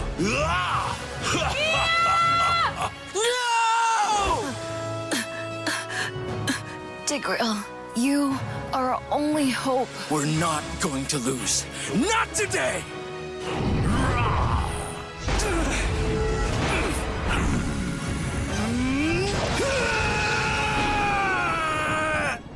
Huh? What's going on with my hand? Ooh, why is it so itchy? Yee! Dandruff! Yo, your hand's for gaming, not for scratching. You call yourself a pro? You have dandruff. Tigreal? Tigreal, is that you? Yes, that's me. Do you want to win a match? Defeat Dandruff and Itch with Head and Shoulders.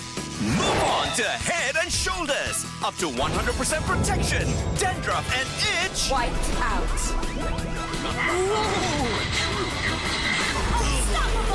We defeated the Lord! That's why everyone should move on to Head and Shoulders.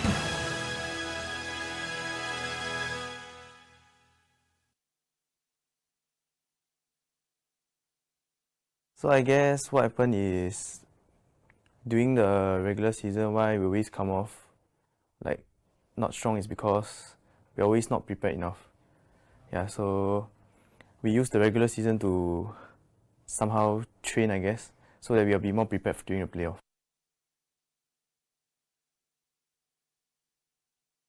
You will see a different us. And because of now having got more imports and what happened last season, previous season and the past 2 seasons, I have learned a lot. So this coming regular season, look forward to it.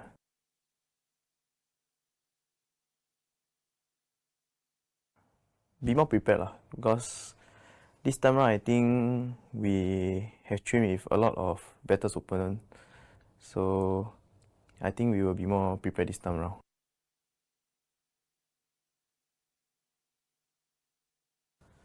I think it's fine because JS has always been a very good player and one of my favorite members in EVO as well.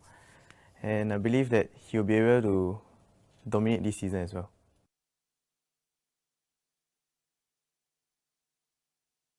Look forward to it and continue supporting us. This time around, we won't disappoint you. You have a lot of fun game to watch.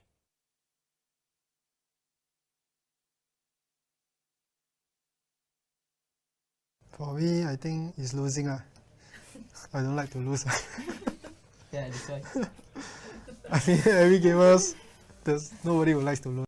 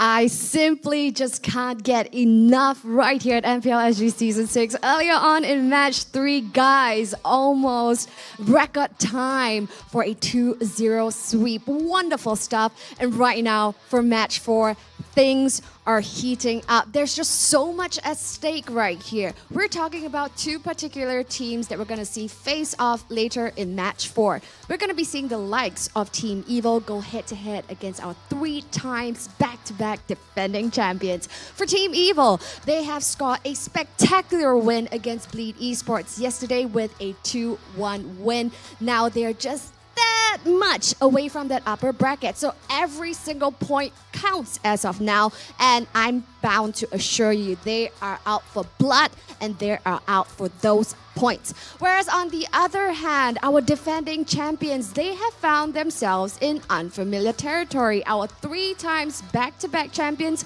now in 3rd position as we speak in the overall standings. Anything can happen right here at MPL SG Season 6. But one thing's for sure, points are definitely what they're gunning for today. So without further ado, let's take a look at their wonderful faces. First up, your 3-time back-to-back-to-back champion, RSG SG.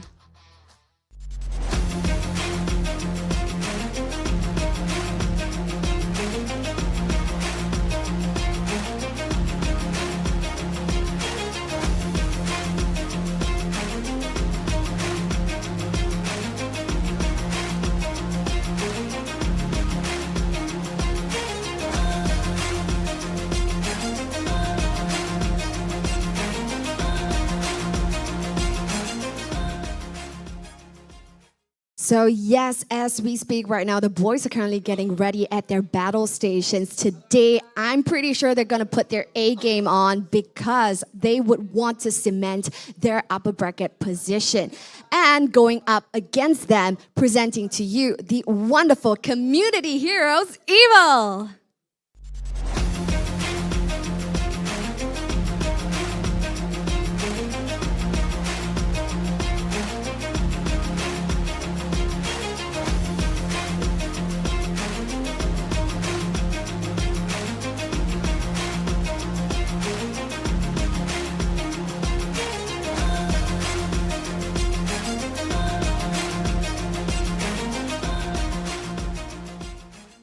Now, this is unlike the regular Evil that we once knew. They were no longer the dark horses anymore. They're right now the galloping stallion here to grab points to secure them that upper bracket position. Now, this game, I assure you, is going to heat up more so in the EXP lane because as we see, we have Diablo and, of course, rumored Diablo 2.0, we have Twist there. So the EXP lane is definitely heating up.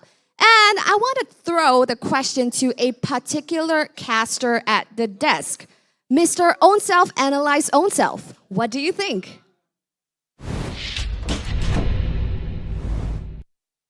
Yeah, so good evening, ladies and gentlemen. I'm still here on the caster desk, unfortunately. Are you on the wrong side, Yamin? Yeah. I should be downstairs coaching my team. You should but, be. You should be. I'm still here, right? You're here. So yeah. So welcome to the last series of the day. My name is Yang In, and here we have Kin Tofu and of course Churros. So we'll be your casters for the last series of the game, and this will be my last day casting as well. Welcome back to the desk, ladies and gentlemen. That was the introduction should have been mine, but Cheryl threw you the question. Okay. People's Champion, Evil, versus defending champions, RSG SG. This is the match of the day. They had a really good game, or Evil more so, yesterday against Bleed. They are this much, as what Cheryl has mentioned, moving over to the upper bracket finals. What is your thoughts and how are you feeling, guys? I think if we take a look at the previous competition they had in the playoffs last season, right, it was a clean 2-0 from RSG. But this time, I think Evo, they have improved a lot, right, in regular season. So I think this should be a pretty even matchup, to be honest. Yeah, yeah. What about you? Any questions for that? But before we go into that, let's take a look at the lineups for RSG. Maybe Youngin shouldn't be the one to try to divulge his secrets. Let's throw it to Kin. What do you think of the lineup for RSG? I think it's great, right? So yesterday we actually had Joe stand in, and this time Buji is going to be back in the lineup again as the mid laner. Now he is quite impressive because from his debut up to now, he has been very, very consistent. So of course, with that, we also have Oki, Diablo, Bray, and Lucian QT. All familiar names. We all know they are very powerful in their own respective roles as well. So we won't see Sayla this time around. It will still be Bougie going in. We have a little bit of changes in the roster since the transfer window. So pretty much similar RSG SG. But on the other side of the spectrum, we will go through the maybe Youngin, bring us through the players and what are you looking out for? Yeah, so for Star of Evil, right, this is a lineup that we don't see changing much. JC's is back into the team as well. Yep. So Coconut, JC's, Twist, Man of the Hour, of course, Powerful and Carrot. So, you know, this is one team that we kind of like don't know how good they are until like yesterday they kind of like cemented themselves that, oh, regular season they're in to play, right, after the 2-1 victory against Bleed. Yeah, that's right. I mean, Sharo has already said, like, Twist is dubbed Diablo 2.0. He's sort of like the Bray in our Season 6, where he came out of nowhere, and then he came in, cemented himself as one of the top EXP laners, setting the tempo and creating a lot of space for the rest of his team. There's a lot of opportunities for both teams. But going back to RSG SG, the defending champions, we need to understand what are the keys to victory. So we're going to bring that right up on your screen. Ken, why don't you break it out for us? Right, I hope I'm not revealing secrets from Youngin's book here, but you know, we are going to be looking at that EXP battle, right? So Diablo needs to out-rotate Twist for team fights, and we know that it is still a potential for him to do so. And of course, we all know behind the desk, Evil is the best team fighting group in the entire league. So they should avoid clashing Evil head-on fights and you know, focus on picking off, because that's what I think is Evil's weakness as well. And of course, you want to have the Kryptonite, you want to take away the Catalyst and their power, right? So you have to cut Powerful's teammates away from him, especially in the team fights as well. Yeah, on an overview, it's sort of like, again, macro versus micro. We all know that micro-mechanically, Evil does very, very well, especially in team fights. There is that magic. So going over to team fights, keys to victory, let us break down what we have. Yep, so for Team Evo, right, what they want to do against RSG, and definitely, okay, I did not see this in advance, right? So picking out the key team fights to take, this is, you know, referring to that 5-man power, that 5-man magic that we have been talking about for Team Evo, right? And then secondly, to enable Coconut to farm for late game team fights, there are times where he actually comes in slightly earlier. There are some times where he actually joins this 5-man crusade down very early, and that usually stems from him taking on after they snowball the first tower, they will come to mid and then they'll kind of like take a 5-man fight. Alright, and then lastly, of course, is JC's consistency in the mid lane. So this was something that was kind of broken a little bit yesterday in the series against Bleed, where JC's actually, for most of these games, actually died in the early game. So, you know, if you make sure that he gets his farm, he gets the rotates that he wants, it's going to be a problem for the side of RSG. We talked a lot about threats for the side of Evil. What kind of players are you looking out for particularly? Yeah, so definitely, you know, at the start, everybody's talking about Twist, so I'm also excited to see myself, right? The Diablo versus Twist matchup. Then, of course, Powerful himself, so far, you know, from previous mic checks, I've seen him putting up that next level of leadership into the team, right? Yeah, of course, we will have to take a look at the statistics to see how both teams has fared. RSG standing in the top 2 standings over here. Can you break it down for us? Now, RSG always boasts one of the highest stats available. Oki's KDA is pretty freaking high. In the entire league, right? So Oki, I mean, he has an average GPM of 756, and his KDA, the reason why it's so high is because the rest of the members allow him to snowball. They create that very safe space for him. And it all always starts off with Bray, right? Bray in that jungle being very aggressive, getting steals, getting kills as well, will then trickle down that farm to make Lucian QT a bit fatter, and he opens up the map for both Diablo and Bougie to make things easier for Oki to reach this average GPM of 756. And I also have to point out, Diablo is one of those guys that really cemented how Singapore is very evident in the entirety of the world. Khalid has been picked up by a lot of the other teams as well as overseas teams. So we see people in Indonesia, MPL ID, MPL PH, also picking up the Khalid as well as the Badang too. So we have to always go back to the other side of the coin. Evil, Youngin, let's break it down. Yeah, so for the side of Evil, right, okay, the GPM, we're always going to see around that 730 kind of mark, right? That was where Vanix was at as well. 6.23 KDA, higher than usual, because Evo as a team fighting team, you know, across the board, we're going to see higher than average KDS across the board, right? So if you take a look across the board, ranging from 6 to 5, powerful, sometimes maybe he dies a bit early or he's tanking for the team. Assists don't count for the backliners. So for him particularly, slightly lower. But if you take a look at the average kill participation, right, more than 20% across the board, and that's higher than most of the other teams, right? We have time and time again talked about Evo. Their general style is to make sure that they take the team fights that they want, not only what they want, but team fighting together. So across the board, KP is always going to be higher than usual. Yeah, I mean, Diablo versus Baby Diablo is one of the matchups that we're looking for. We have Brave versus Powerful again in the jungle. Very, very similar playstyles, very similar kind of rotations. But I want to know, what are some of your predictions in this match? Who do you think will win? I mean, we don't have to really see it. Do you want to say the phrase? No. Do you want to go? No, please. I think the viewers want it. Yeah, I think the viewers want it. After we win. Yeah, after we win. Yeah. Give the viewers what they want. Oh. So it's actually kind of funny. Right? Okay. Oh. Now, no. These predictions, right? They were made before any changes were made in our schedule and our roster as well. Okay? But okay, maybe he doesn't want to activate the caster's curse. I just learned about the caster's curse, right? I'm just doing my part. He doesn't want to activate the caster's curse. Good save. Yeah. He's doing his part, even when he's not with his team. Before anybody get their pitchforks out, right? Yeah, you know, RSG, yes. Yeah, you know. No. Just say the phrase. Curse, yeah, just say the phrase. No. Just do it. All right. But Churros, right? Why are you going against? I like the People's Champion. Honestly, I like the People's Champion. I'd like that you pass it over to me. I mean, the People's Champion has been growing on a lot since Season 3. I've been rooting on to RSG SG. Rightfully so. Ever since rightfully so. The first time. Rightfully so, this man says. Oh, man. Okay, but now we all want to know, what do you guys vote for? RSG SG. Astounding support. It's even higher than the Bleed series from the previous game, right? It was slightly higher, yeah. I think RSG SG has really amassed a lot of following on Telegram, on TikTok, on Facebook. A lot of these support from fans that have been on them since like Season 1, since their inception in Season 1. So it's not a lot of, you know. Fun fact, right? I think RSG SG is the only team that has been in all MPL SG seasons, right? Every other team has either changed in some way, you know, the players might have went on to different organizations, but RSG is the only organization that still, you know, from Season 1 to 2. So they have a loyal following, right, for that entire thing. Yeah, that is right. I mean, a lot of these kinds of things are our predictions, our questions in our heads. But I want to know what the players think in our head-to-head video that's coming up really, really soon. I think it should be up right now.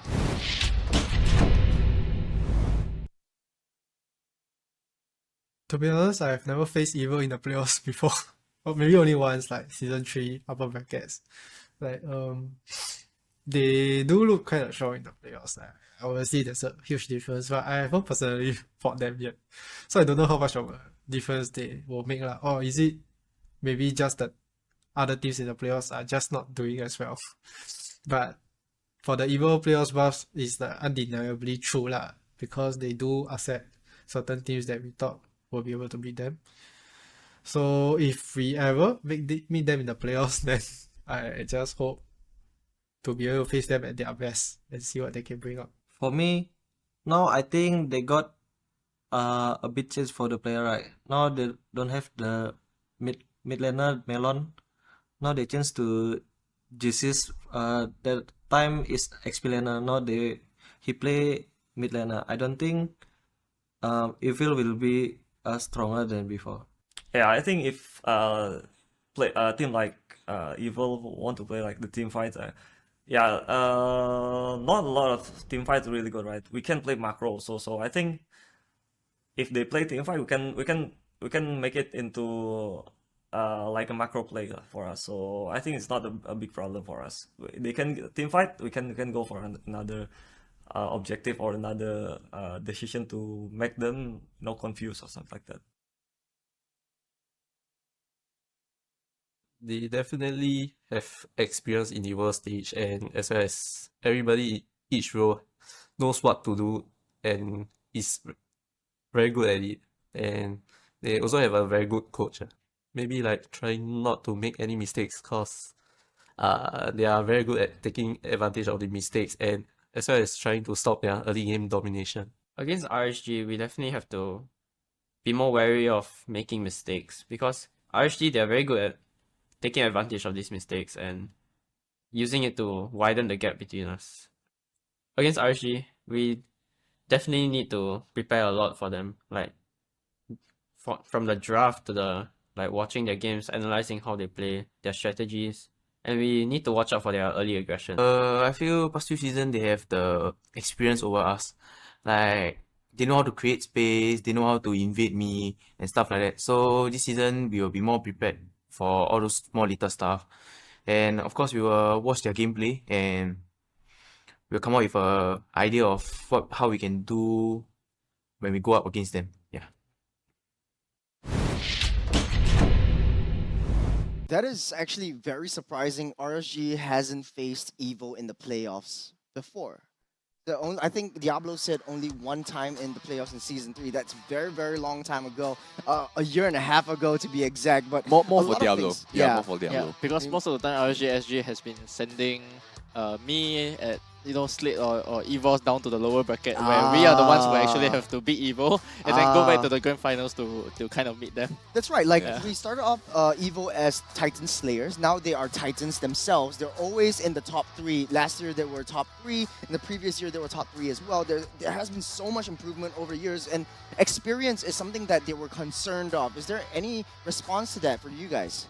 I'm actually curious to see how much they're going to improve, because I think they have already identified, at least on the Evo side, how RSG is playing, right? So now, I finally, at least for this season, I think they have something sizable that they can be used against RSG SG in the match itself. So I want to see whether this thought process of theirs can be implemented and whether they really can pressure RSG very differently from how they have been playing in the past. Yeah, to add on to what you said as well, right? One thing that they have actually mentioned as well, right, is that what you have mentioned as well is that they, in the interview, they also said that because they will study RSG playstyle in particular, like drafts and Always on the playstyle. way. So that is something that a lot of teams will try to is figure out banning. RSG at, and this was something that I used to do. We used to think that RSG has this style where they play for the early game and then that's it, right? But then as we see RSG go more and more to international tournaments, this is where they actually pick up a little bit more skills and such, and that's why we see, like, for the side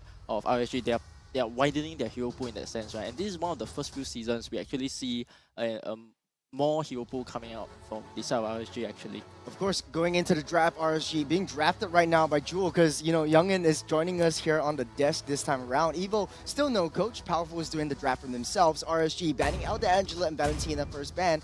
Evo, Matilda, and Kaja taken into the ban pool. Is there any reason why See value in me? more heroes are so hotly contested? You should. Yeah, so of course with the buff to the new healer meta, and of course there's a new item supplementing the healer meta as well, right? So this is a meta, and especially Evo yesterday in their draft, they have actually shown that they want to be picking more support heroes in general. They have opted to go for things like the Rafaela. When the Matilda is open, they will actually go for it as well. So I think just to make sure that it does not fall back onto them basically they want to RSG to be as predictable as possible, so that they know, because they studied, right? So they want to see how predictable RSG can be. Yeah, I mean the hope for them is that it's not like when we're in school and studying, like, example, social studies. The teacher tells you, just study for this chapter and you have it. And when the exam comes out, it's a totally different thing from what you expected. So of course, Evo is not hope that that's going to happen from RSG. And I think, though, based on the bans itself, RSG and Evo, both of them have already done some homework on each other. There are some targeted bans like the Fredrin for Powerful and Kaja for Lucian QT as well. Yeah, what is the thought process going through our heads right here? So we know Evo is a very teamfight-oriented kind of team. RSG, on the other hand, very adaptable. We have Diablo always playing on a 1-4 kind of a composition. Is that still viable right here, or what's the thought process going through your head? Basically, right, in any of the game, in the previous game against Bleed, right, you actually saw Sagni 2 on that Sun a lot. rises So when I you give need to the always word. make sure that you have a chance to push out the side lanes, right? And as we speak, right, first pick coming out from the side of RSG, we have the Kali immediately right off the bat. Not a single right? So worthy this is a foe. pick that, because both Twist and also Diablo plays, right? So I think this is something they decided to opt for right at the start, right? To take away, maybe they think they let it go because they will pick it later into the series, but straight away, right off the bat, Diablo decides to take it for himself. I like it a lot because, you know, this shows the confidence from RSG. Diablo, I mean, signature hero as well. And Twist picking up this Marty is probably going to go into the hands of Powerful as well, right? So these are two comfort heroes. And here's the thing about comfort heroes. You have played these heroes so much that you know what the weaknesses are as well. So it's actually easy for them to think of a counter pick based on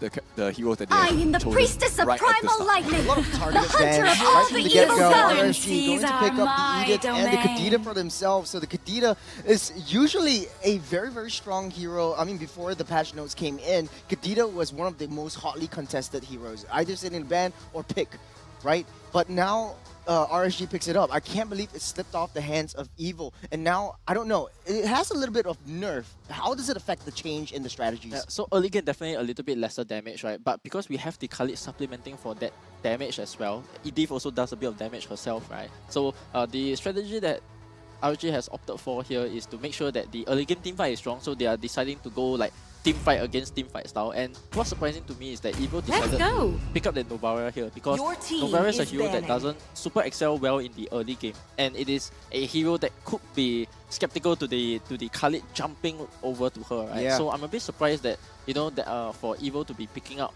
Novaria right at the start, right? Because there is still choices for you. You know, things like the Faramis might be open in case you want to go teamfight style. Faramis could be a decent pick for you, but instead, they opted to go Novaria pretty early on.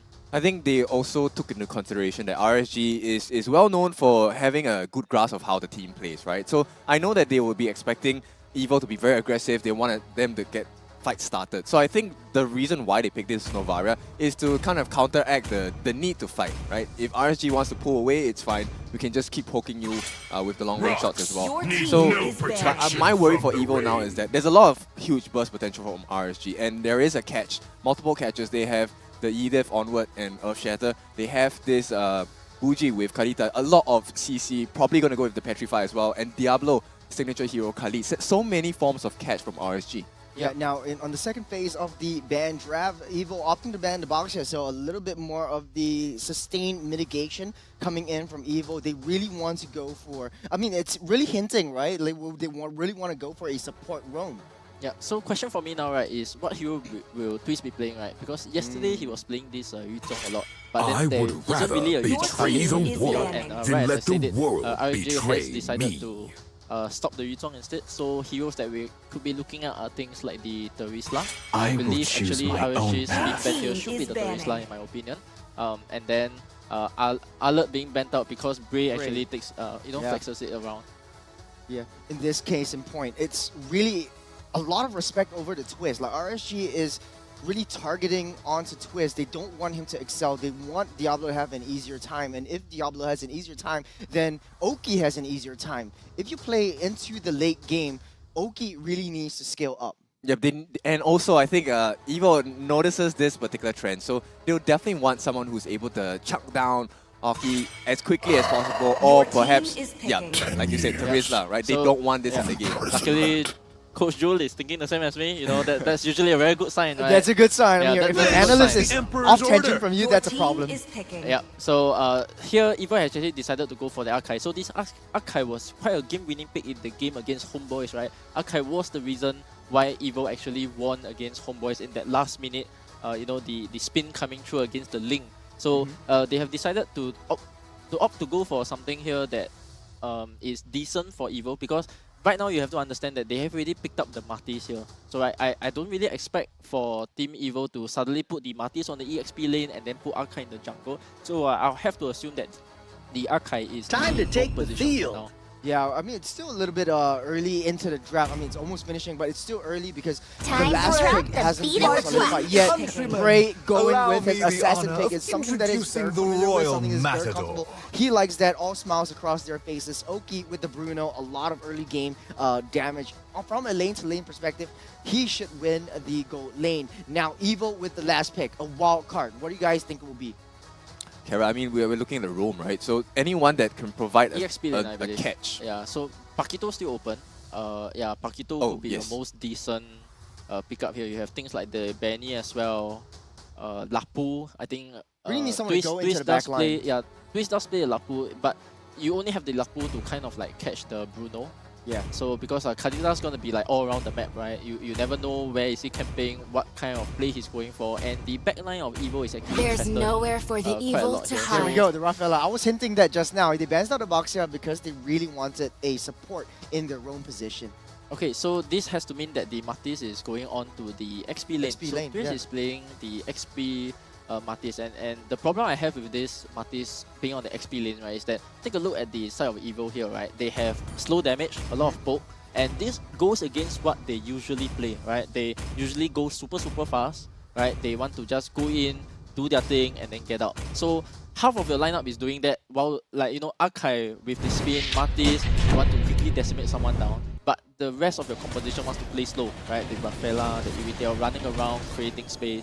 And then for the side of RSG, look at how they are going to initiate, right? If you pick up the Rafaela, and the Rafaela is out of position, the ED is going to come in, do a combo with the Kadita. The Kadita is going to do a full burst onto any of your heroes. Yeah.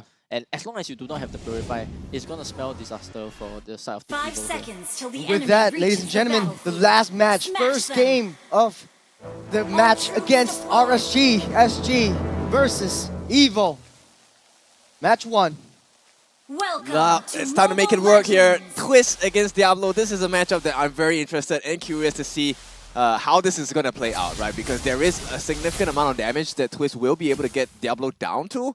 And, you know, Diablo with the healing available for his hero itself, it might make life a bit difficult for Twist. Well, the Aethys really needs that level too. So I would have thought like RSG would have went for the early EXP up on the EXP lane. But Aethys still onto the level 1, so a little bit on the slow level up. Is there a game plan that RSG is looking for right here? Yeah, basically get your catchers in, right? Because for the side of Evo here, right, they have actually opted for both the Iritel and the Rafaela to actually take the Purify, so they want to be away from whatever the Kadita wants to do, right? But your big problem here is on the side of JC's, alright? He has the Flicker, and this will make him being a Edith can go on you, Kalita can go on you, Lancelot can come on you, Khalid can come on you, right? There's gonna be 4 loose conditions for you this game. So how are you gonna be handling that pressure? You know, you need to be able to use your ultimate wisely because you need to know where the opponent is. There will be even times where you have to throw it to the back in case the Kalita is camping you instead. As we're talking about conditions, RSG has quite a bit of things that they have to do, right? Like RSG finding the easy little aggression onto Twist. They want to shut him down as easy as possible, especially in the early game, so that Diablo is just free, moving around, rotating, and just opening the map for the entirety of RSG. Yep, and you can see they're going to try and pincer them. This is the fighting that we're Oh, the talking heavy about. spin, easy lockup, but won't amount up to anything. Lucian Cutie will be shut down by Powerful First Blood. Over to Powerful. Yep, and what a time to do it, right? Evo get that first blood. Not only that, they are going to poise themselves to get this turtle as well. But we all know Bray is one of the best junglers, the red 3 fingers, and the fastest in the game as well. Okay, Turtle. A little bit more of health. Petrify already pushed up. Bray actually gets that turtle. Rough waves as a defensive mechanism. Carrot almost taken out this time, but the win goes to RSG. A little bit of 1v1 action. Coconut actually dishing out a lot of damage onto Oki, forced to retreat. Yeah, so good micro play coming in from Bray here. Good decision making, right? Because even though they lost the pre-setup of the turtle, right? Oh, Carrot. The pre-setup of the turtle was correct for the side of Evo, right? But because Bray decided to use all his skills on the turtle, he forced a 50-50 retreat with the Archive. And then the Kaita basically went in with the Petrify knowing that the heavy spin was down. And then basically this was what enabled RSG to get the turtle even though they were at a disadvantage. Yep, I want you to keep your eyes on Bougie. One of the things that RSG has been trying for this past 3 minutes is to keep pressuring Twist actually. But it hasn't worked out so far, and I think Evo is doing a good job of maintaining the game. I think it's just micro skills. Twist can hold his own. He's actually winning the lane against Diablo, but his answer misses. And Twist will try to get away. 3 more strikes, 1 more hit, and he goes down. Bray takes the kill. Yeah, it all comes down to the rotations, right? The rotation speeds. As earlier I was talking about, this Novara doesn't give you the rotation speed that you want, right?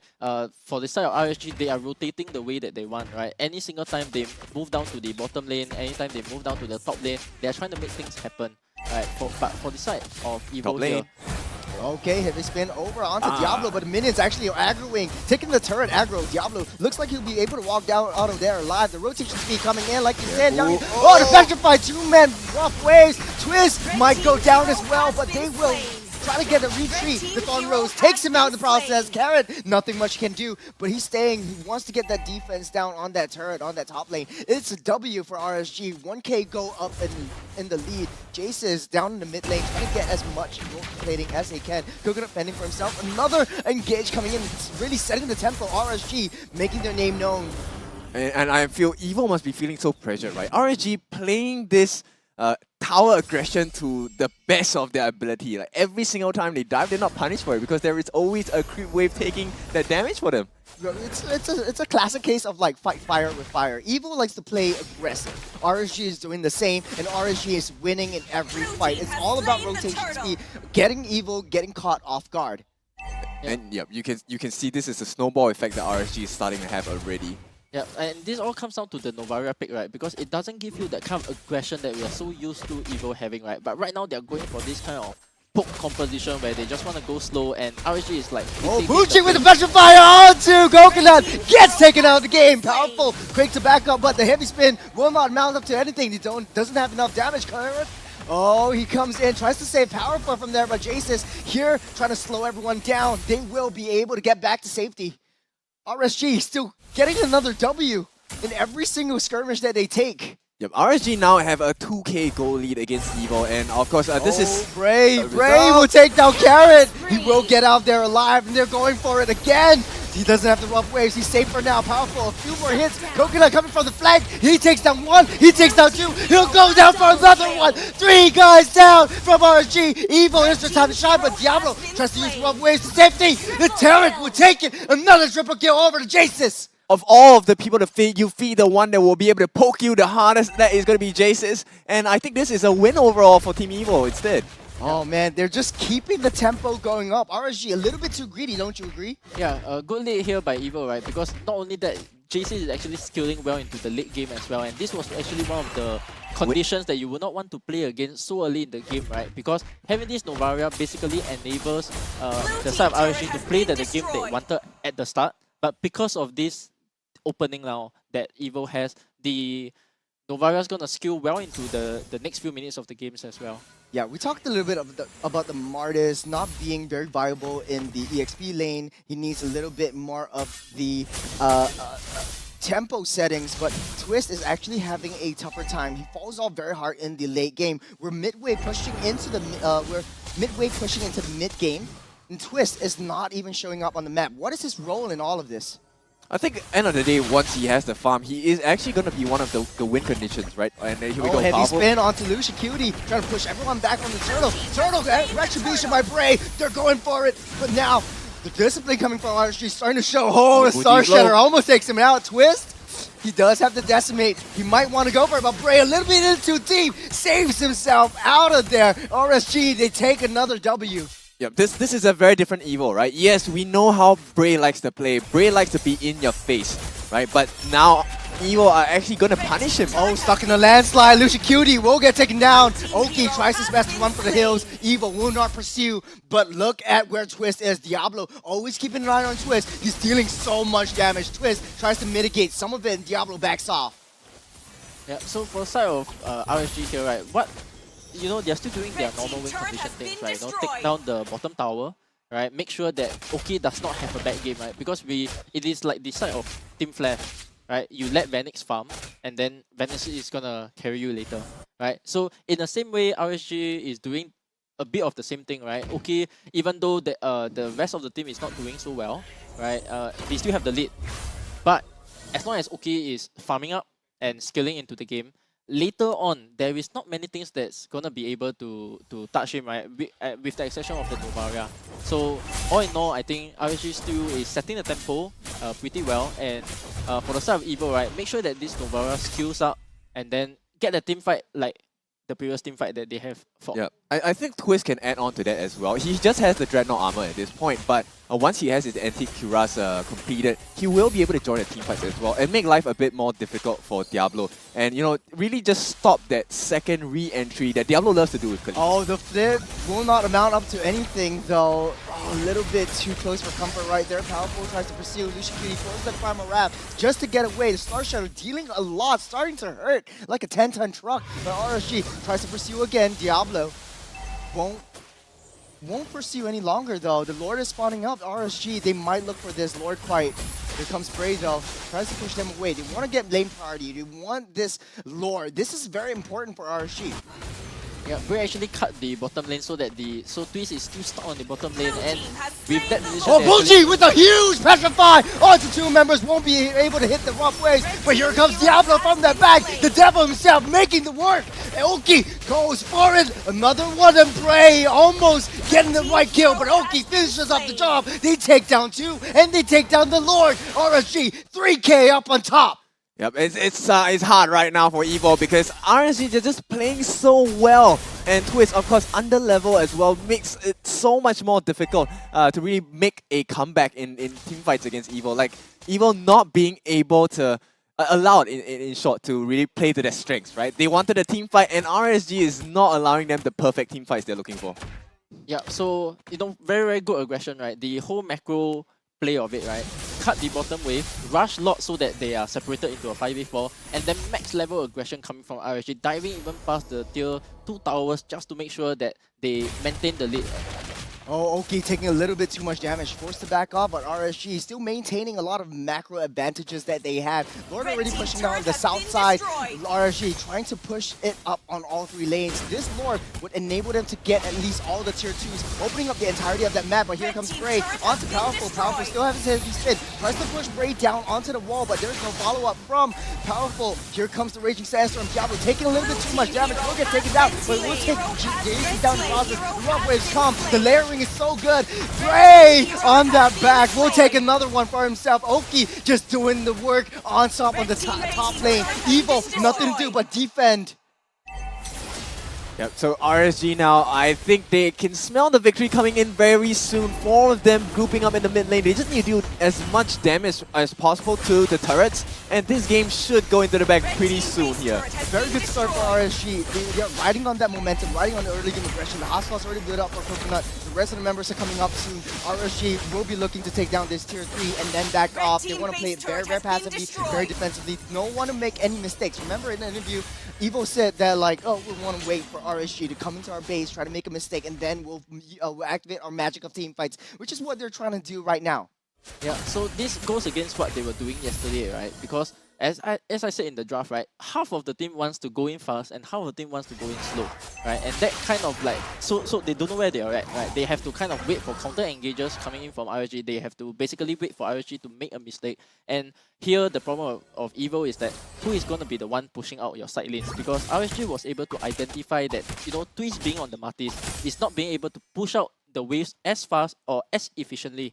So with now all 3 lanes being down, all the tier 3s being down, right, RSG, by what they know, they are going to macro very well. They're going to make sure top lane is constantly pushed in before they actually try to take the lot here. Would it be better if Evo came out into the open and then RSG can find an angle to flank it out? Because what RSG needs to do is identify where Coconut is and where Jace's is.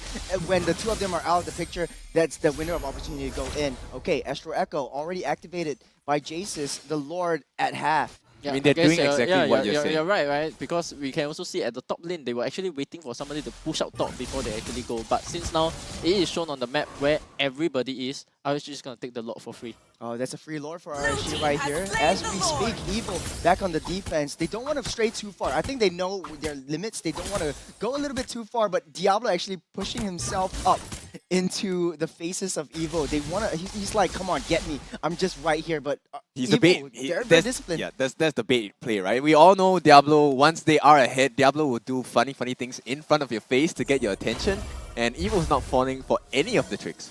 Well, as the clock is ticking down, Lord marching down onto the mid side. RSG just holding up on top, trying to sink all 3 waves in, trying to get their super minions as well. Yeah, with this 9k goalie as well, and the ability to dive into the backline especially, right, with this lot marching in, it's going to be relatively easy for the side of RSG to actually take an engage here, even onto the backline. As we speak, the engage is ensuing. Lucian Cutie with a powerful knockup and powerful knocks down the heavy spin, but here comes Diablo on the backline, dealing so much damage. Diablo, the devil himself, just shutting everyone down. 4 members, 5, they're hitting the throat, the core, and they have done it. First game to RSG. Very convincing victory. Yep, this is very clean from RSG. Definitely what we expected. And your caster's curse is working, Youngin. Yep. Yeah, so definitely my predictions are out, so it can only go the other way for now. So definitely 2-0 for RSG. Hey, it's maybe a little bit too early. Maybe a little bit too never soon. be too overconfident. But hey, are you happy? Are you happy about this? Of this course, win? Secretly yes. But we still gotta maintain our professionalism. So are you gonna say the GG RSG line now? No, you have to say, the he has game to is say not it if it over wins. yet. Yes, Okay, if the it game is wins, not over. he has to say it. Comment down in the comment section down below, wherever you're watching, on Facebook, YouTube, wherever you are. If you want Youngin to say that phrase, you better comment more. All right, okay, let's break it down. What went wrong for Evil? So first up must be the draft, right? Because this is a lineup that we don't see Evil getting used to, right? Whether or not this was something planned by RSG, we do not know. Wow, your smile tells me something else though, based on what you're saying. So okay. He has some secrets up his sleeve, but take a look at items. Kin, come on, break it down for me. I think end of the day, we were waiting for Coconut to really get online, right? But he had no option. Berserker's Fury, Windtalker, and the Hearth Claws as well. He did have some defense in the form of Steel Leg Plates, but look at the competition, right? Look at Aki. He's already fully stacked up with all of the full optimization. And while he has to worry on that 1v1 against Aki, he has to be taking serious care of Bougie as well, who at this point had already completed the Divine Glaive with the Holy Crystal. And with the Petrify, it was always a catch. There's so many ways for RSG to force out the usage of the better spells. Right? Yeah, I mean, the match against Evil with Bleed yesterday wasn't as close as, it wasn't as far apart as this. It was very much one-sided for favoring RSG. And the fact of the matter is, what I saw was that Diablo and Bray constantly attacked the EXP lane. Twist had nothing to do. He's 0-2-2. And when after he is done, they were gathered at the goal lane. So every single offside, RSG is pressuring, and Evil has definitely felt that. Yeah, so more importantly, right, is that as you mentioned as well, OK being able to pressure each of these lanes, right?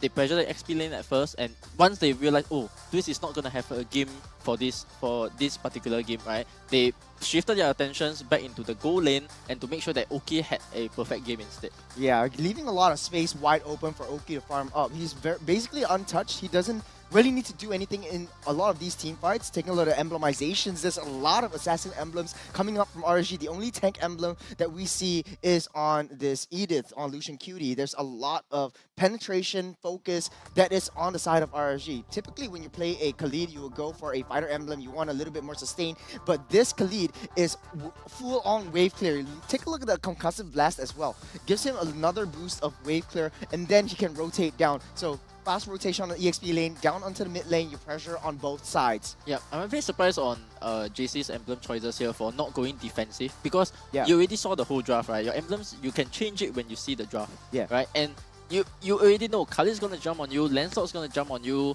Kalita's going to jump on you, right? You're taking Flicker, you have no form of defense available, right? Maybe his thinking is, oh, since everybody's gonna aim me anyway, I'm just gonna play super far behind, and that was probably his thinking. But not going for any defensive emblems at all, it proved to be quite a disaster for him as well. Yeah, even Carrot took the common emblem just to get a little bit mana regeneration so that he doesn't buy the Enchanted Talisman. But the statistics is right here. Twist, no kill participation. We talked about him being the baby Diablo that's coming up in Evil, but RSG is really like, nah, you want to be me? You ain't me. Not a very good representation, right, this game, because he was playing on a hero that we never seen before. Normally you see these Martis on the jungle role, right? And not being able to pick his hero to play the way that he wanted was something that Evil maybe didn't plan to do, and it actually showed on the results as well. They didn't foresee this for sure. I do agree with Youngin. Like, a lot of this breakdown was found in the draft. Like, they really want to go for a Rafaela pick, but then forcing Twist to go of Martis EXP. Maybe he's not comfortable with it. Maybe he hasn't played it before in a competitive level. But guys, who do you think the MVP is for RSG? It's Buji. Everyone. Yeah. Buji, you know, specifically because he was playing against people with Purify, but still being able to find the catches that he wants. Yeah, I agree with you as well. So I think with Diablo making the right calls and right setups as well. It will be Bray though. We're actually right off of everything. Good macro decision making, right? And then he took the first turtle, right? And then the first lot, being able to cut the bottom wave especially, and then going on to take the fast retreat, and then going on moving to the fight. And always you see Bray on the back lines. So understanding his job very, very well as well. Yeah, he always made sure Coconut did not exist in the team fights. I think it's a signal also, like, Bray did very well with this Lancelot. It's telling Youngin, like, hey, you know what? You're a new coach. I want to play my Assassins. Just let me play my Assassins. I don't want to touch Fedrin anymore. I don't want to see value anymore. Yeah, sure. But at the same time, it was also because the Fedrin, I believe, was... it was banned out. As Martis well, was pretty much open, but he doesn't want to go for it. Like, it's only the Martis as well as the Fredrin, but we will take a look at the replay really, really quickly. We'll have you guys break it down for us. What went well for RSG and what went wrong for EVO and what they should do. All right, we'll pull the replay up on screen. Check it out. Yep, early game, I think, you know, the aggression, same thing, right? We talk about Bray. Whenever you allow Bray to get that advantage in the jungle, you steal the kills and whatnot. It's always a good start for RSG, and everything starts with Bray. Everyone pulls off from the advantages that Bray does and gives the team. And from here on, you can see the differences in mix for people like Diablo and for Buji and all this. They went a bit too far in that particular instant, but look at this Petrify, and my goodness, the amount of stuns that come in. The combination is always all onto the important members. Yeah, we call it the Kampong RSG style, right? Like the whole Kampong just crashes on to the face of their enemy, and Oki just free hitting from the back. And we talked about like having a dive opportunity for Evo. You need to shut Oki down at the very least, but they can't take Oki down. Diablo throwing his body yet again, but creating a lot of space and opportunity for the rest of the team to just layer in with their skills, with their team fights. And this is something that Evo couldn't do. Yeah, this was a composition that they needed to kite around, right? But with RSG's composition, you know, just going into your face all the time, right? Huge burst of damage. Suddenly you're alive. 1 second later you're not, right? And this goes against what they want to do in the draft as well, right? They want to go slow. They want to disengage with the archive, which they did actually in the last fight. But ultimately, there was not enough damage in the composition. You had to wait for the Novara to skill, right? And granted, in the midst of the game, he actually got 3 kills, right? Even though he paid for it. There was signs of them actually skilling into the late game, potentially where they're able to kite around in the team fights and potentially come back. But you know, I have to say this was not a draft that EVO was comfortable with, and you know, bad day because you're going up against RSG as well. Yeah, exactly. I mean, it's pretty apparent, right? I think Twist actually did his best to try and maintain himself in the lane, but like you were saying before, the moment RSG identified that, hey, he's not going to have a good game from this point out, it's time to go and focus on making the other members of EVO have a hard time as well. That's when you really see, okay, the difference that the drafting has made for them. I understand that Jace's, for that Novaria, he actually had quite a bit of burst damage as well, right? He had an early Lightning Truncheon as well. Yeah, and getting the triple kill as well. But he is someone that cannot survive the divey composition that RSG has drafted. Yeah, it was just a very, very tough pill to swallow for EVO. Like, this game was so pivotal for their success into the entirety of the upper brackets. Like, this is a make or break. Next game would be slightly, I wouldn't say slightly easier, but it'd be facing up against a team that they would be a little bit more comfortable with. But that being said, speaking about swallowing, we have to talk about McDonald's. And now it's dinner time. You guys should be hungry. The road to glory has never been tastier with McDonald's. Catch all the MPL SG Season 6 action and complete the experience with a crispier crunch of the all-new and improved Chicken McCrispy. Spicy as well. It's spicy.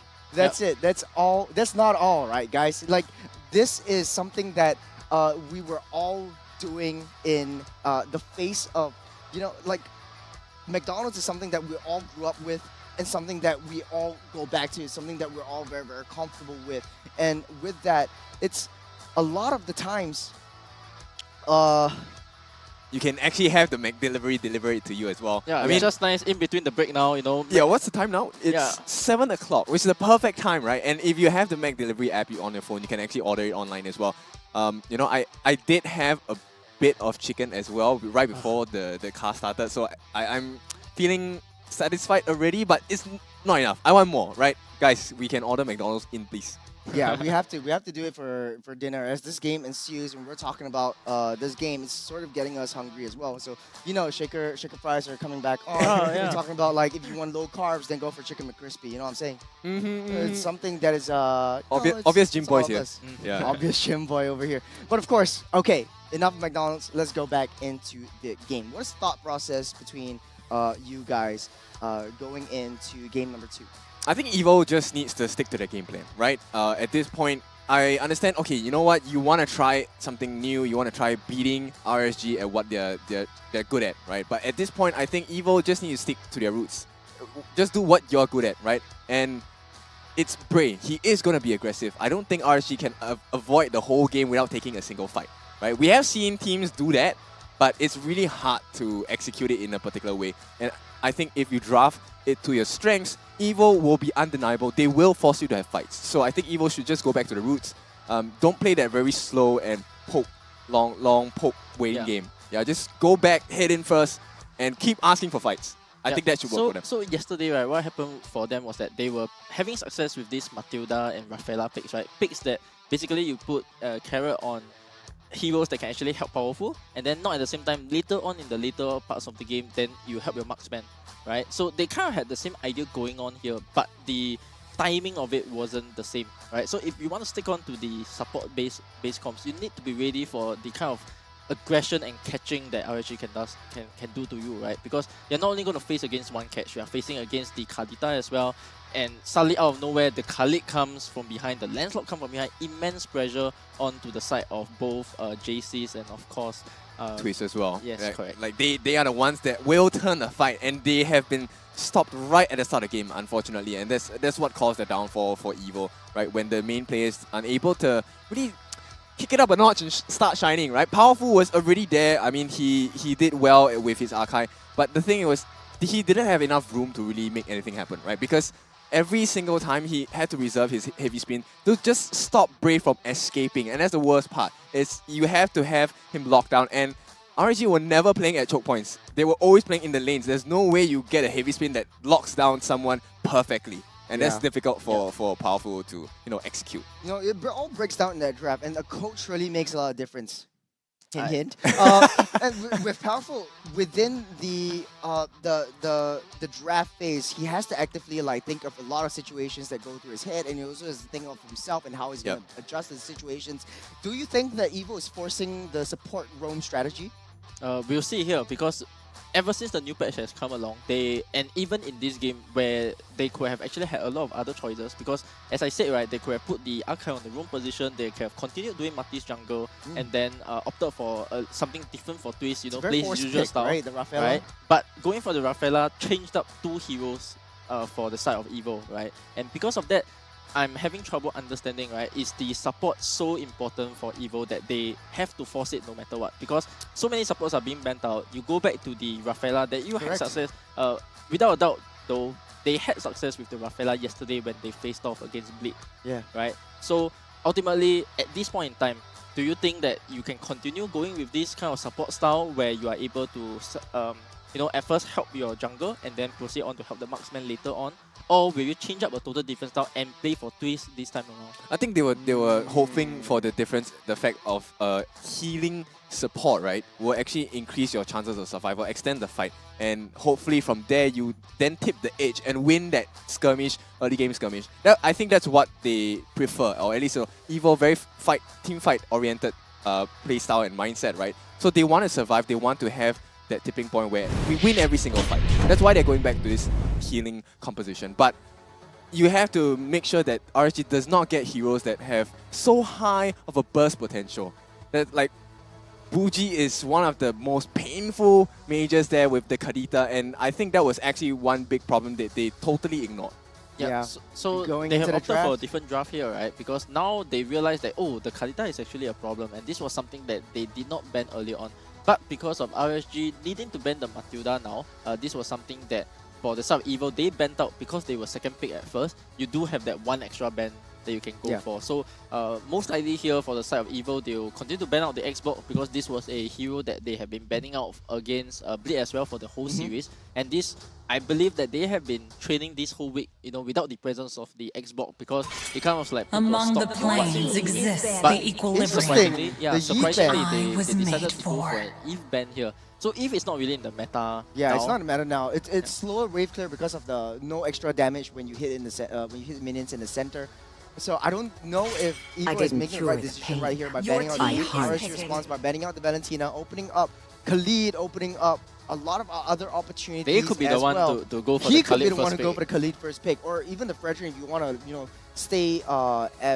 stay very, very comfortable within your round, you right? kind of have to pick a poison, right? Because you decided to ban out the Eve here. So Eve was a hero that Buji was drafting a lot in the earlier stages of MPL, but not so much now. Okay, I've never tried lip reading, but from what I can guess, I think Twist was like mouthing the words like Xbox. So maybe they want to consider something around that particular draft, but they are going to start off with the Mortis, and like we mentioned at the start of this game itself, I think Mortis should go into the jungle. I think it's much more appropriate for powerful. It's what EVO is good at, right? Taking that first snowball that they want with the Martis, right? So pick your burst heroes, pick your teamfight base heroes, and try to get a good snowball off. And by first picking these Martis here, they are basically telling me, right? I'm powerful. I want to play for my team snowball, and this is the approach that they have taken for the side of EVO here.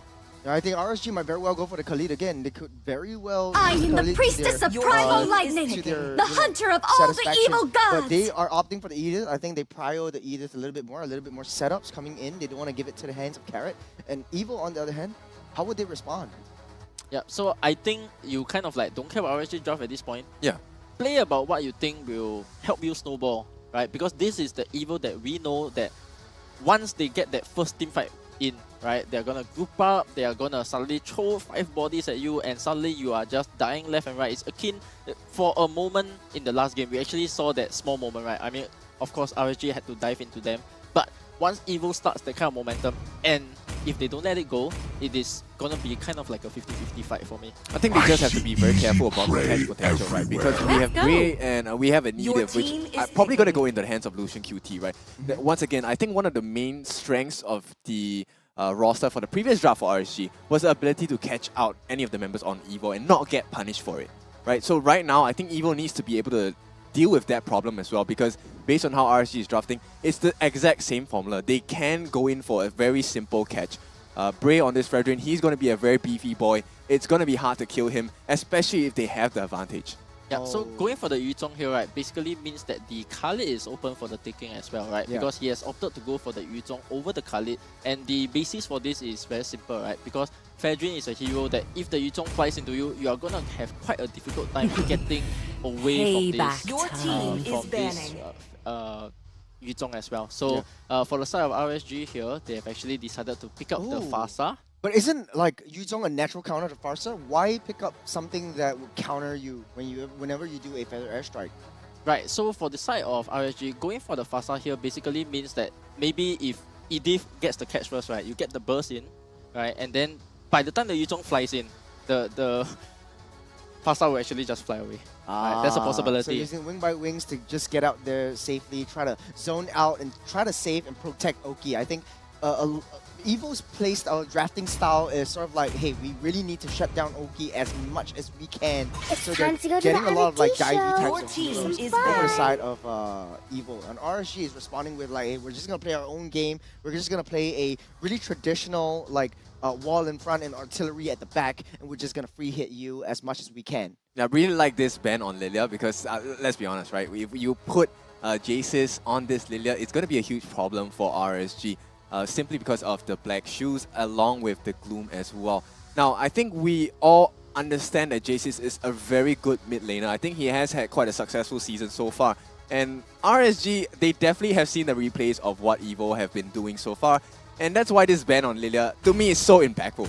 Yeah, and also not forgetting the fact that if you take a look at the earlier parts of the draft, right, they've actually opted to take out the Kalita and the Eve. So these are heroes that, you know, you kind of are sabotaging yourself in a way because now you haven't picked your mage, RSG is continuing to ban out even more majors. What are the picks that you're left with? You'll be left with heroes that people don't play a lot. So as we look across the board now, you know, the only heroes that are kind of left are heroes like your your Faramis, the Novaria again, but I don't think they'll pick up the Novaria again because they didn't have a very good game with it, right? And then, of course, heroes like the God is still open. The falling stars brought us here is banning. When RSG just bans out the Novaria, I think they're sacking themselves up to playing that long-range game. They do have a lot of divey types of heroes. If they have a long-range artillery that does a lot of damage, does a lot of free hits, that's going to be very detrimental to RSG because they're very susceptible to a lot of these free hits. I think they're doing exactly what they're doing in Game 1, which is RSG is influencing the choices that EVO are making. Correct. Right? They are conditioning them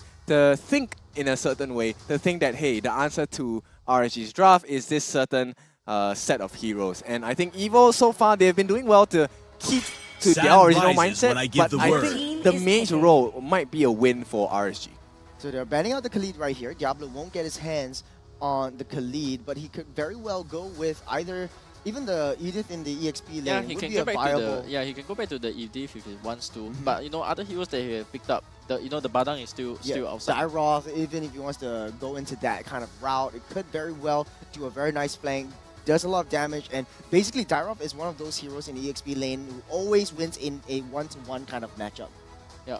Most importantly here, I'm excited to see what actually Carrot will pick here, because Yeah, now you are playing against a if you continue to pick up supports, right, the Fasa's gonna burst you down. So now you probably want more support for potentially this Bumblebee Fasa, reporting right? for duty. You maybe want to Your team let is Carrot go picking. back on a hero that actually catches out people. And as we speak, right, RSG is picking out the Xbox. So basically, if Evo wants to fight into RSG, you know, you kind of have the Xbox to kind of zoom them out. And the as we speak, manifestation of ancient going for the myths. Valor here. So this Valor still can be a mage, right? Because Yes. JCS has been playing mage Valor. So we could be looking at the potential double support coming out from the side of Team Evo here. Or Carrot might be potentially taking a catch hero to actually help his team get the 5v4 advantage. Two things. RSG, very, very tanky, very hard to take down. The play towards the late game is almost impossible. Evo is very hard to get to. A lot of homing missiles, a lot of dive heroes. Valier only job is to protect this Irithel from any harm whatsoever. So the last pick from RSG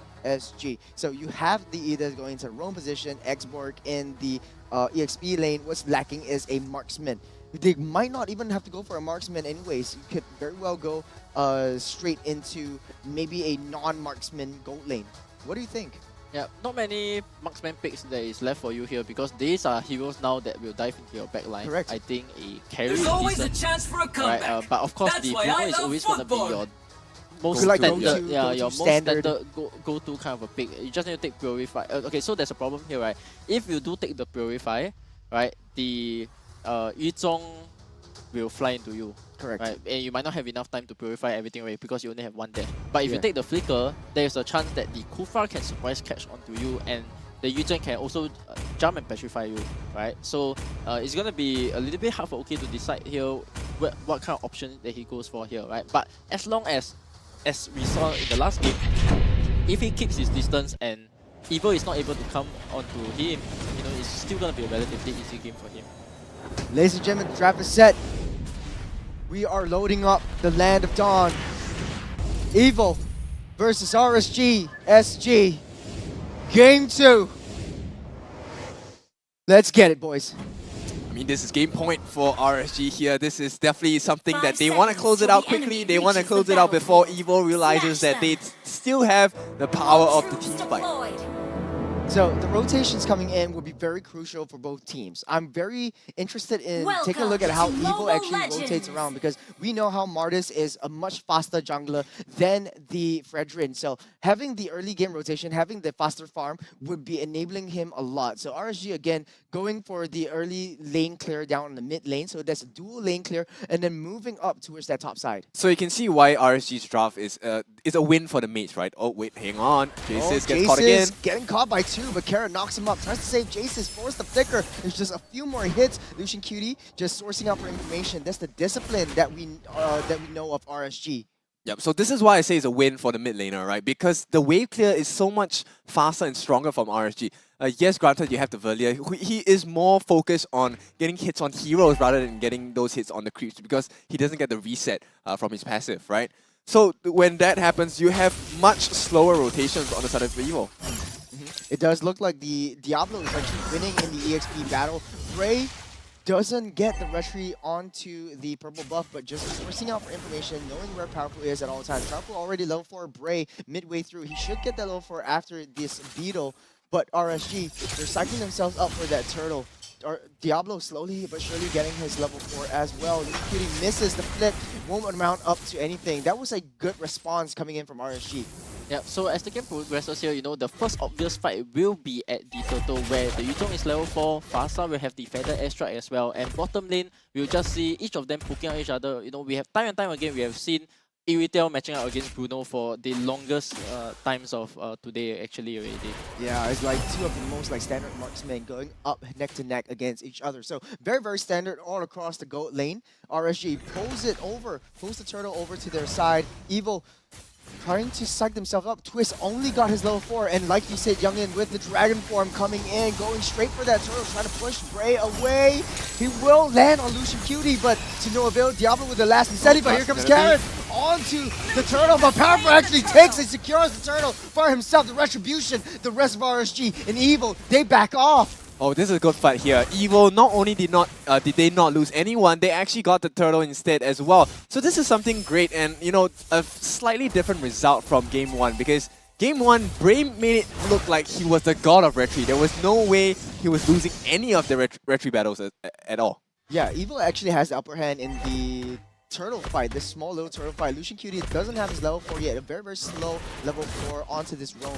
Just got it, the flip onto Carrot won't amount up to anything. Oki's not ready for that fight. Yep, and Powerful's already level 6, right? So for the first time here, Evo, they have this jungler advantage, which I hope they can figure a way out how to make it even more painful for RSG to deal with. Yeah, it has to be maximized as well, right? Because as the game scales on into a later game, the Martis is going to fall off, whereas the Fasta and Xbox is going to have the time of their lives. Oh, Buji straight in the face of Twist. He will be able to sustain himself with the shot residue. A little bit too close for comfort, a little bit cocky for RSG right there. What was the game plan? Take down Twist? Yeah, they need to because they want to make sure that Twist cannot catch up in this game. That's the same play that they did in Game 1, right? Formula, yeah. Yeah, let's not have Twist exist and be a potential threat. Okay, the flip missed by Lucian Cutie. Primal Rav gets him out to safety just in the nick of time. RSG will back off. Turtle spawning in 30 seconds. RSG is actually a little bit behind of Evil. Evil taking control of the game right from the get-go. Yeah, man, this is the Evo that we're hoping for, right? This is the very aggressive, come fight with us at every single juncture kind of Evo that everyone is hoping for.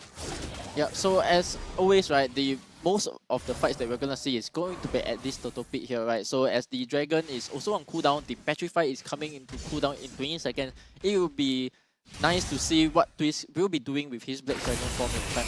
Okay, but Airstrike has zoned the rest of the members of Evil out of the way, but here comes Diablo from the flank, finding a nice flank, but Diablo's left to his own devices. There's 2 members onto him. Carrot springing himself up. He won't commit. He will commit onto Diablo, but he still has his Faraga armor. The last incentive will be popped up. A lot of heals coming in. Oh, the flip back onto Carrot. He might be the first one to fall. He's pushing them to the wall. Lucian Cutie with the Primal Wrath saves himself. Oh, what a save. Oh, he flickers out to safety. Bray with the turtle. Oh, Powerful gets a retribution again. Powerful showing us how it's done. They're trying to cycle them through, but RSG retreats to safety. Evil playing it low and slow. Yep, RSG, I mean, their positioning so far has been clean. Even if they lose objectives, they don't get into a position where Evo gets to catch them right after that. And I think that's super impressive. RSG definitely knows that, hey, we have confidence that we can contest for the retry, but we are not, we're smart enough to know that even if we lose that retry battle, you can't catch any one of us out. Yeah, score still 0-0 after 5 minutes, right? So basically both teams are kind of like, they are still playing their own style, but at the same time not being able to fit any of these aggressive devs at all. Let's take a look at itemizations. Jason actually has one core item, the Ice Queen one, which is going to be very crucial. Speaking of crucial, Lucian Cutie will get taken down. No, not yet. Powerful will get the kill. This is a very, very crucial kill, bringing Evo's economy up 1.2k. Yeah, you made a mistake by complaining that it's 0-0. It's going to be first kill, and it goes all the way to Powerful as well.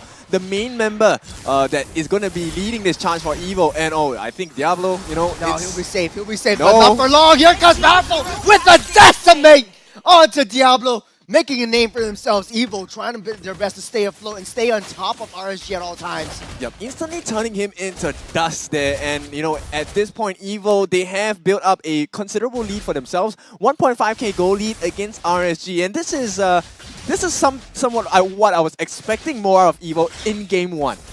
What's the breakdown of RSG right here? Are they intimidated? Are they scared? Are they giving a lot of respect to Evo? Yeah, could be just waiting to skill as well, right? Because as I mentioned, if you look at the lineup of RSG here, right, having the Xbox basically means that he wants to go slow, right? Yeah. Maybe on the side of RSG, because we are so not used to Diablo being on a hero that doesn't do a lot of damage early game, or a hero that doesn't skill as well, right? We do not see that same level of aggression coming out from RSG as much we are used to. Yeah. Talking about the late game, this is going into the mid. This will be the last turtle. Getting pulled over to the side of Powerful. He has been having a very wonderful time rolling up that snowball and getting the damage that he needs, getting the core items that he needs. Jace is very, very annoying, pushing Braid back out the way. Push away. That's an easy turtle over there. Uncontested, but they have other plans. Oh, Here Coconut. comes Lucian Cutie, flips Coconut into the backside. Hoki gets the kill onto Coconut. A 1-to-1 trade.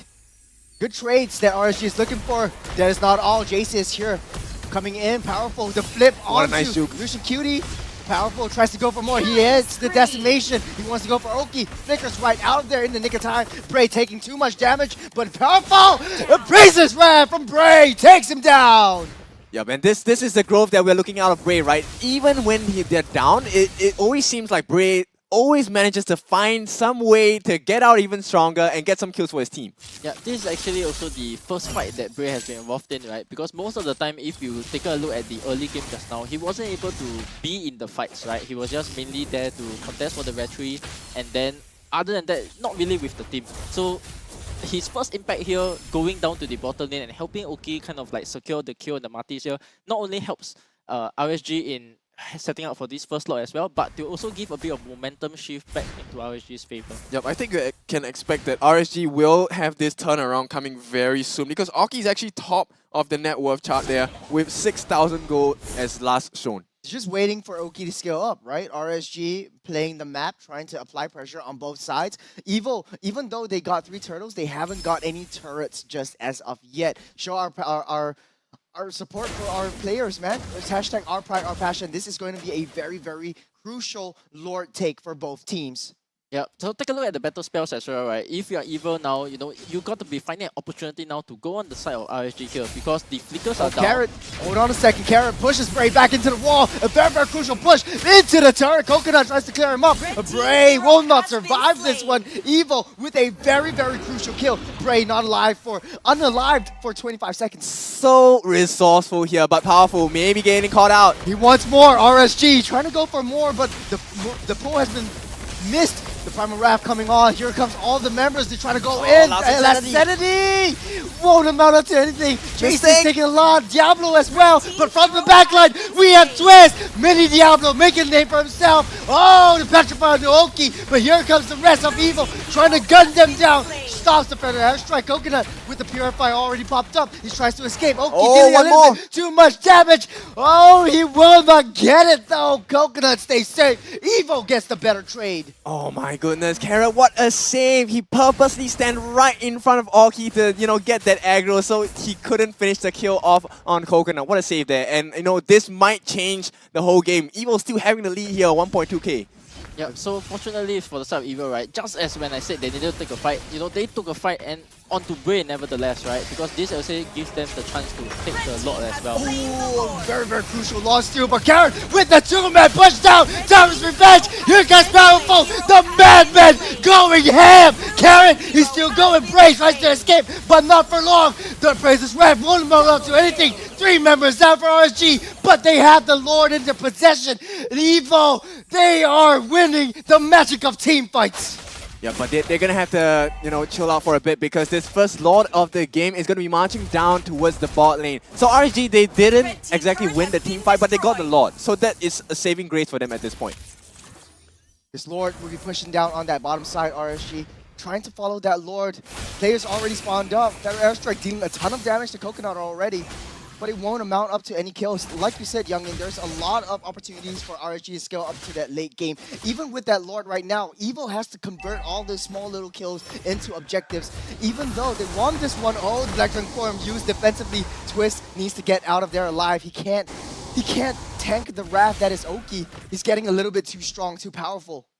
Yeah, and that's okay as well, right? Because right now, high chance of no fights actually happening, right? Because at this time in the game, you're just looking to skill even more.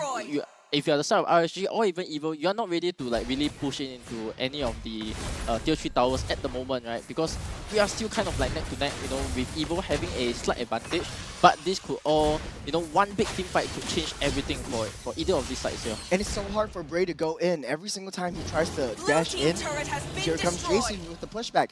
And it's so difficult to get into Coconut, but he has to really calm down a little bit more. Diablo with the 1v1 onto Twist, he does have the immortality. The last Insanity popped up, dealing a ton of damage for him, but Shot Residue tries to keep Twist alive. So it's a 1v1 between one of the greats within the EXP lane in the jungle. Oh, RSG taking down turrets left, right, and center. The dash from Bray keeps him alive from Carrot's jump. Yep, RSG keeping them at bay at this point, Evo, and finally the gold is going to swing in their favor. It's so the let's first take a lead look for at RSG too. Yeah, take a look at the items here on the board, and I think right now they need a little bit more on Evo. Yeah, so take a look at the items of... I'm going to stop you right there, but here comes the jump. Lucian Cutie with the Earth Shatter and Parshback. Diablo with the last Insanity onto the backline. Twist onto the backline himself, trying to get out Oki, but he's healing up too much. He's dishing out too much damage. Oki getting a lot of free hits. Princess Wrath won't connect onto Powerful. Powerful gets out of there alive. Oki free hitting, continuing. He gets Carrot, and that is a good trade for RSG. Yeah, they had the free hits on both of the goal laners, but the Oki were just doing so much more damage. Yeah, I want to mention the impact of the Fasa as well, because if just now for the items, right, you can actually see almost on the side of Evo, 3 of them actually have the Athena shields already, right? And then you still got to deal with Oki's damage later on. You got to deal with the Xbox damage later on, right? It's like one item slot wasted. Yeah, so there's so many things you got to deal with if you're the side of Evo, right? Item choices. Oh, Powerful. Dealing so much damage and trying to push Oki up, but he won't survive. Oki is going crazy right now.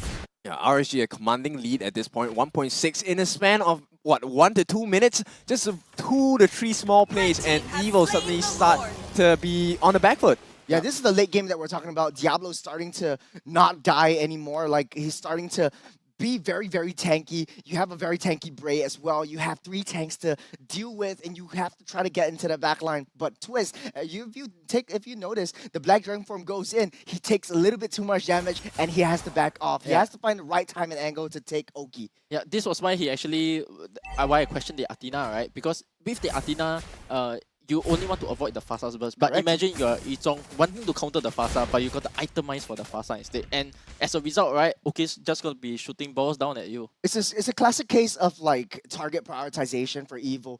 They think that Farsa is the problem, but actually Oki is starting to scale up hard right now as the Enhanced Lord is marching down on that top side. Evo with a nice jump, the Purify already used up. Lucian Cutie will go down here. Carrot tries to go for more, and Twist tries to find Oki, but taking a little bit too much damage. But from the backline as well, there is that Lord that they have to deal with. Evo tries to back off. RSG with a commanding lead. Diablo pushing all of the lanes. 2 tier 3s done, and Diablo with the last Insanity takes down Coconut in that process as well. RSG again with the push. They try to cycle. They want to go for more. The Lord is still up. Diablo trying to dish out slowly but surely. The two-man petrify onto Bougie, who tries to go in. One more hit. RSG!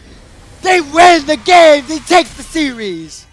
Okay, so we're expecting a couple of things to happen from this point out. I'm just looking at Daryl here, Youngin. Yeah, you owe us a couple of things, a set of actions and words that we're looking forward to. Hey, now, I just want to... Before we get too hasty here, right, you know, let's talk about the game a Let's break it down. Yeah, Let's break it down. That's where I was going towards, Yeah, right? desserts for later. Let's save the desserts for later. I want to talk about Bougie. Okay, so that last moment where Coconut was being pressured by Diablo, I think there wouldn't have been enough damage by Diablo for that last Insanity, but Bougie recognized that as well. I think there was a clear communication. One feather airstrike, right? Yes, that one strike. Yeah. changed it, and there was no more damage instantly on the side of Evo. Yeah, there was just so much things happening in that last skirmish, right? They wanted to cycle them. They wanted to go for more. The Lord was still up. They had the super minions pushing in. I was so focused on Diablo trying to push everyone away. Yeah, because we thought he was beating, right? He was just getting the towers, then he looked like he was trying to get out with I the didn't last know insanity, the right? throne was the but he main went goal. back in. Yeah, he went back in with Buji, with the feather airstrike, and that was how they made Evo not being able to defend the lanes here.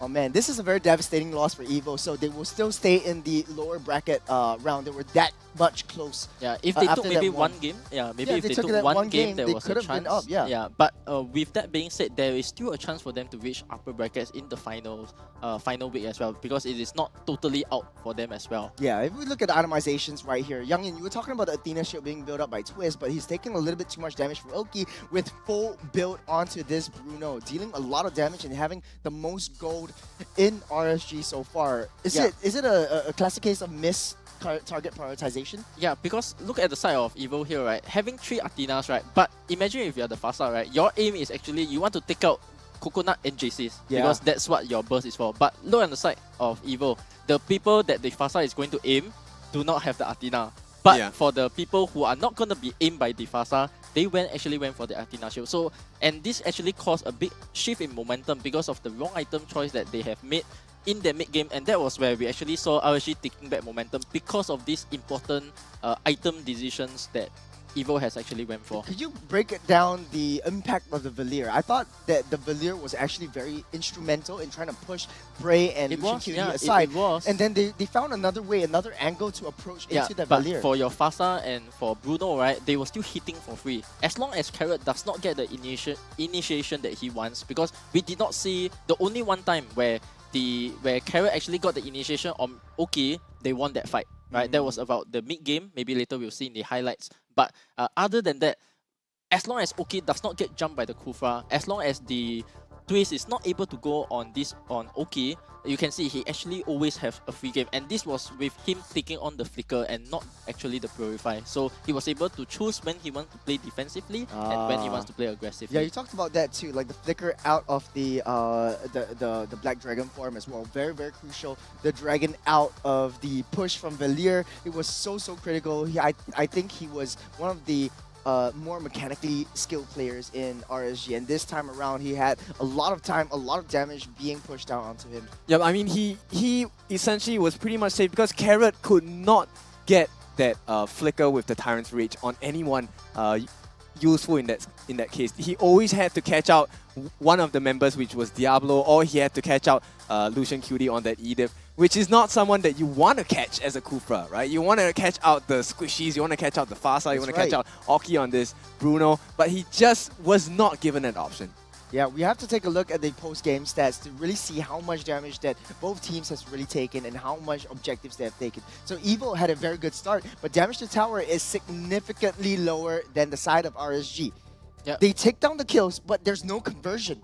Yeah, and this is to remember they actually had all 3 turtles at the start of the game. That's right. Yeah. Correct. You need to be able to convert that turtle lead that you have into a snowball onto the tower, right? Because Oki was still able to play the game that he wanted. Granted, Lucian was actually protecting Oki most of the time, so he was able to kind of like keep the towers still at that point. And afterwards, when the first lot came, all three tier 1s were down. The only tier 2 that was left was on the mid lane. Right, and then the second lot came, and then it's just game over because Oki, you know, look at his GPM here, actually, 813. If you take a look at the kill participation, actually, Evo is actually having a lot more of the team fight mechanics going on. RSG focusing on the objectives, but after all said and done, who do you think the MVP of RSG is? I would suggest from my perspective that Bougie gets the MVP because he made so many good plays. He had the better hero, but I think Oki played really the changed. better game in terms of because there were so many loose conditions on him and he was still being able to carry the game. He was the carry, he's the rich guy, a lot of gold, GPM 813. Here we go. This is Oki, your MVP of the match. Yeah, so it is not easy because you have to play against the Yuzong, right? You have to play against the Kufra. These are 2 loose conditions. Maybe you see one is gone, you still have to have impact in the team fights, right? He needs to be constantly shooting, he needs to be doing damage to the opponent.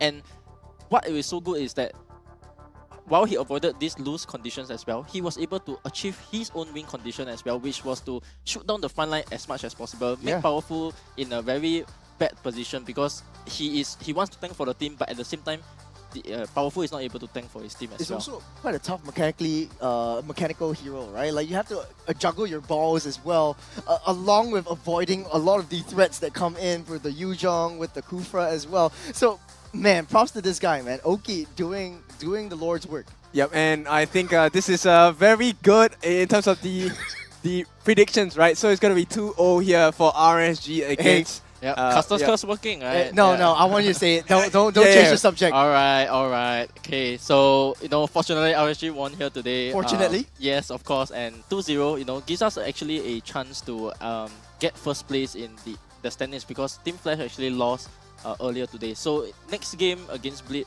maybe there's a chance. Okay, so what's the motto for RSG? What's the motto? All right, RSG, you guys did a good job. GG, RSG. Well done. All right. Okay. Enough from us. I want to know what the players are. There's a lot of the mic checks that are going on. I want to know how they were talking, how they were communicating. Let's check it out right now. I guess so. They won't know you at Tribus. Rafaela no purify. Kena. Sorry. Kena. Nice lah, Buji. Back. Sing the minion. Yep. Diablo go to Nova. Diablo B go to Iritel. I go to Iritel also. Okay. I cover Oki ah. Yeah, you cover Oki. Oki focus tower. 3 wave. Oki focus tower. I will zone the back line. Poke the Akai. Hey, Iritel. Can. Nice. Tower lock, Oki, tower lock. Nice lah, guys. Nice one, Buji. Nice one, bro. Nice lah, bro. Aduh, sorry. It's okay. Sorry. Okay. Control the tempo again ya, guys. Hey, assign. Kiting. I think ada, Cok. I know, hey, back, guys. Back. Wait. Slowly. I know, Hey, powerful. Nice! Stick bro. Sabar, still can. Relax. Nice, Oki. Yeah, I can bomb. Slowly, can try slowly. Yuzhong. No Mina. Next wave. Diablo, no Mina. I bomb for you, nice. Mid first. Holy shit! Cannon, yeah, slowly, guys. Yuzhong still have Hey, Yuzhong no dragon, Yuzhong no dragon. Still have Patrick. Okay, cover Oki, guys. Hey, Yuzhong first. Nice, hey, no S1, Kufra, no S1. Nice, N. Okay. Nice lah. That last fight was just so crisp. Yeah, it's super sweet. Diablo drew everyone out into him. Oki was just free hitting in the back. Yeah, so very good engagement style coming from RSG as well, right? And especially don't be humble. That's all part of your master plan, youngin. No. I definitely had nothing to do with the drop today, right? I'm stuck here, right? This was all Coach Drew. Right? Don't lie to me. You were on your phone. You were texting, going. No, I kid. But yeah, very good engagement style for all of this. But yeah, we had a blast casting this game. Is there any last words from either of you guys? Unfortunately, today is my last day casting, right? Because I have to go to RSG for the playoffs. So I'm very happy to be here, right? Casting is a new experience for me and something that I try. And guys, casting is really hard, right? Stop flaming the caster, all right? Casting is harder than coaching. Let me tell you. Yeah, Not easy. And with that, we will hear from the players. We heard from the coach. We will hear from the players. This has been fun. My name's Churros. This is Kin. This is Youngin. We'll see you. Going back to you, Cheryl. Thank you so much, guys. And right now here, I have Jewel beside me from RSG SG. Now, I do have some questions for you. Firstly, this opponent is rather special, Team Evil. You know, there are wild cards. Sometimes you don't know what they're doing and what they'll pull out. So were you actually afraid that there is a potential that Evil might take the game from RSG SG? Yeah, actually, because Evil play also Khalid, right? We actually prepare for the Khalid for them, but they end up never pick and also never ban. So in the first game, we just go Khalid, and I think the potential after we get Khalid, because we have the king of Khalid, right? Yeah, already done. Yes, apparently Khalid, for some reason, perhaps Diablo made it a thing. It might be a Singapore special already. It's so hotly contested. Yes. And so the next thing would be, right at the start of the season, we see Team Flash taking a game from RSG SG. Now, how have the team, improved themselves from that defeat? Yeah, I think after the first week we get lost. Against Team Flash, we already realized how we improve and how we want to do as a team. Because the first week, I think the team also still want to adapt to our style, also to my style especially. And now with Coach Yangin also coming, I think a lot of improvement for our team. Now we're very excited for that. Now today he last day already, so after that he's going to come back. Should be. Right, and then moving forward, heading over to the playoffs. Right now we're just left with one more day. But what are you hoping to see improvements on before the team reaches playoffs? Yeah, I think the improvement should be like the discipline and how we execute because so far our game plan is very clear, how we play also the heroes. So far, in Scream also we perform really well. And maybe for the playoffs we prepare how to play discipline, not making a lot of mistakes. So I think if we're not making a lot of mistakes, we good already. Fantastic. Now, the next one is, if I'm not wrong, the numbers are moving crazy in the overall standings. RSG SG should be in the second position as we speak. But a lot can happen on the last day. And what is your desired position, or what you think would be the placement, the exact number for RSG SG? Yeah, I think you should see how Flash against Bleed, because last week Flash against Bleed will be decided. If Bleed win, then we get 2-0 also, and I think we can get the first place. But yeah, so far I think very secure for us, at least top 2. But for me, top 1 is good for us. See how Flash and Bleed are. Fantastic. That is perhaps out of our control already, right? Yes, so thank you so much, Joel, for this wonderful, wonderful win and this interview as well. Thank you. So yes, friends, what an amazing game. Just watching the draft itself, it was literally a chess match. And we have seen some popular picks being snagged up because of the crossover in terms of the hero pools. And that's just absolutely exciting to watch from start to finish. Right here, we have concluded week 3. Ladies and gents, we're now down to our final day, and that will be next week. So join us then. But before we leave, let's take a look at the overall standings. So yes, the calculations are right. Team Flash SG with 15 points, but that lead is hot. We have RSG SG 14 points, just 1 point away from that first position that they're so familiar with. And we have Homebois SG with 12 points, tied neck to neck with Bleed Esports at 4th position. Now the upper brackets are looking pretty solid, but still anything can happen on the final day itself. We see Team Evil with 8 points, no shifts right there. Vanguard Esports with 7 points in 6th position. Stellark SG with 3 points, and Alchemy SG now with 1 point after snagging a game right here today. Now that was just absolutely exciting. But remember, next week we still have one more day to go, and let's take a look at the exciting matchups.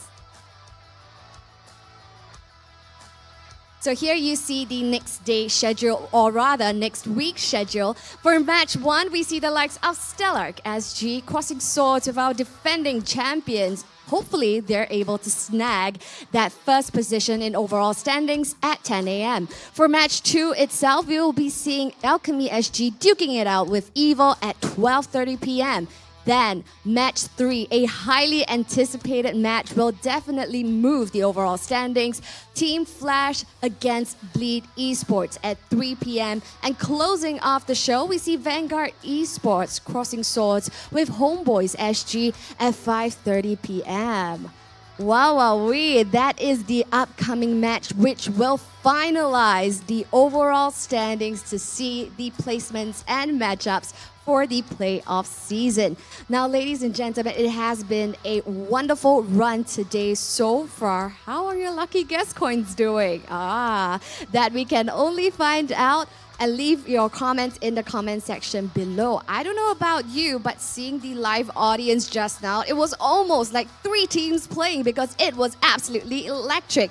If you want to find out more on how to join us as a live audience, remember to follow us on all of our social media pages, such as mpl.sg.official on Instagram. And remember, you can also check out our wonderful live stream on all of your favorite platforms, such as Facebook, YouTube, Twitch, and TikTok. Now, let's not forget, MPL SG Season 6 wouldn't have been possible without all of our wonderful sponsors. MPL SG Season 6 is powered by Moontown and Zenway Productions. Our presenting partner, McDonald's, I'm loving it. And official partner, Head & Shoulders. And our partners in esports, OSIM. So next week, actually, at 10 a.m. is the final day of MPL SG Season 6 happening at 10 a.m. on your favorite platforms. Definitely a day that you don't want to miss. We'll see you then next week.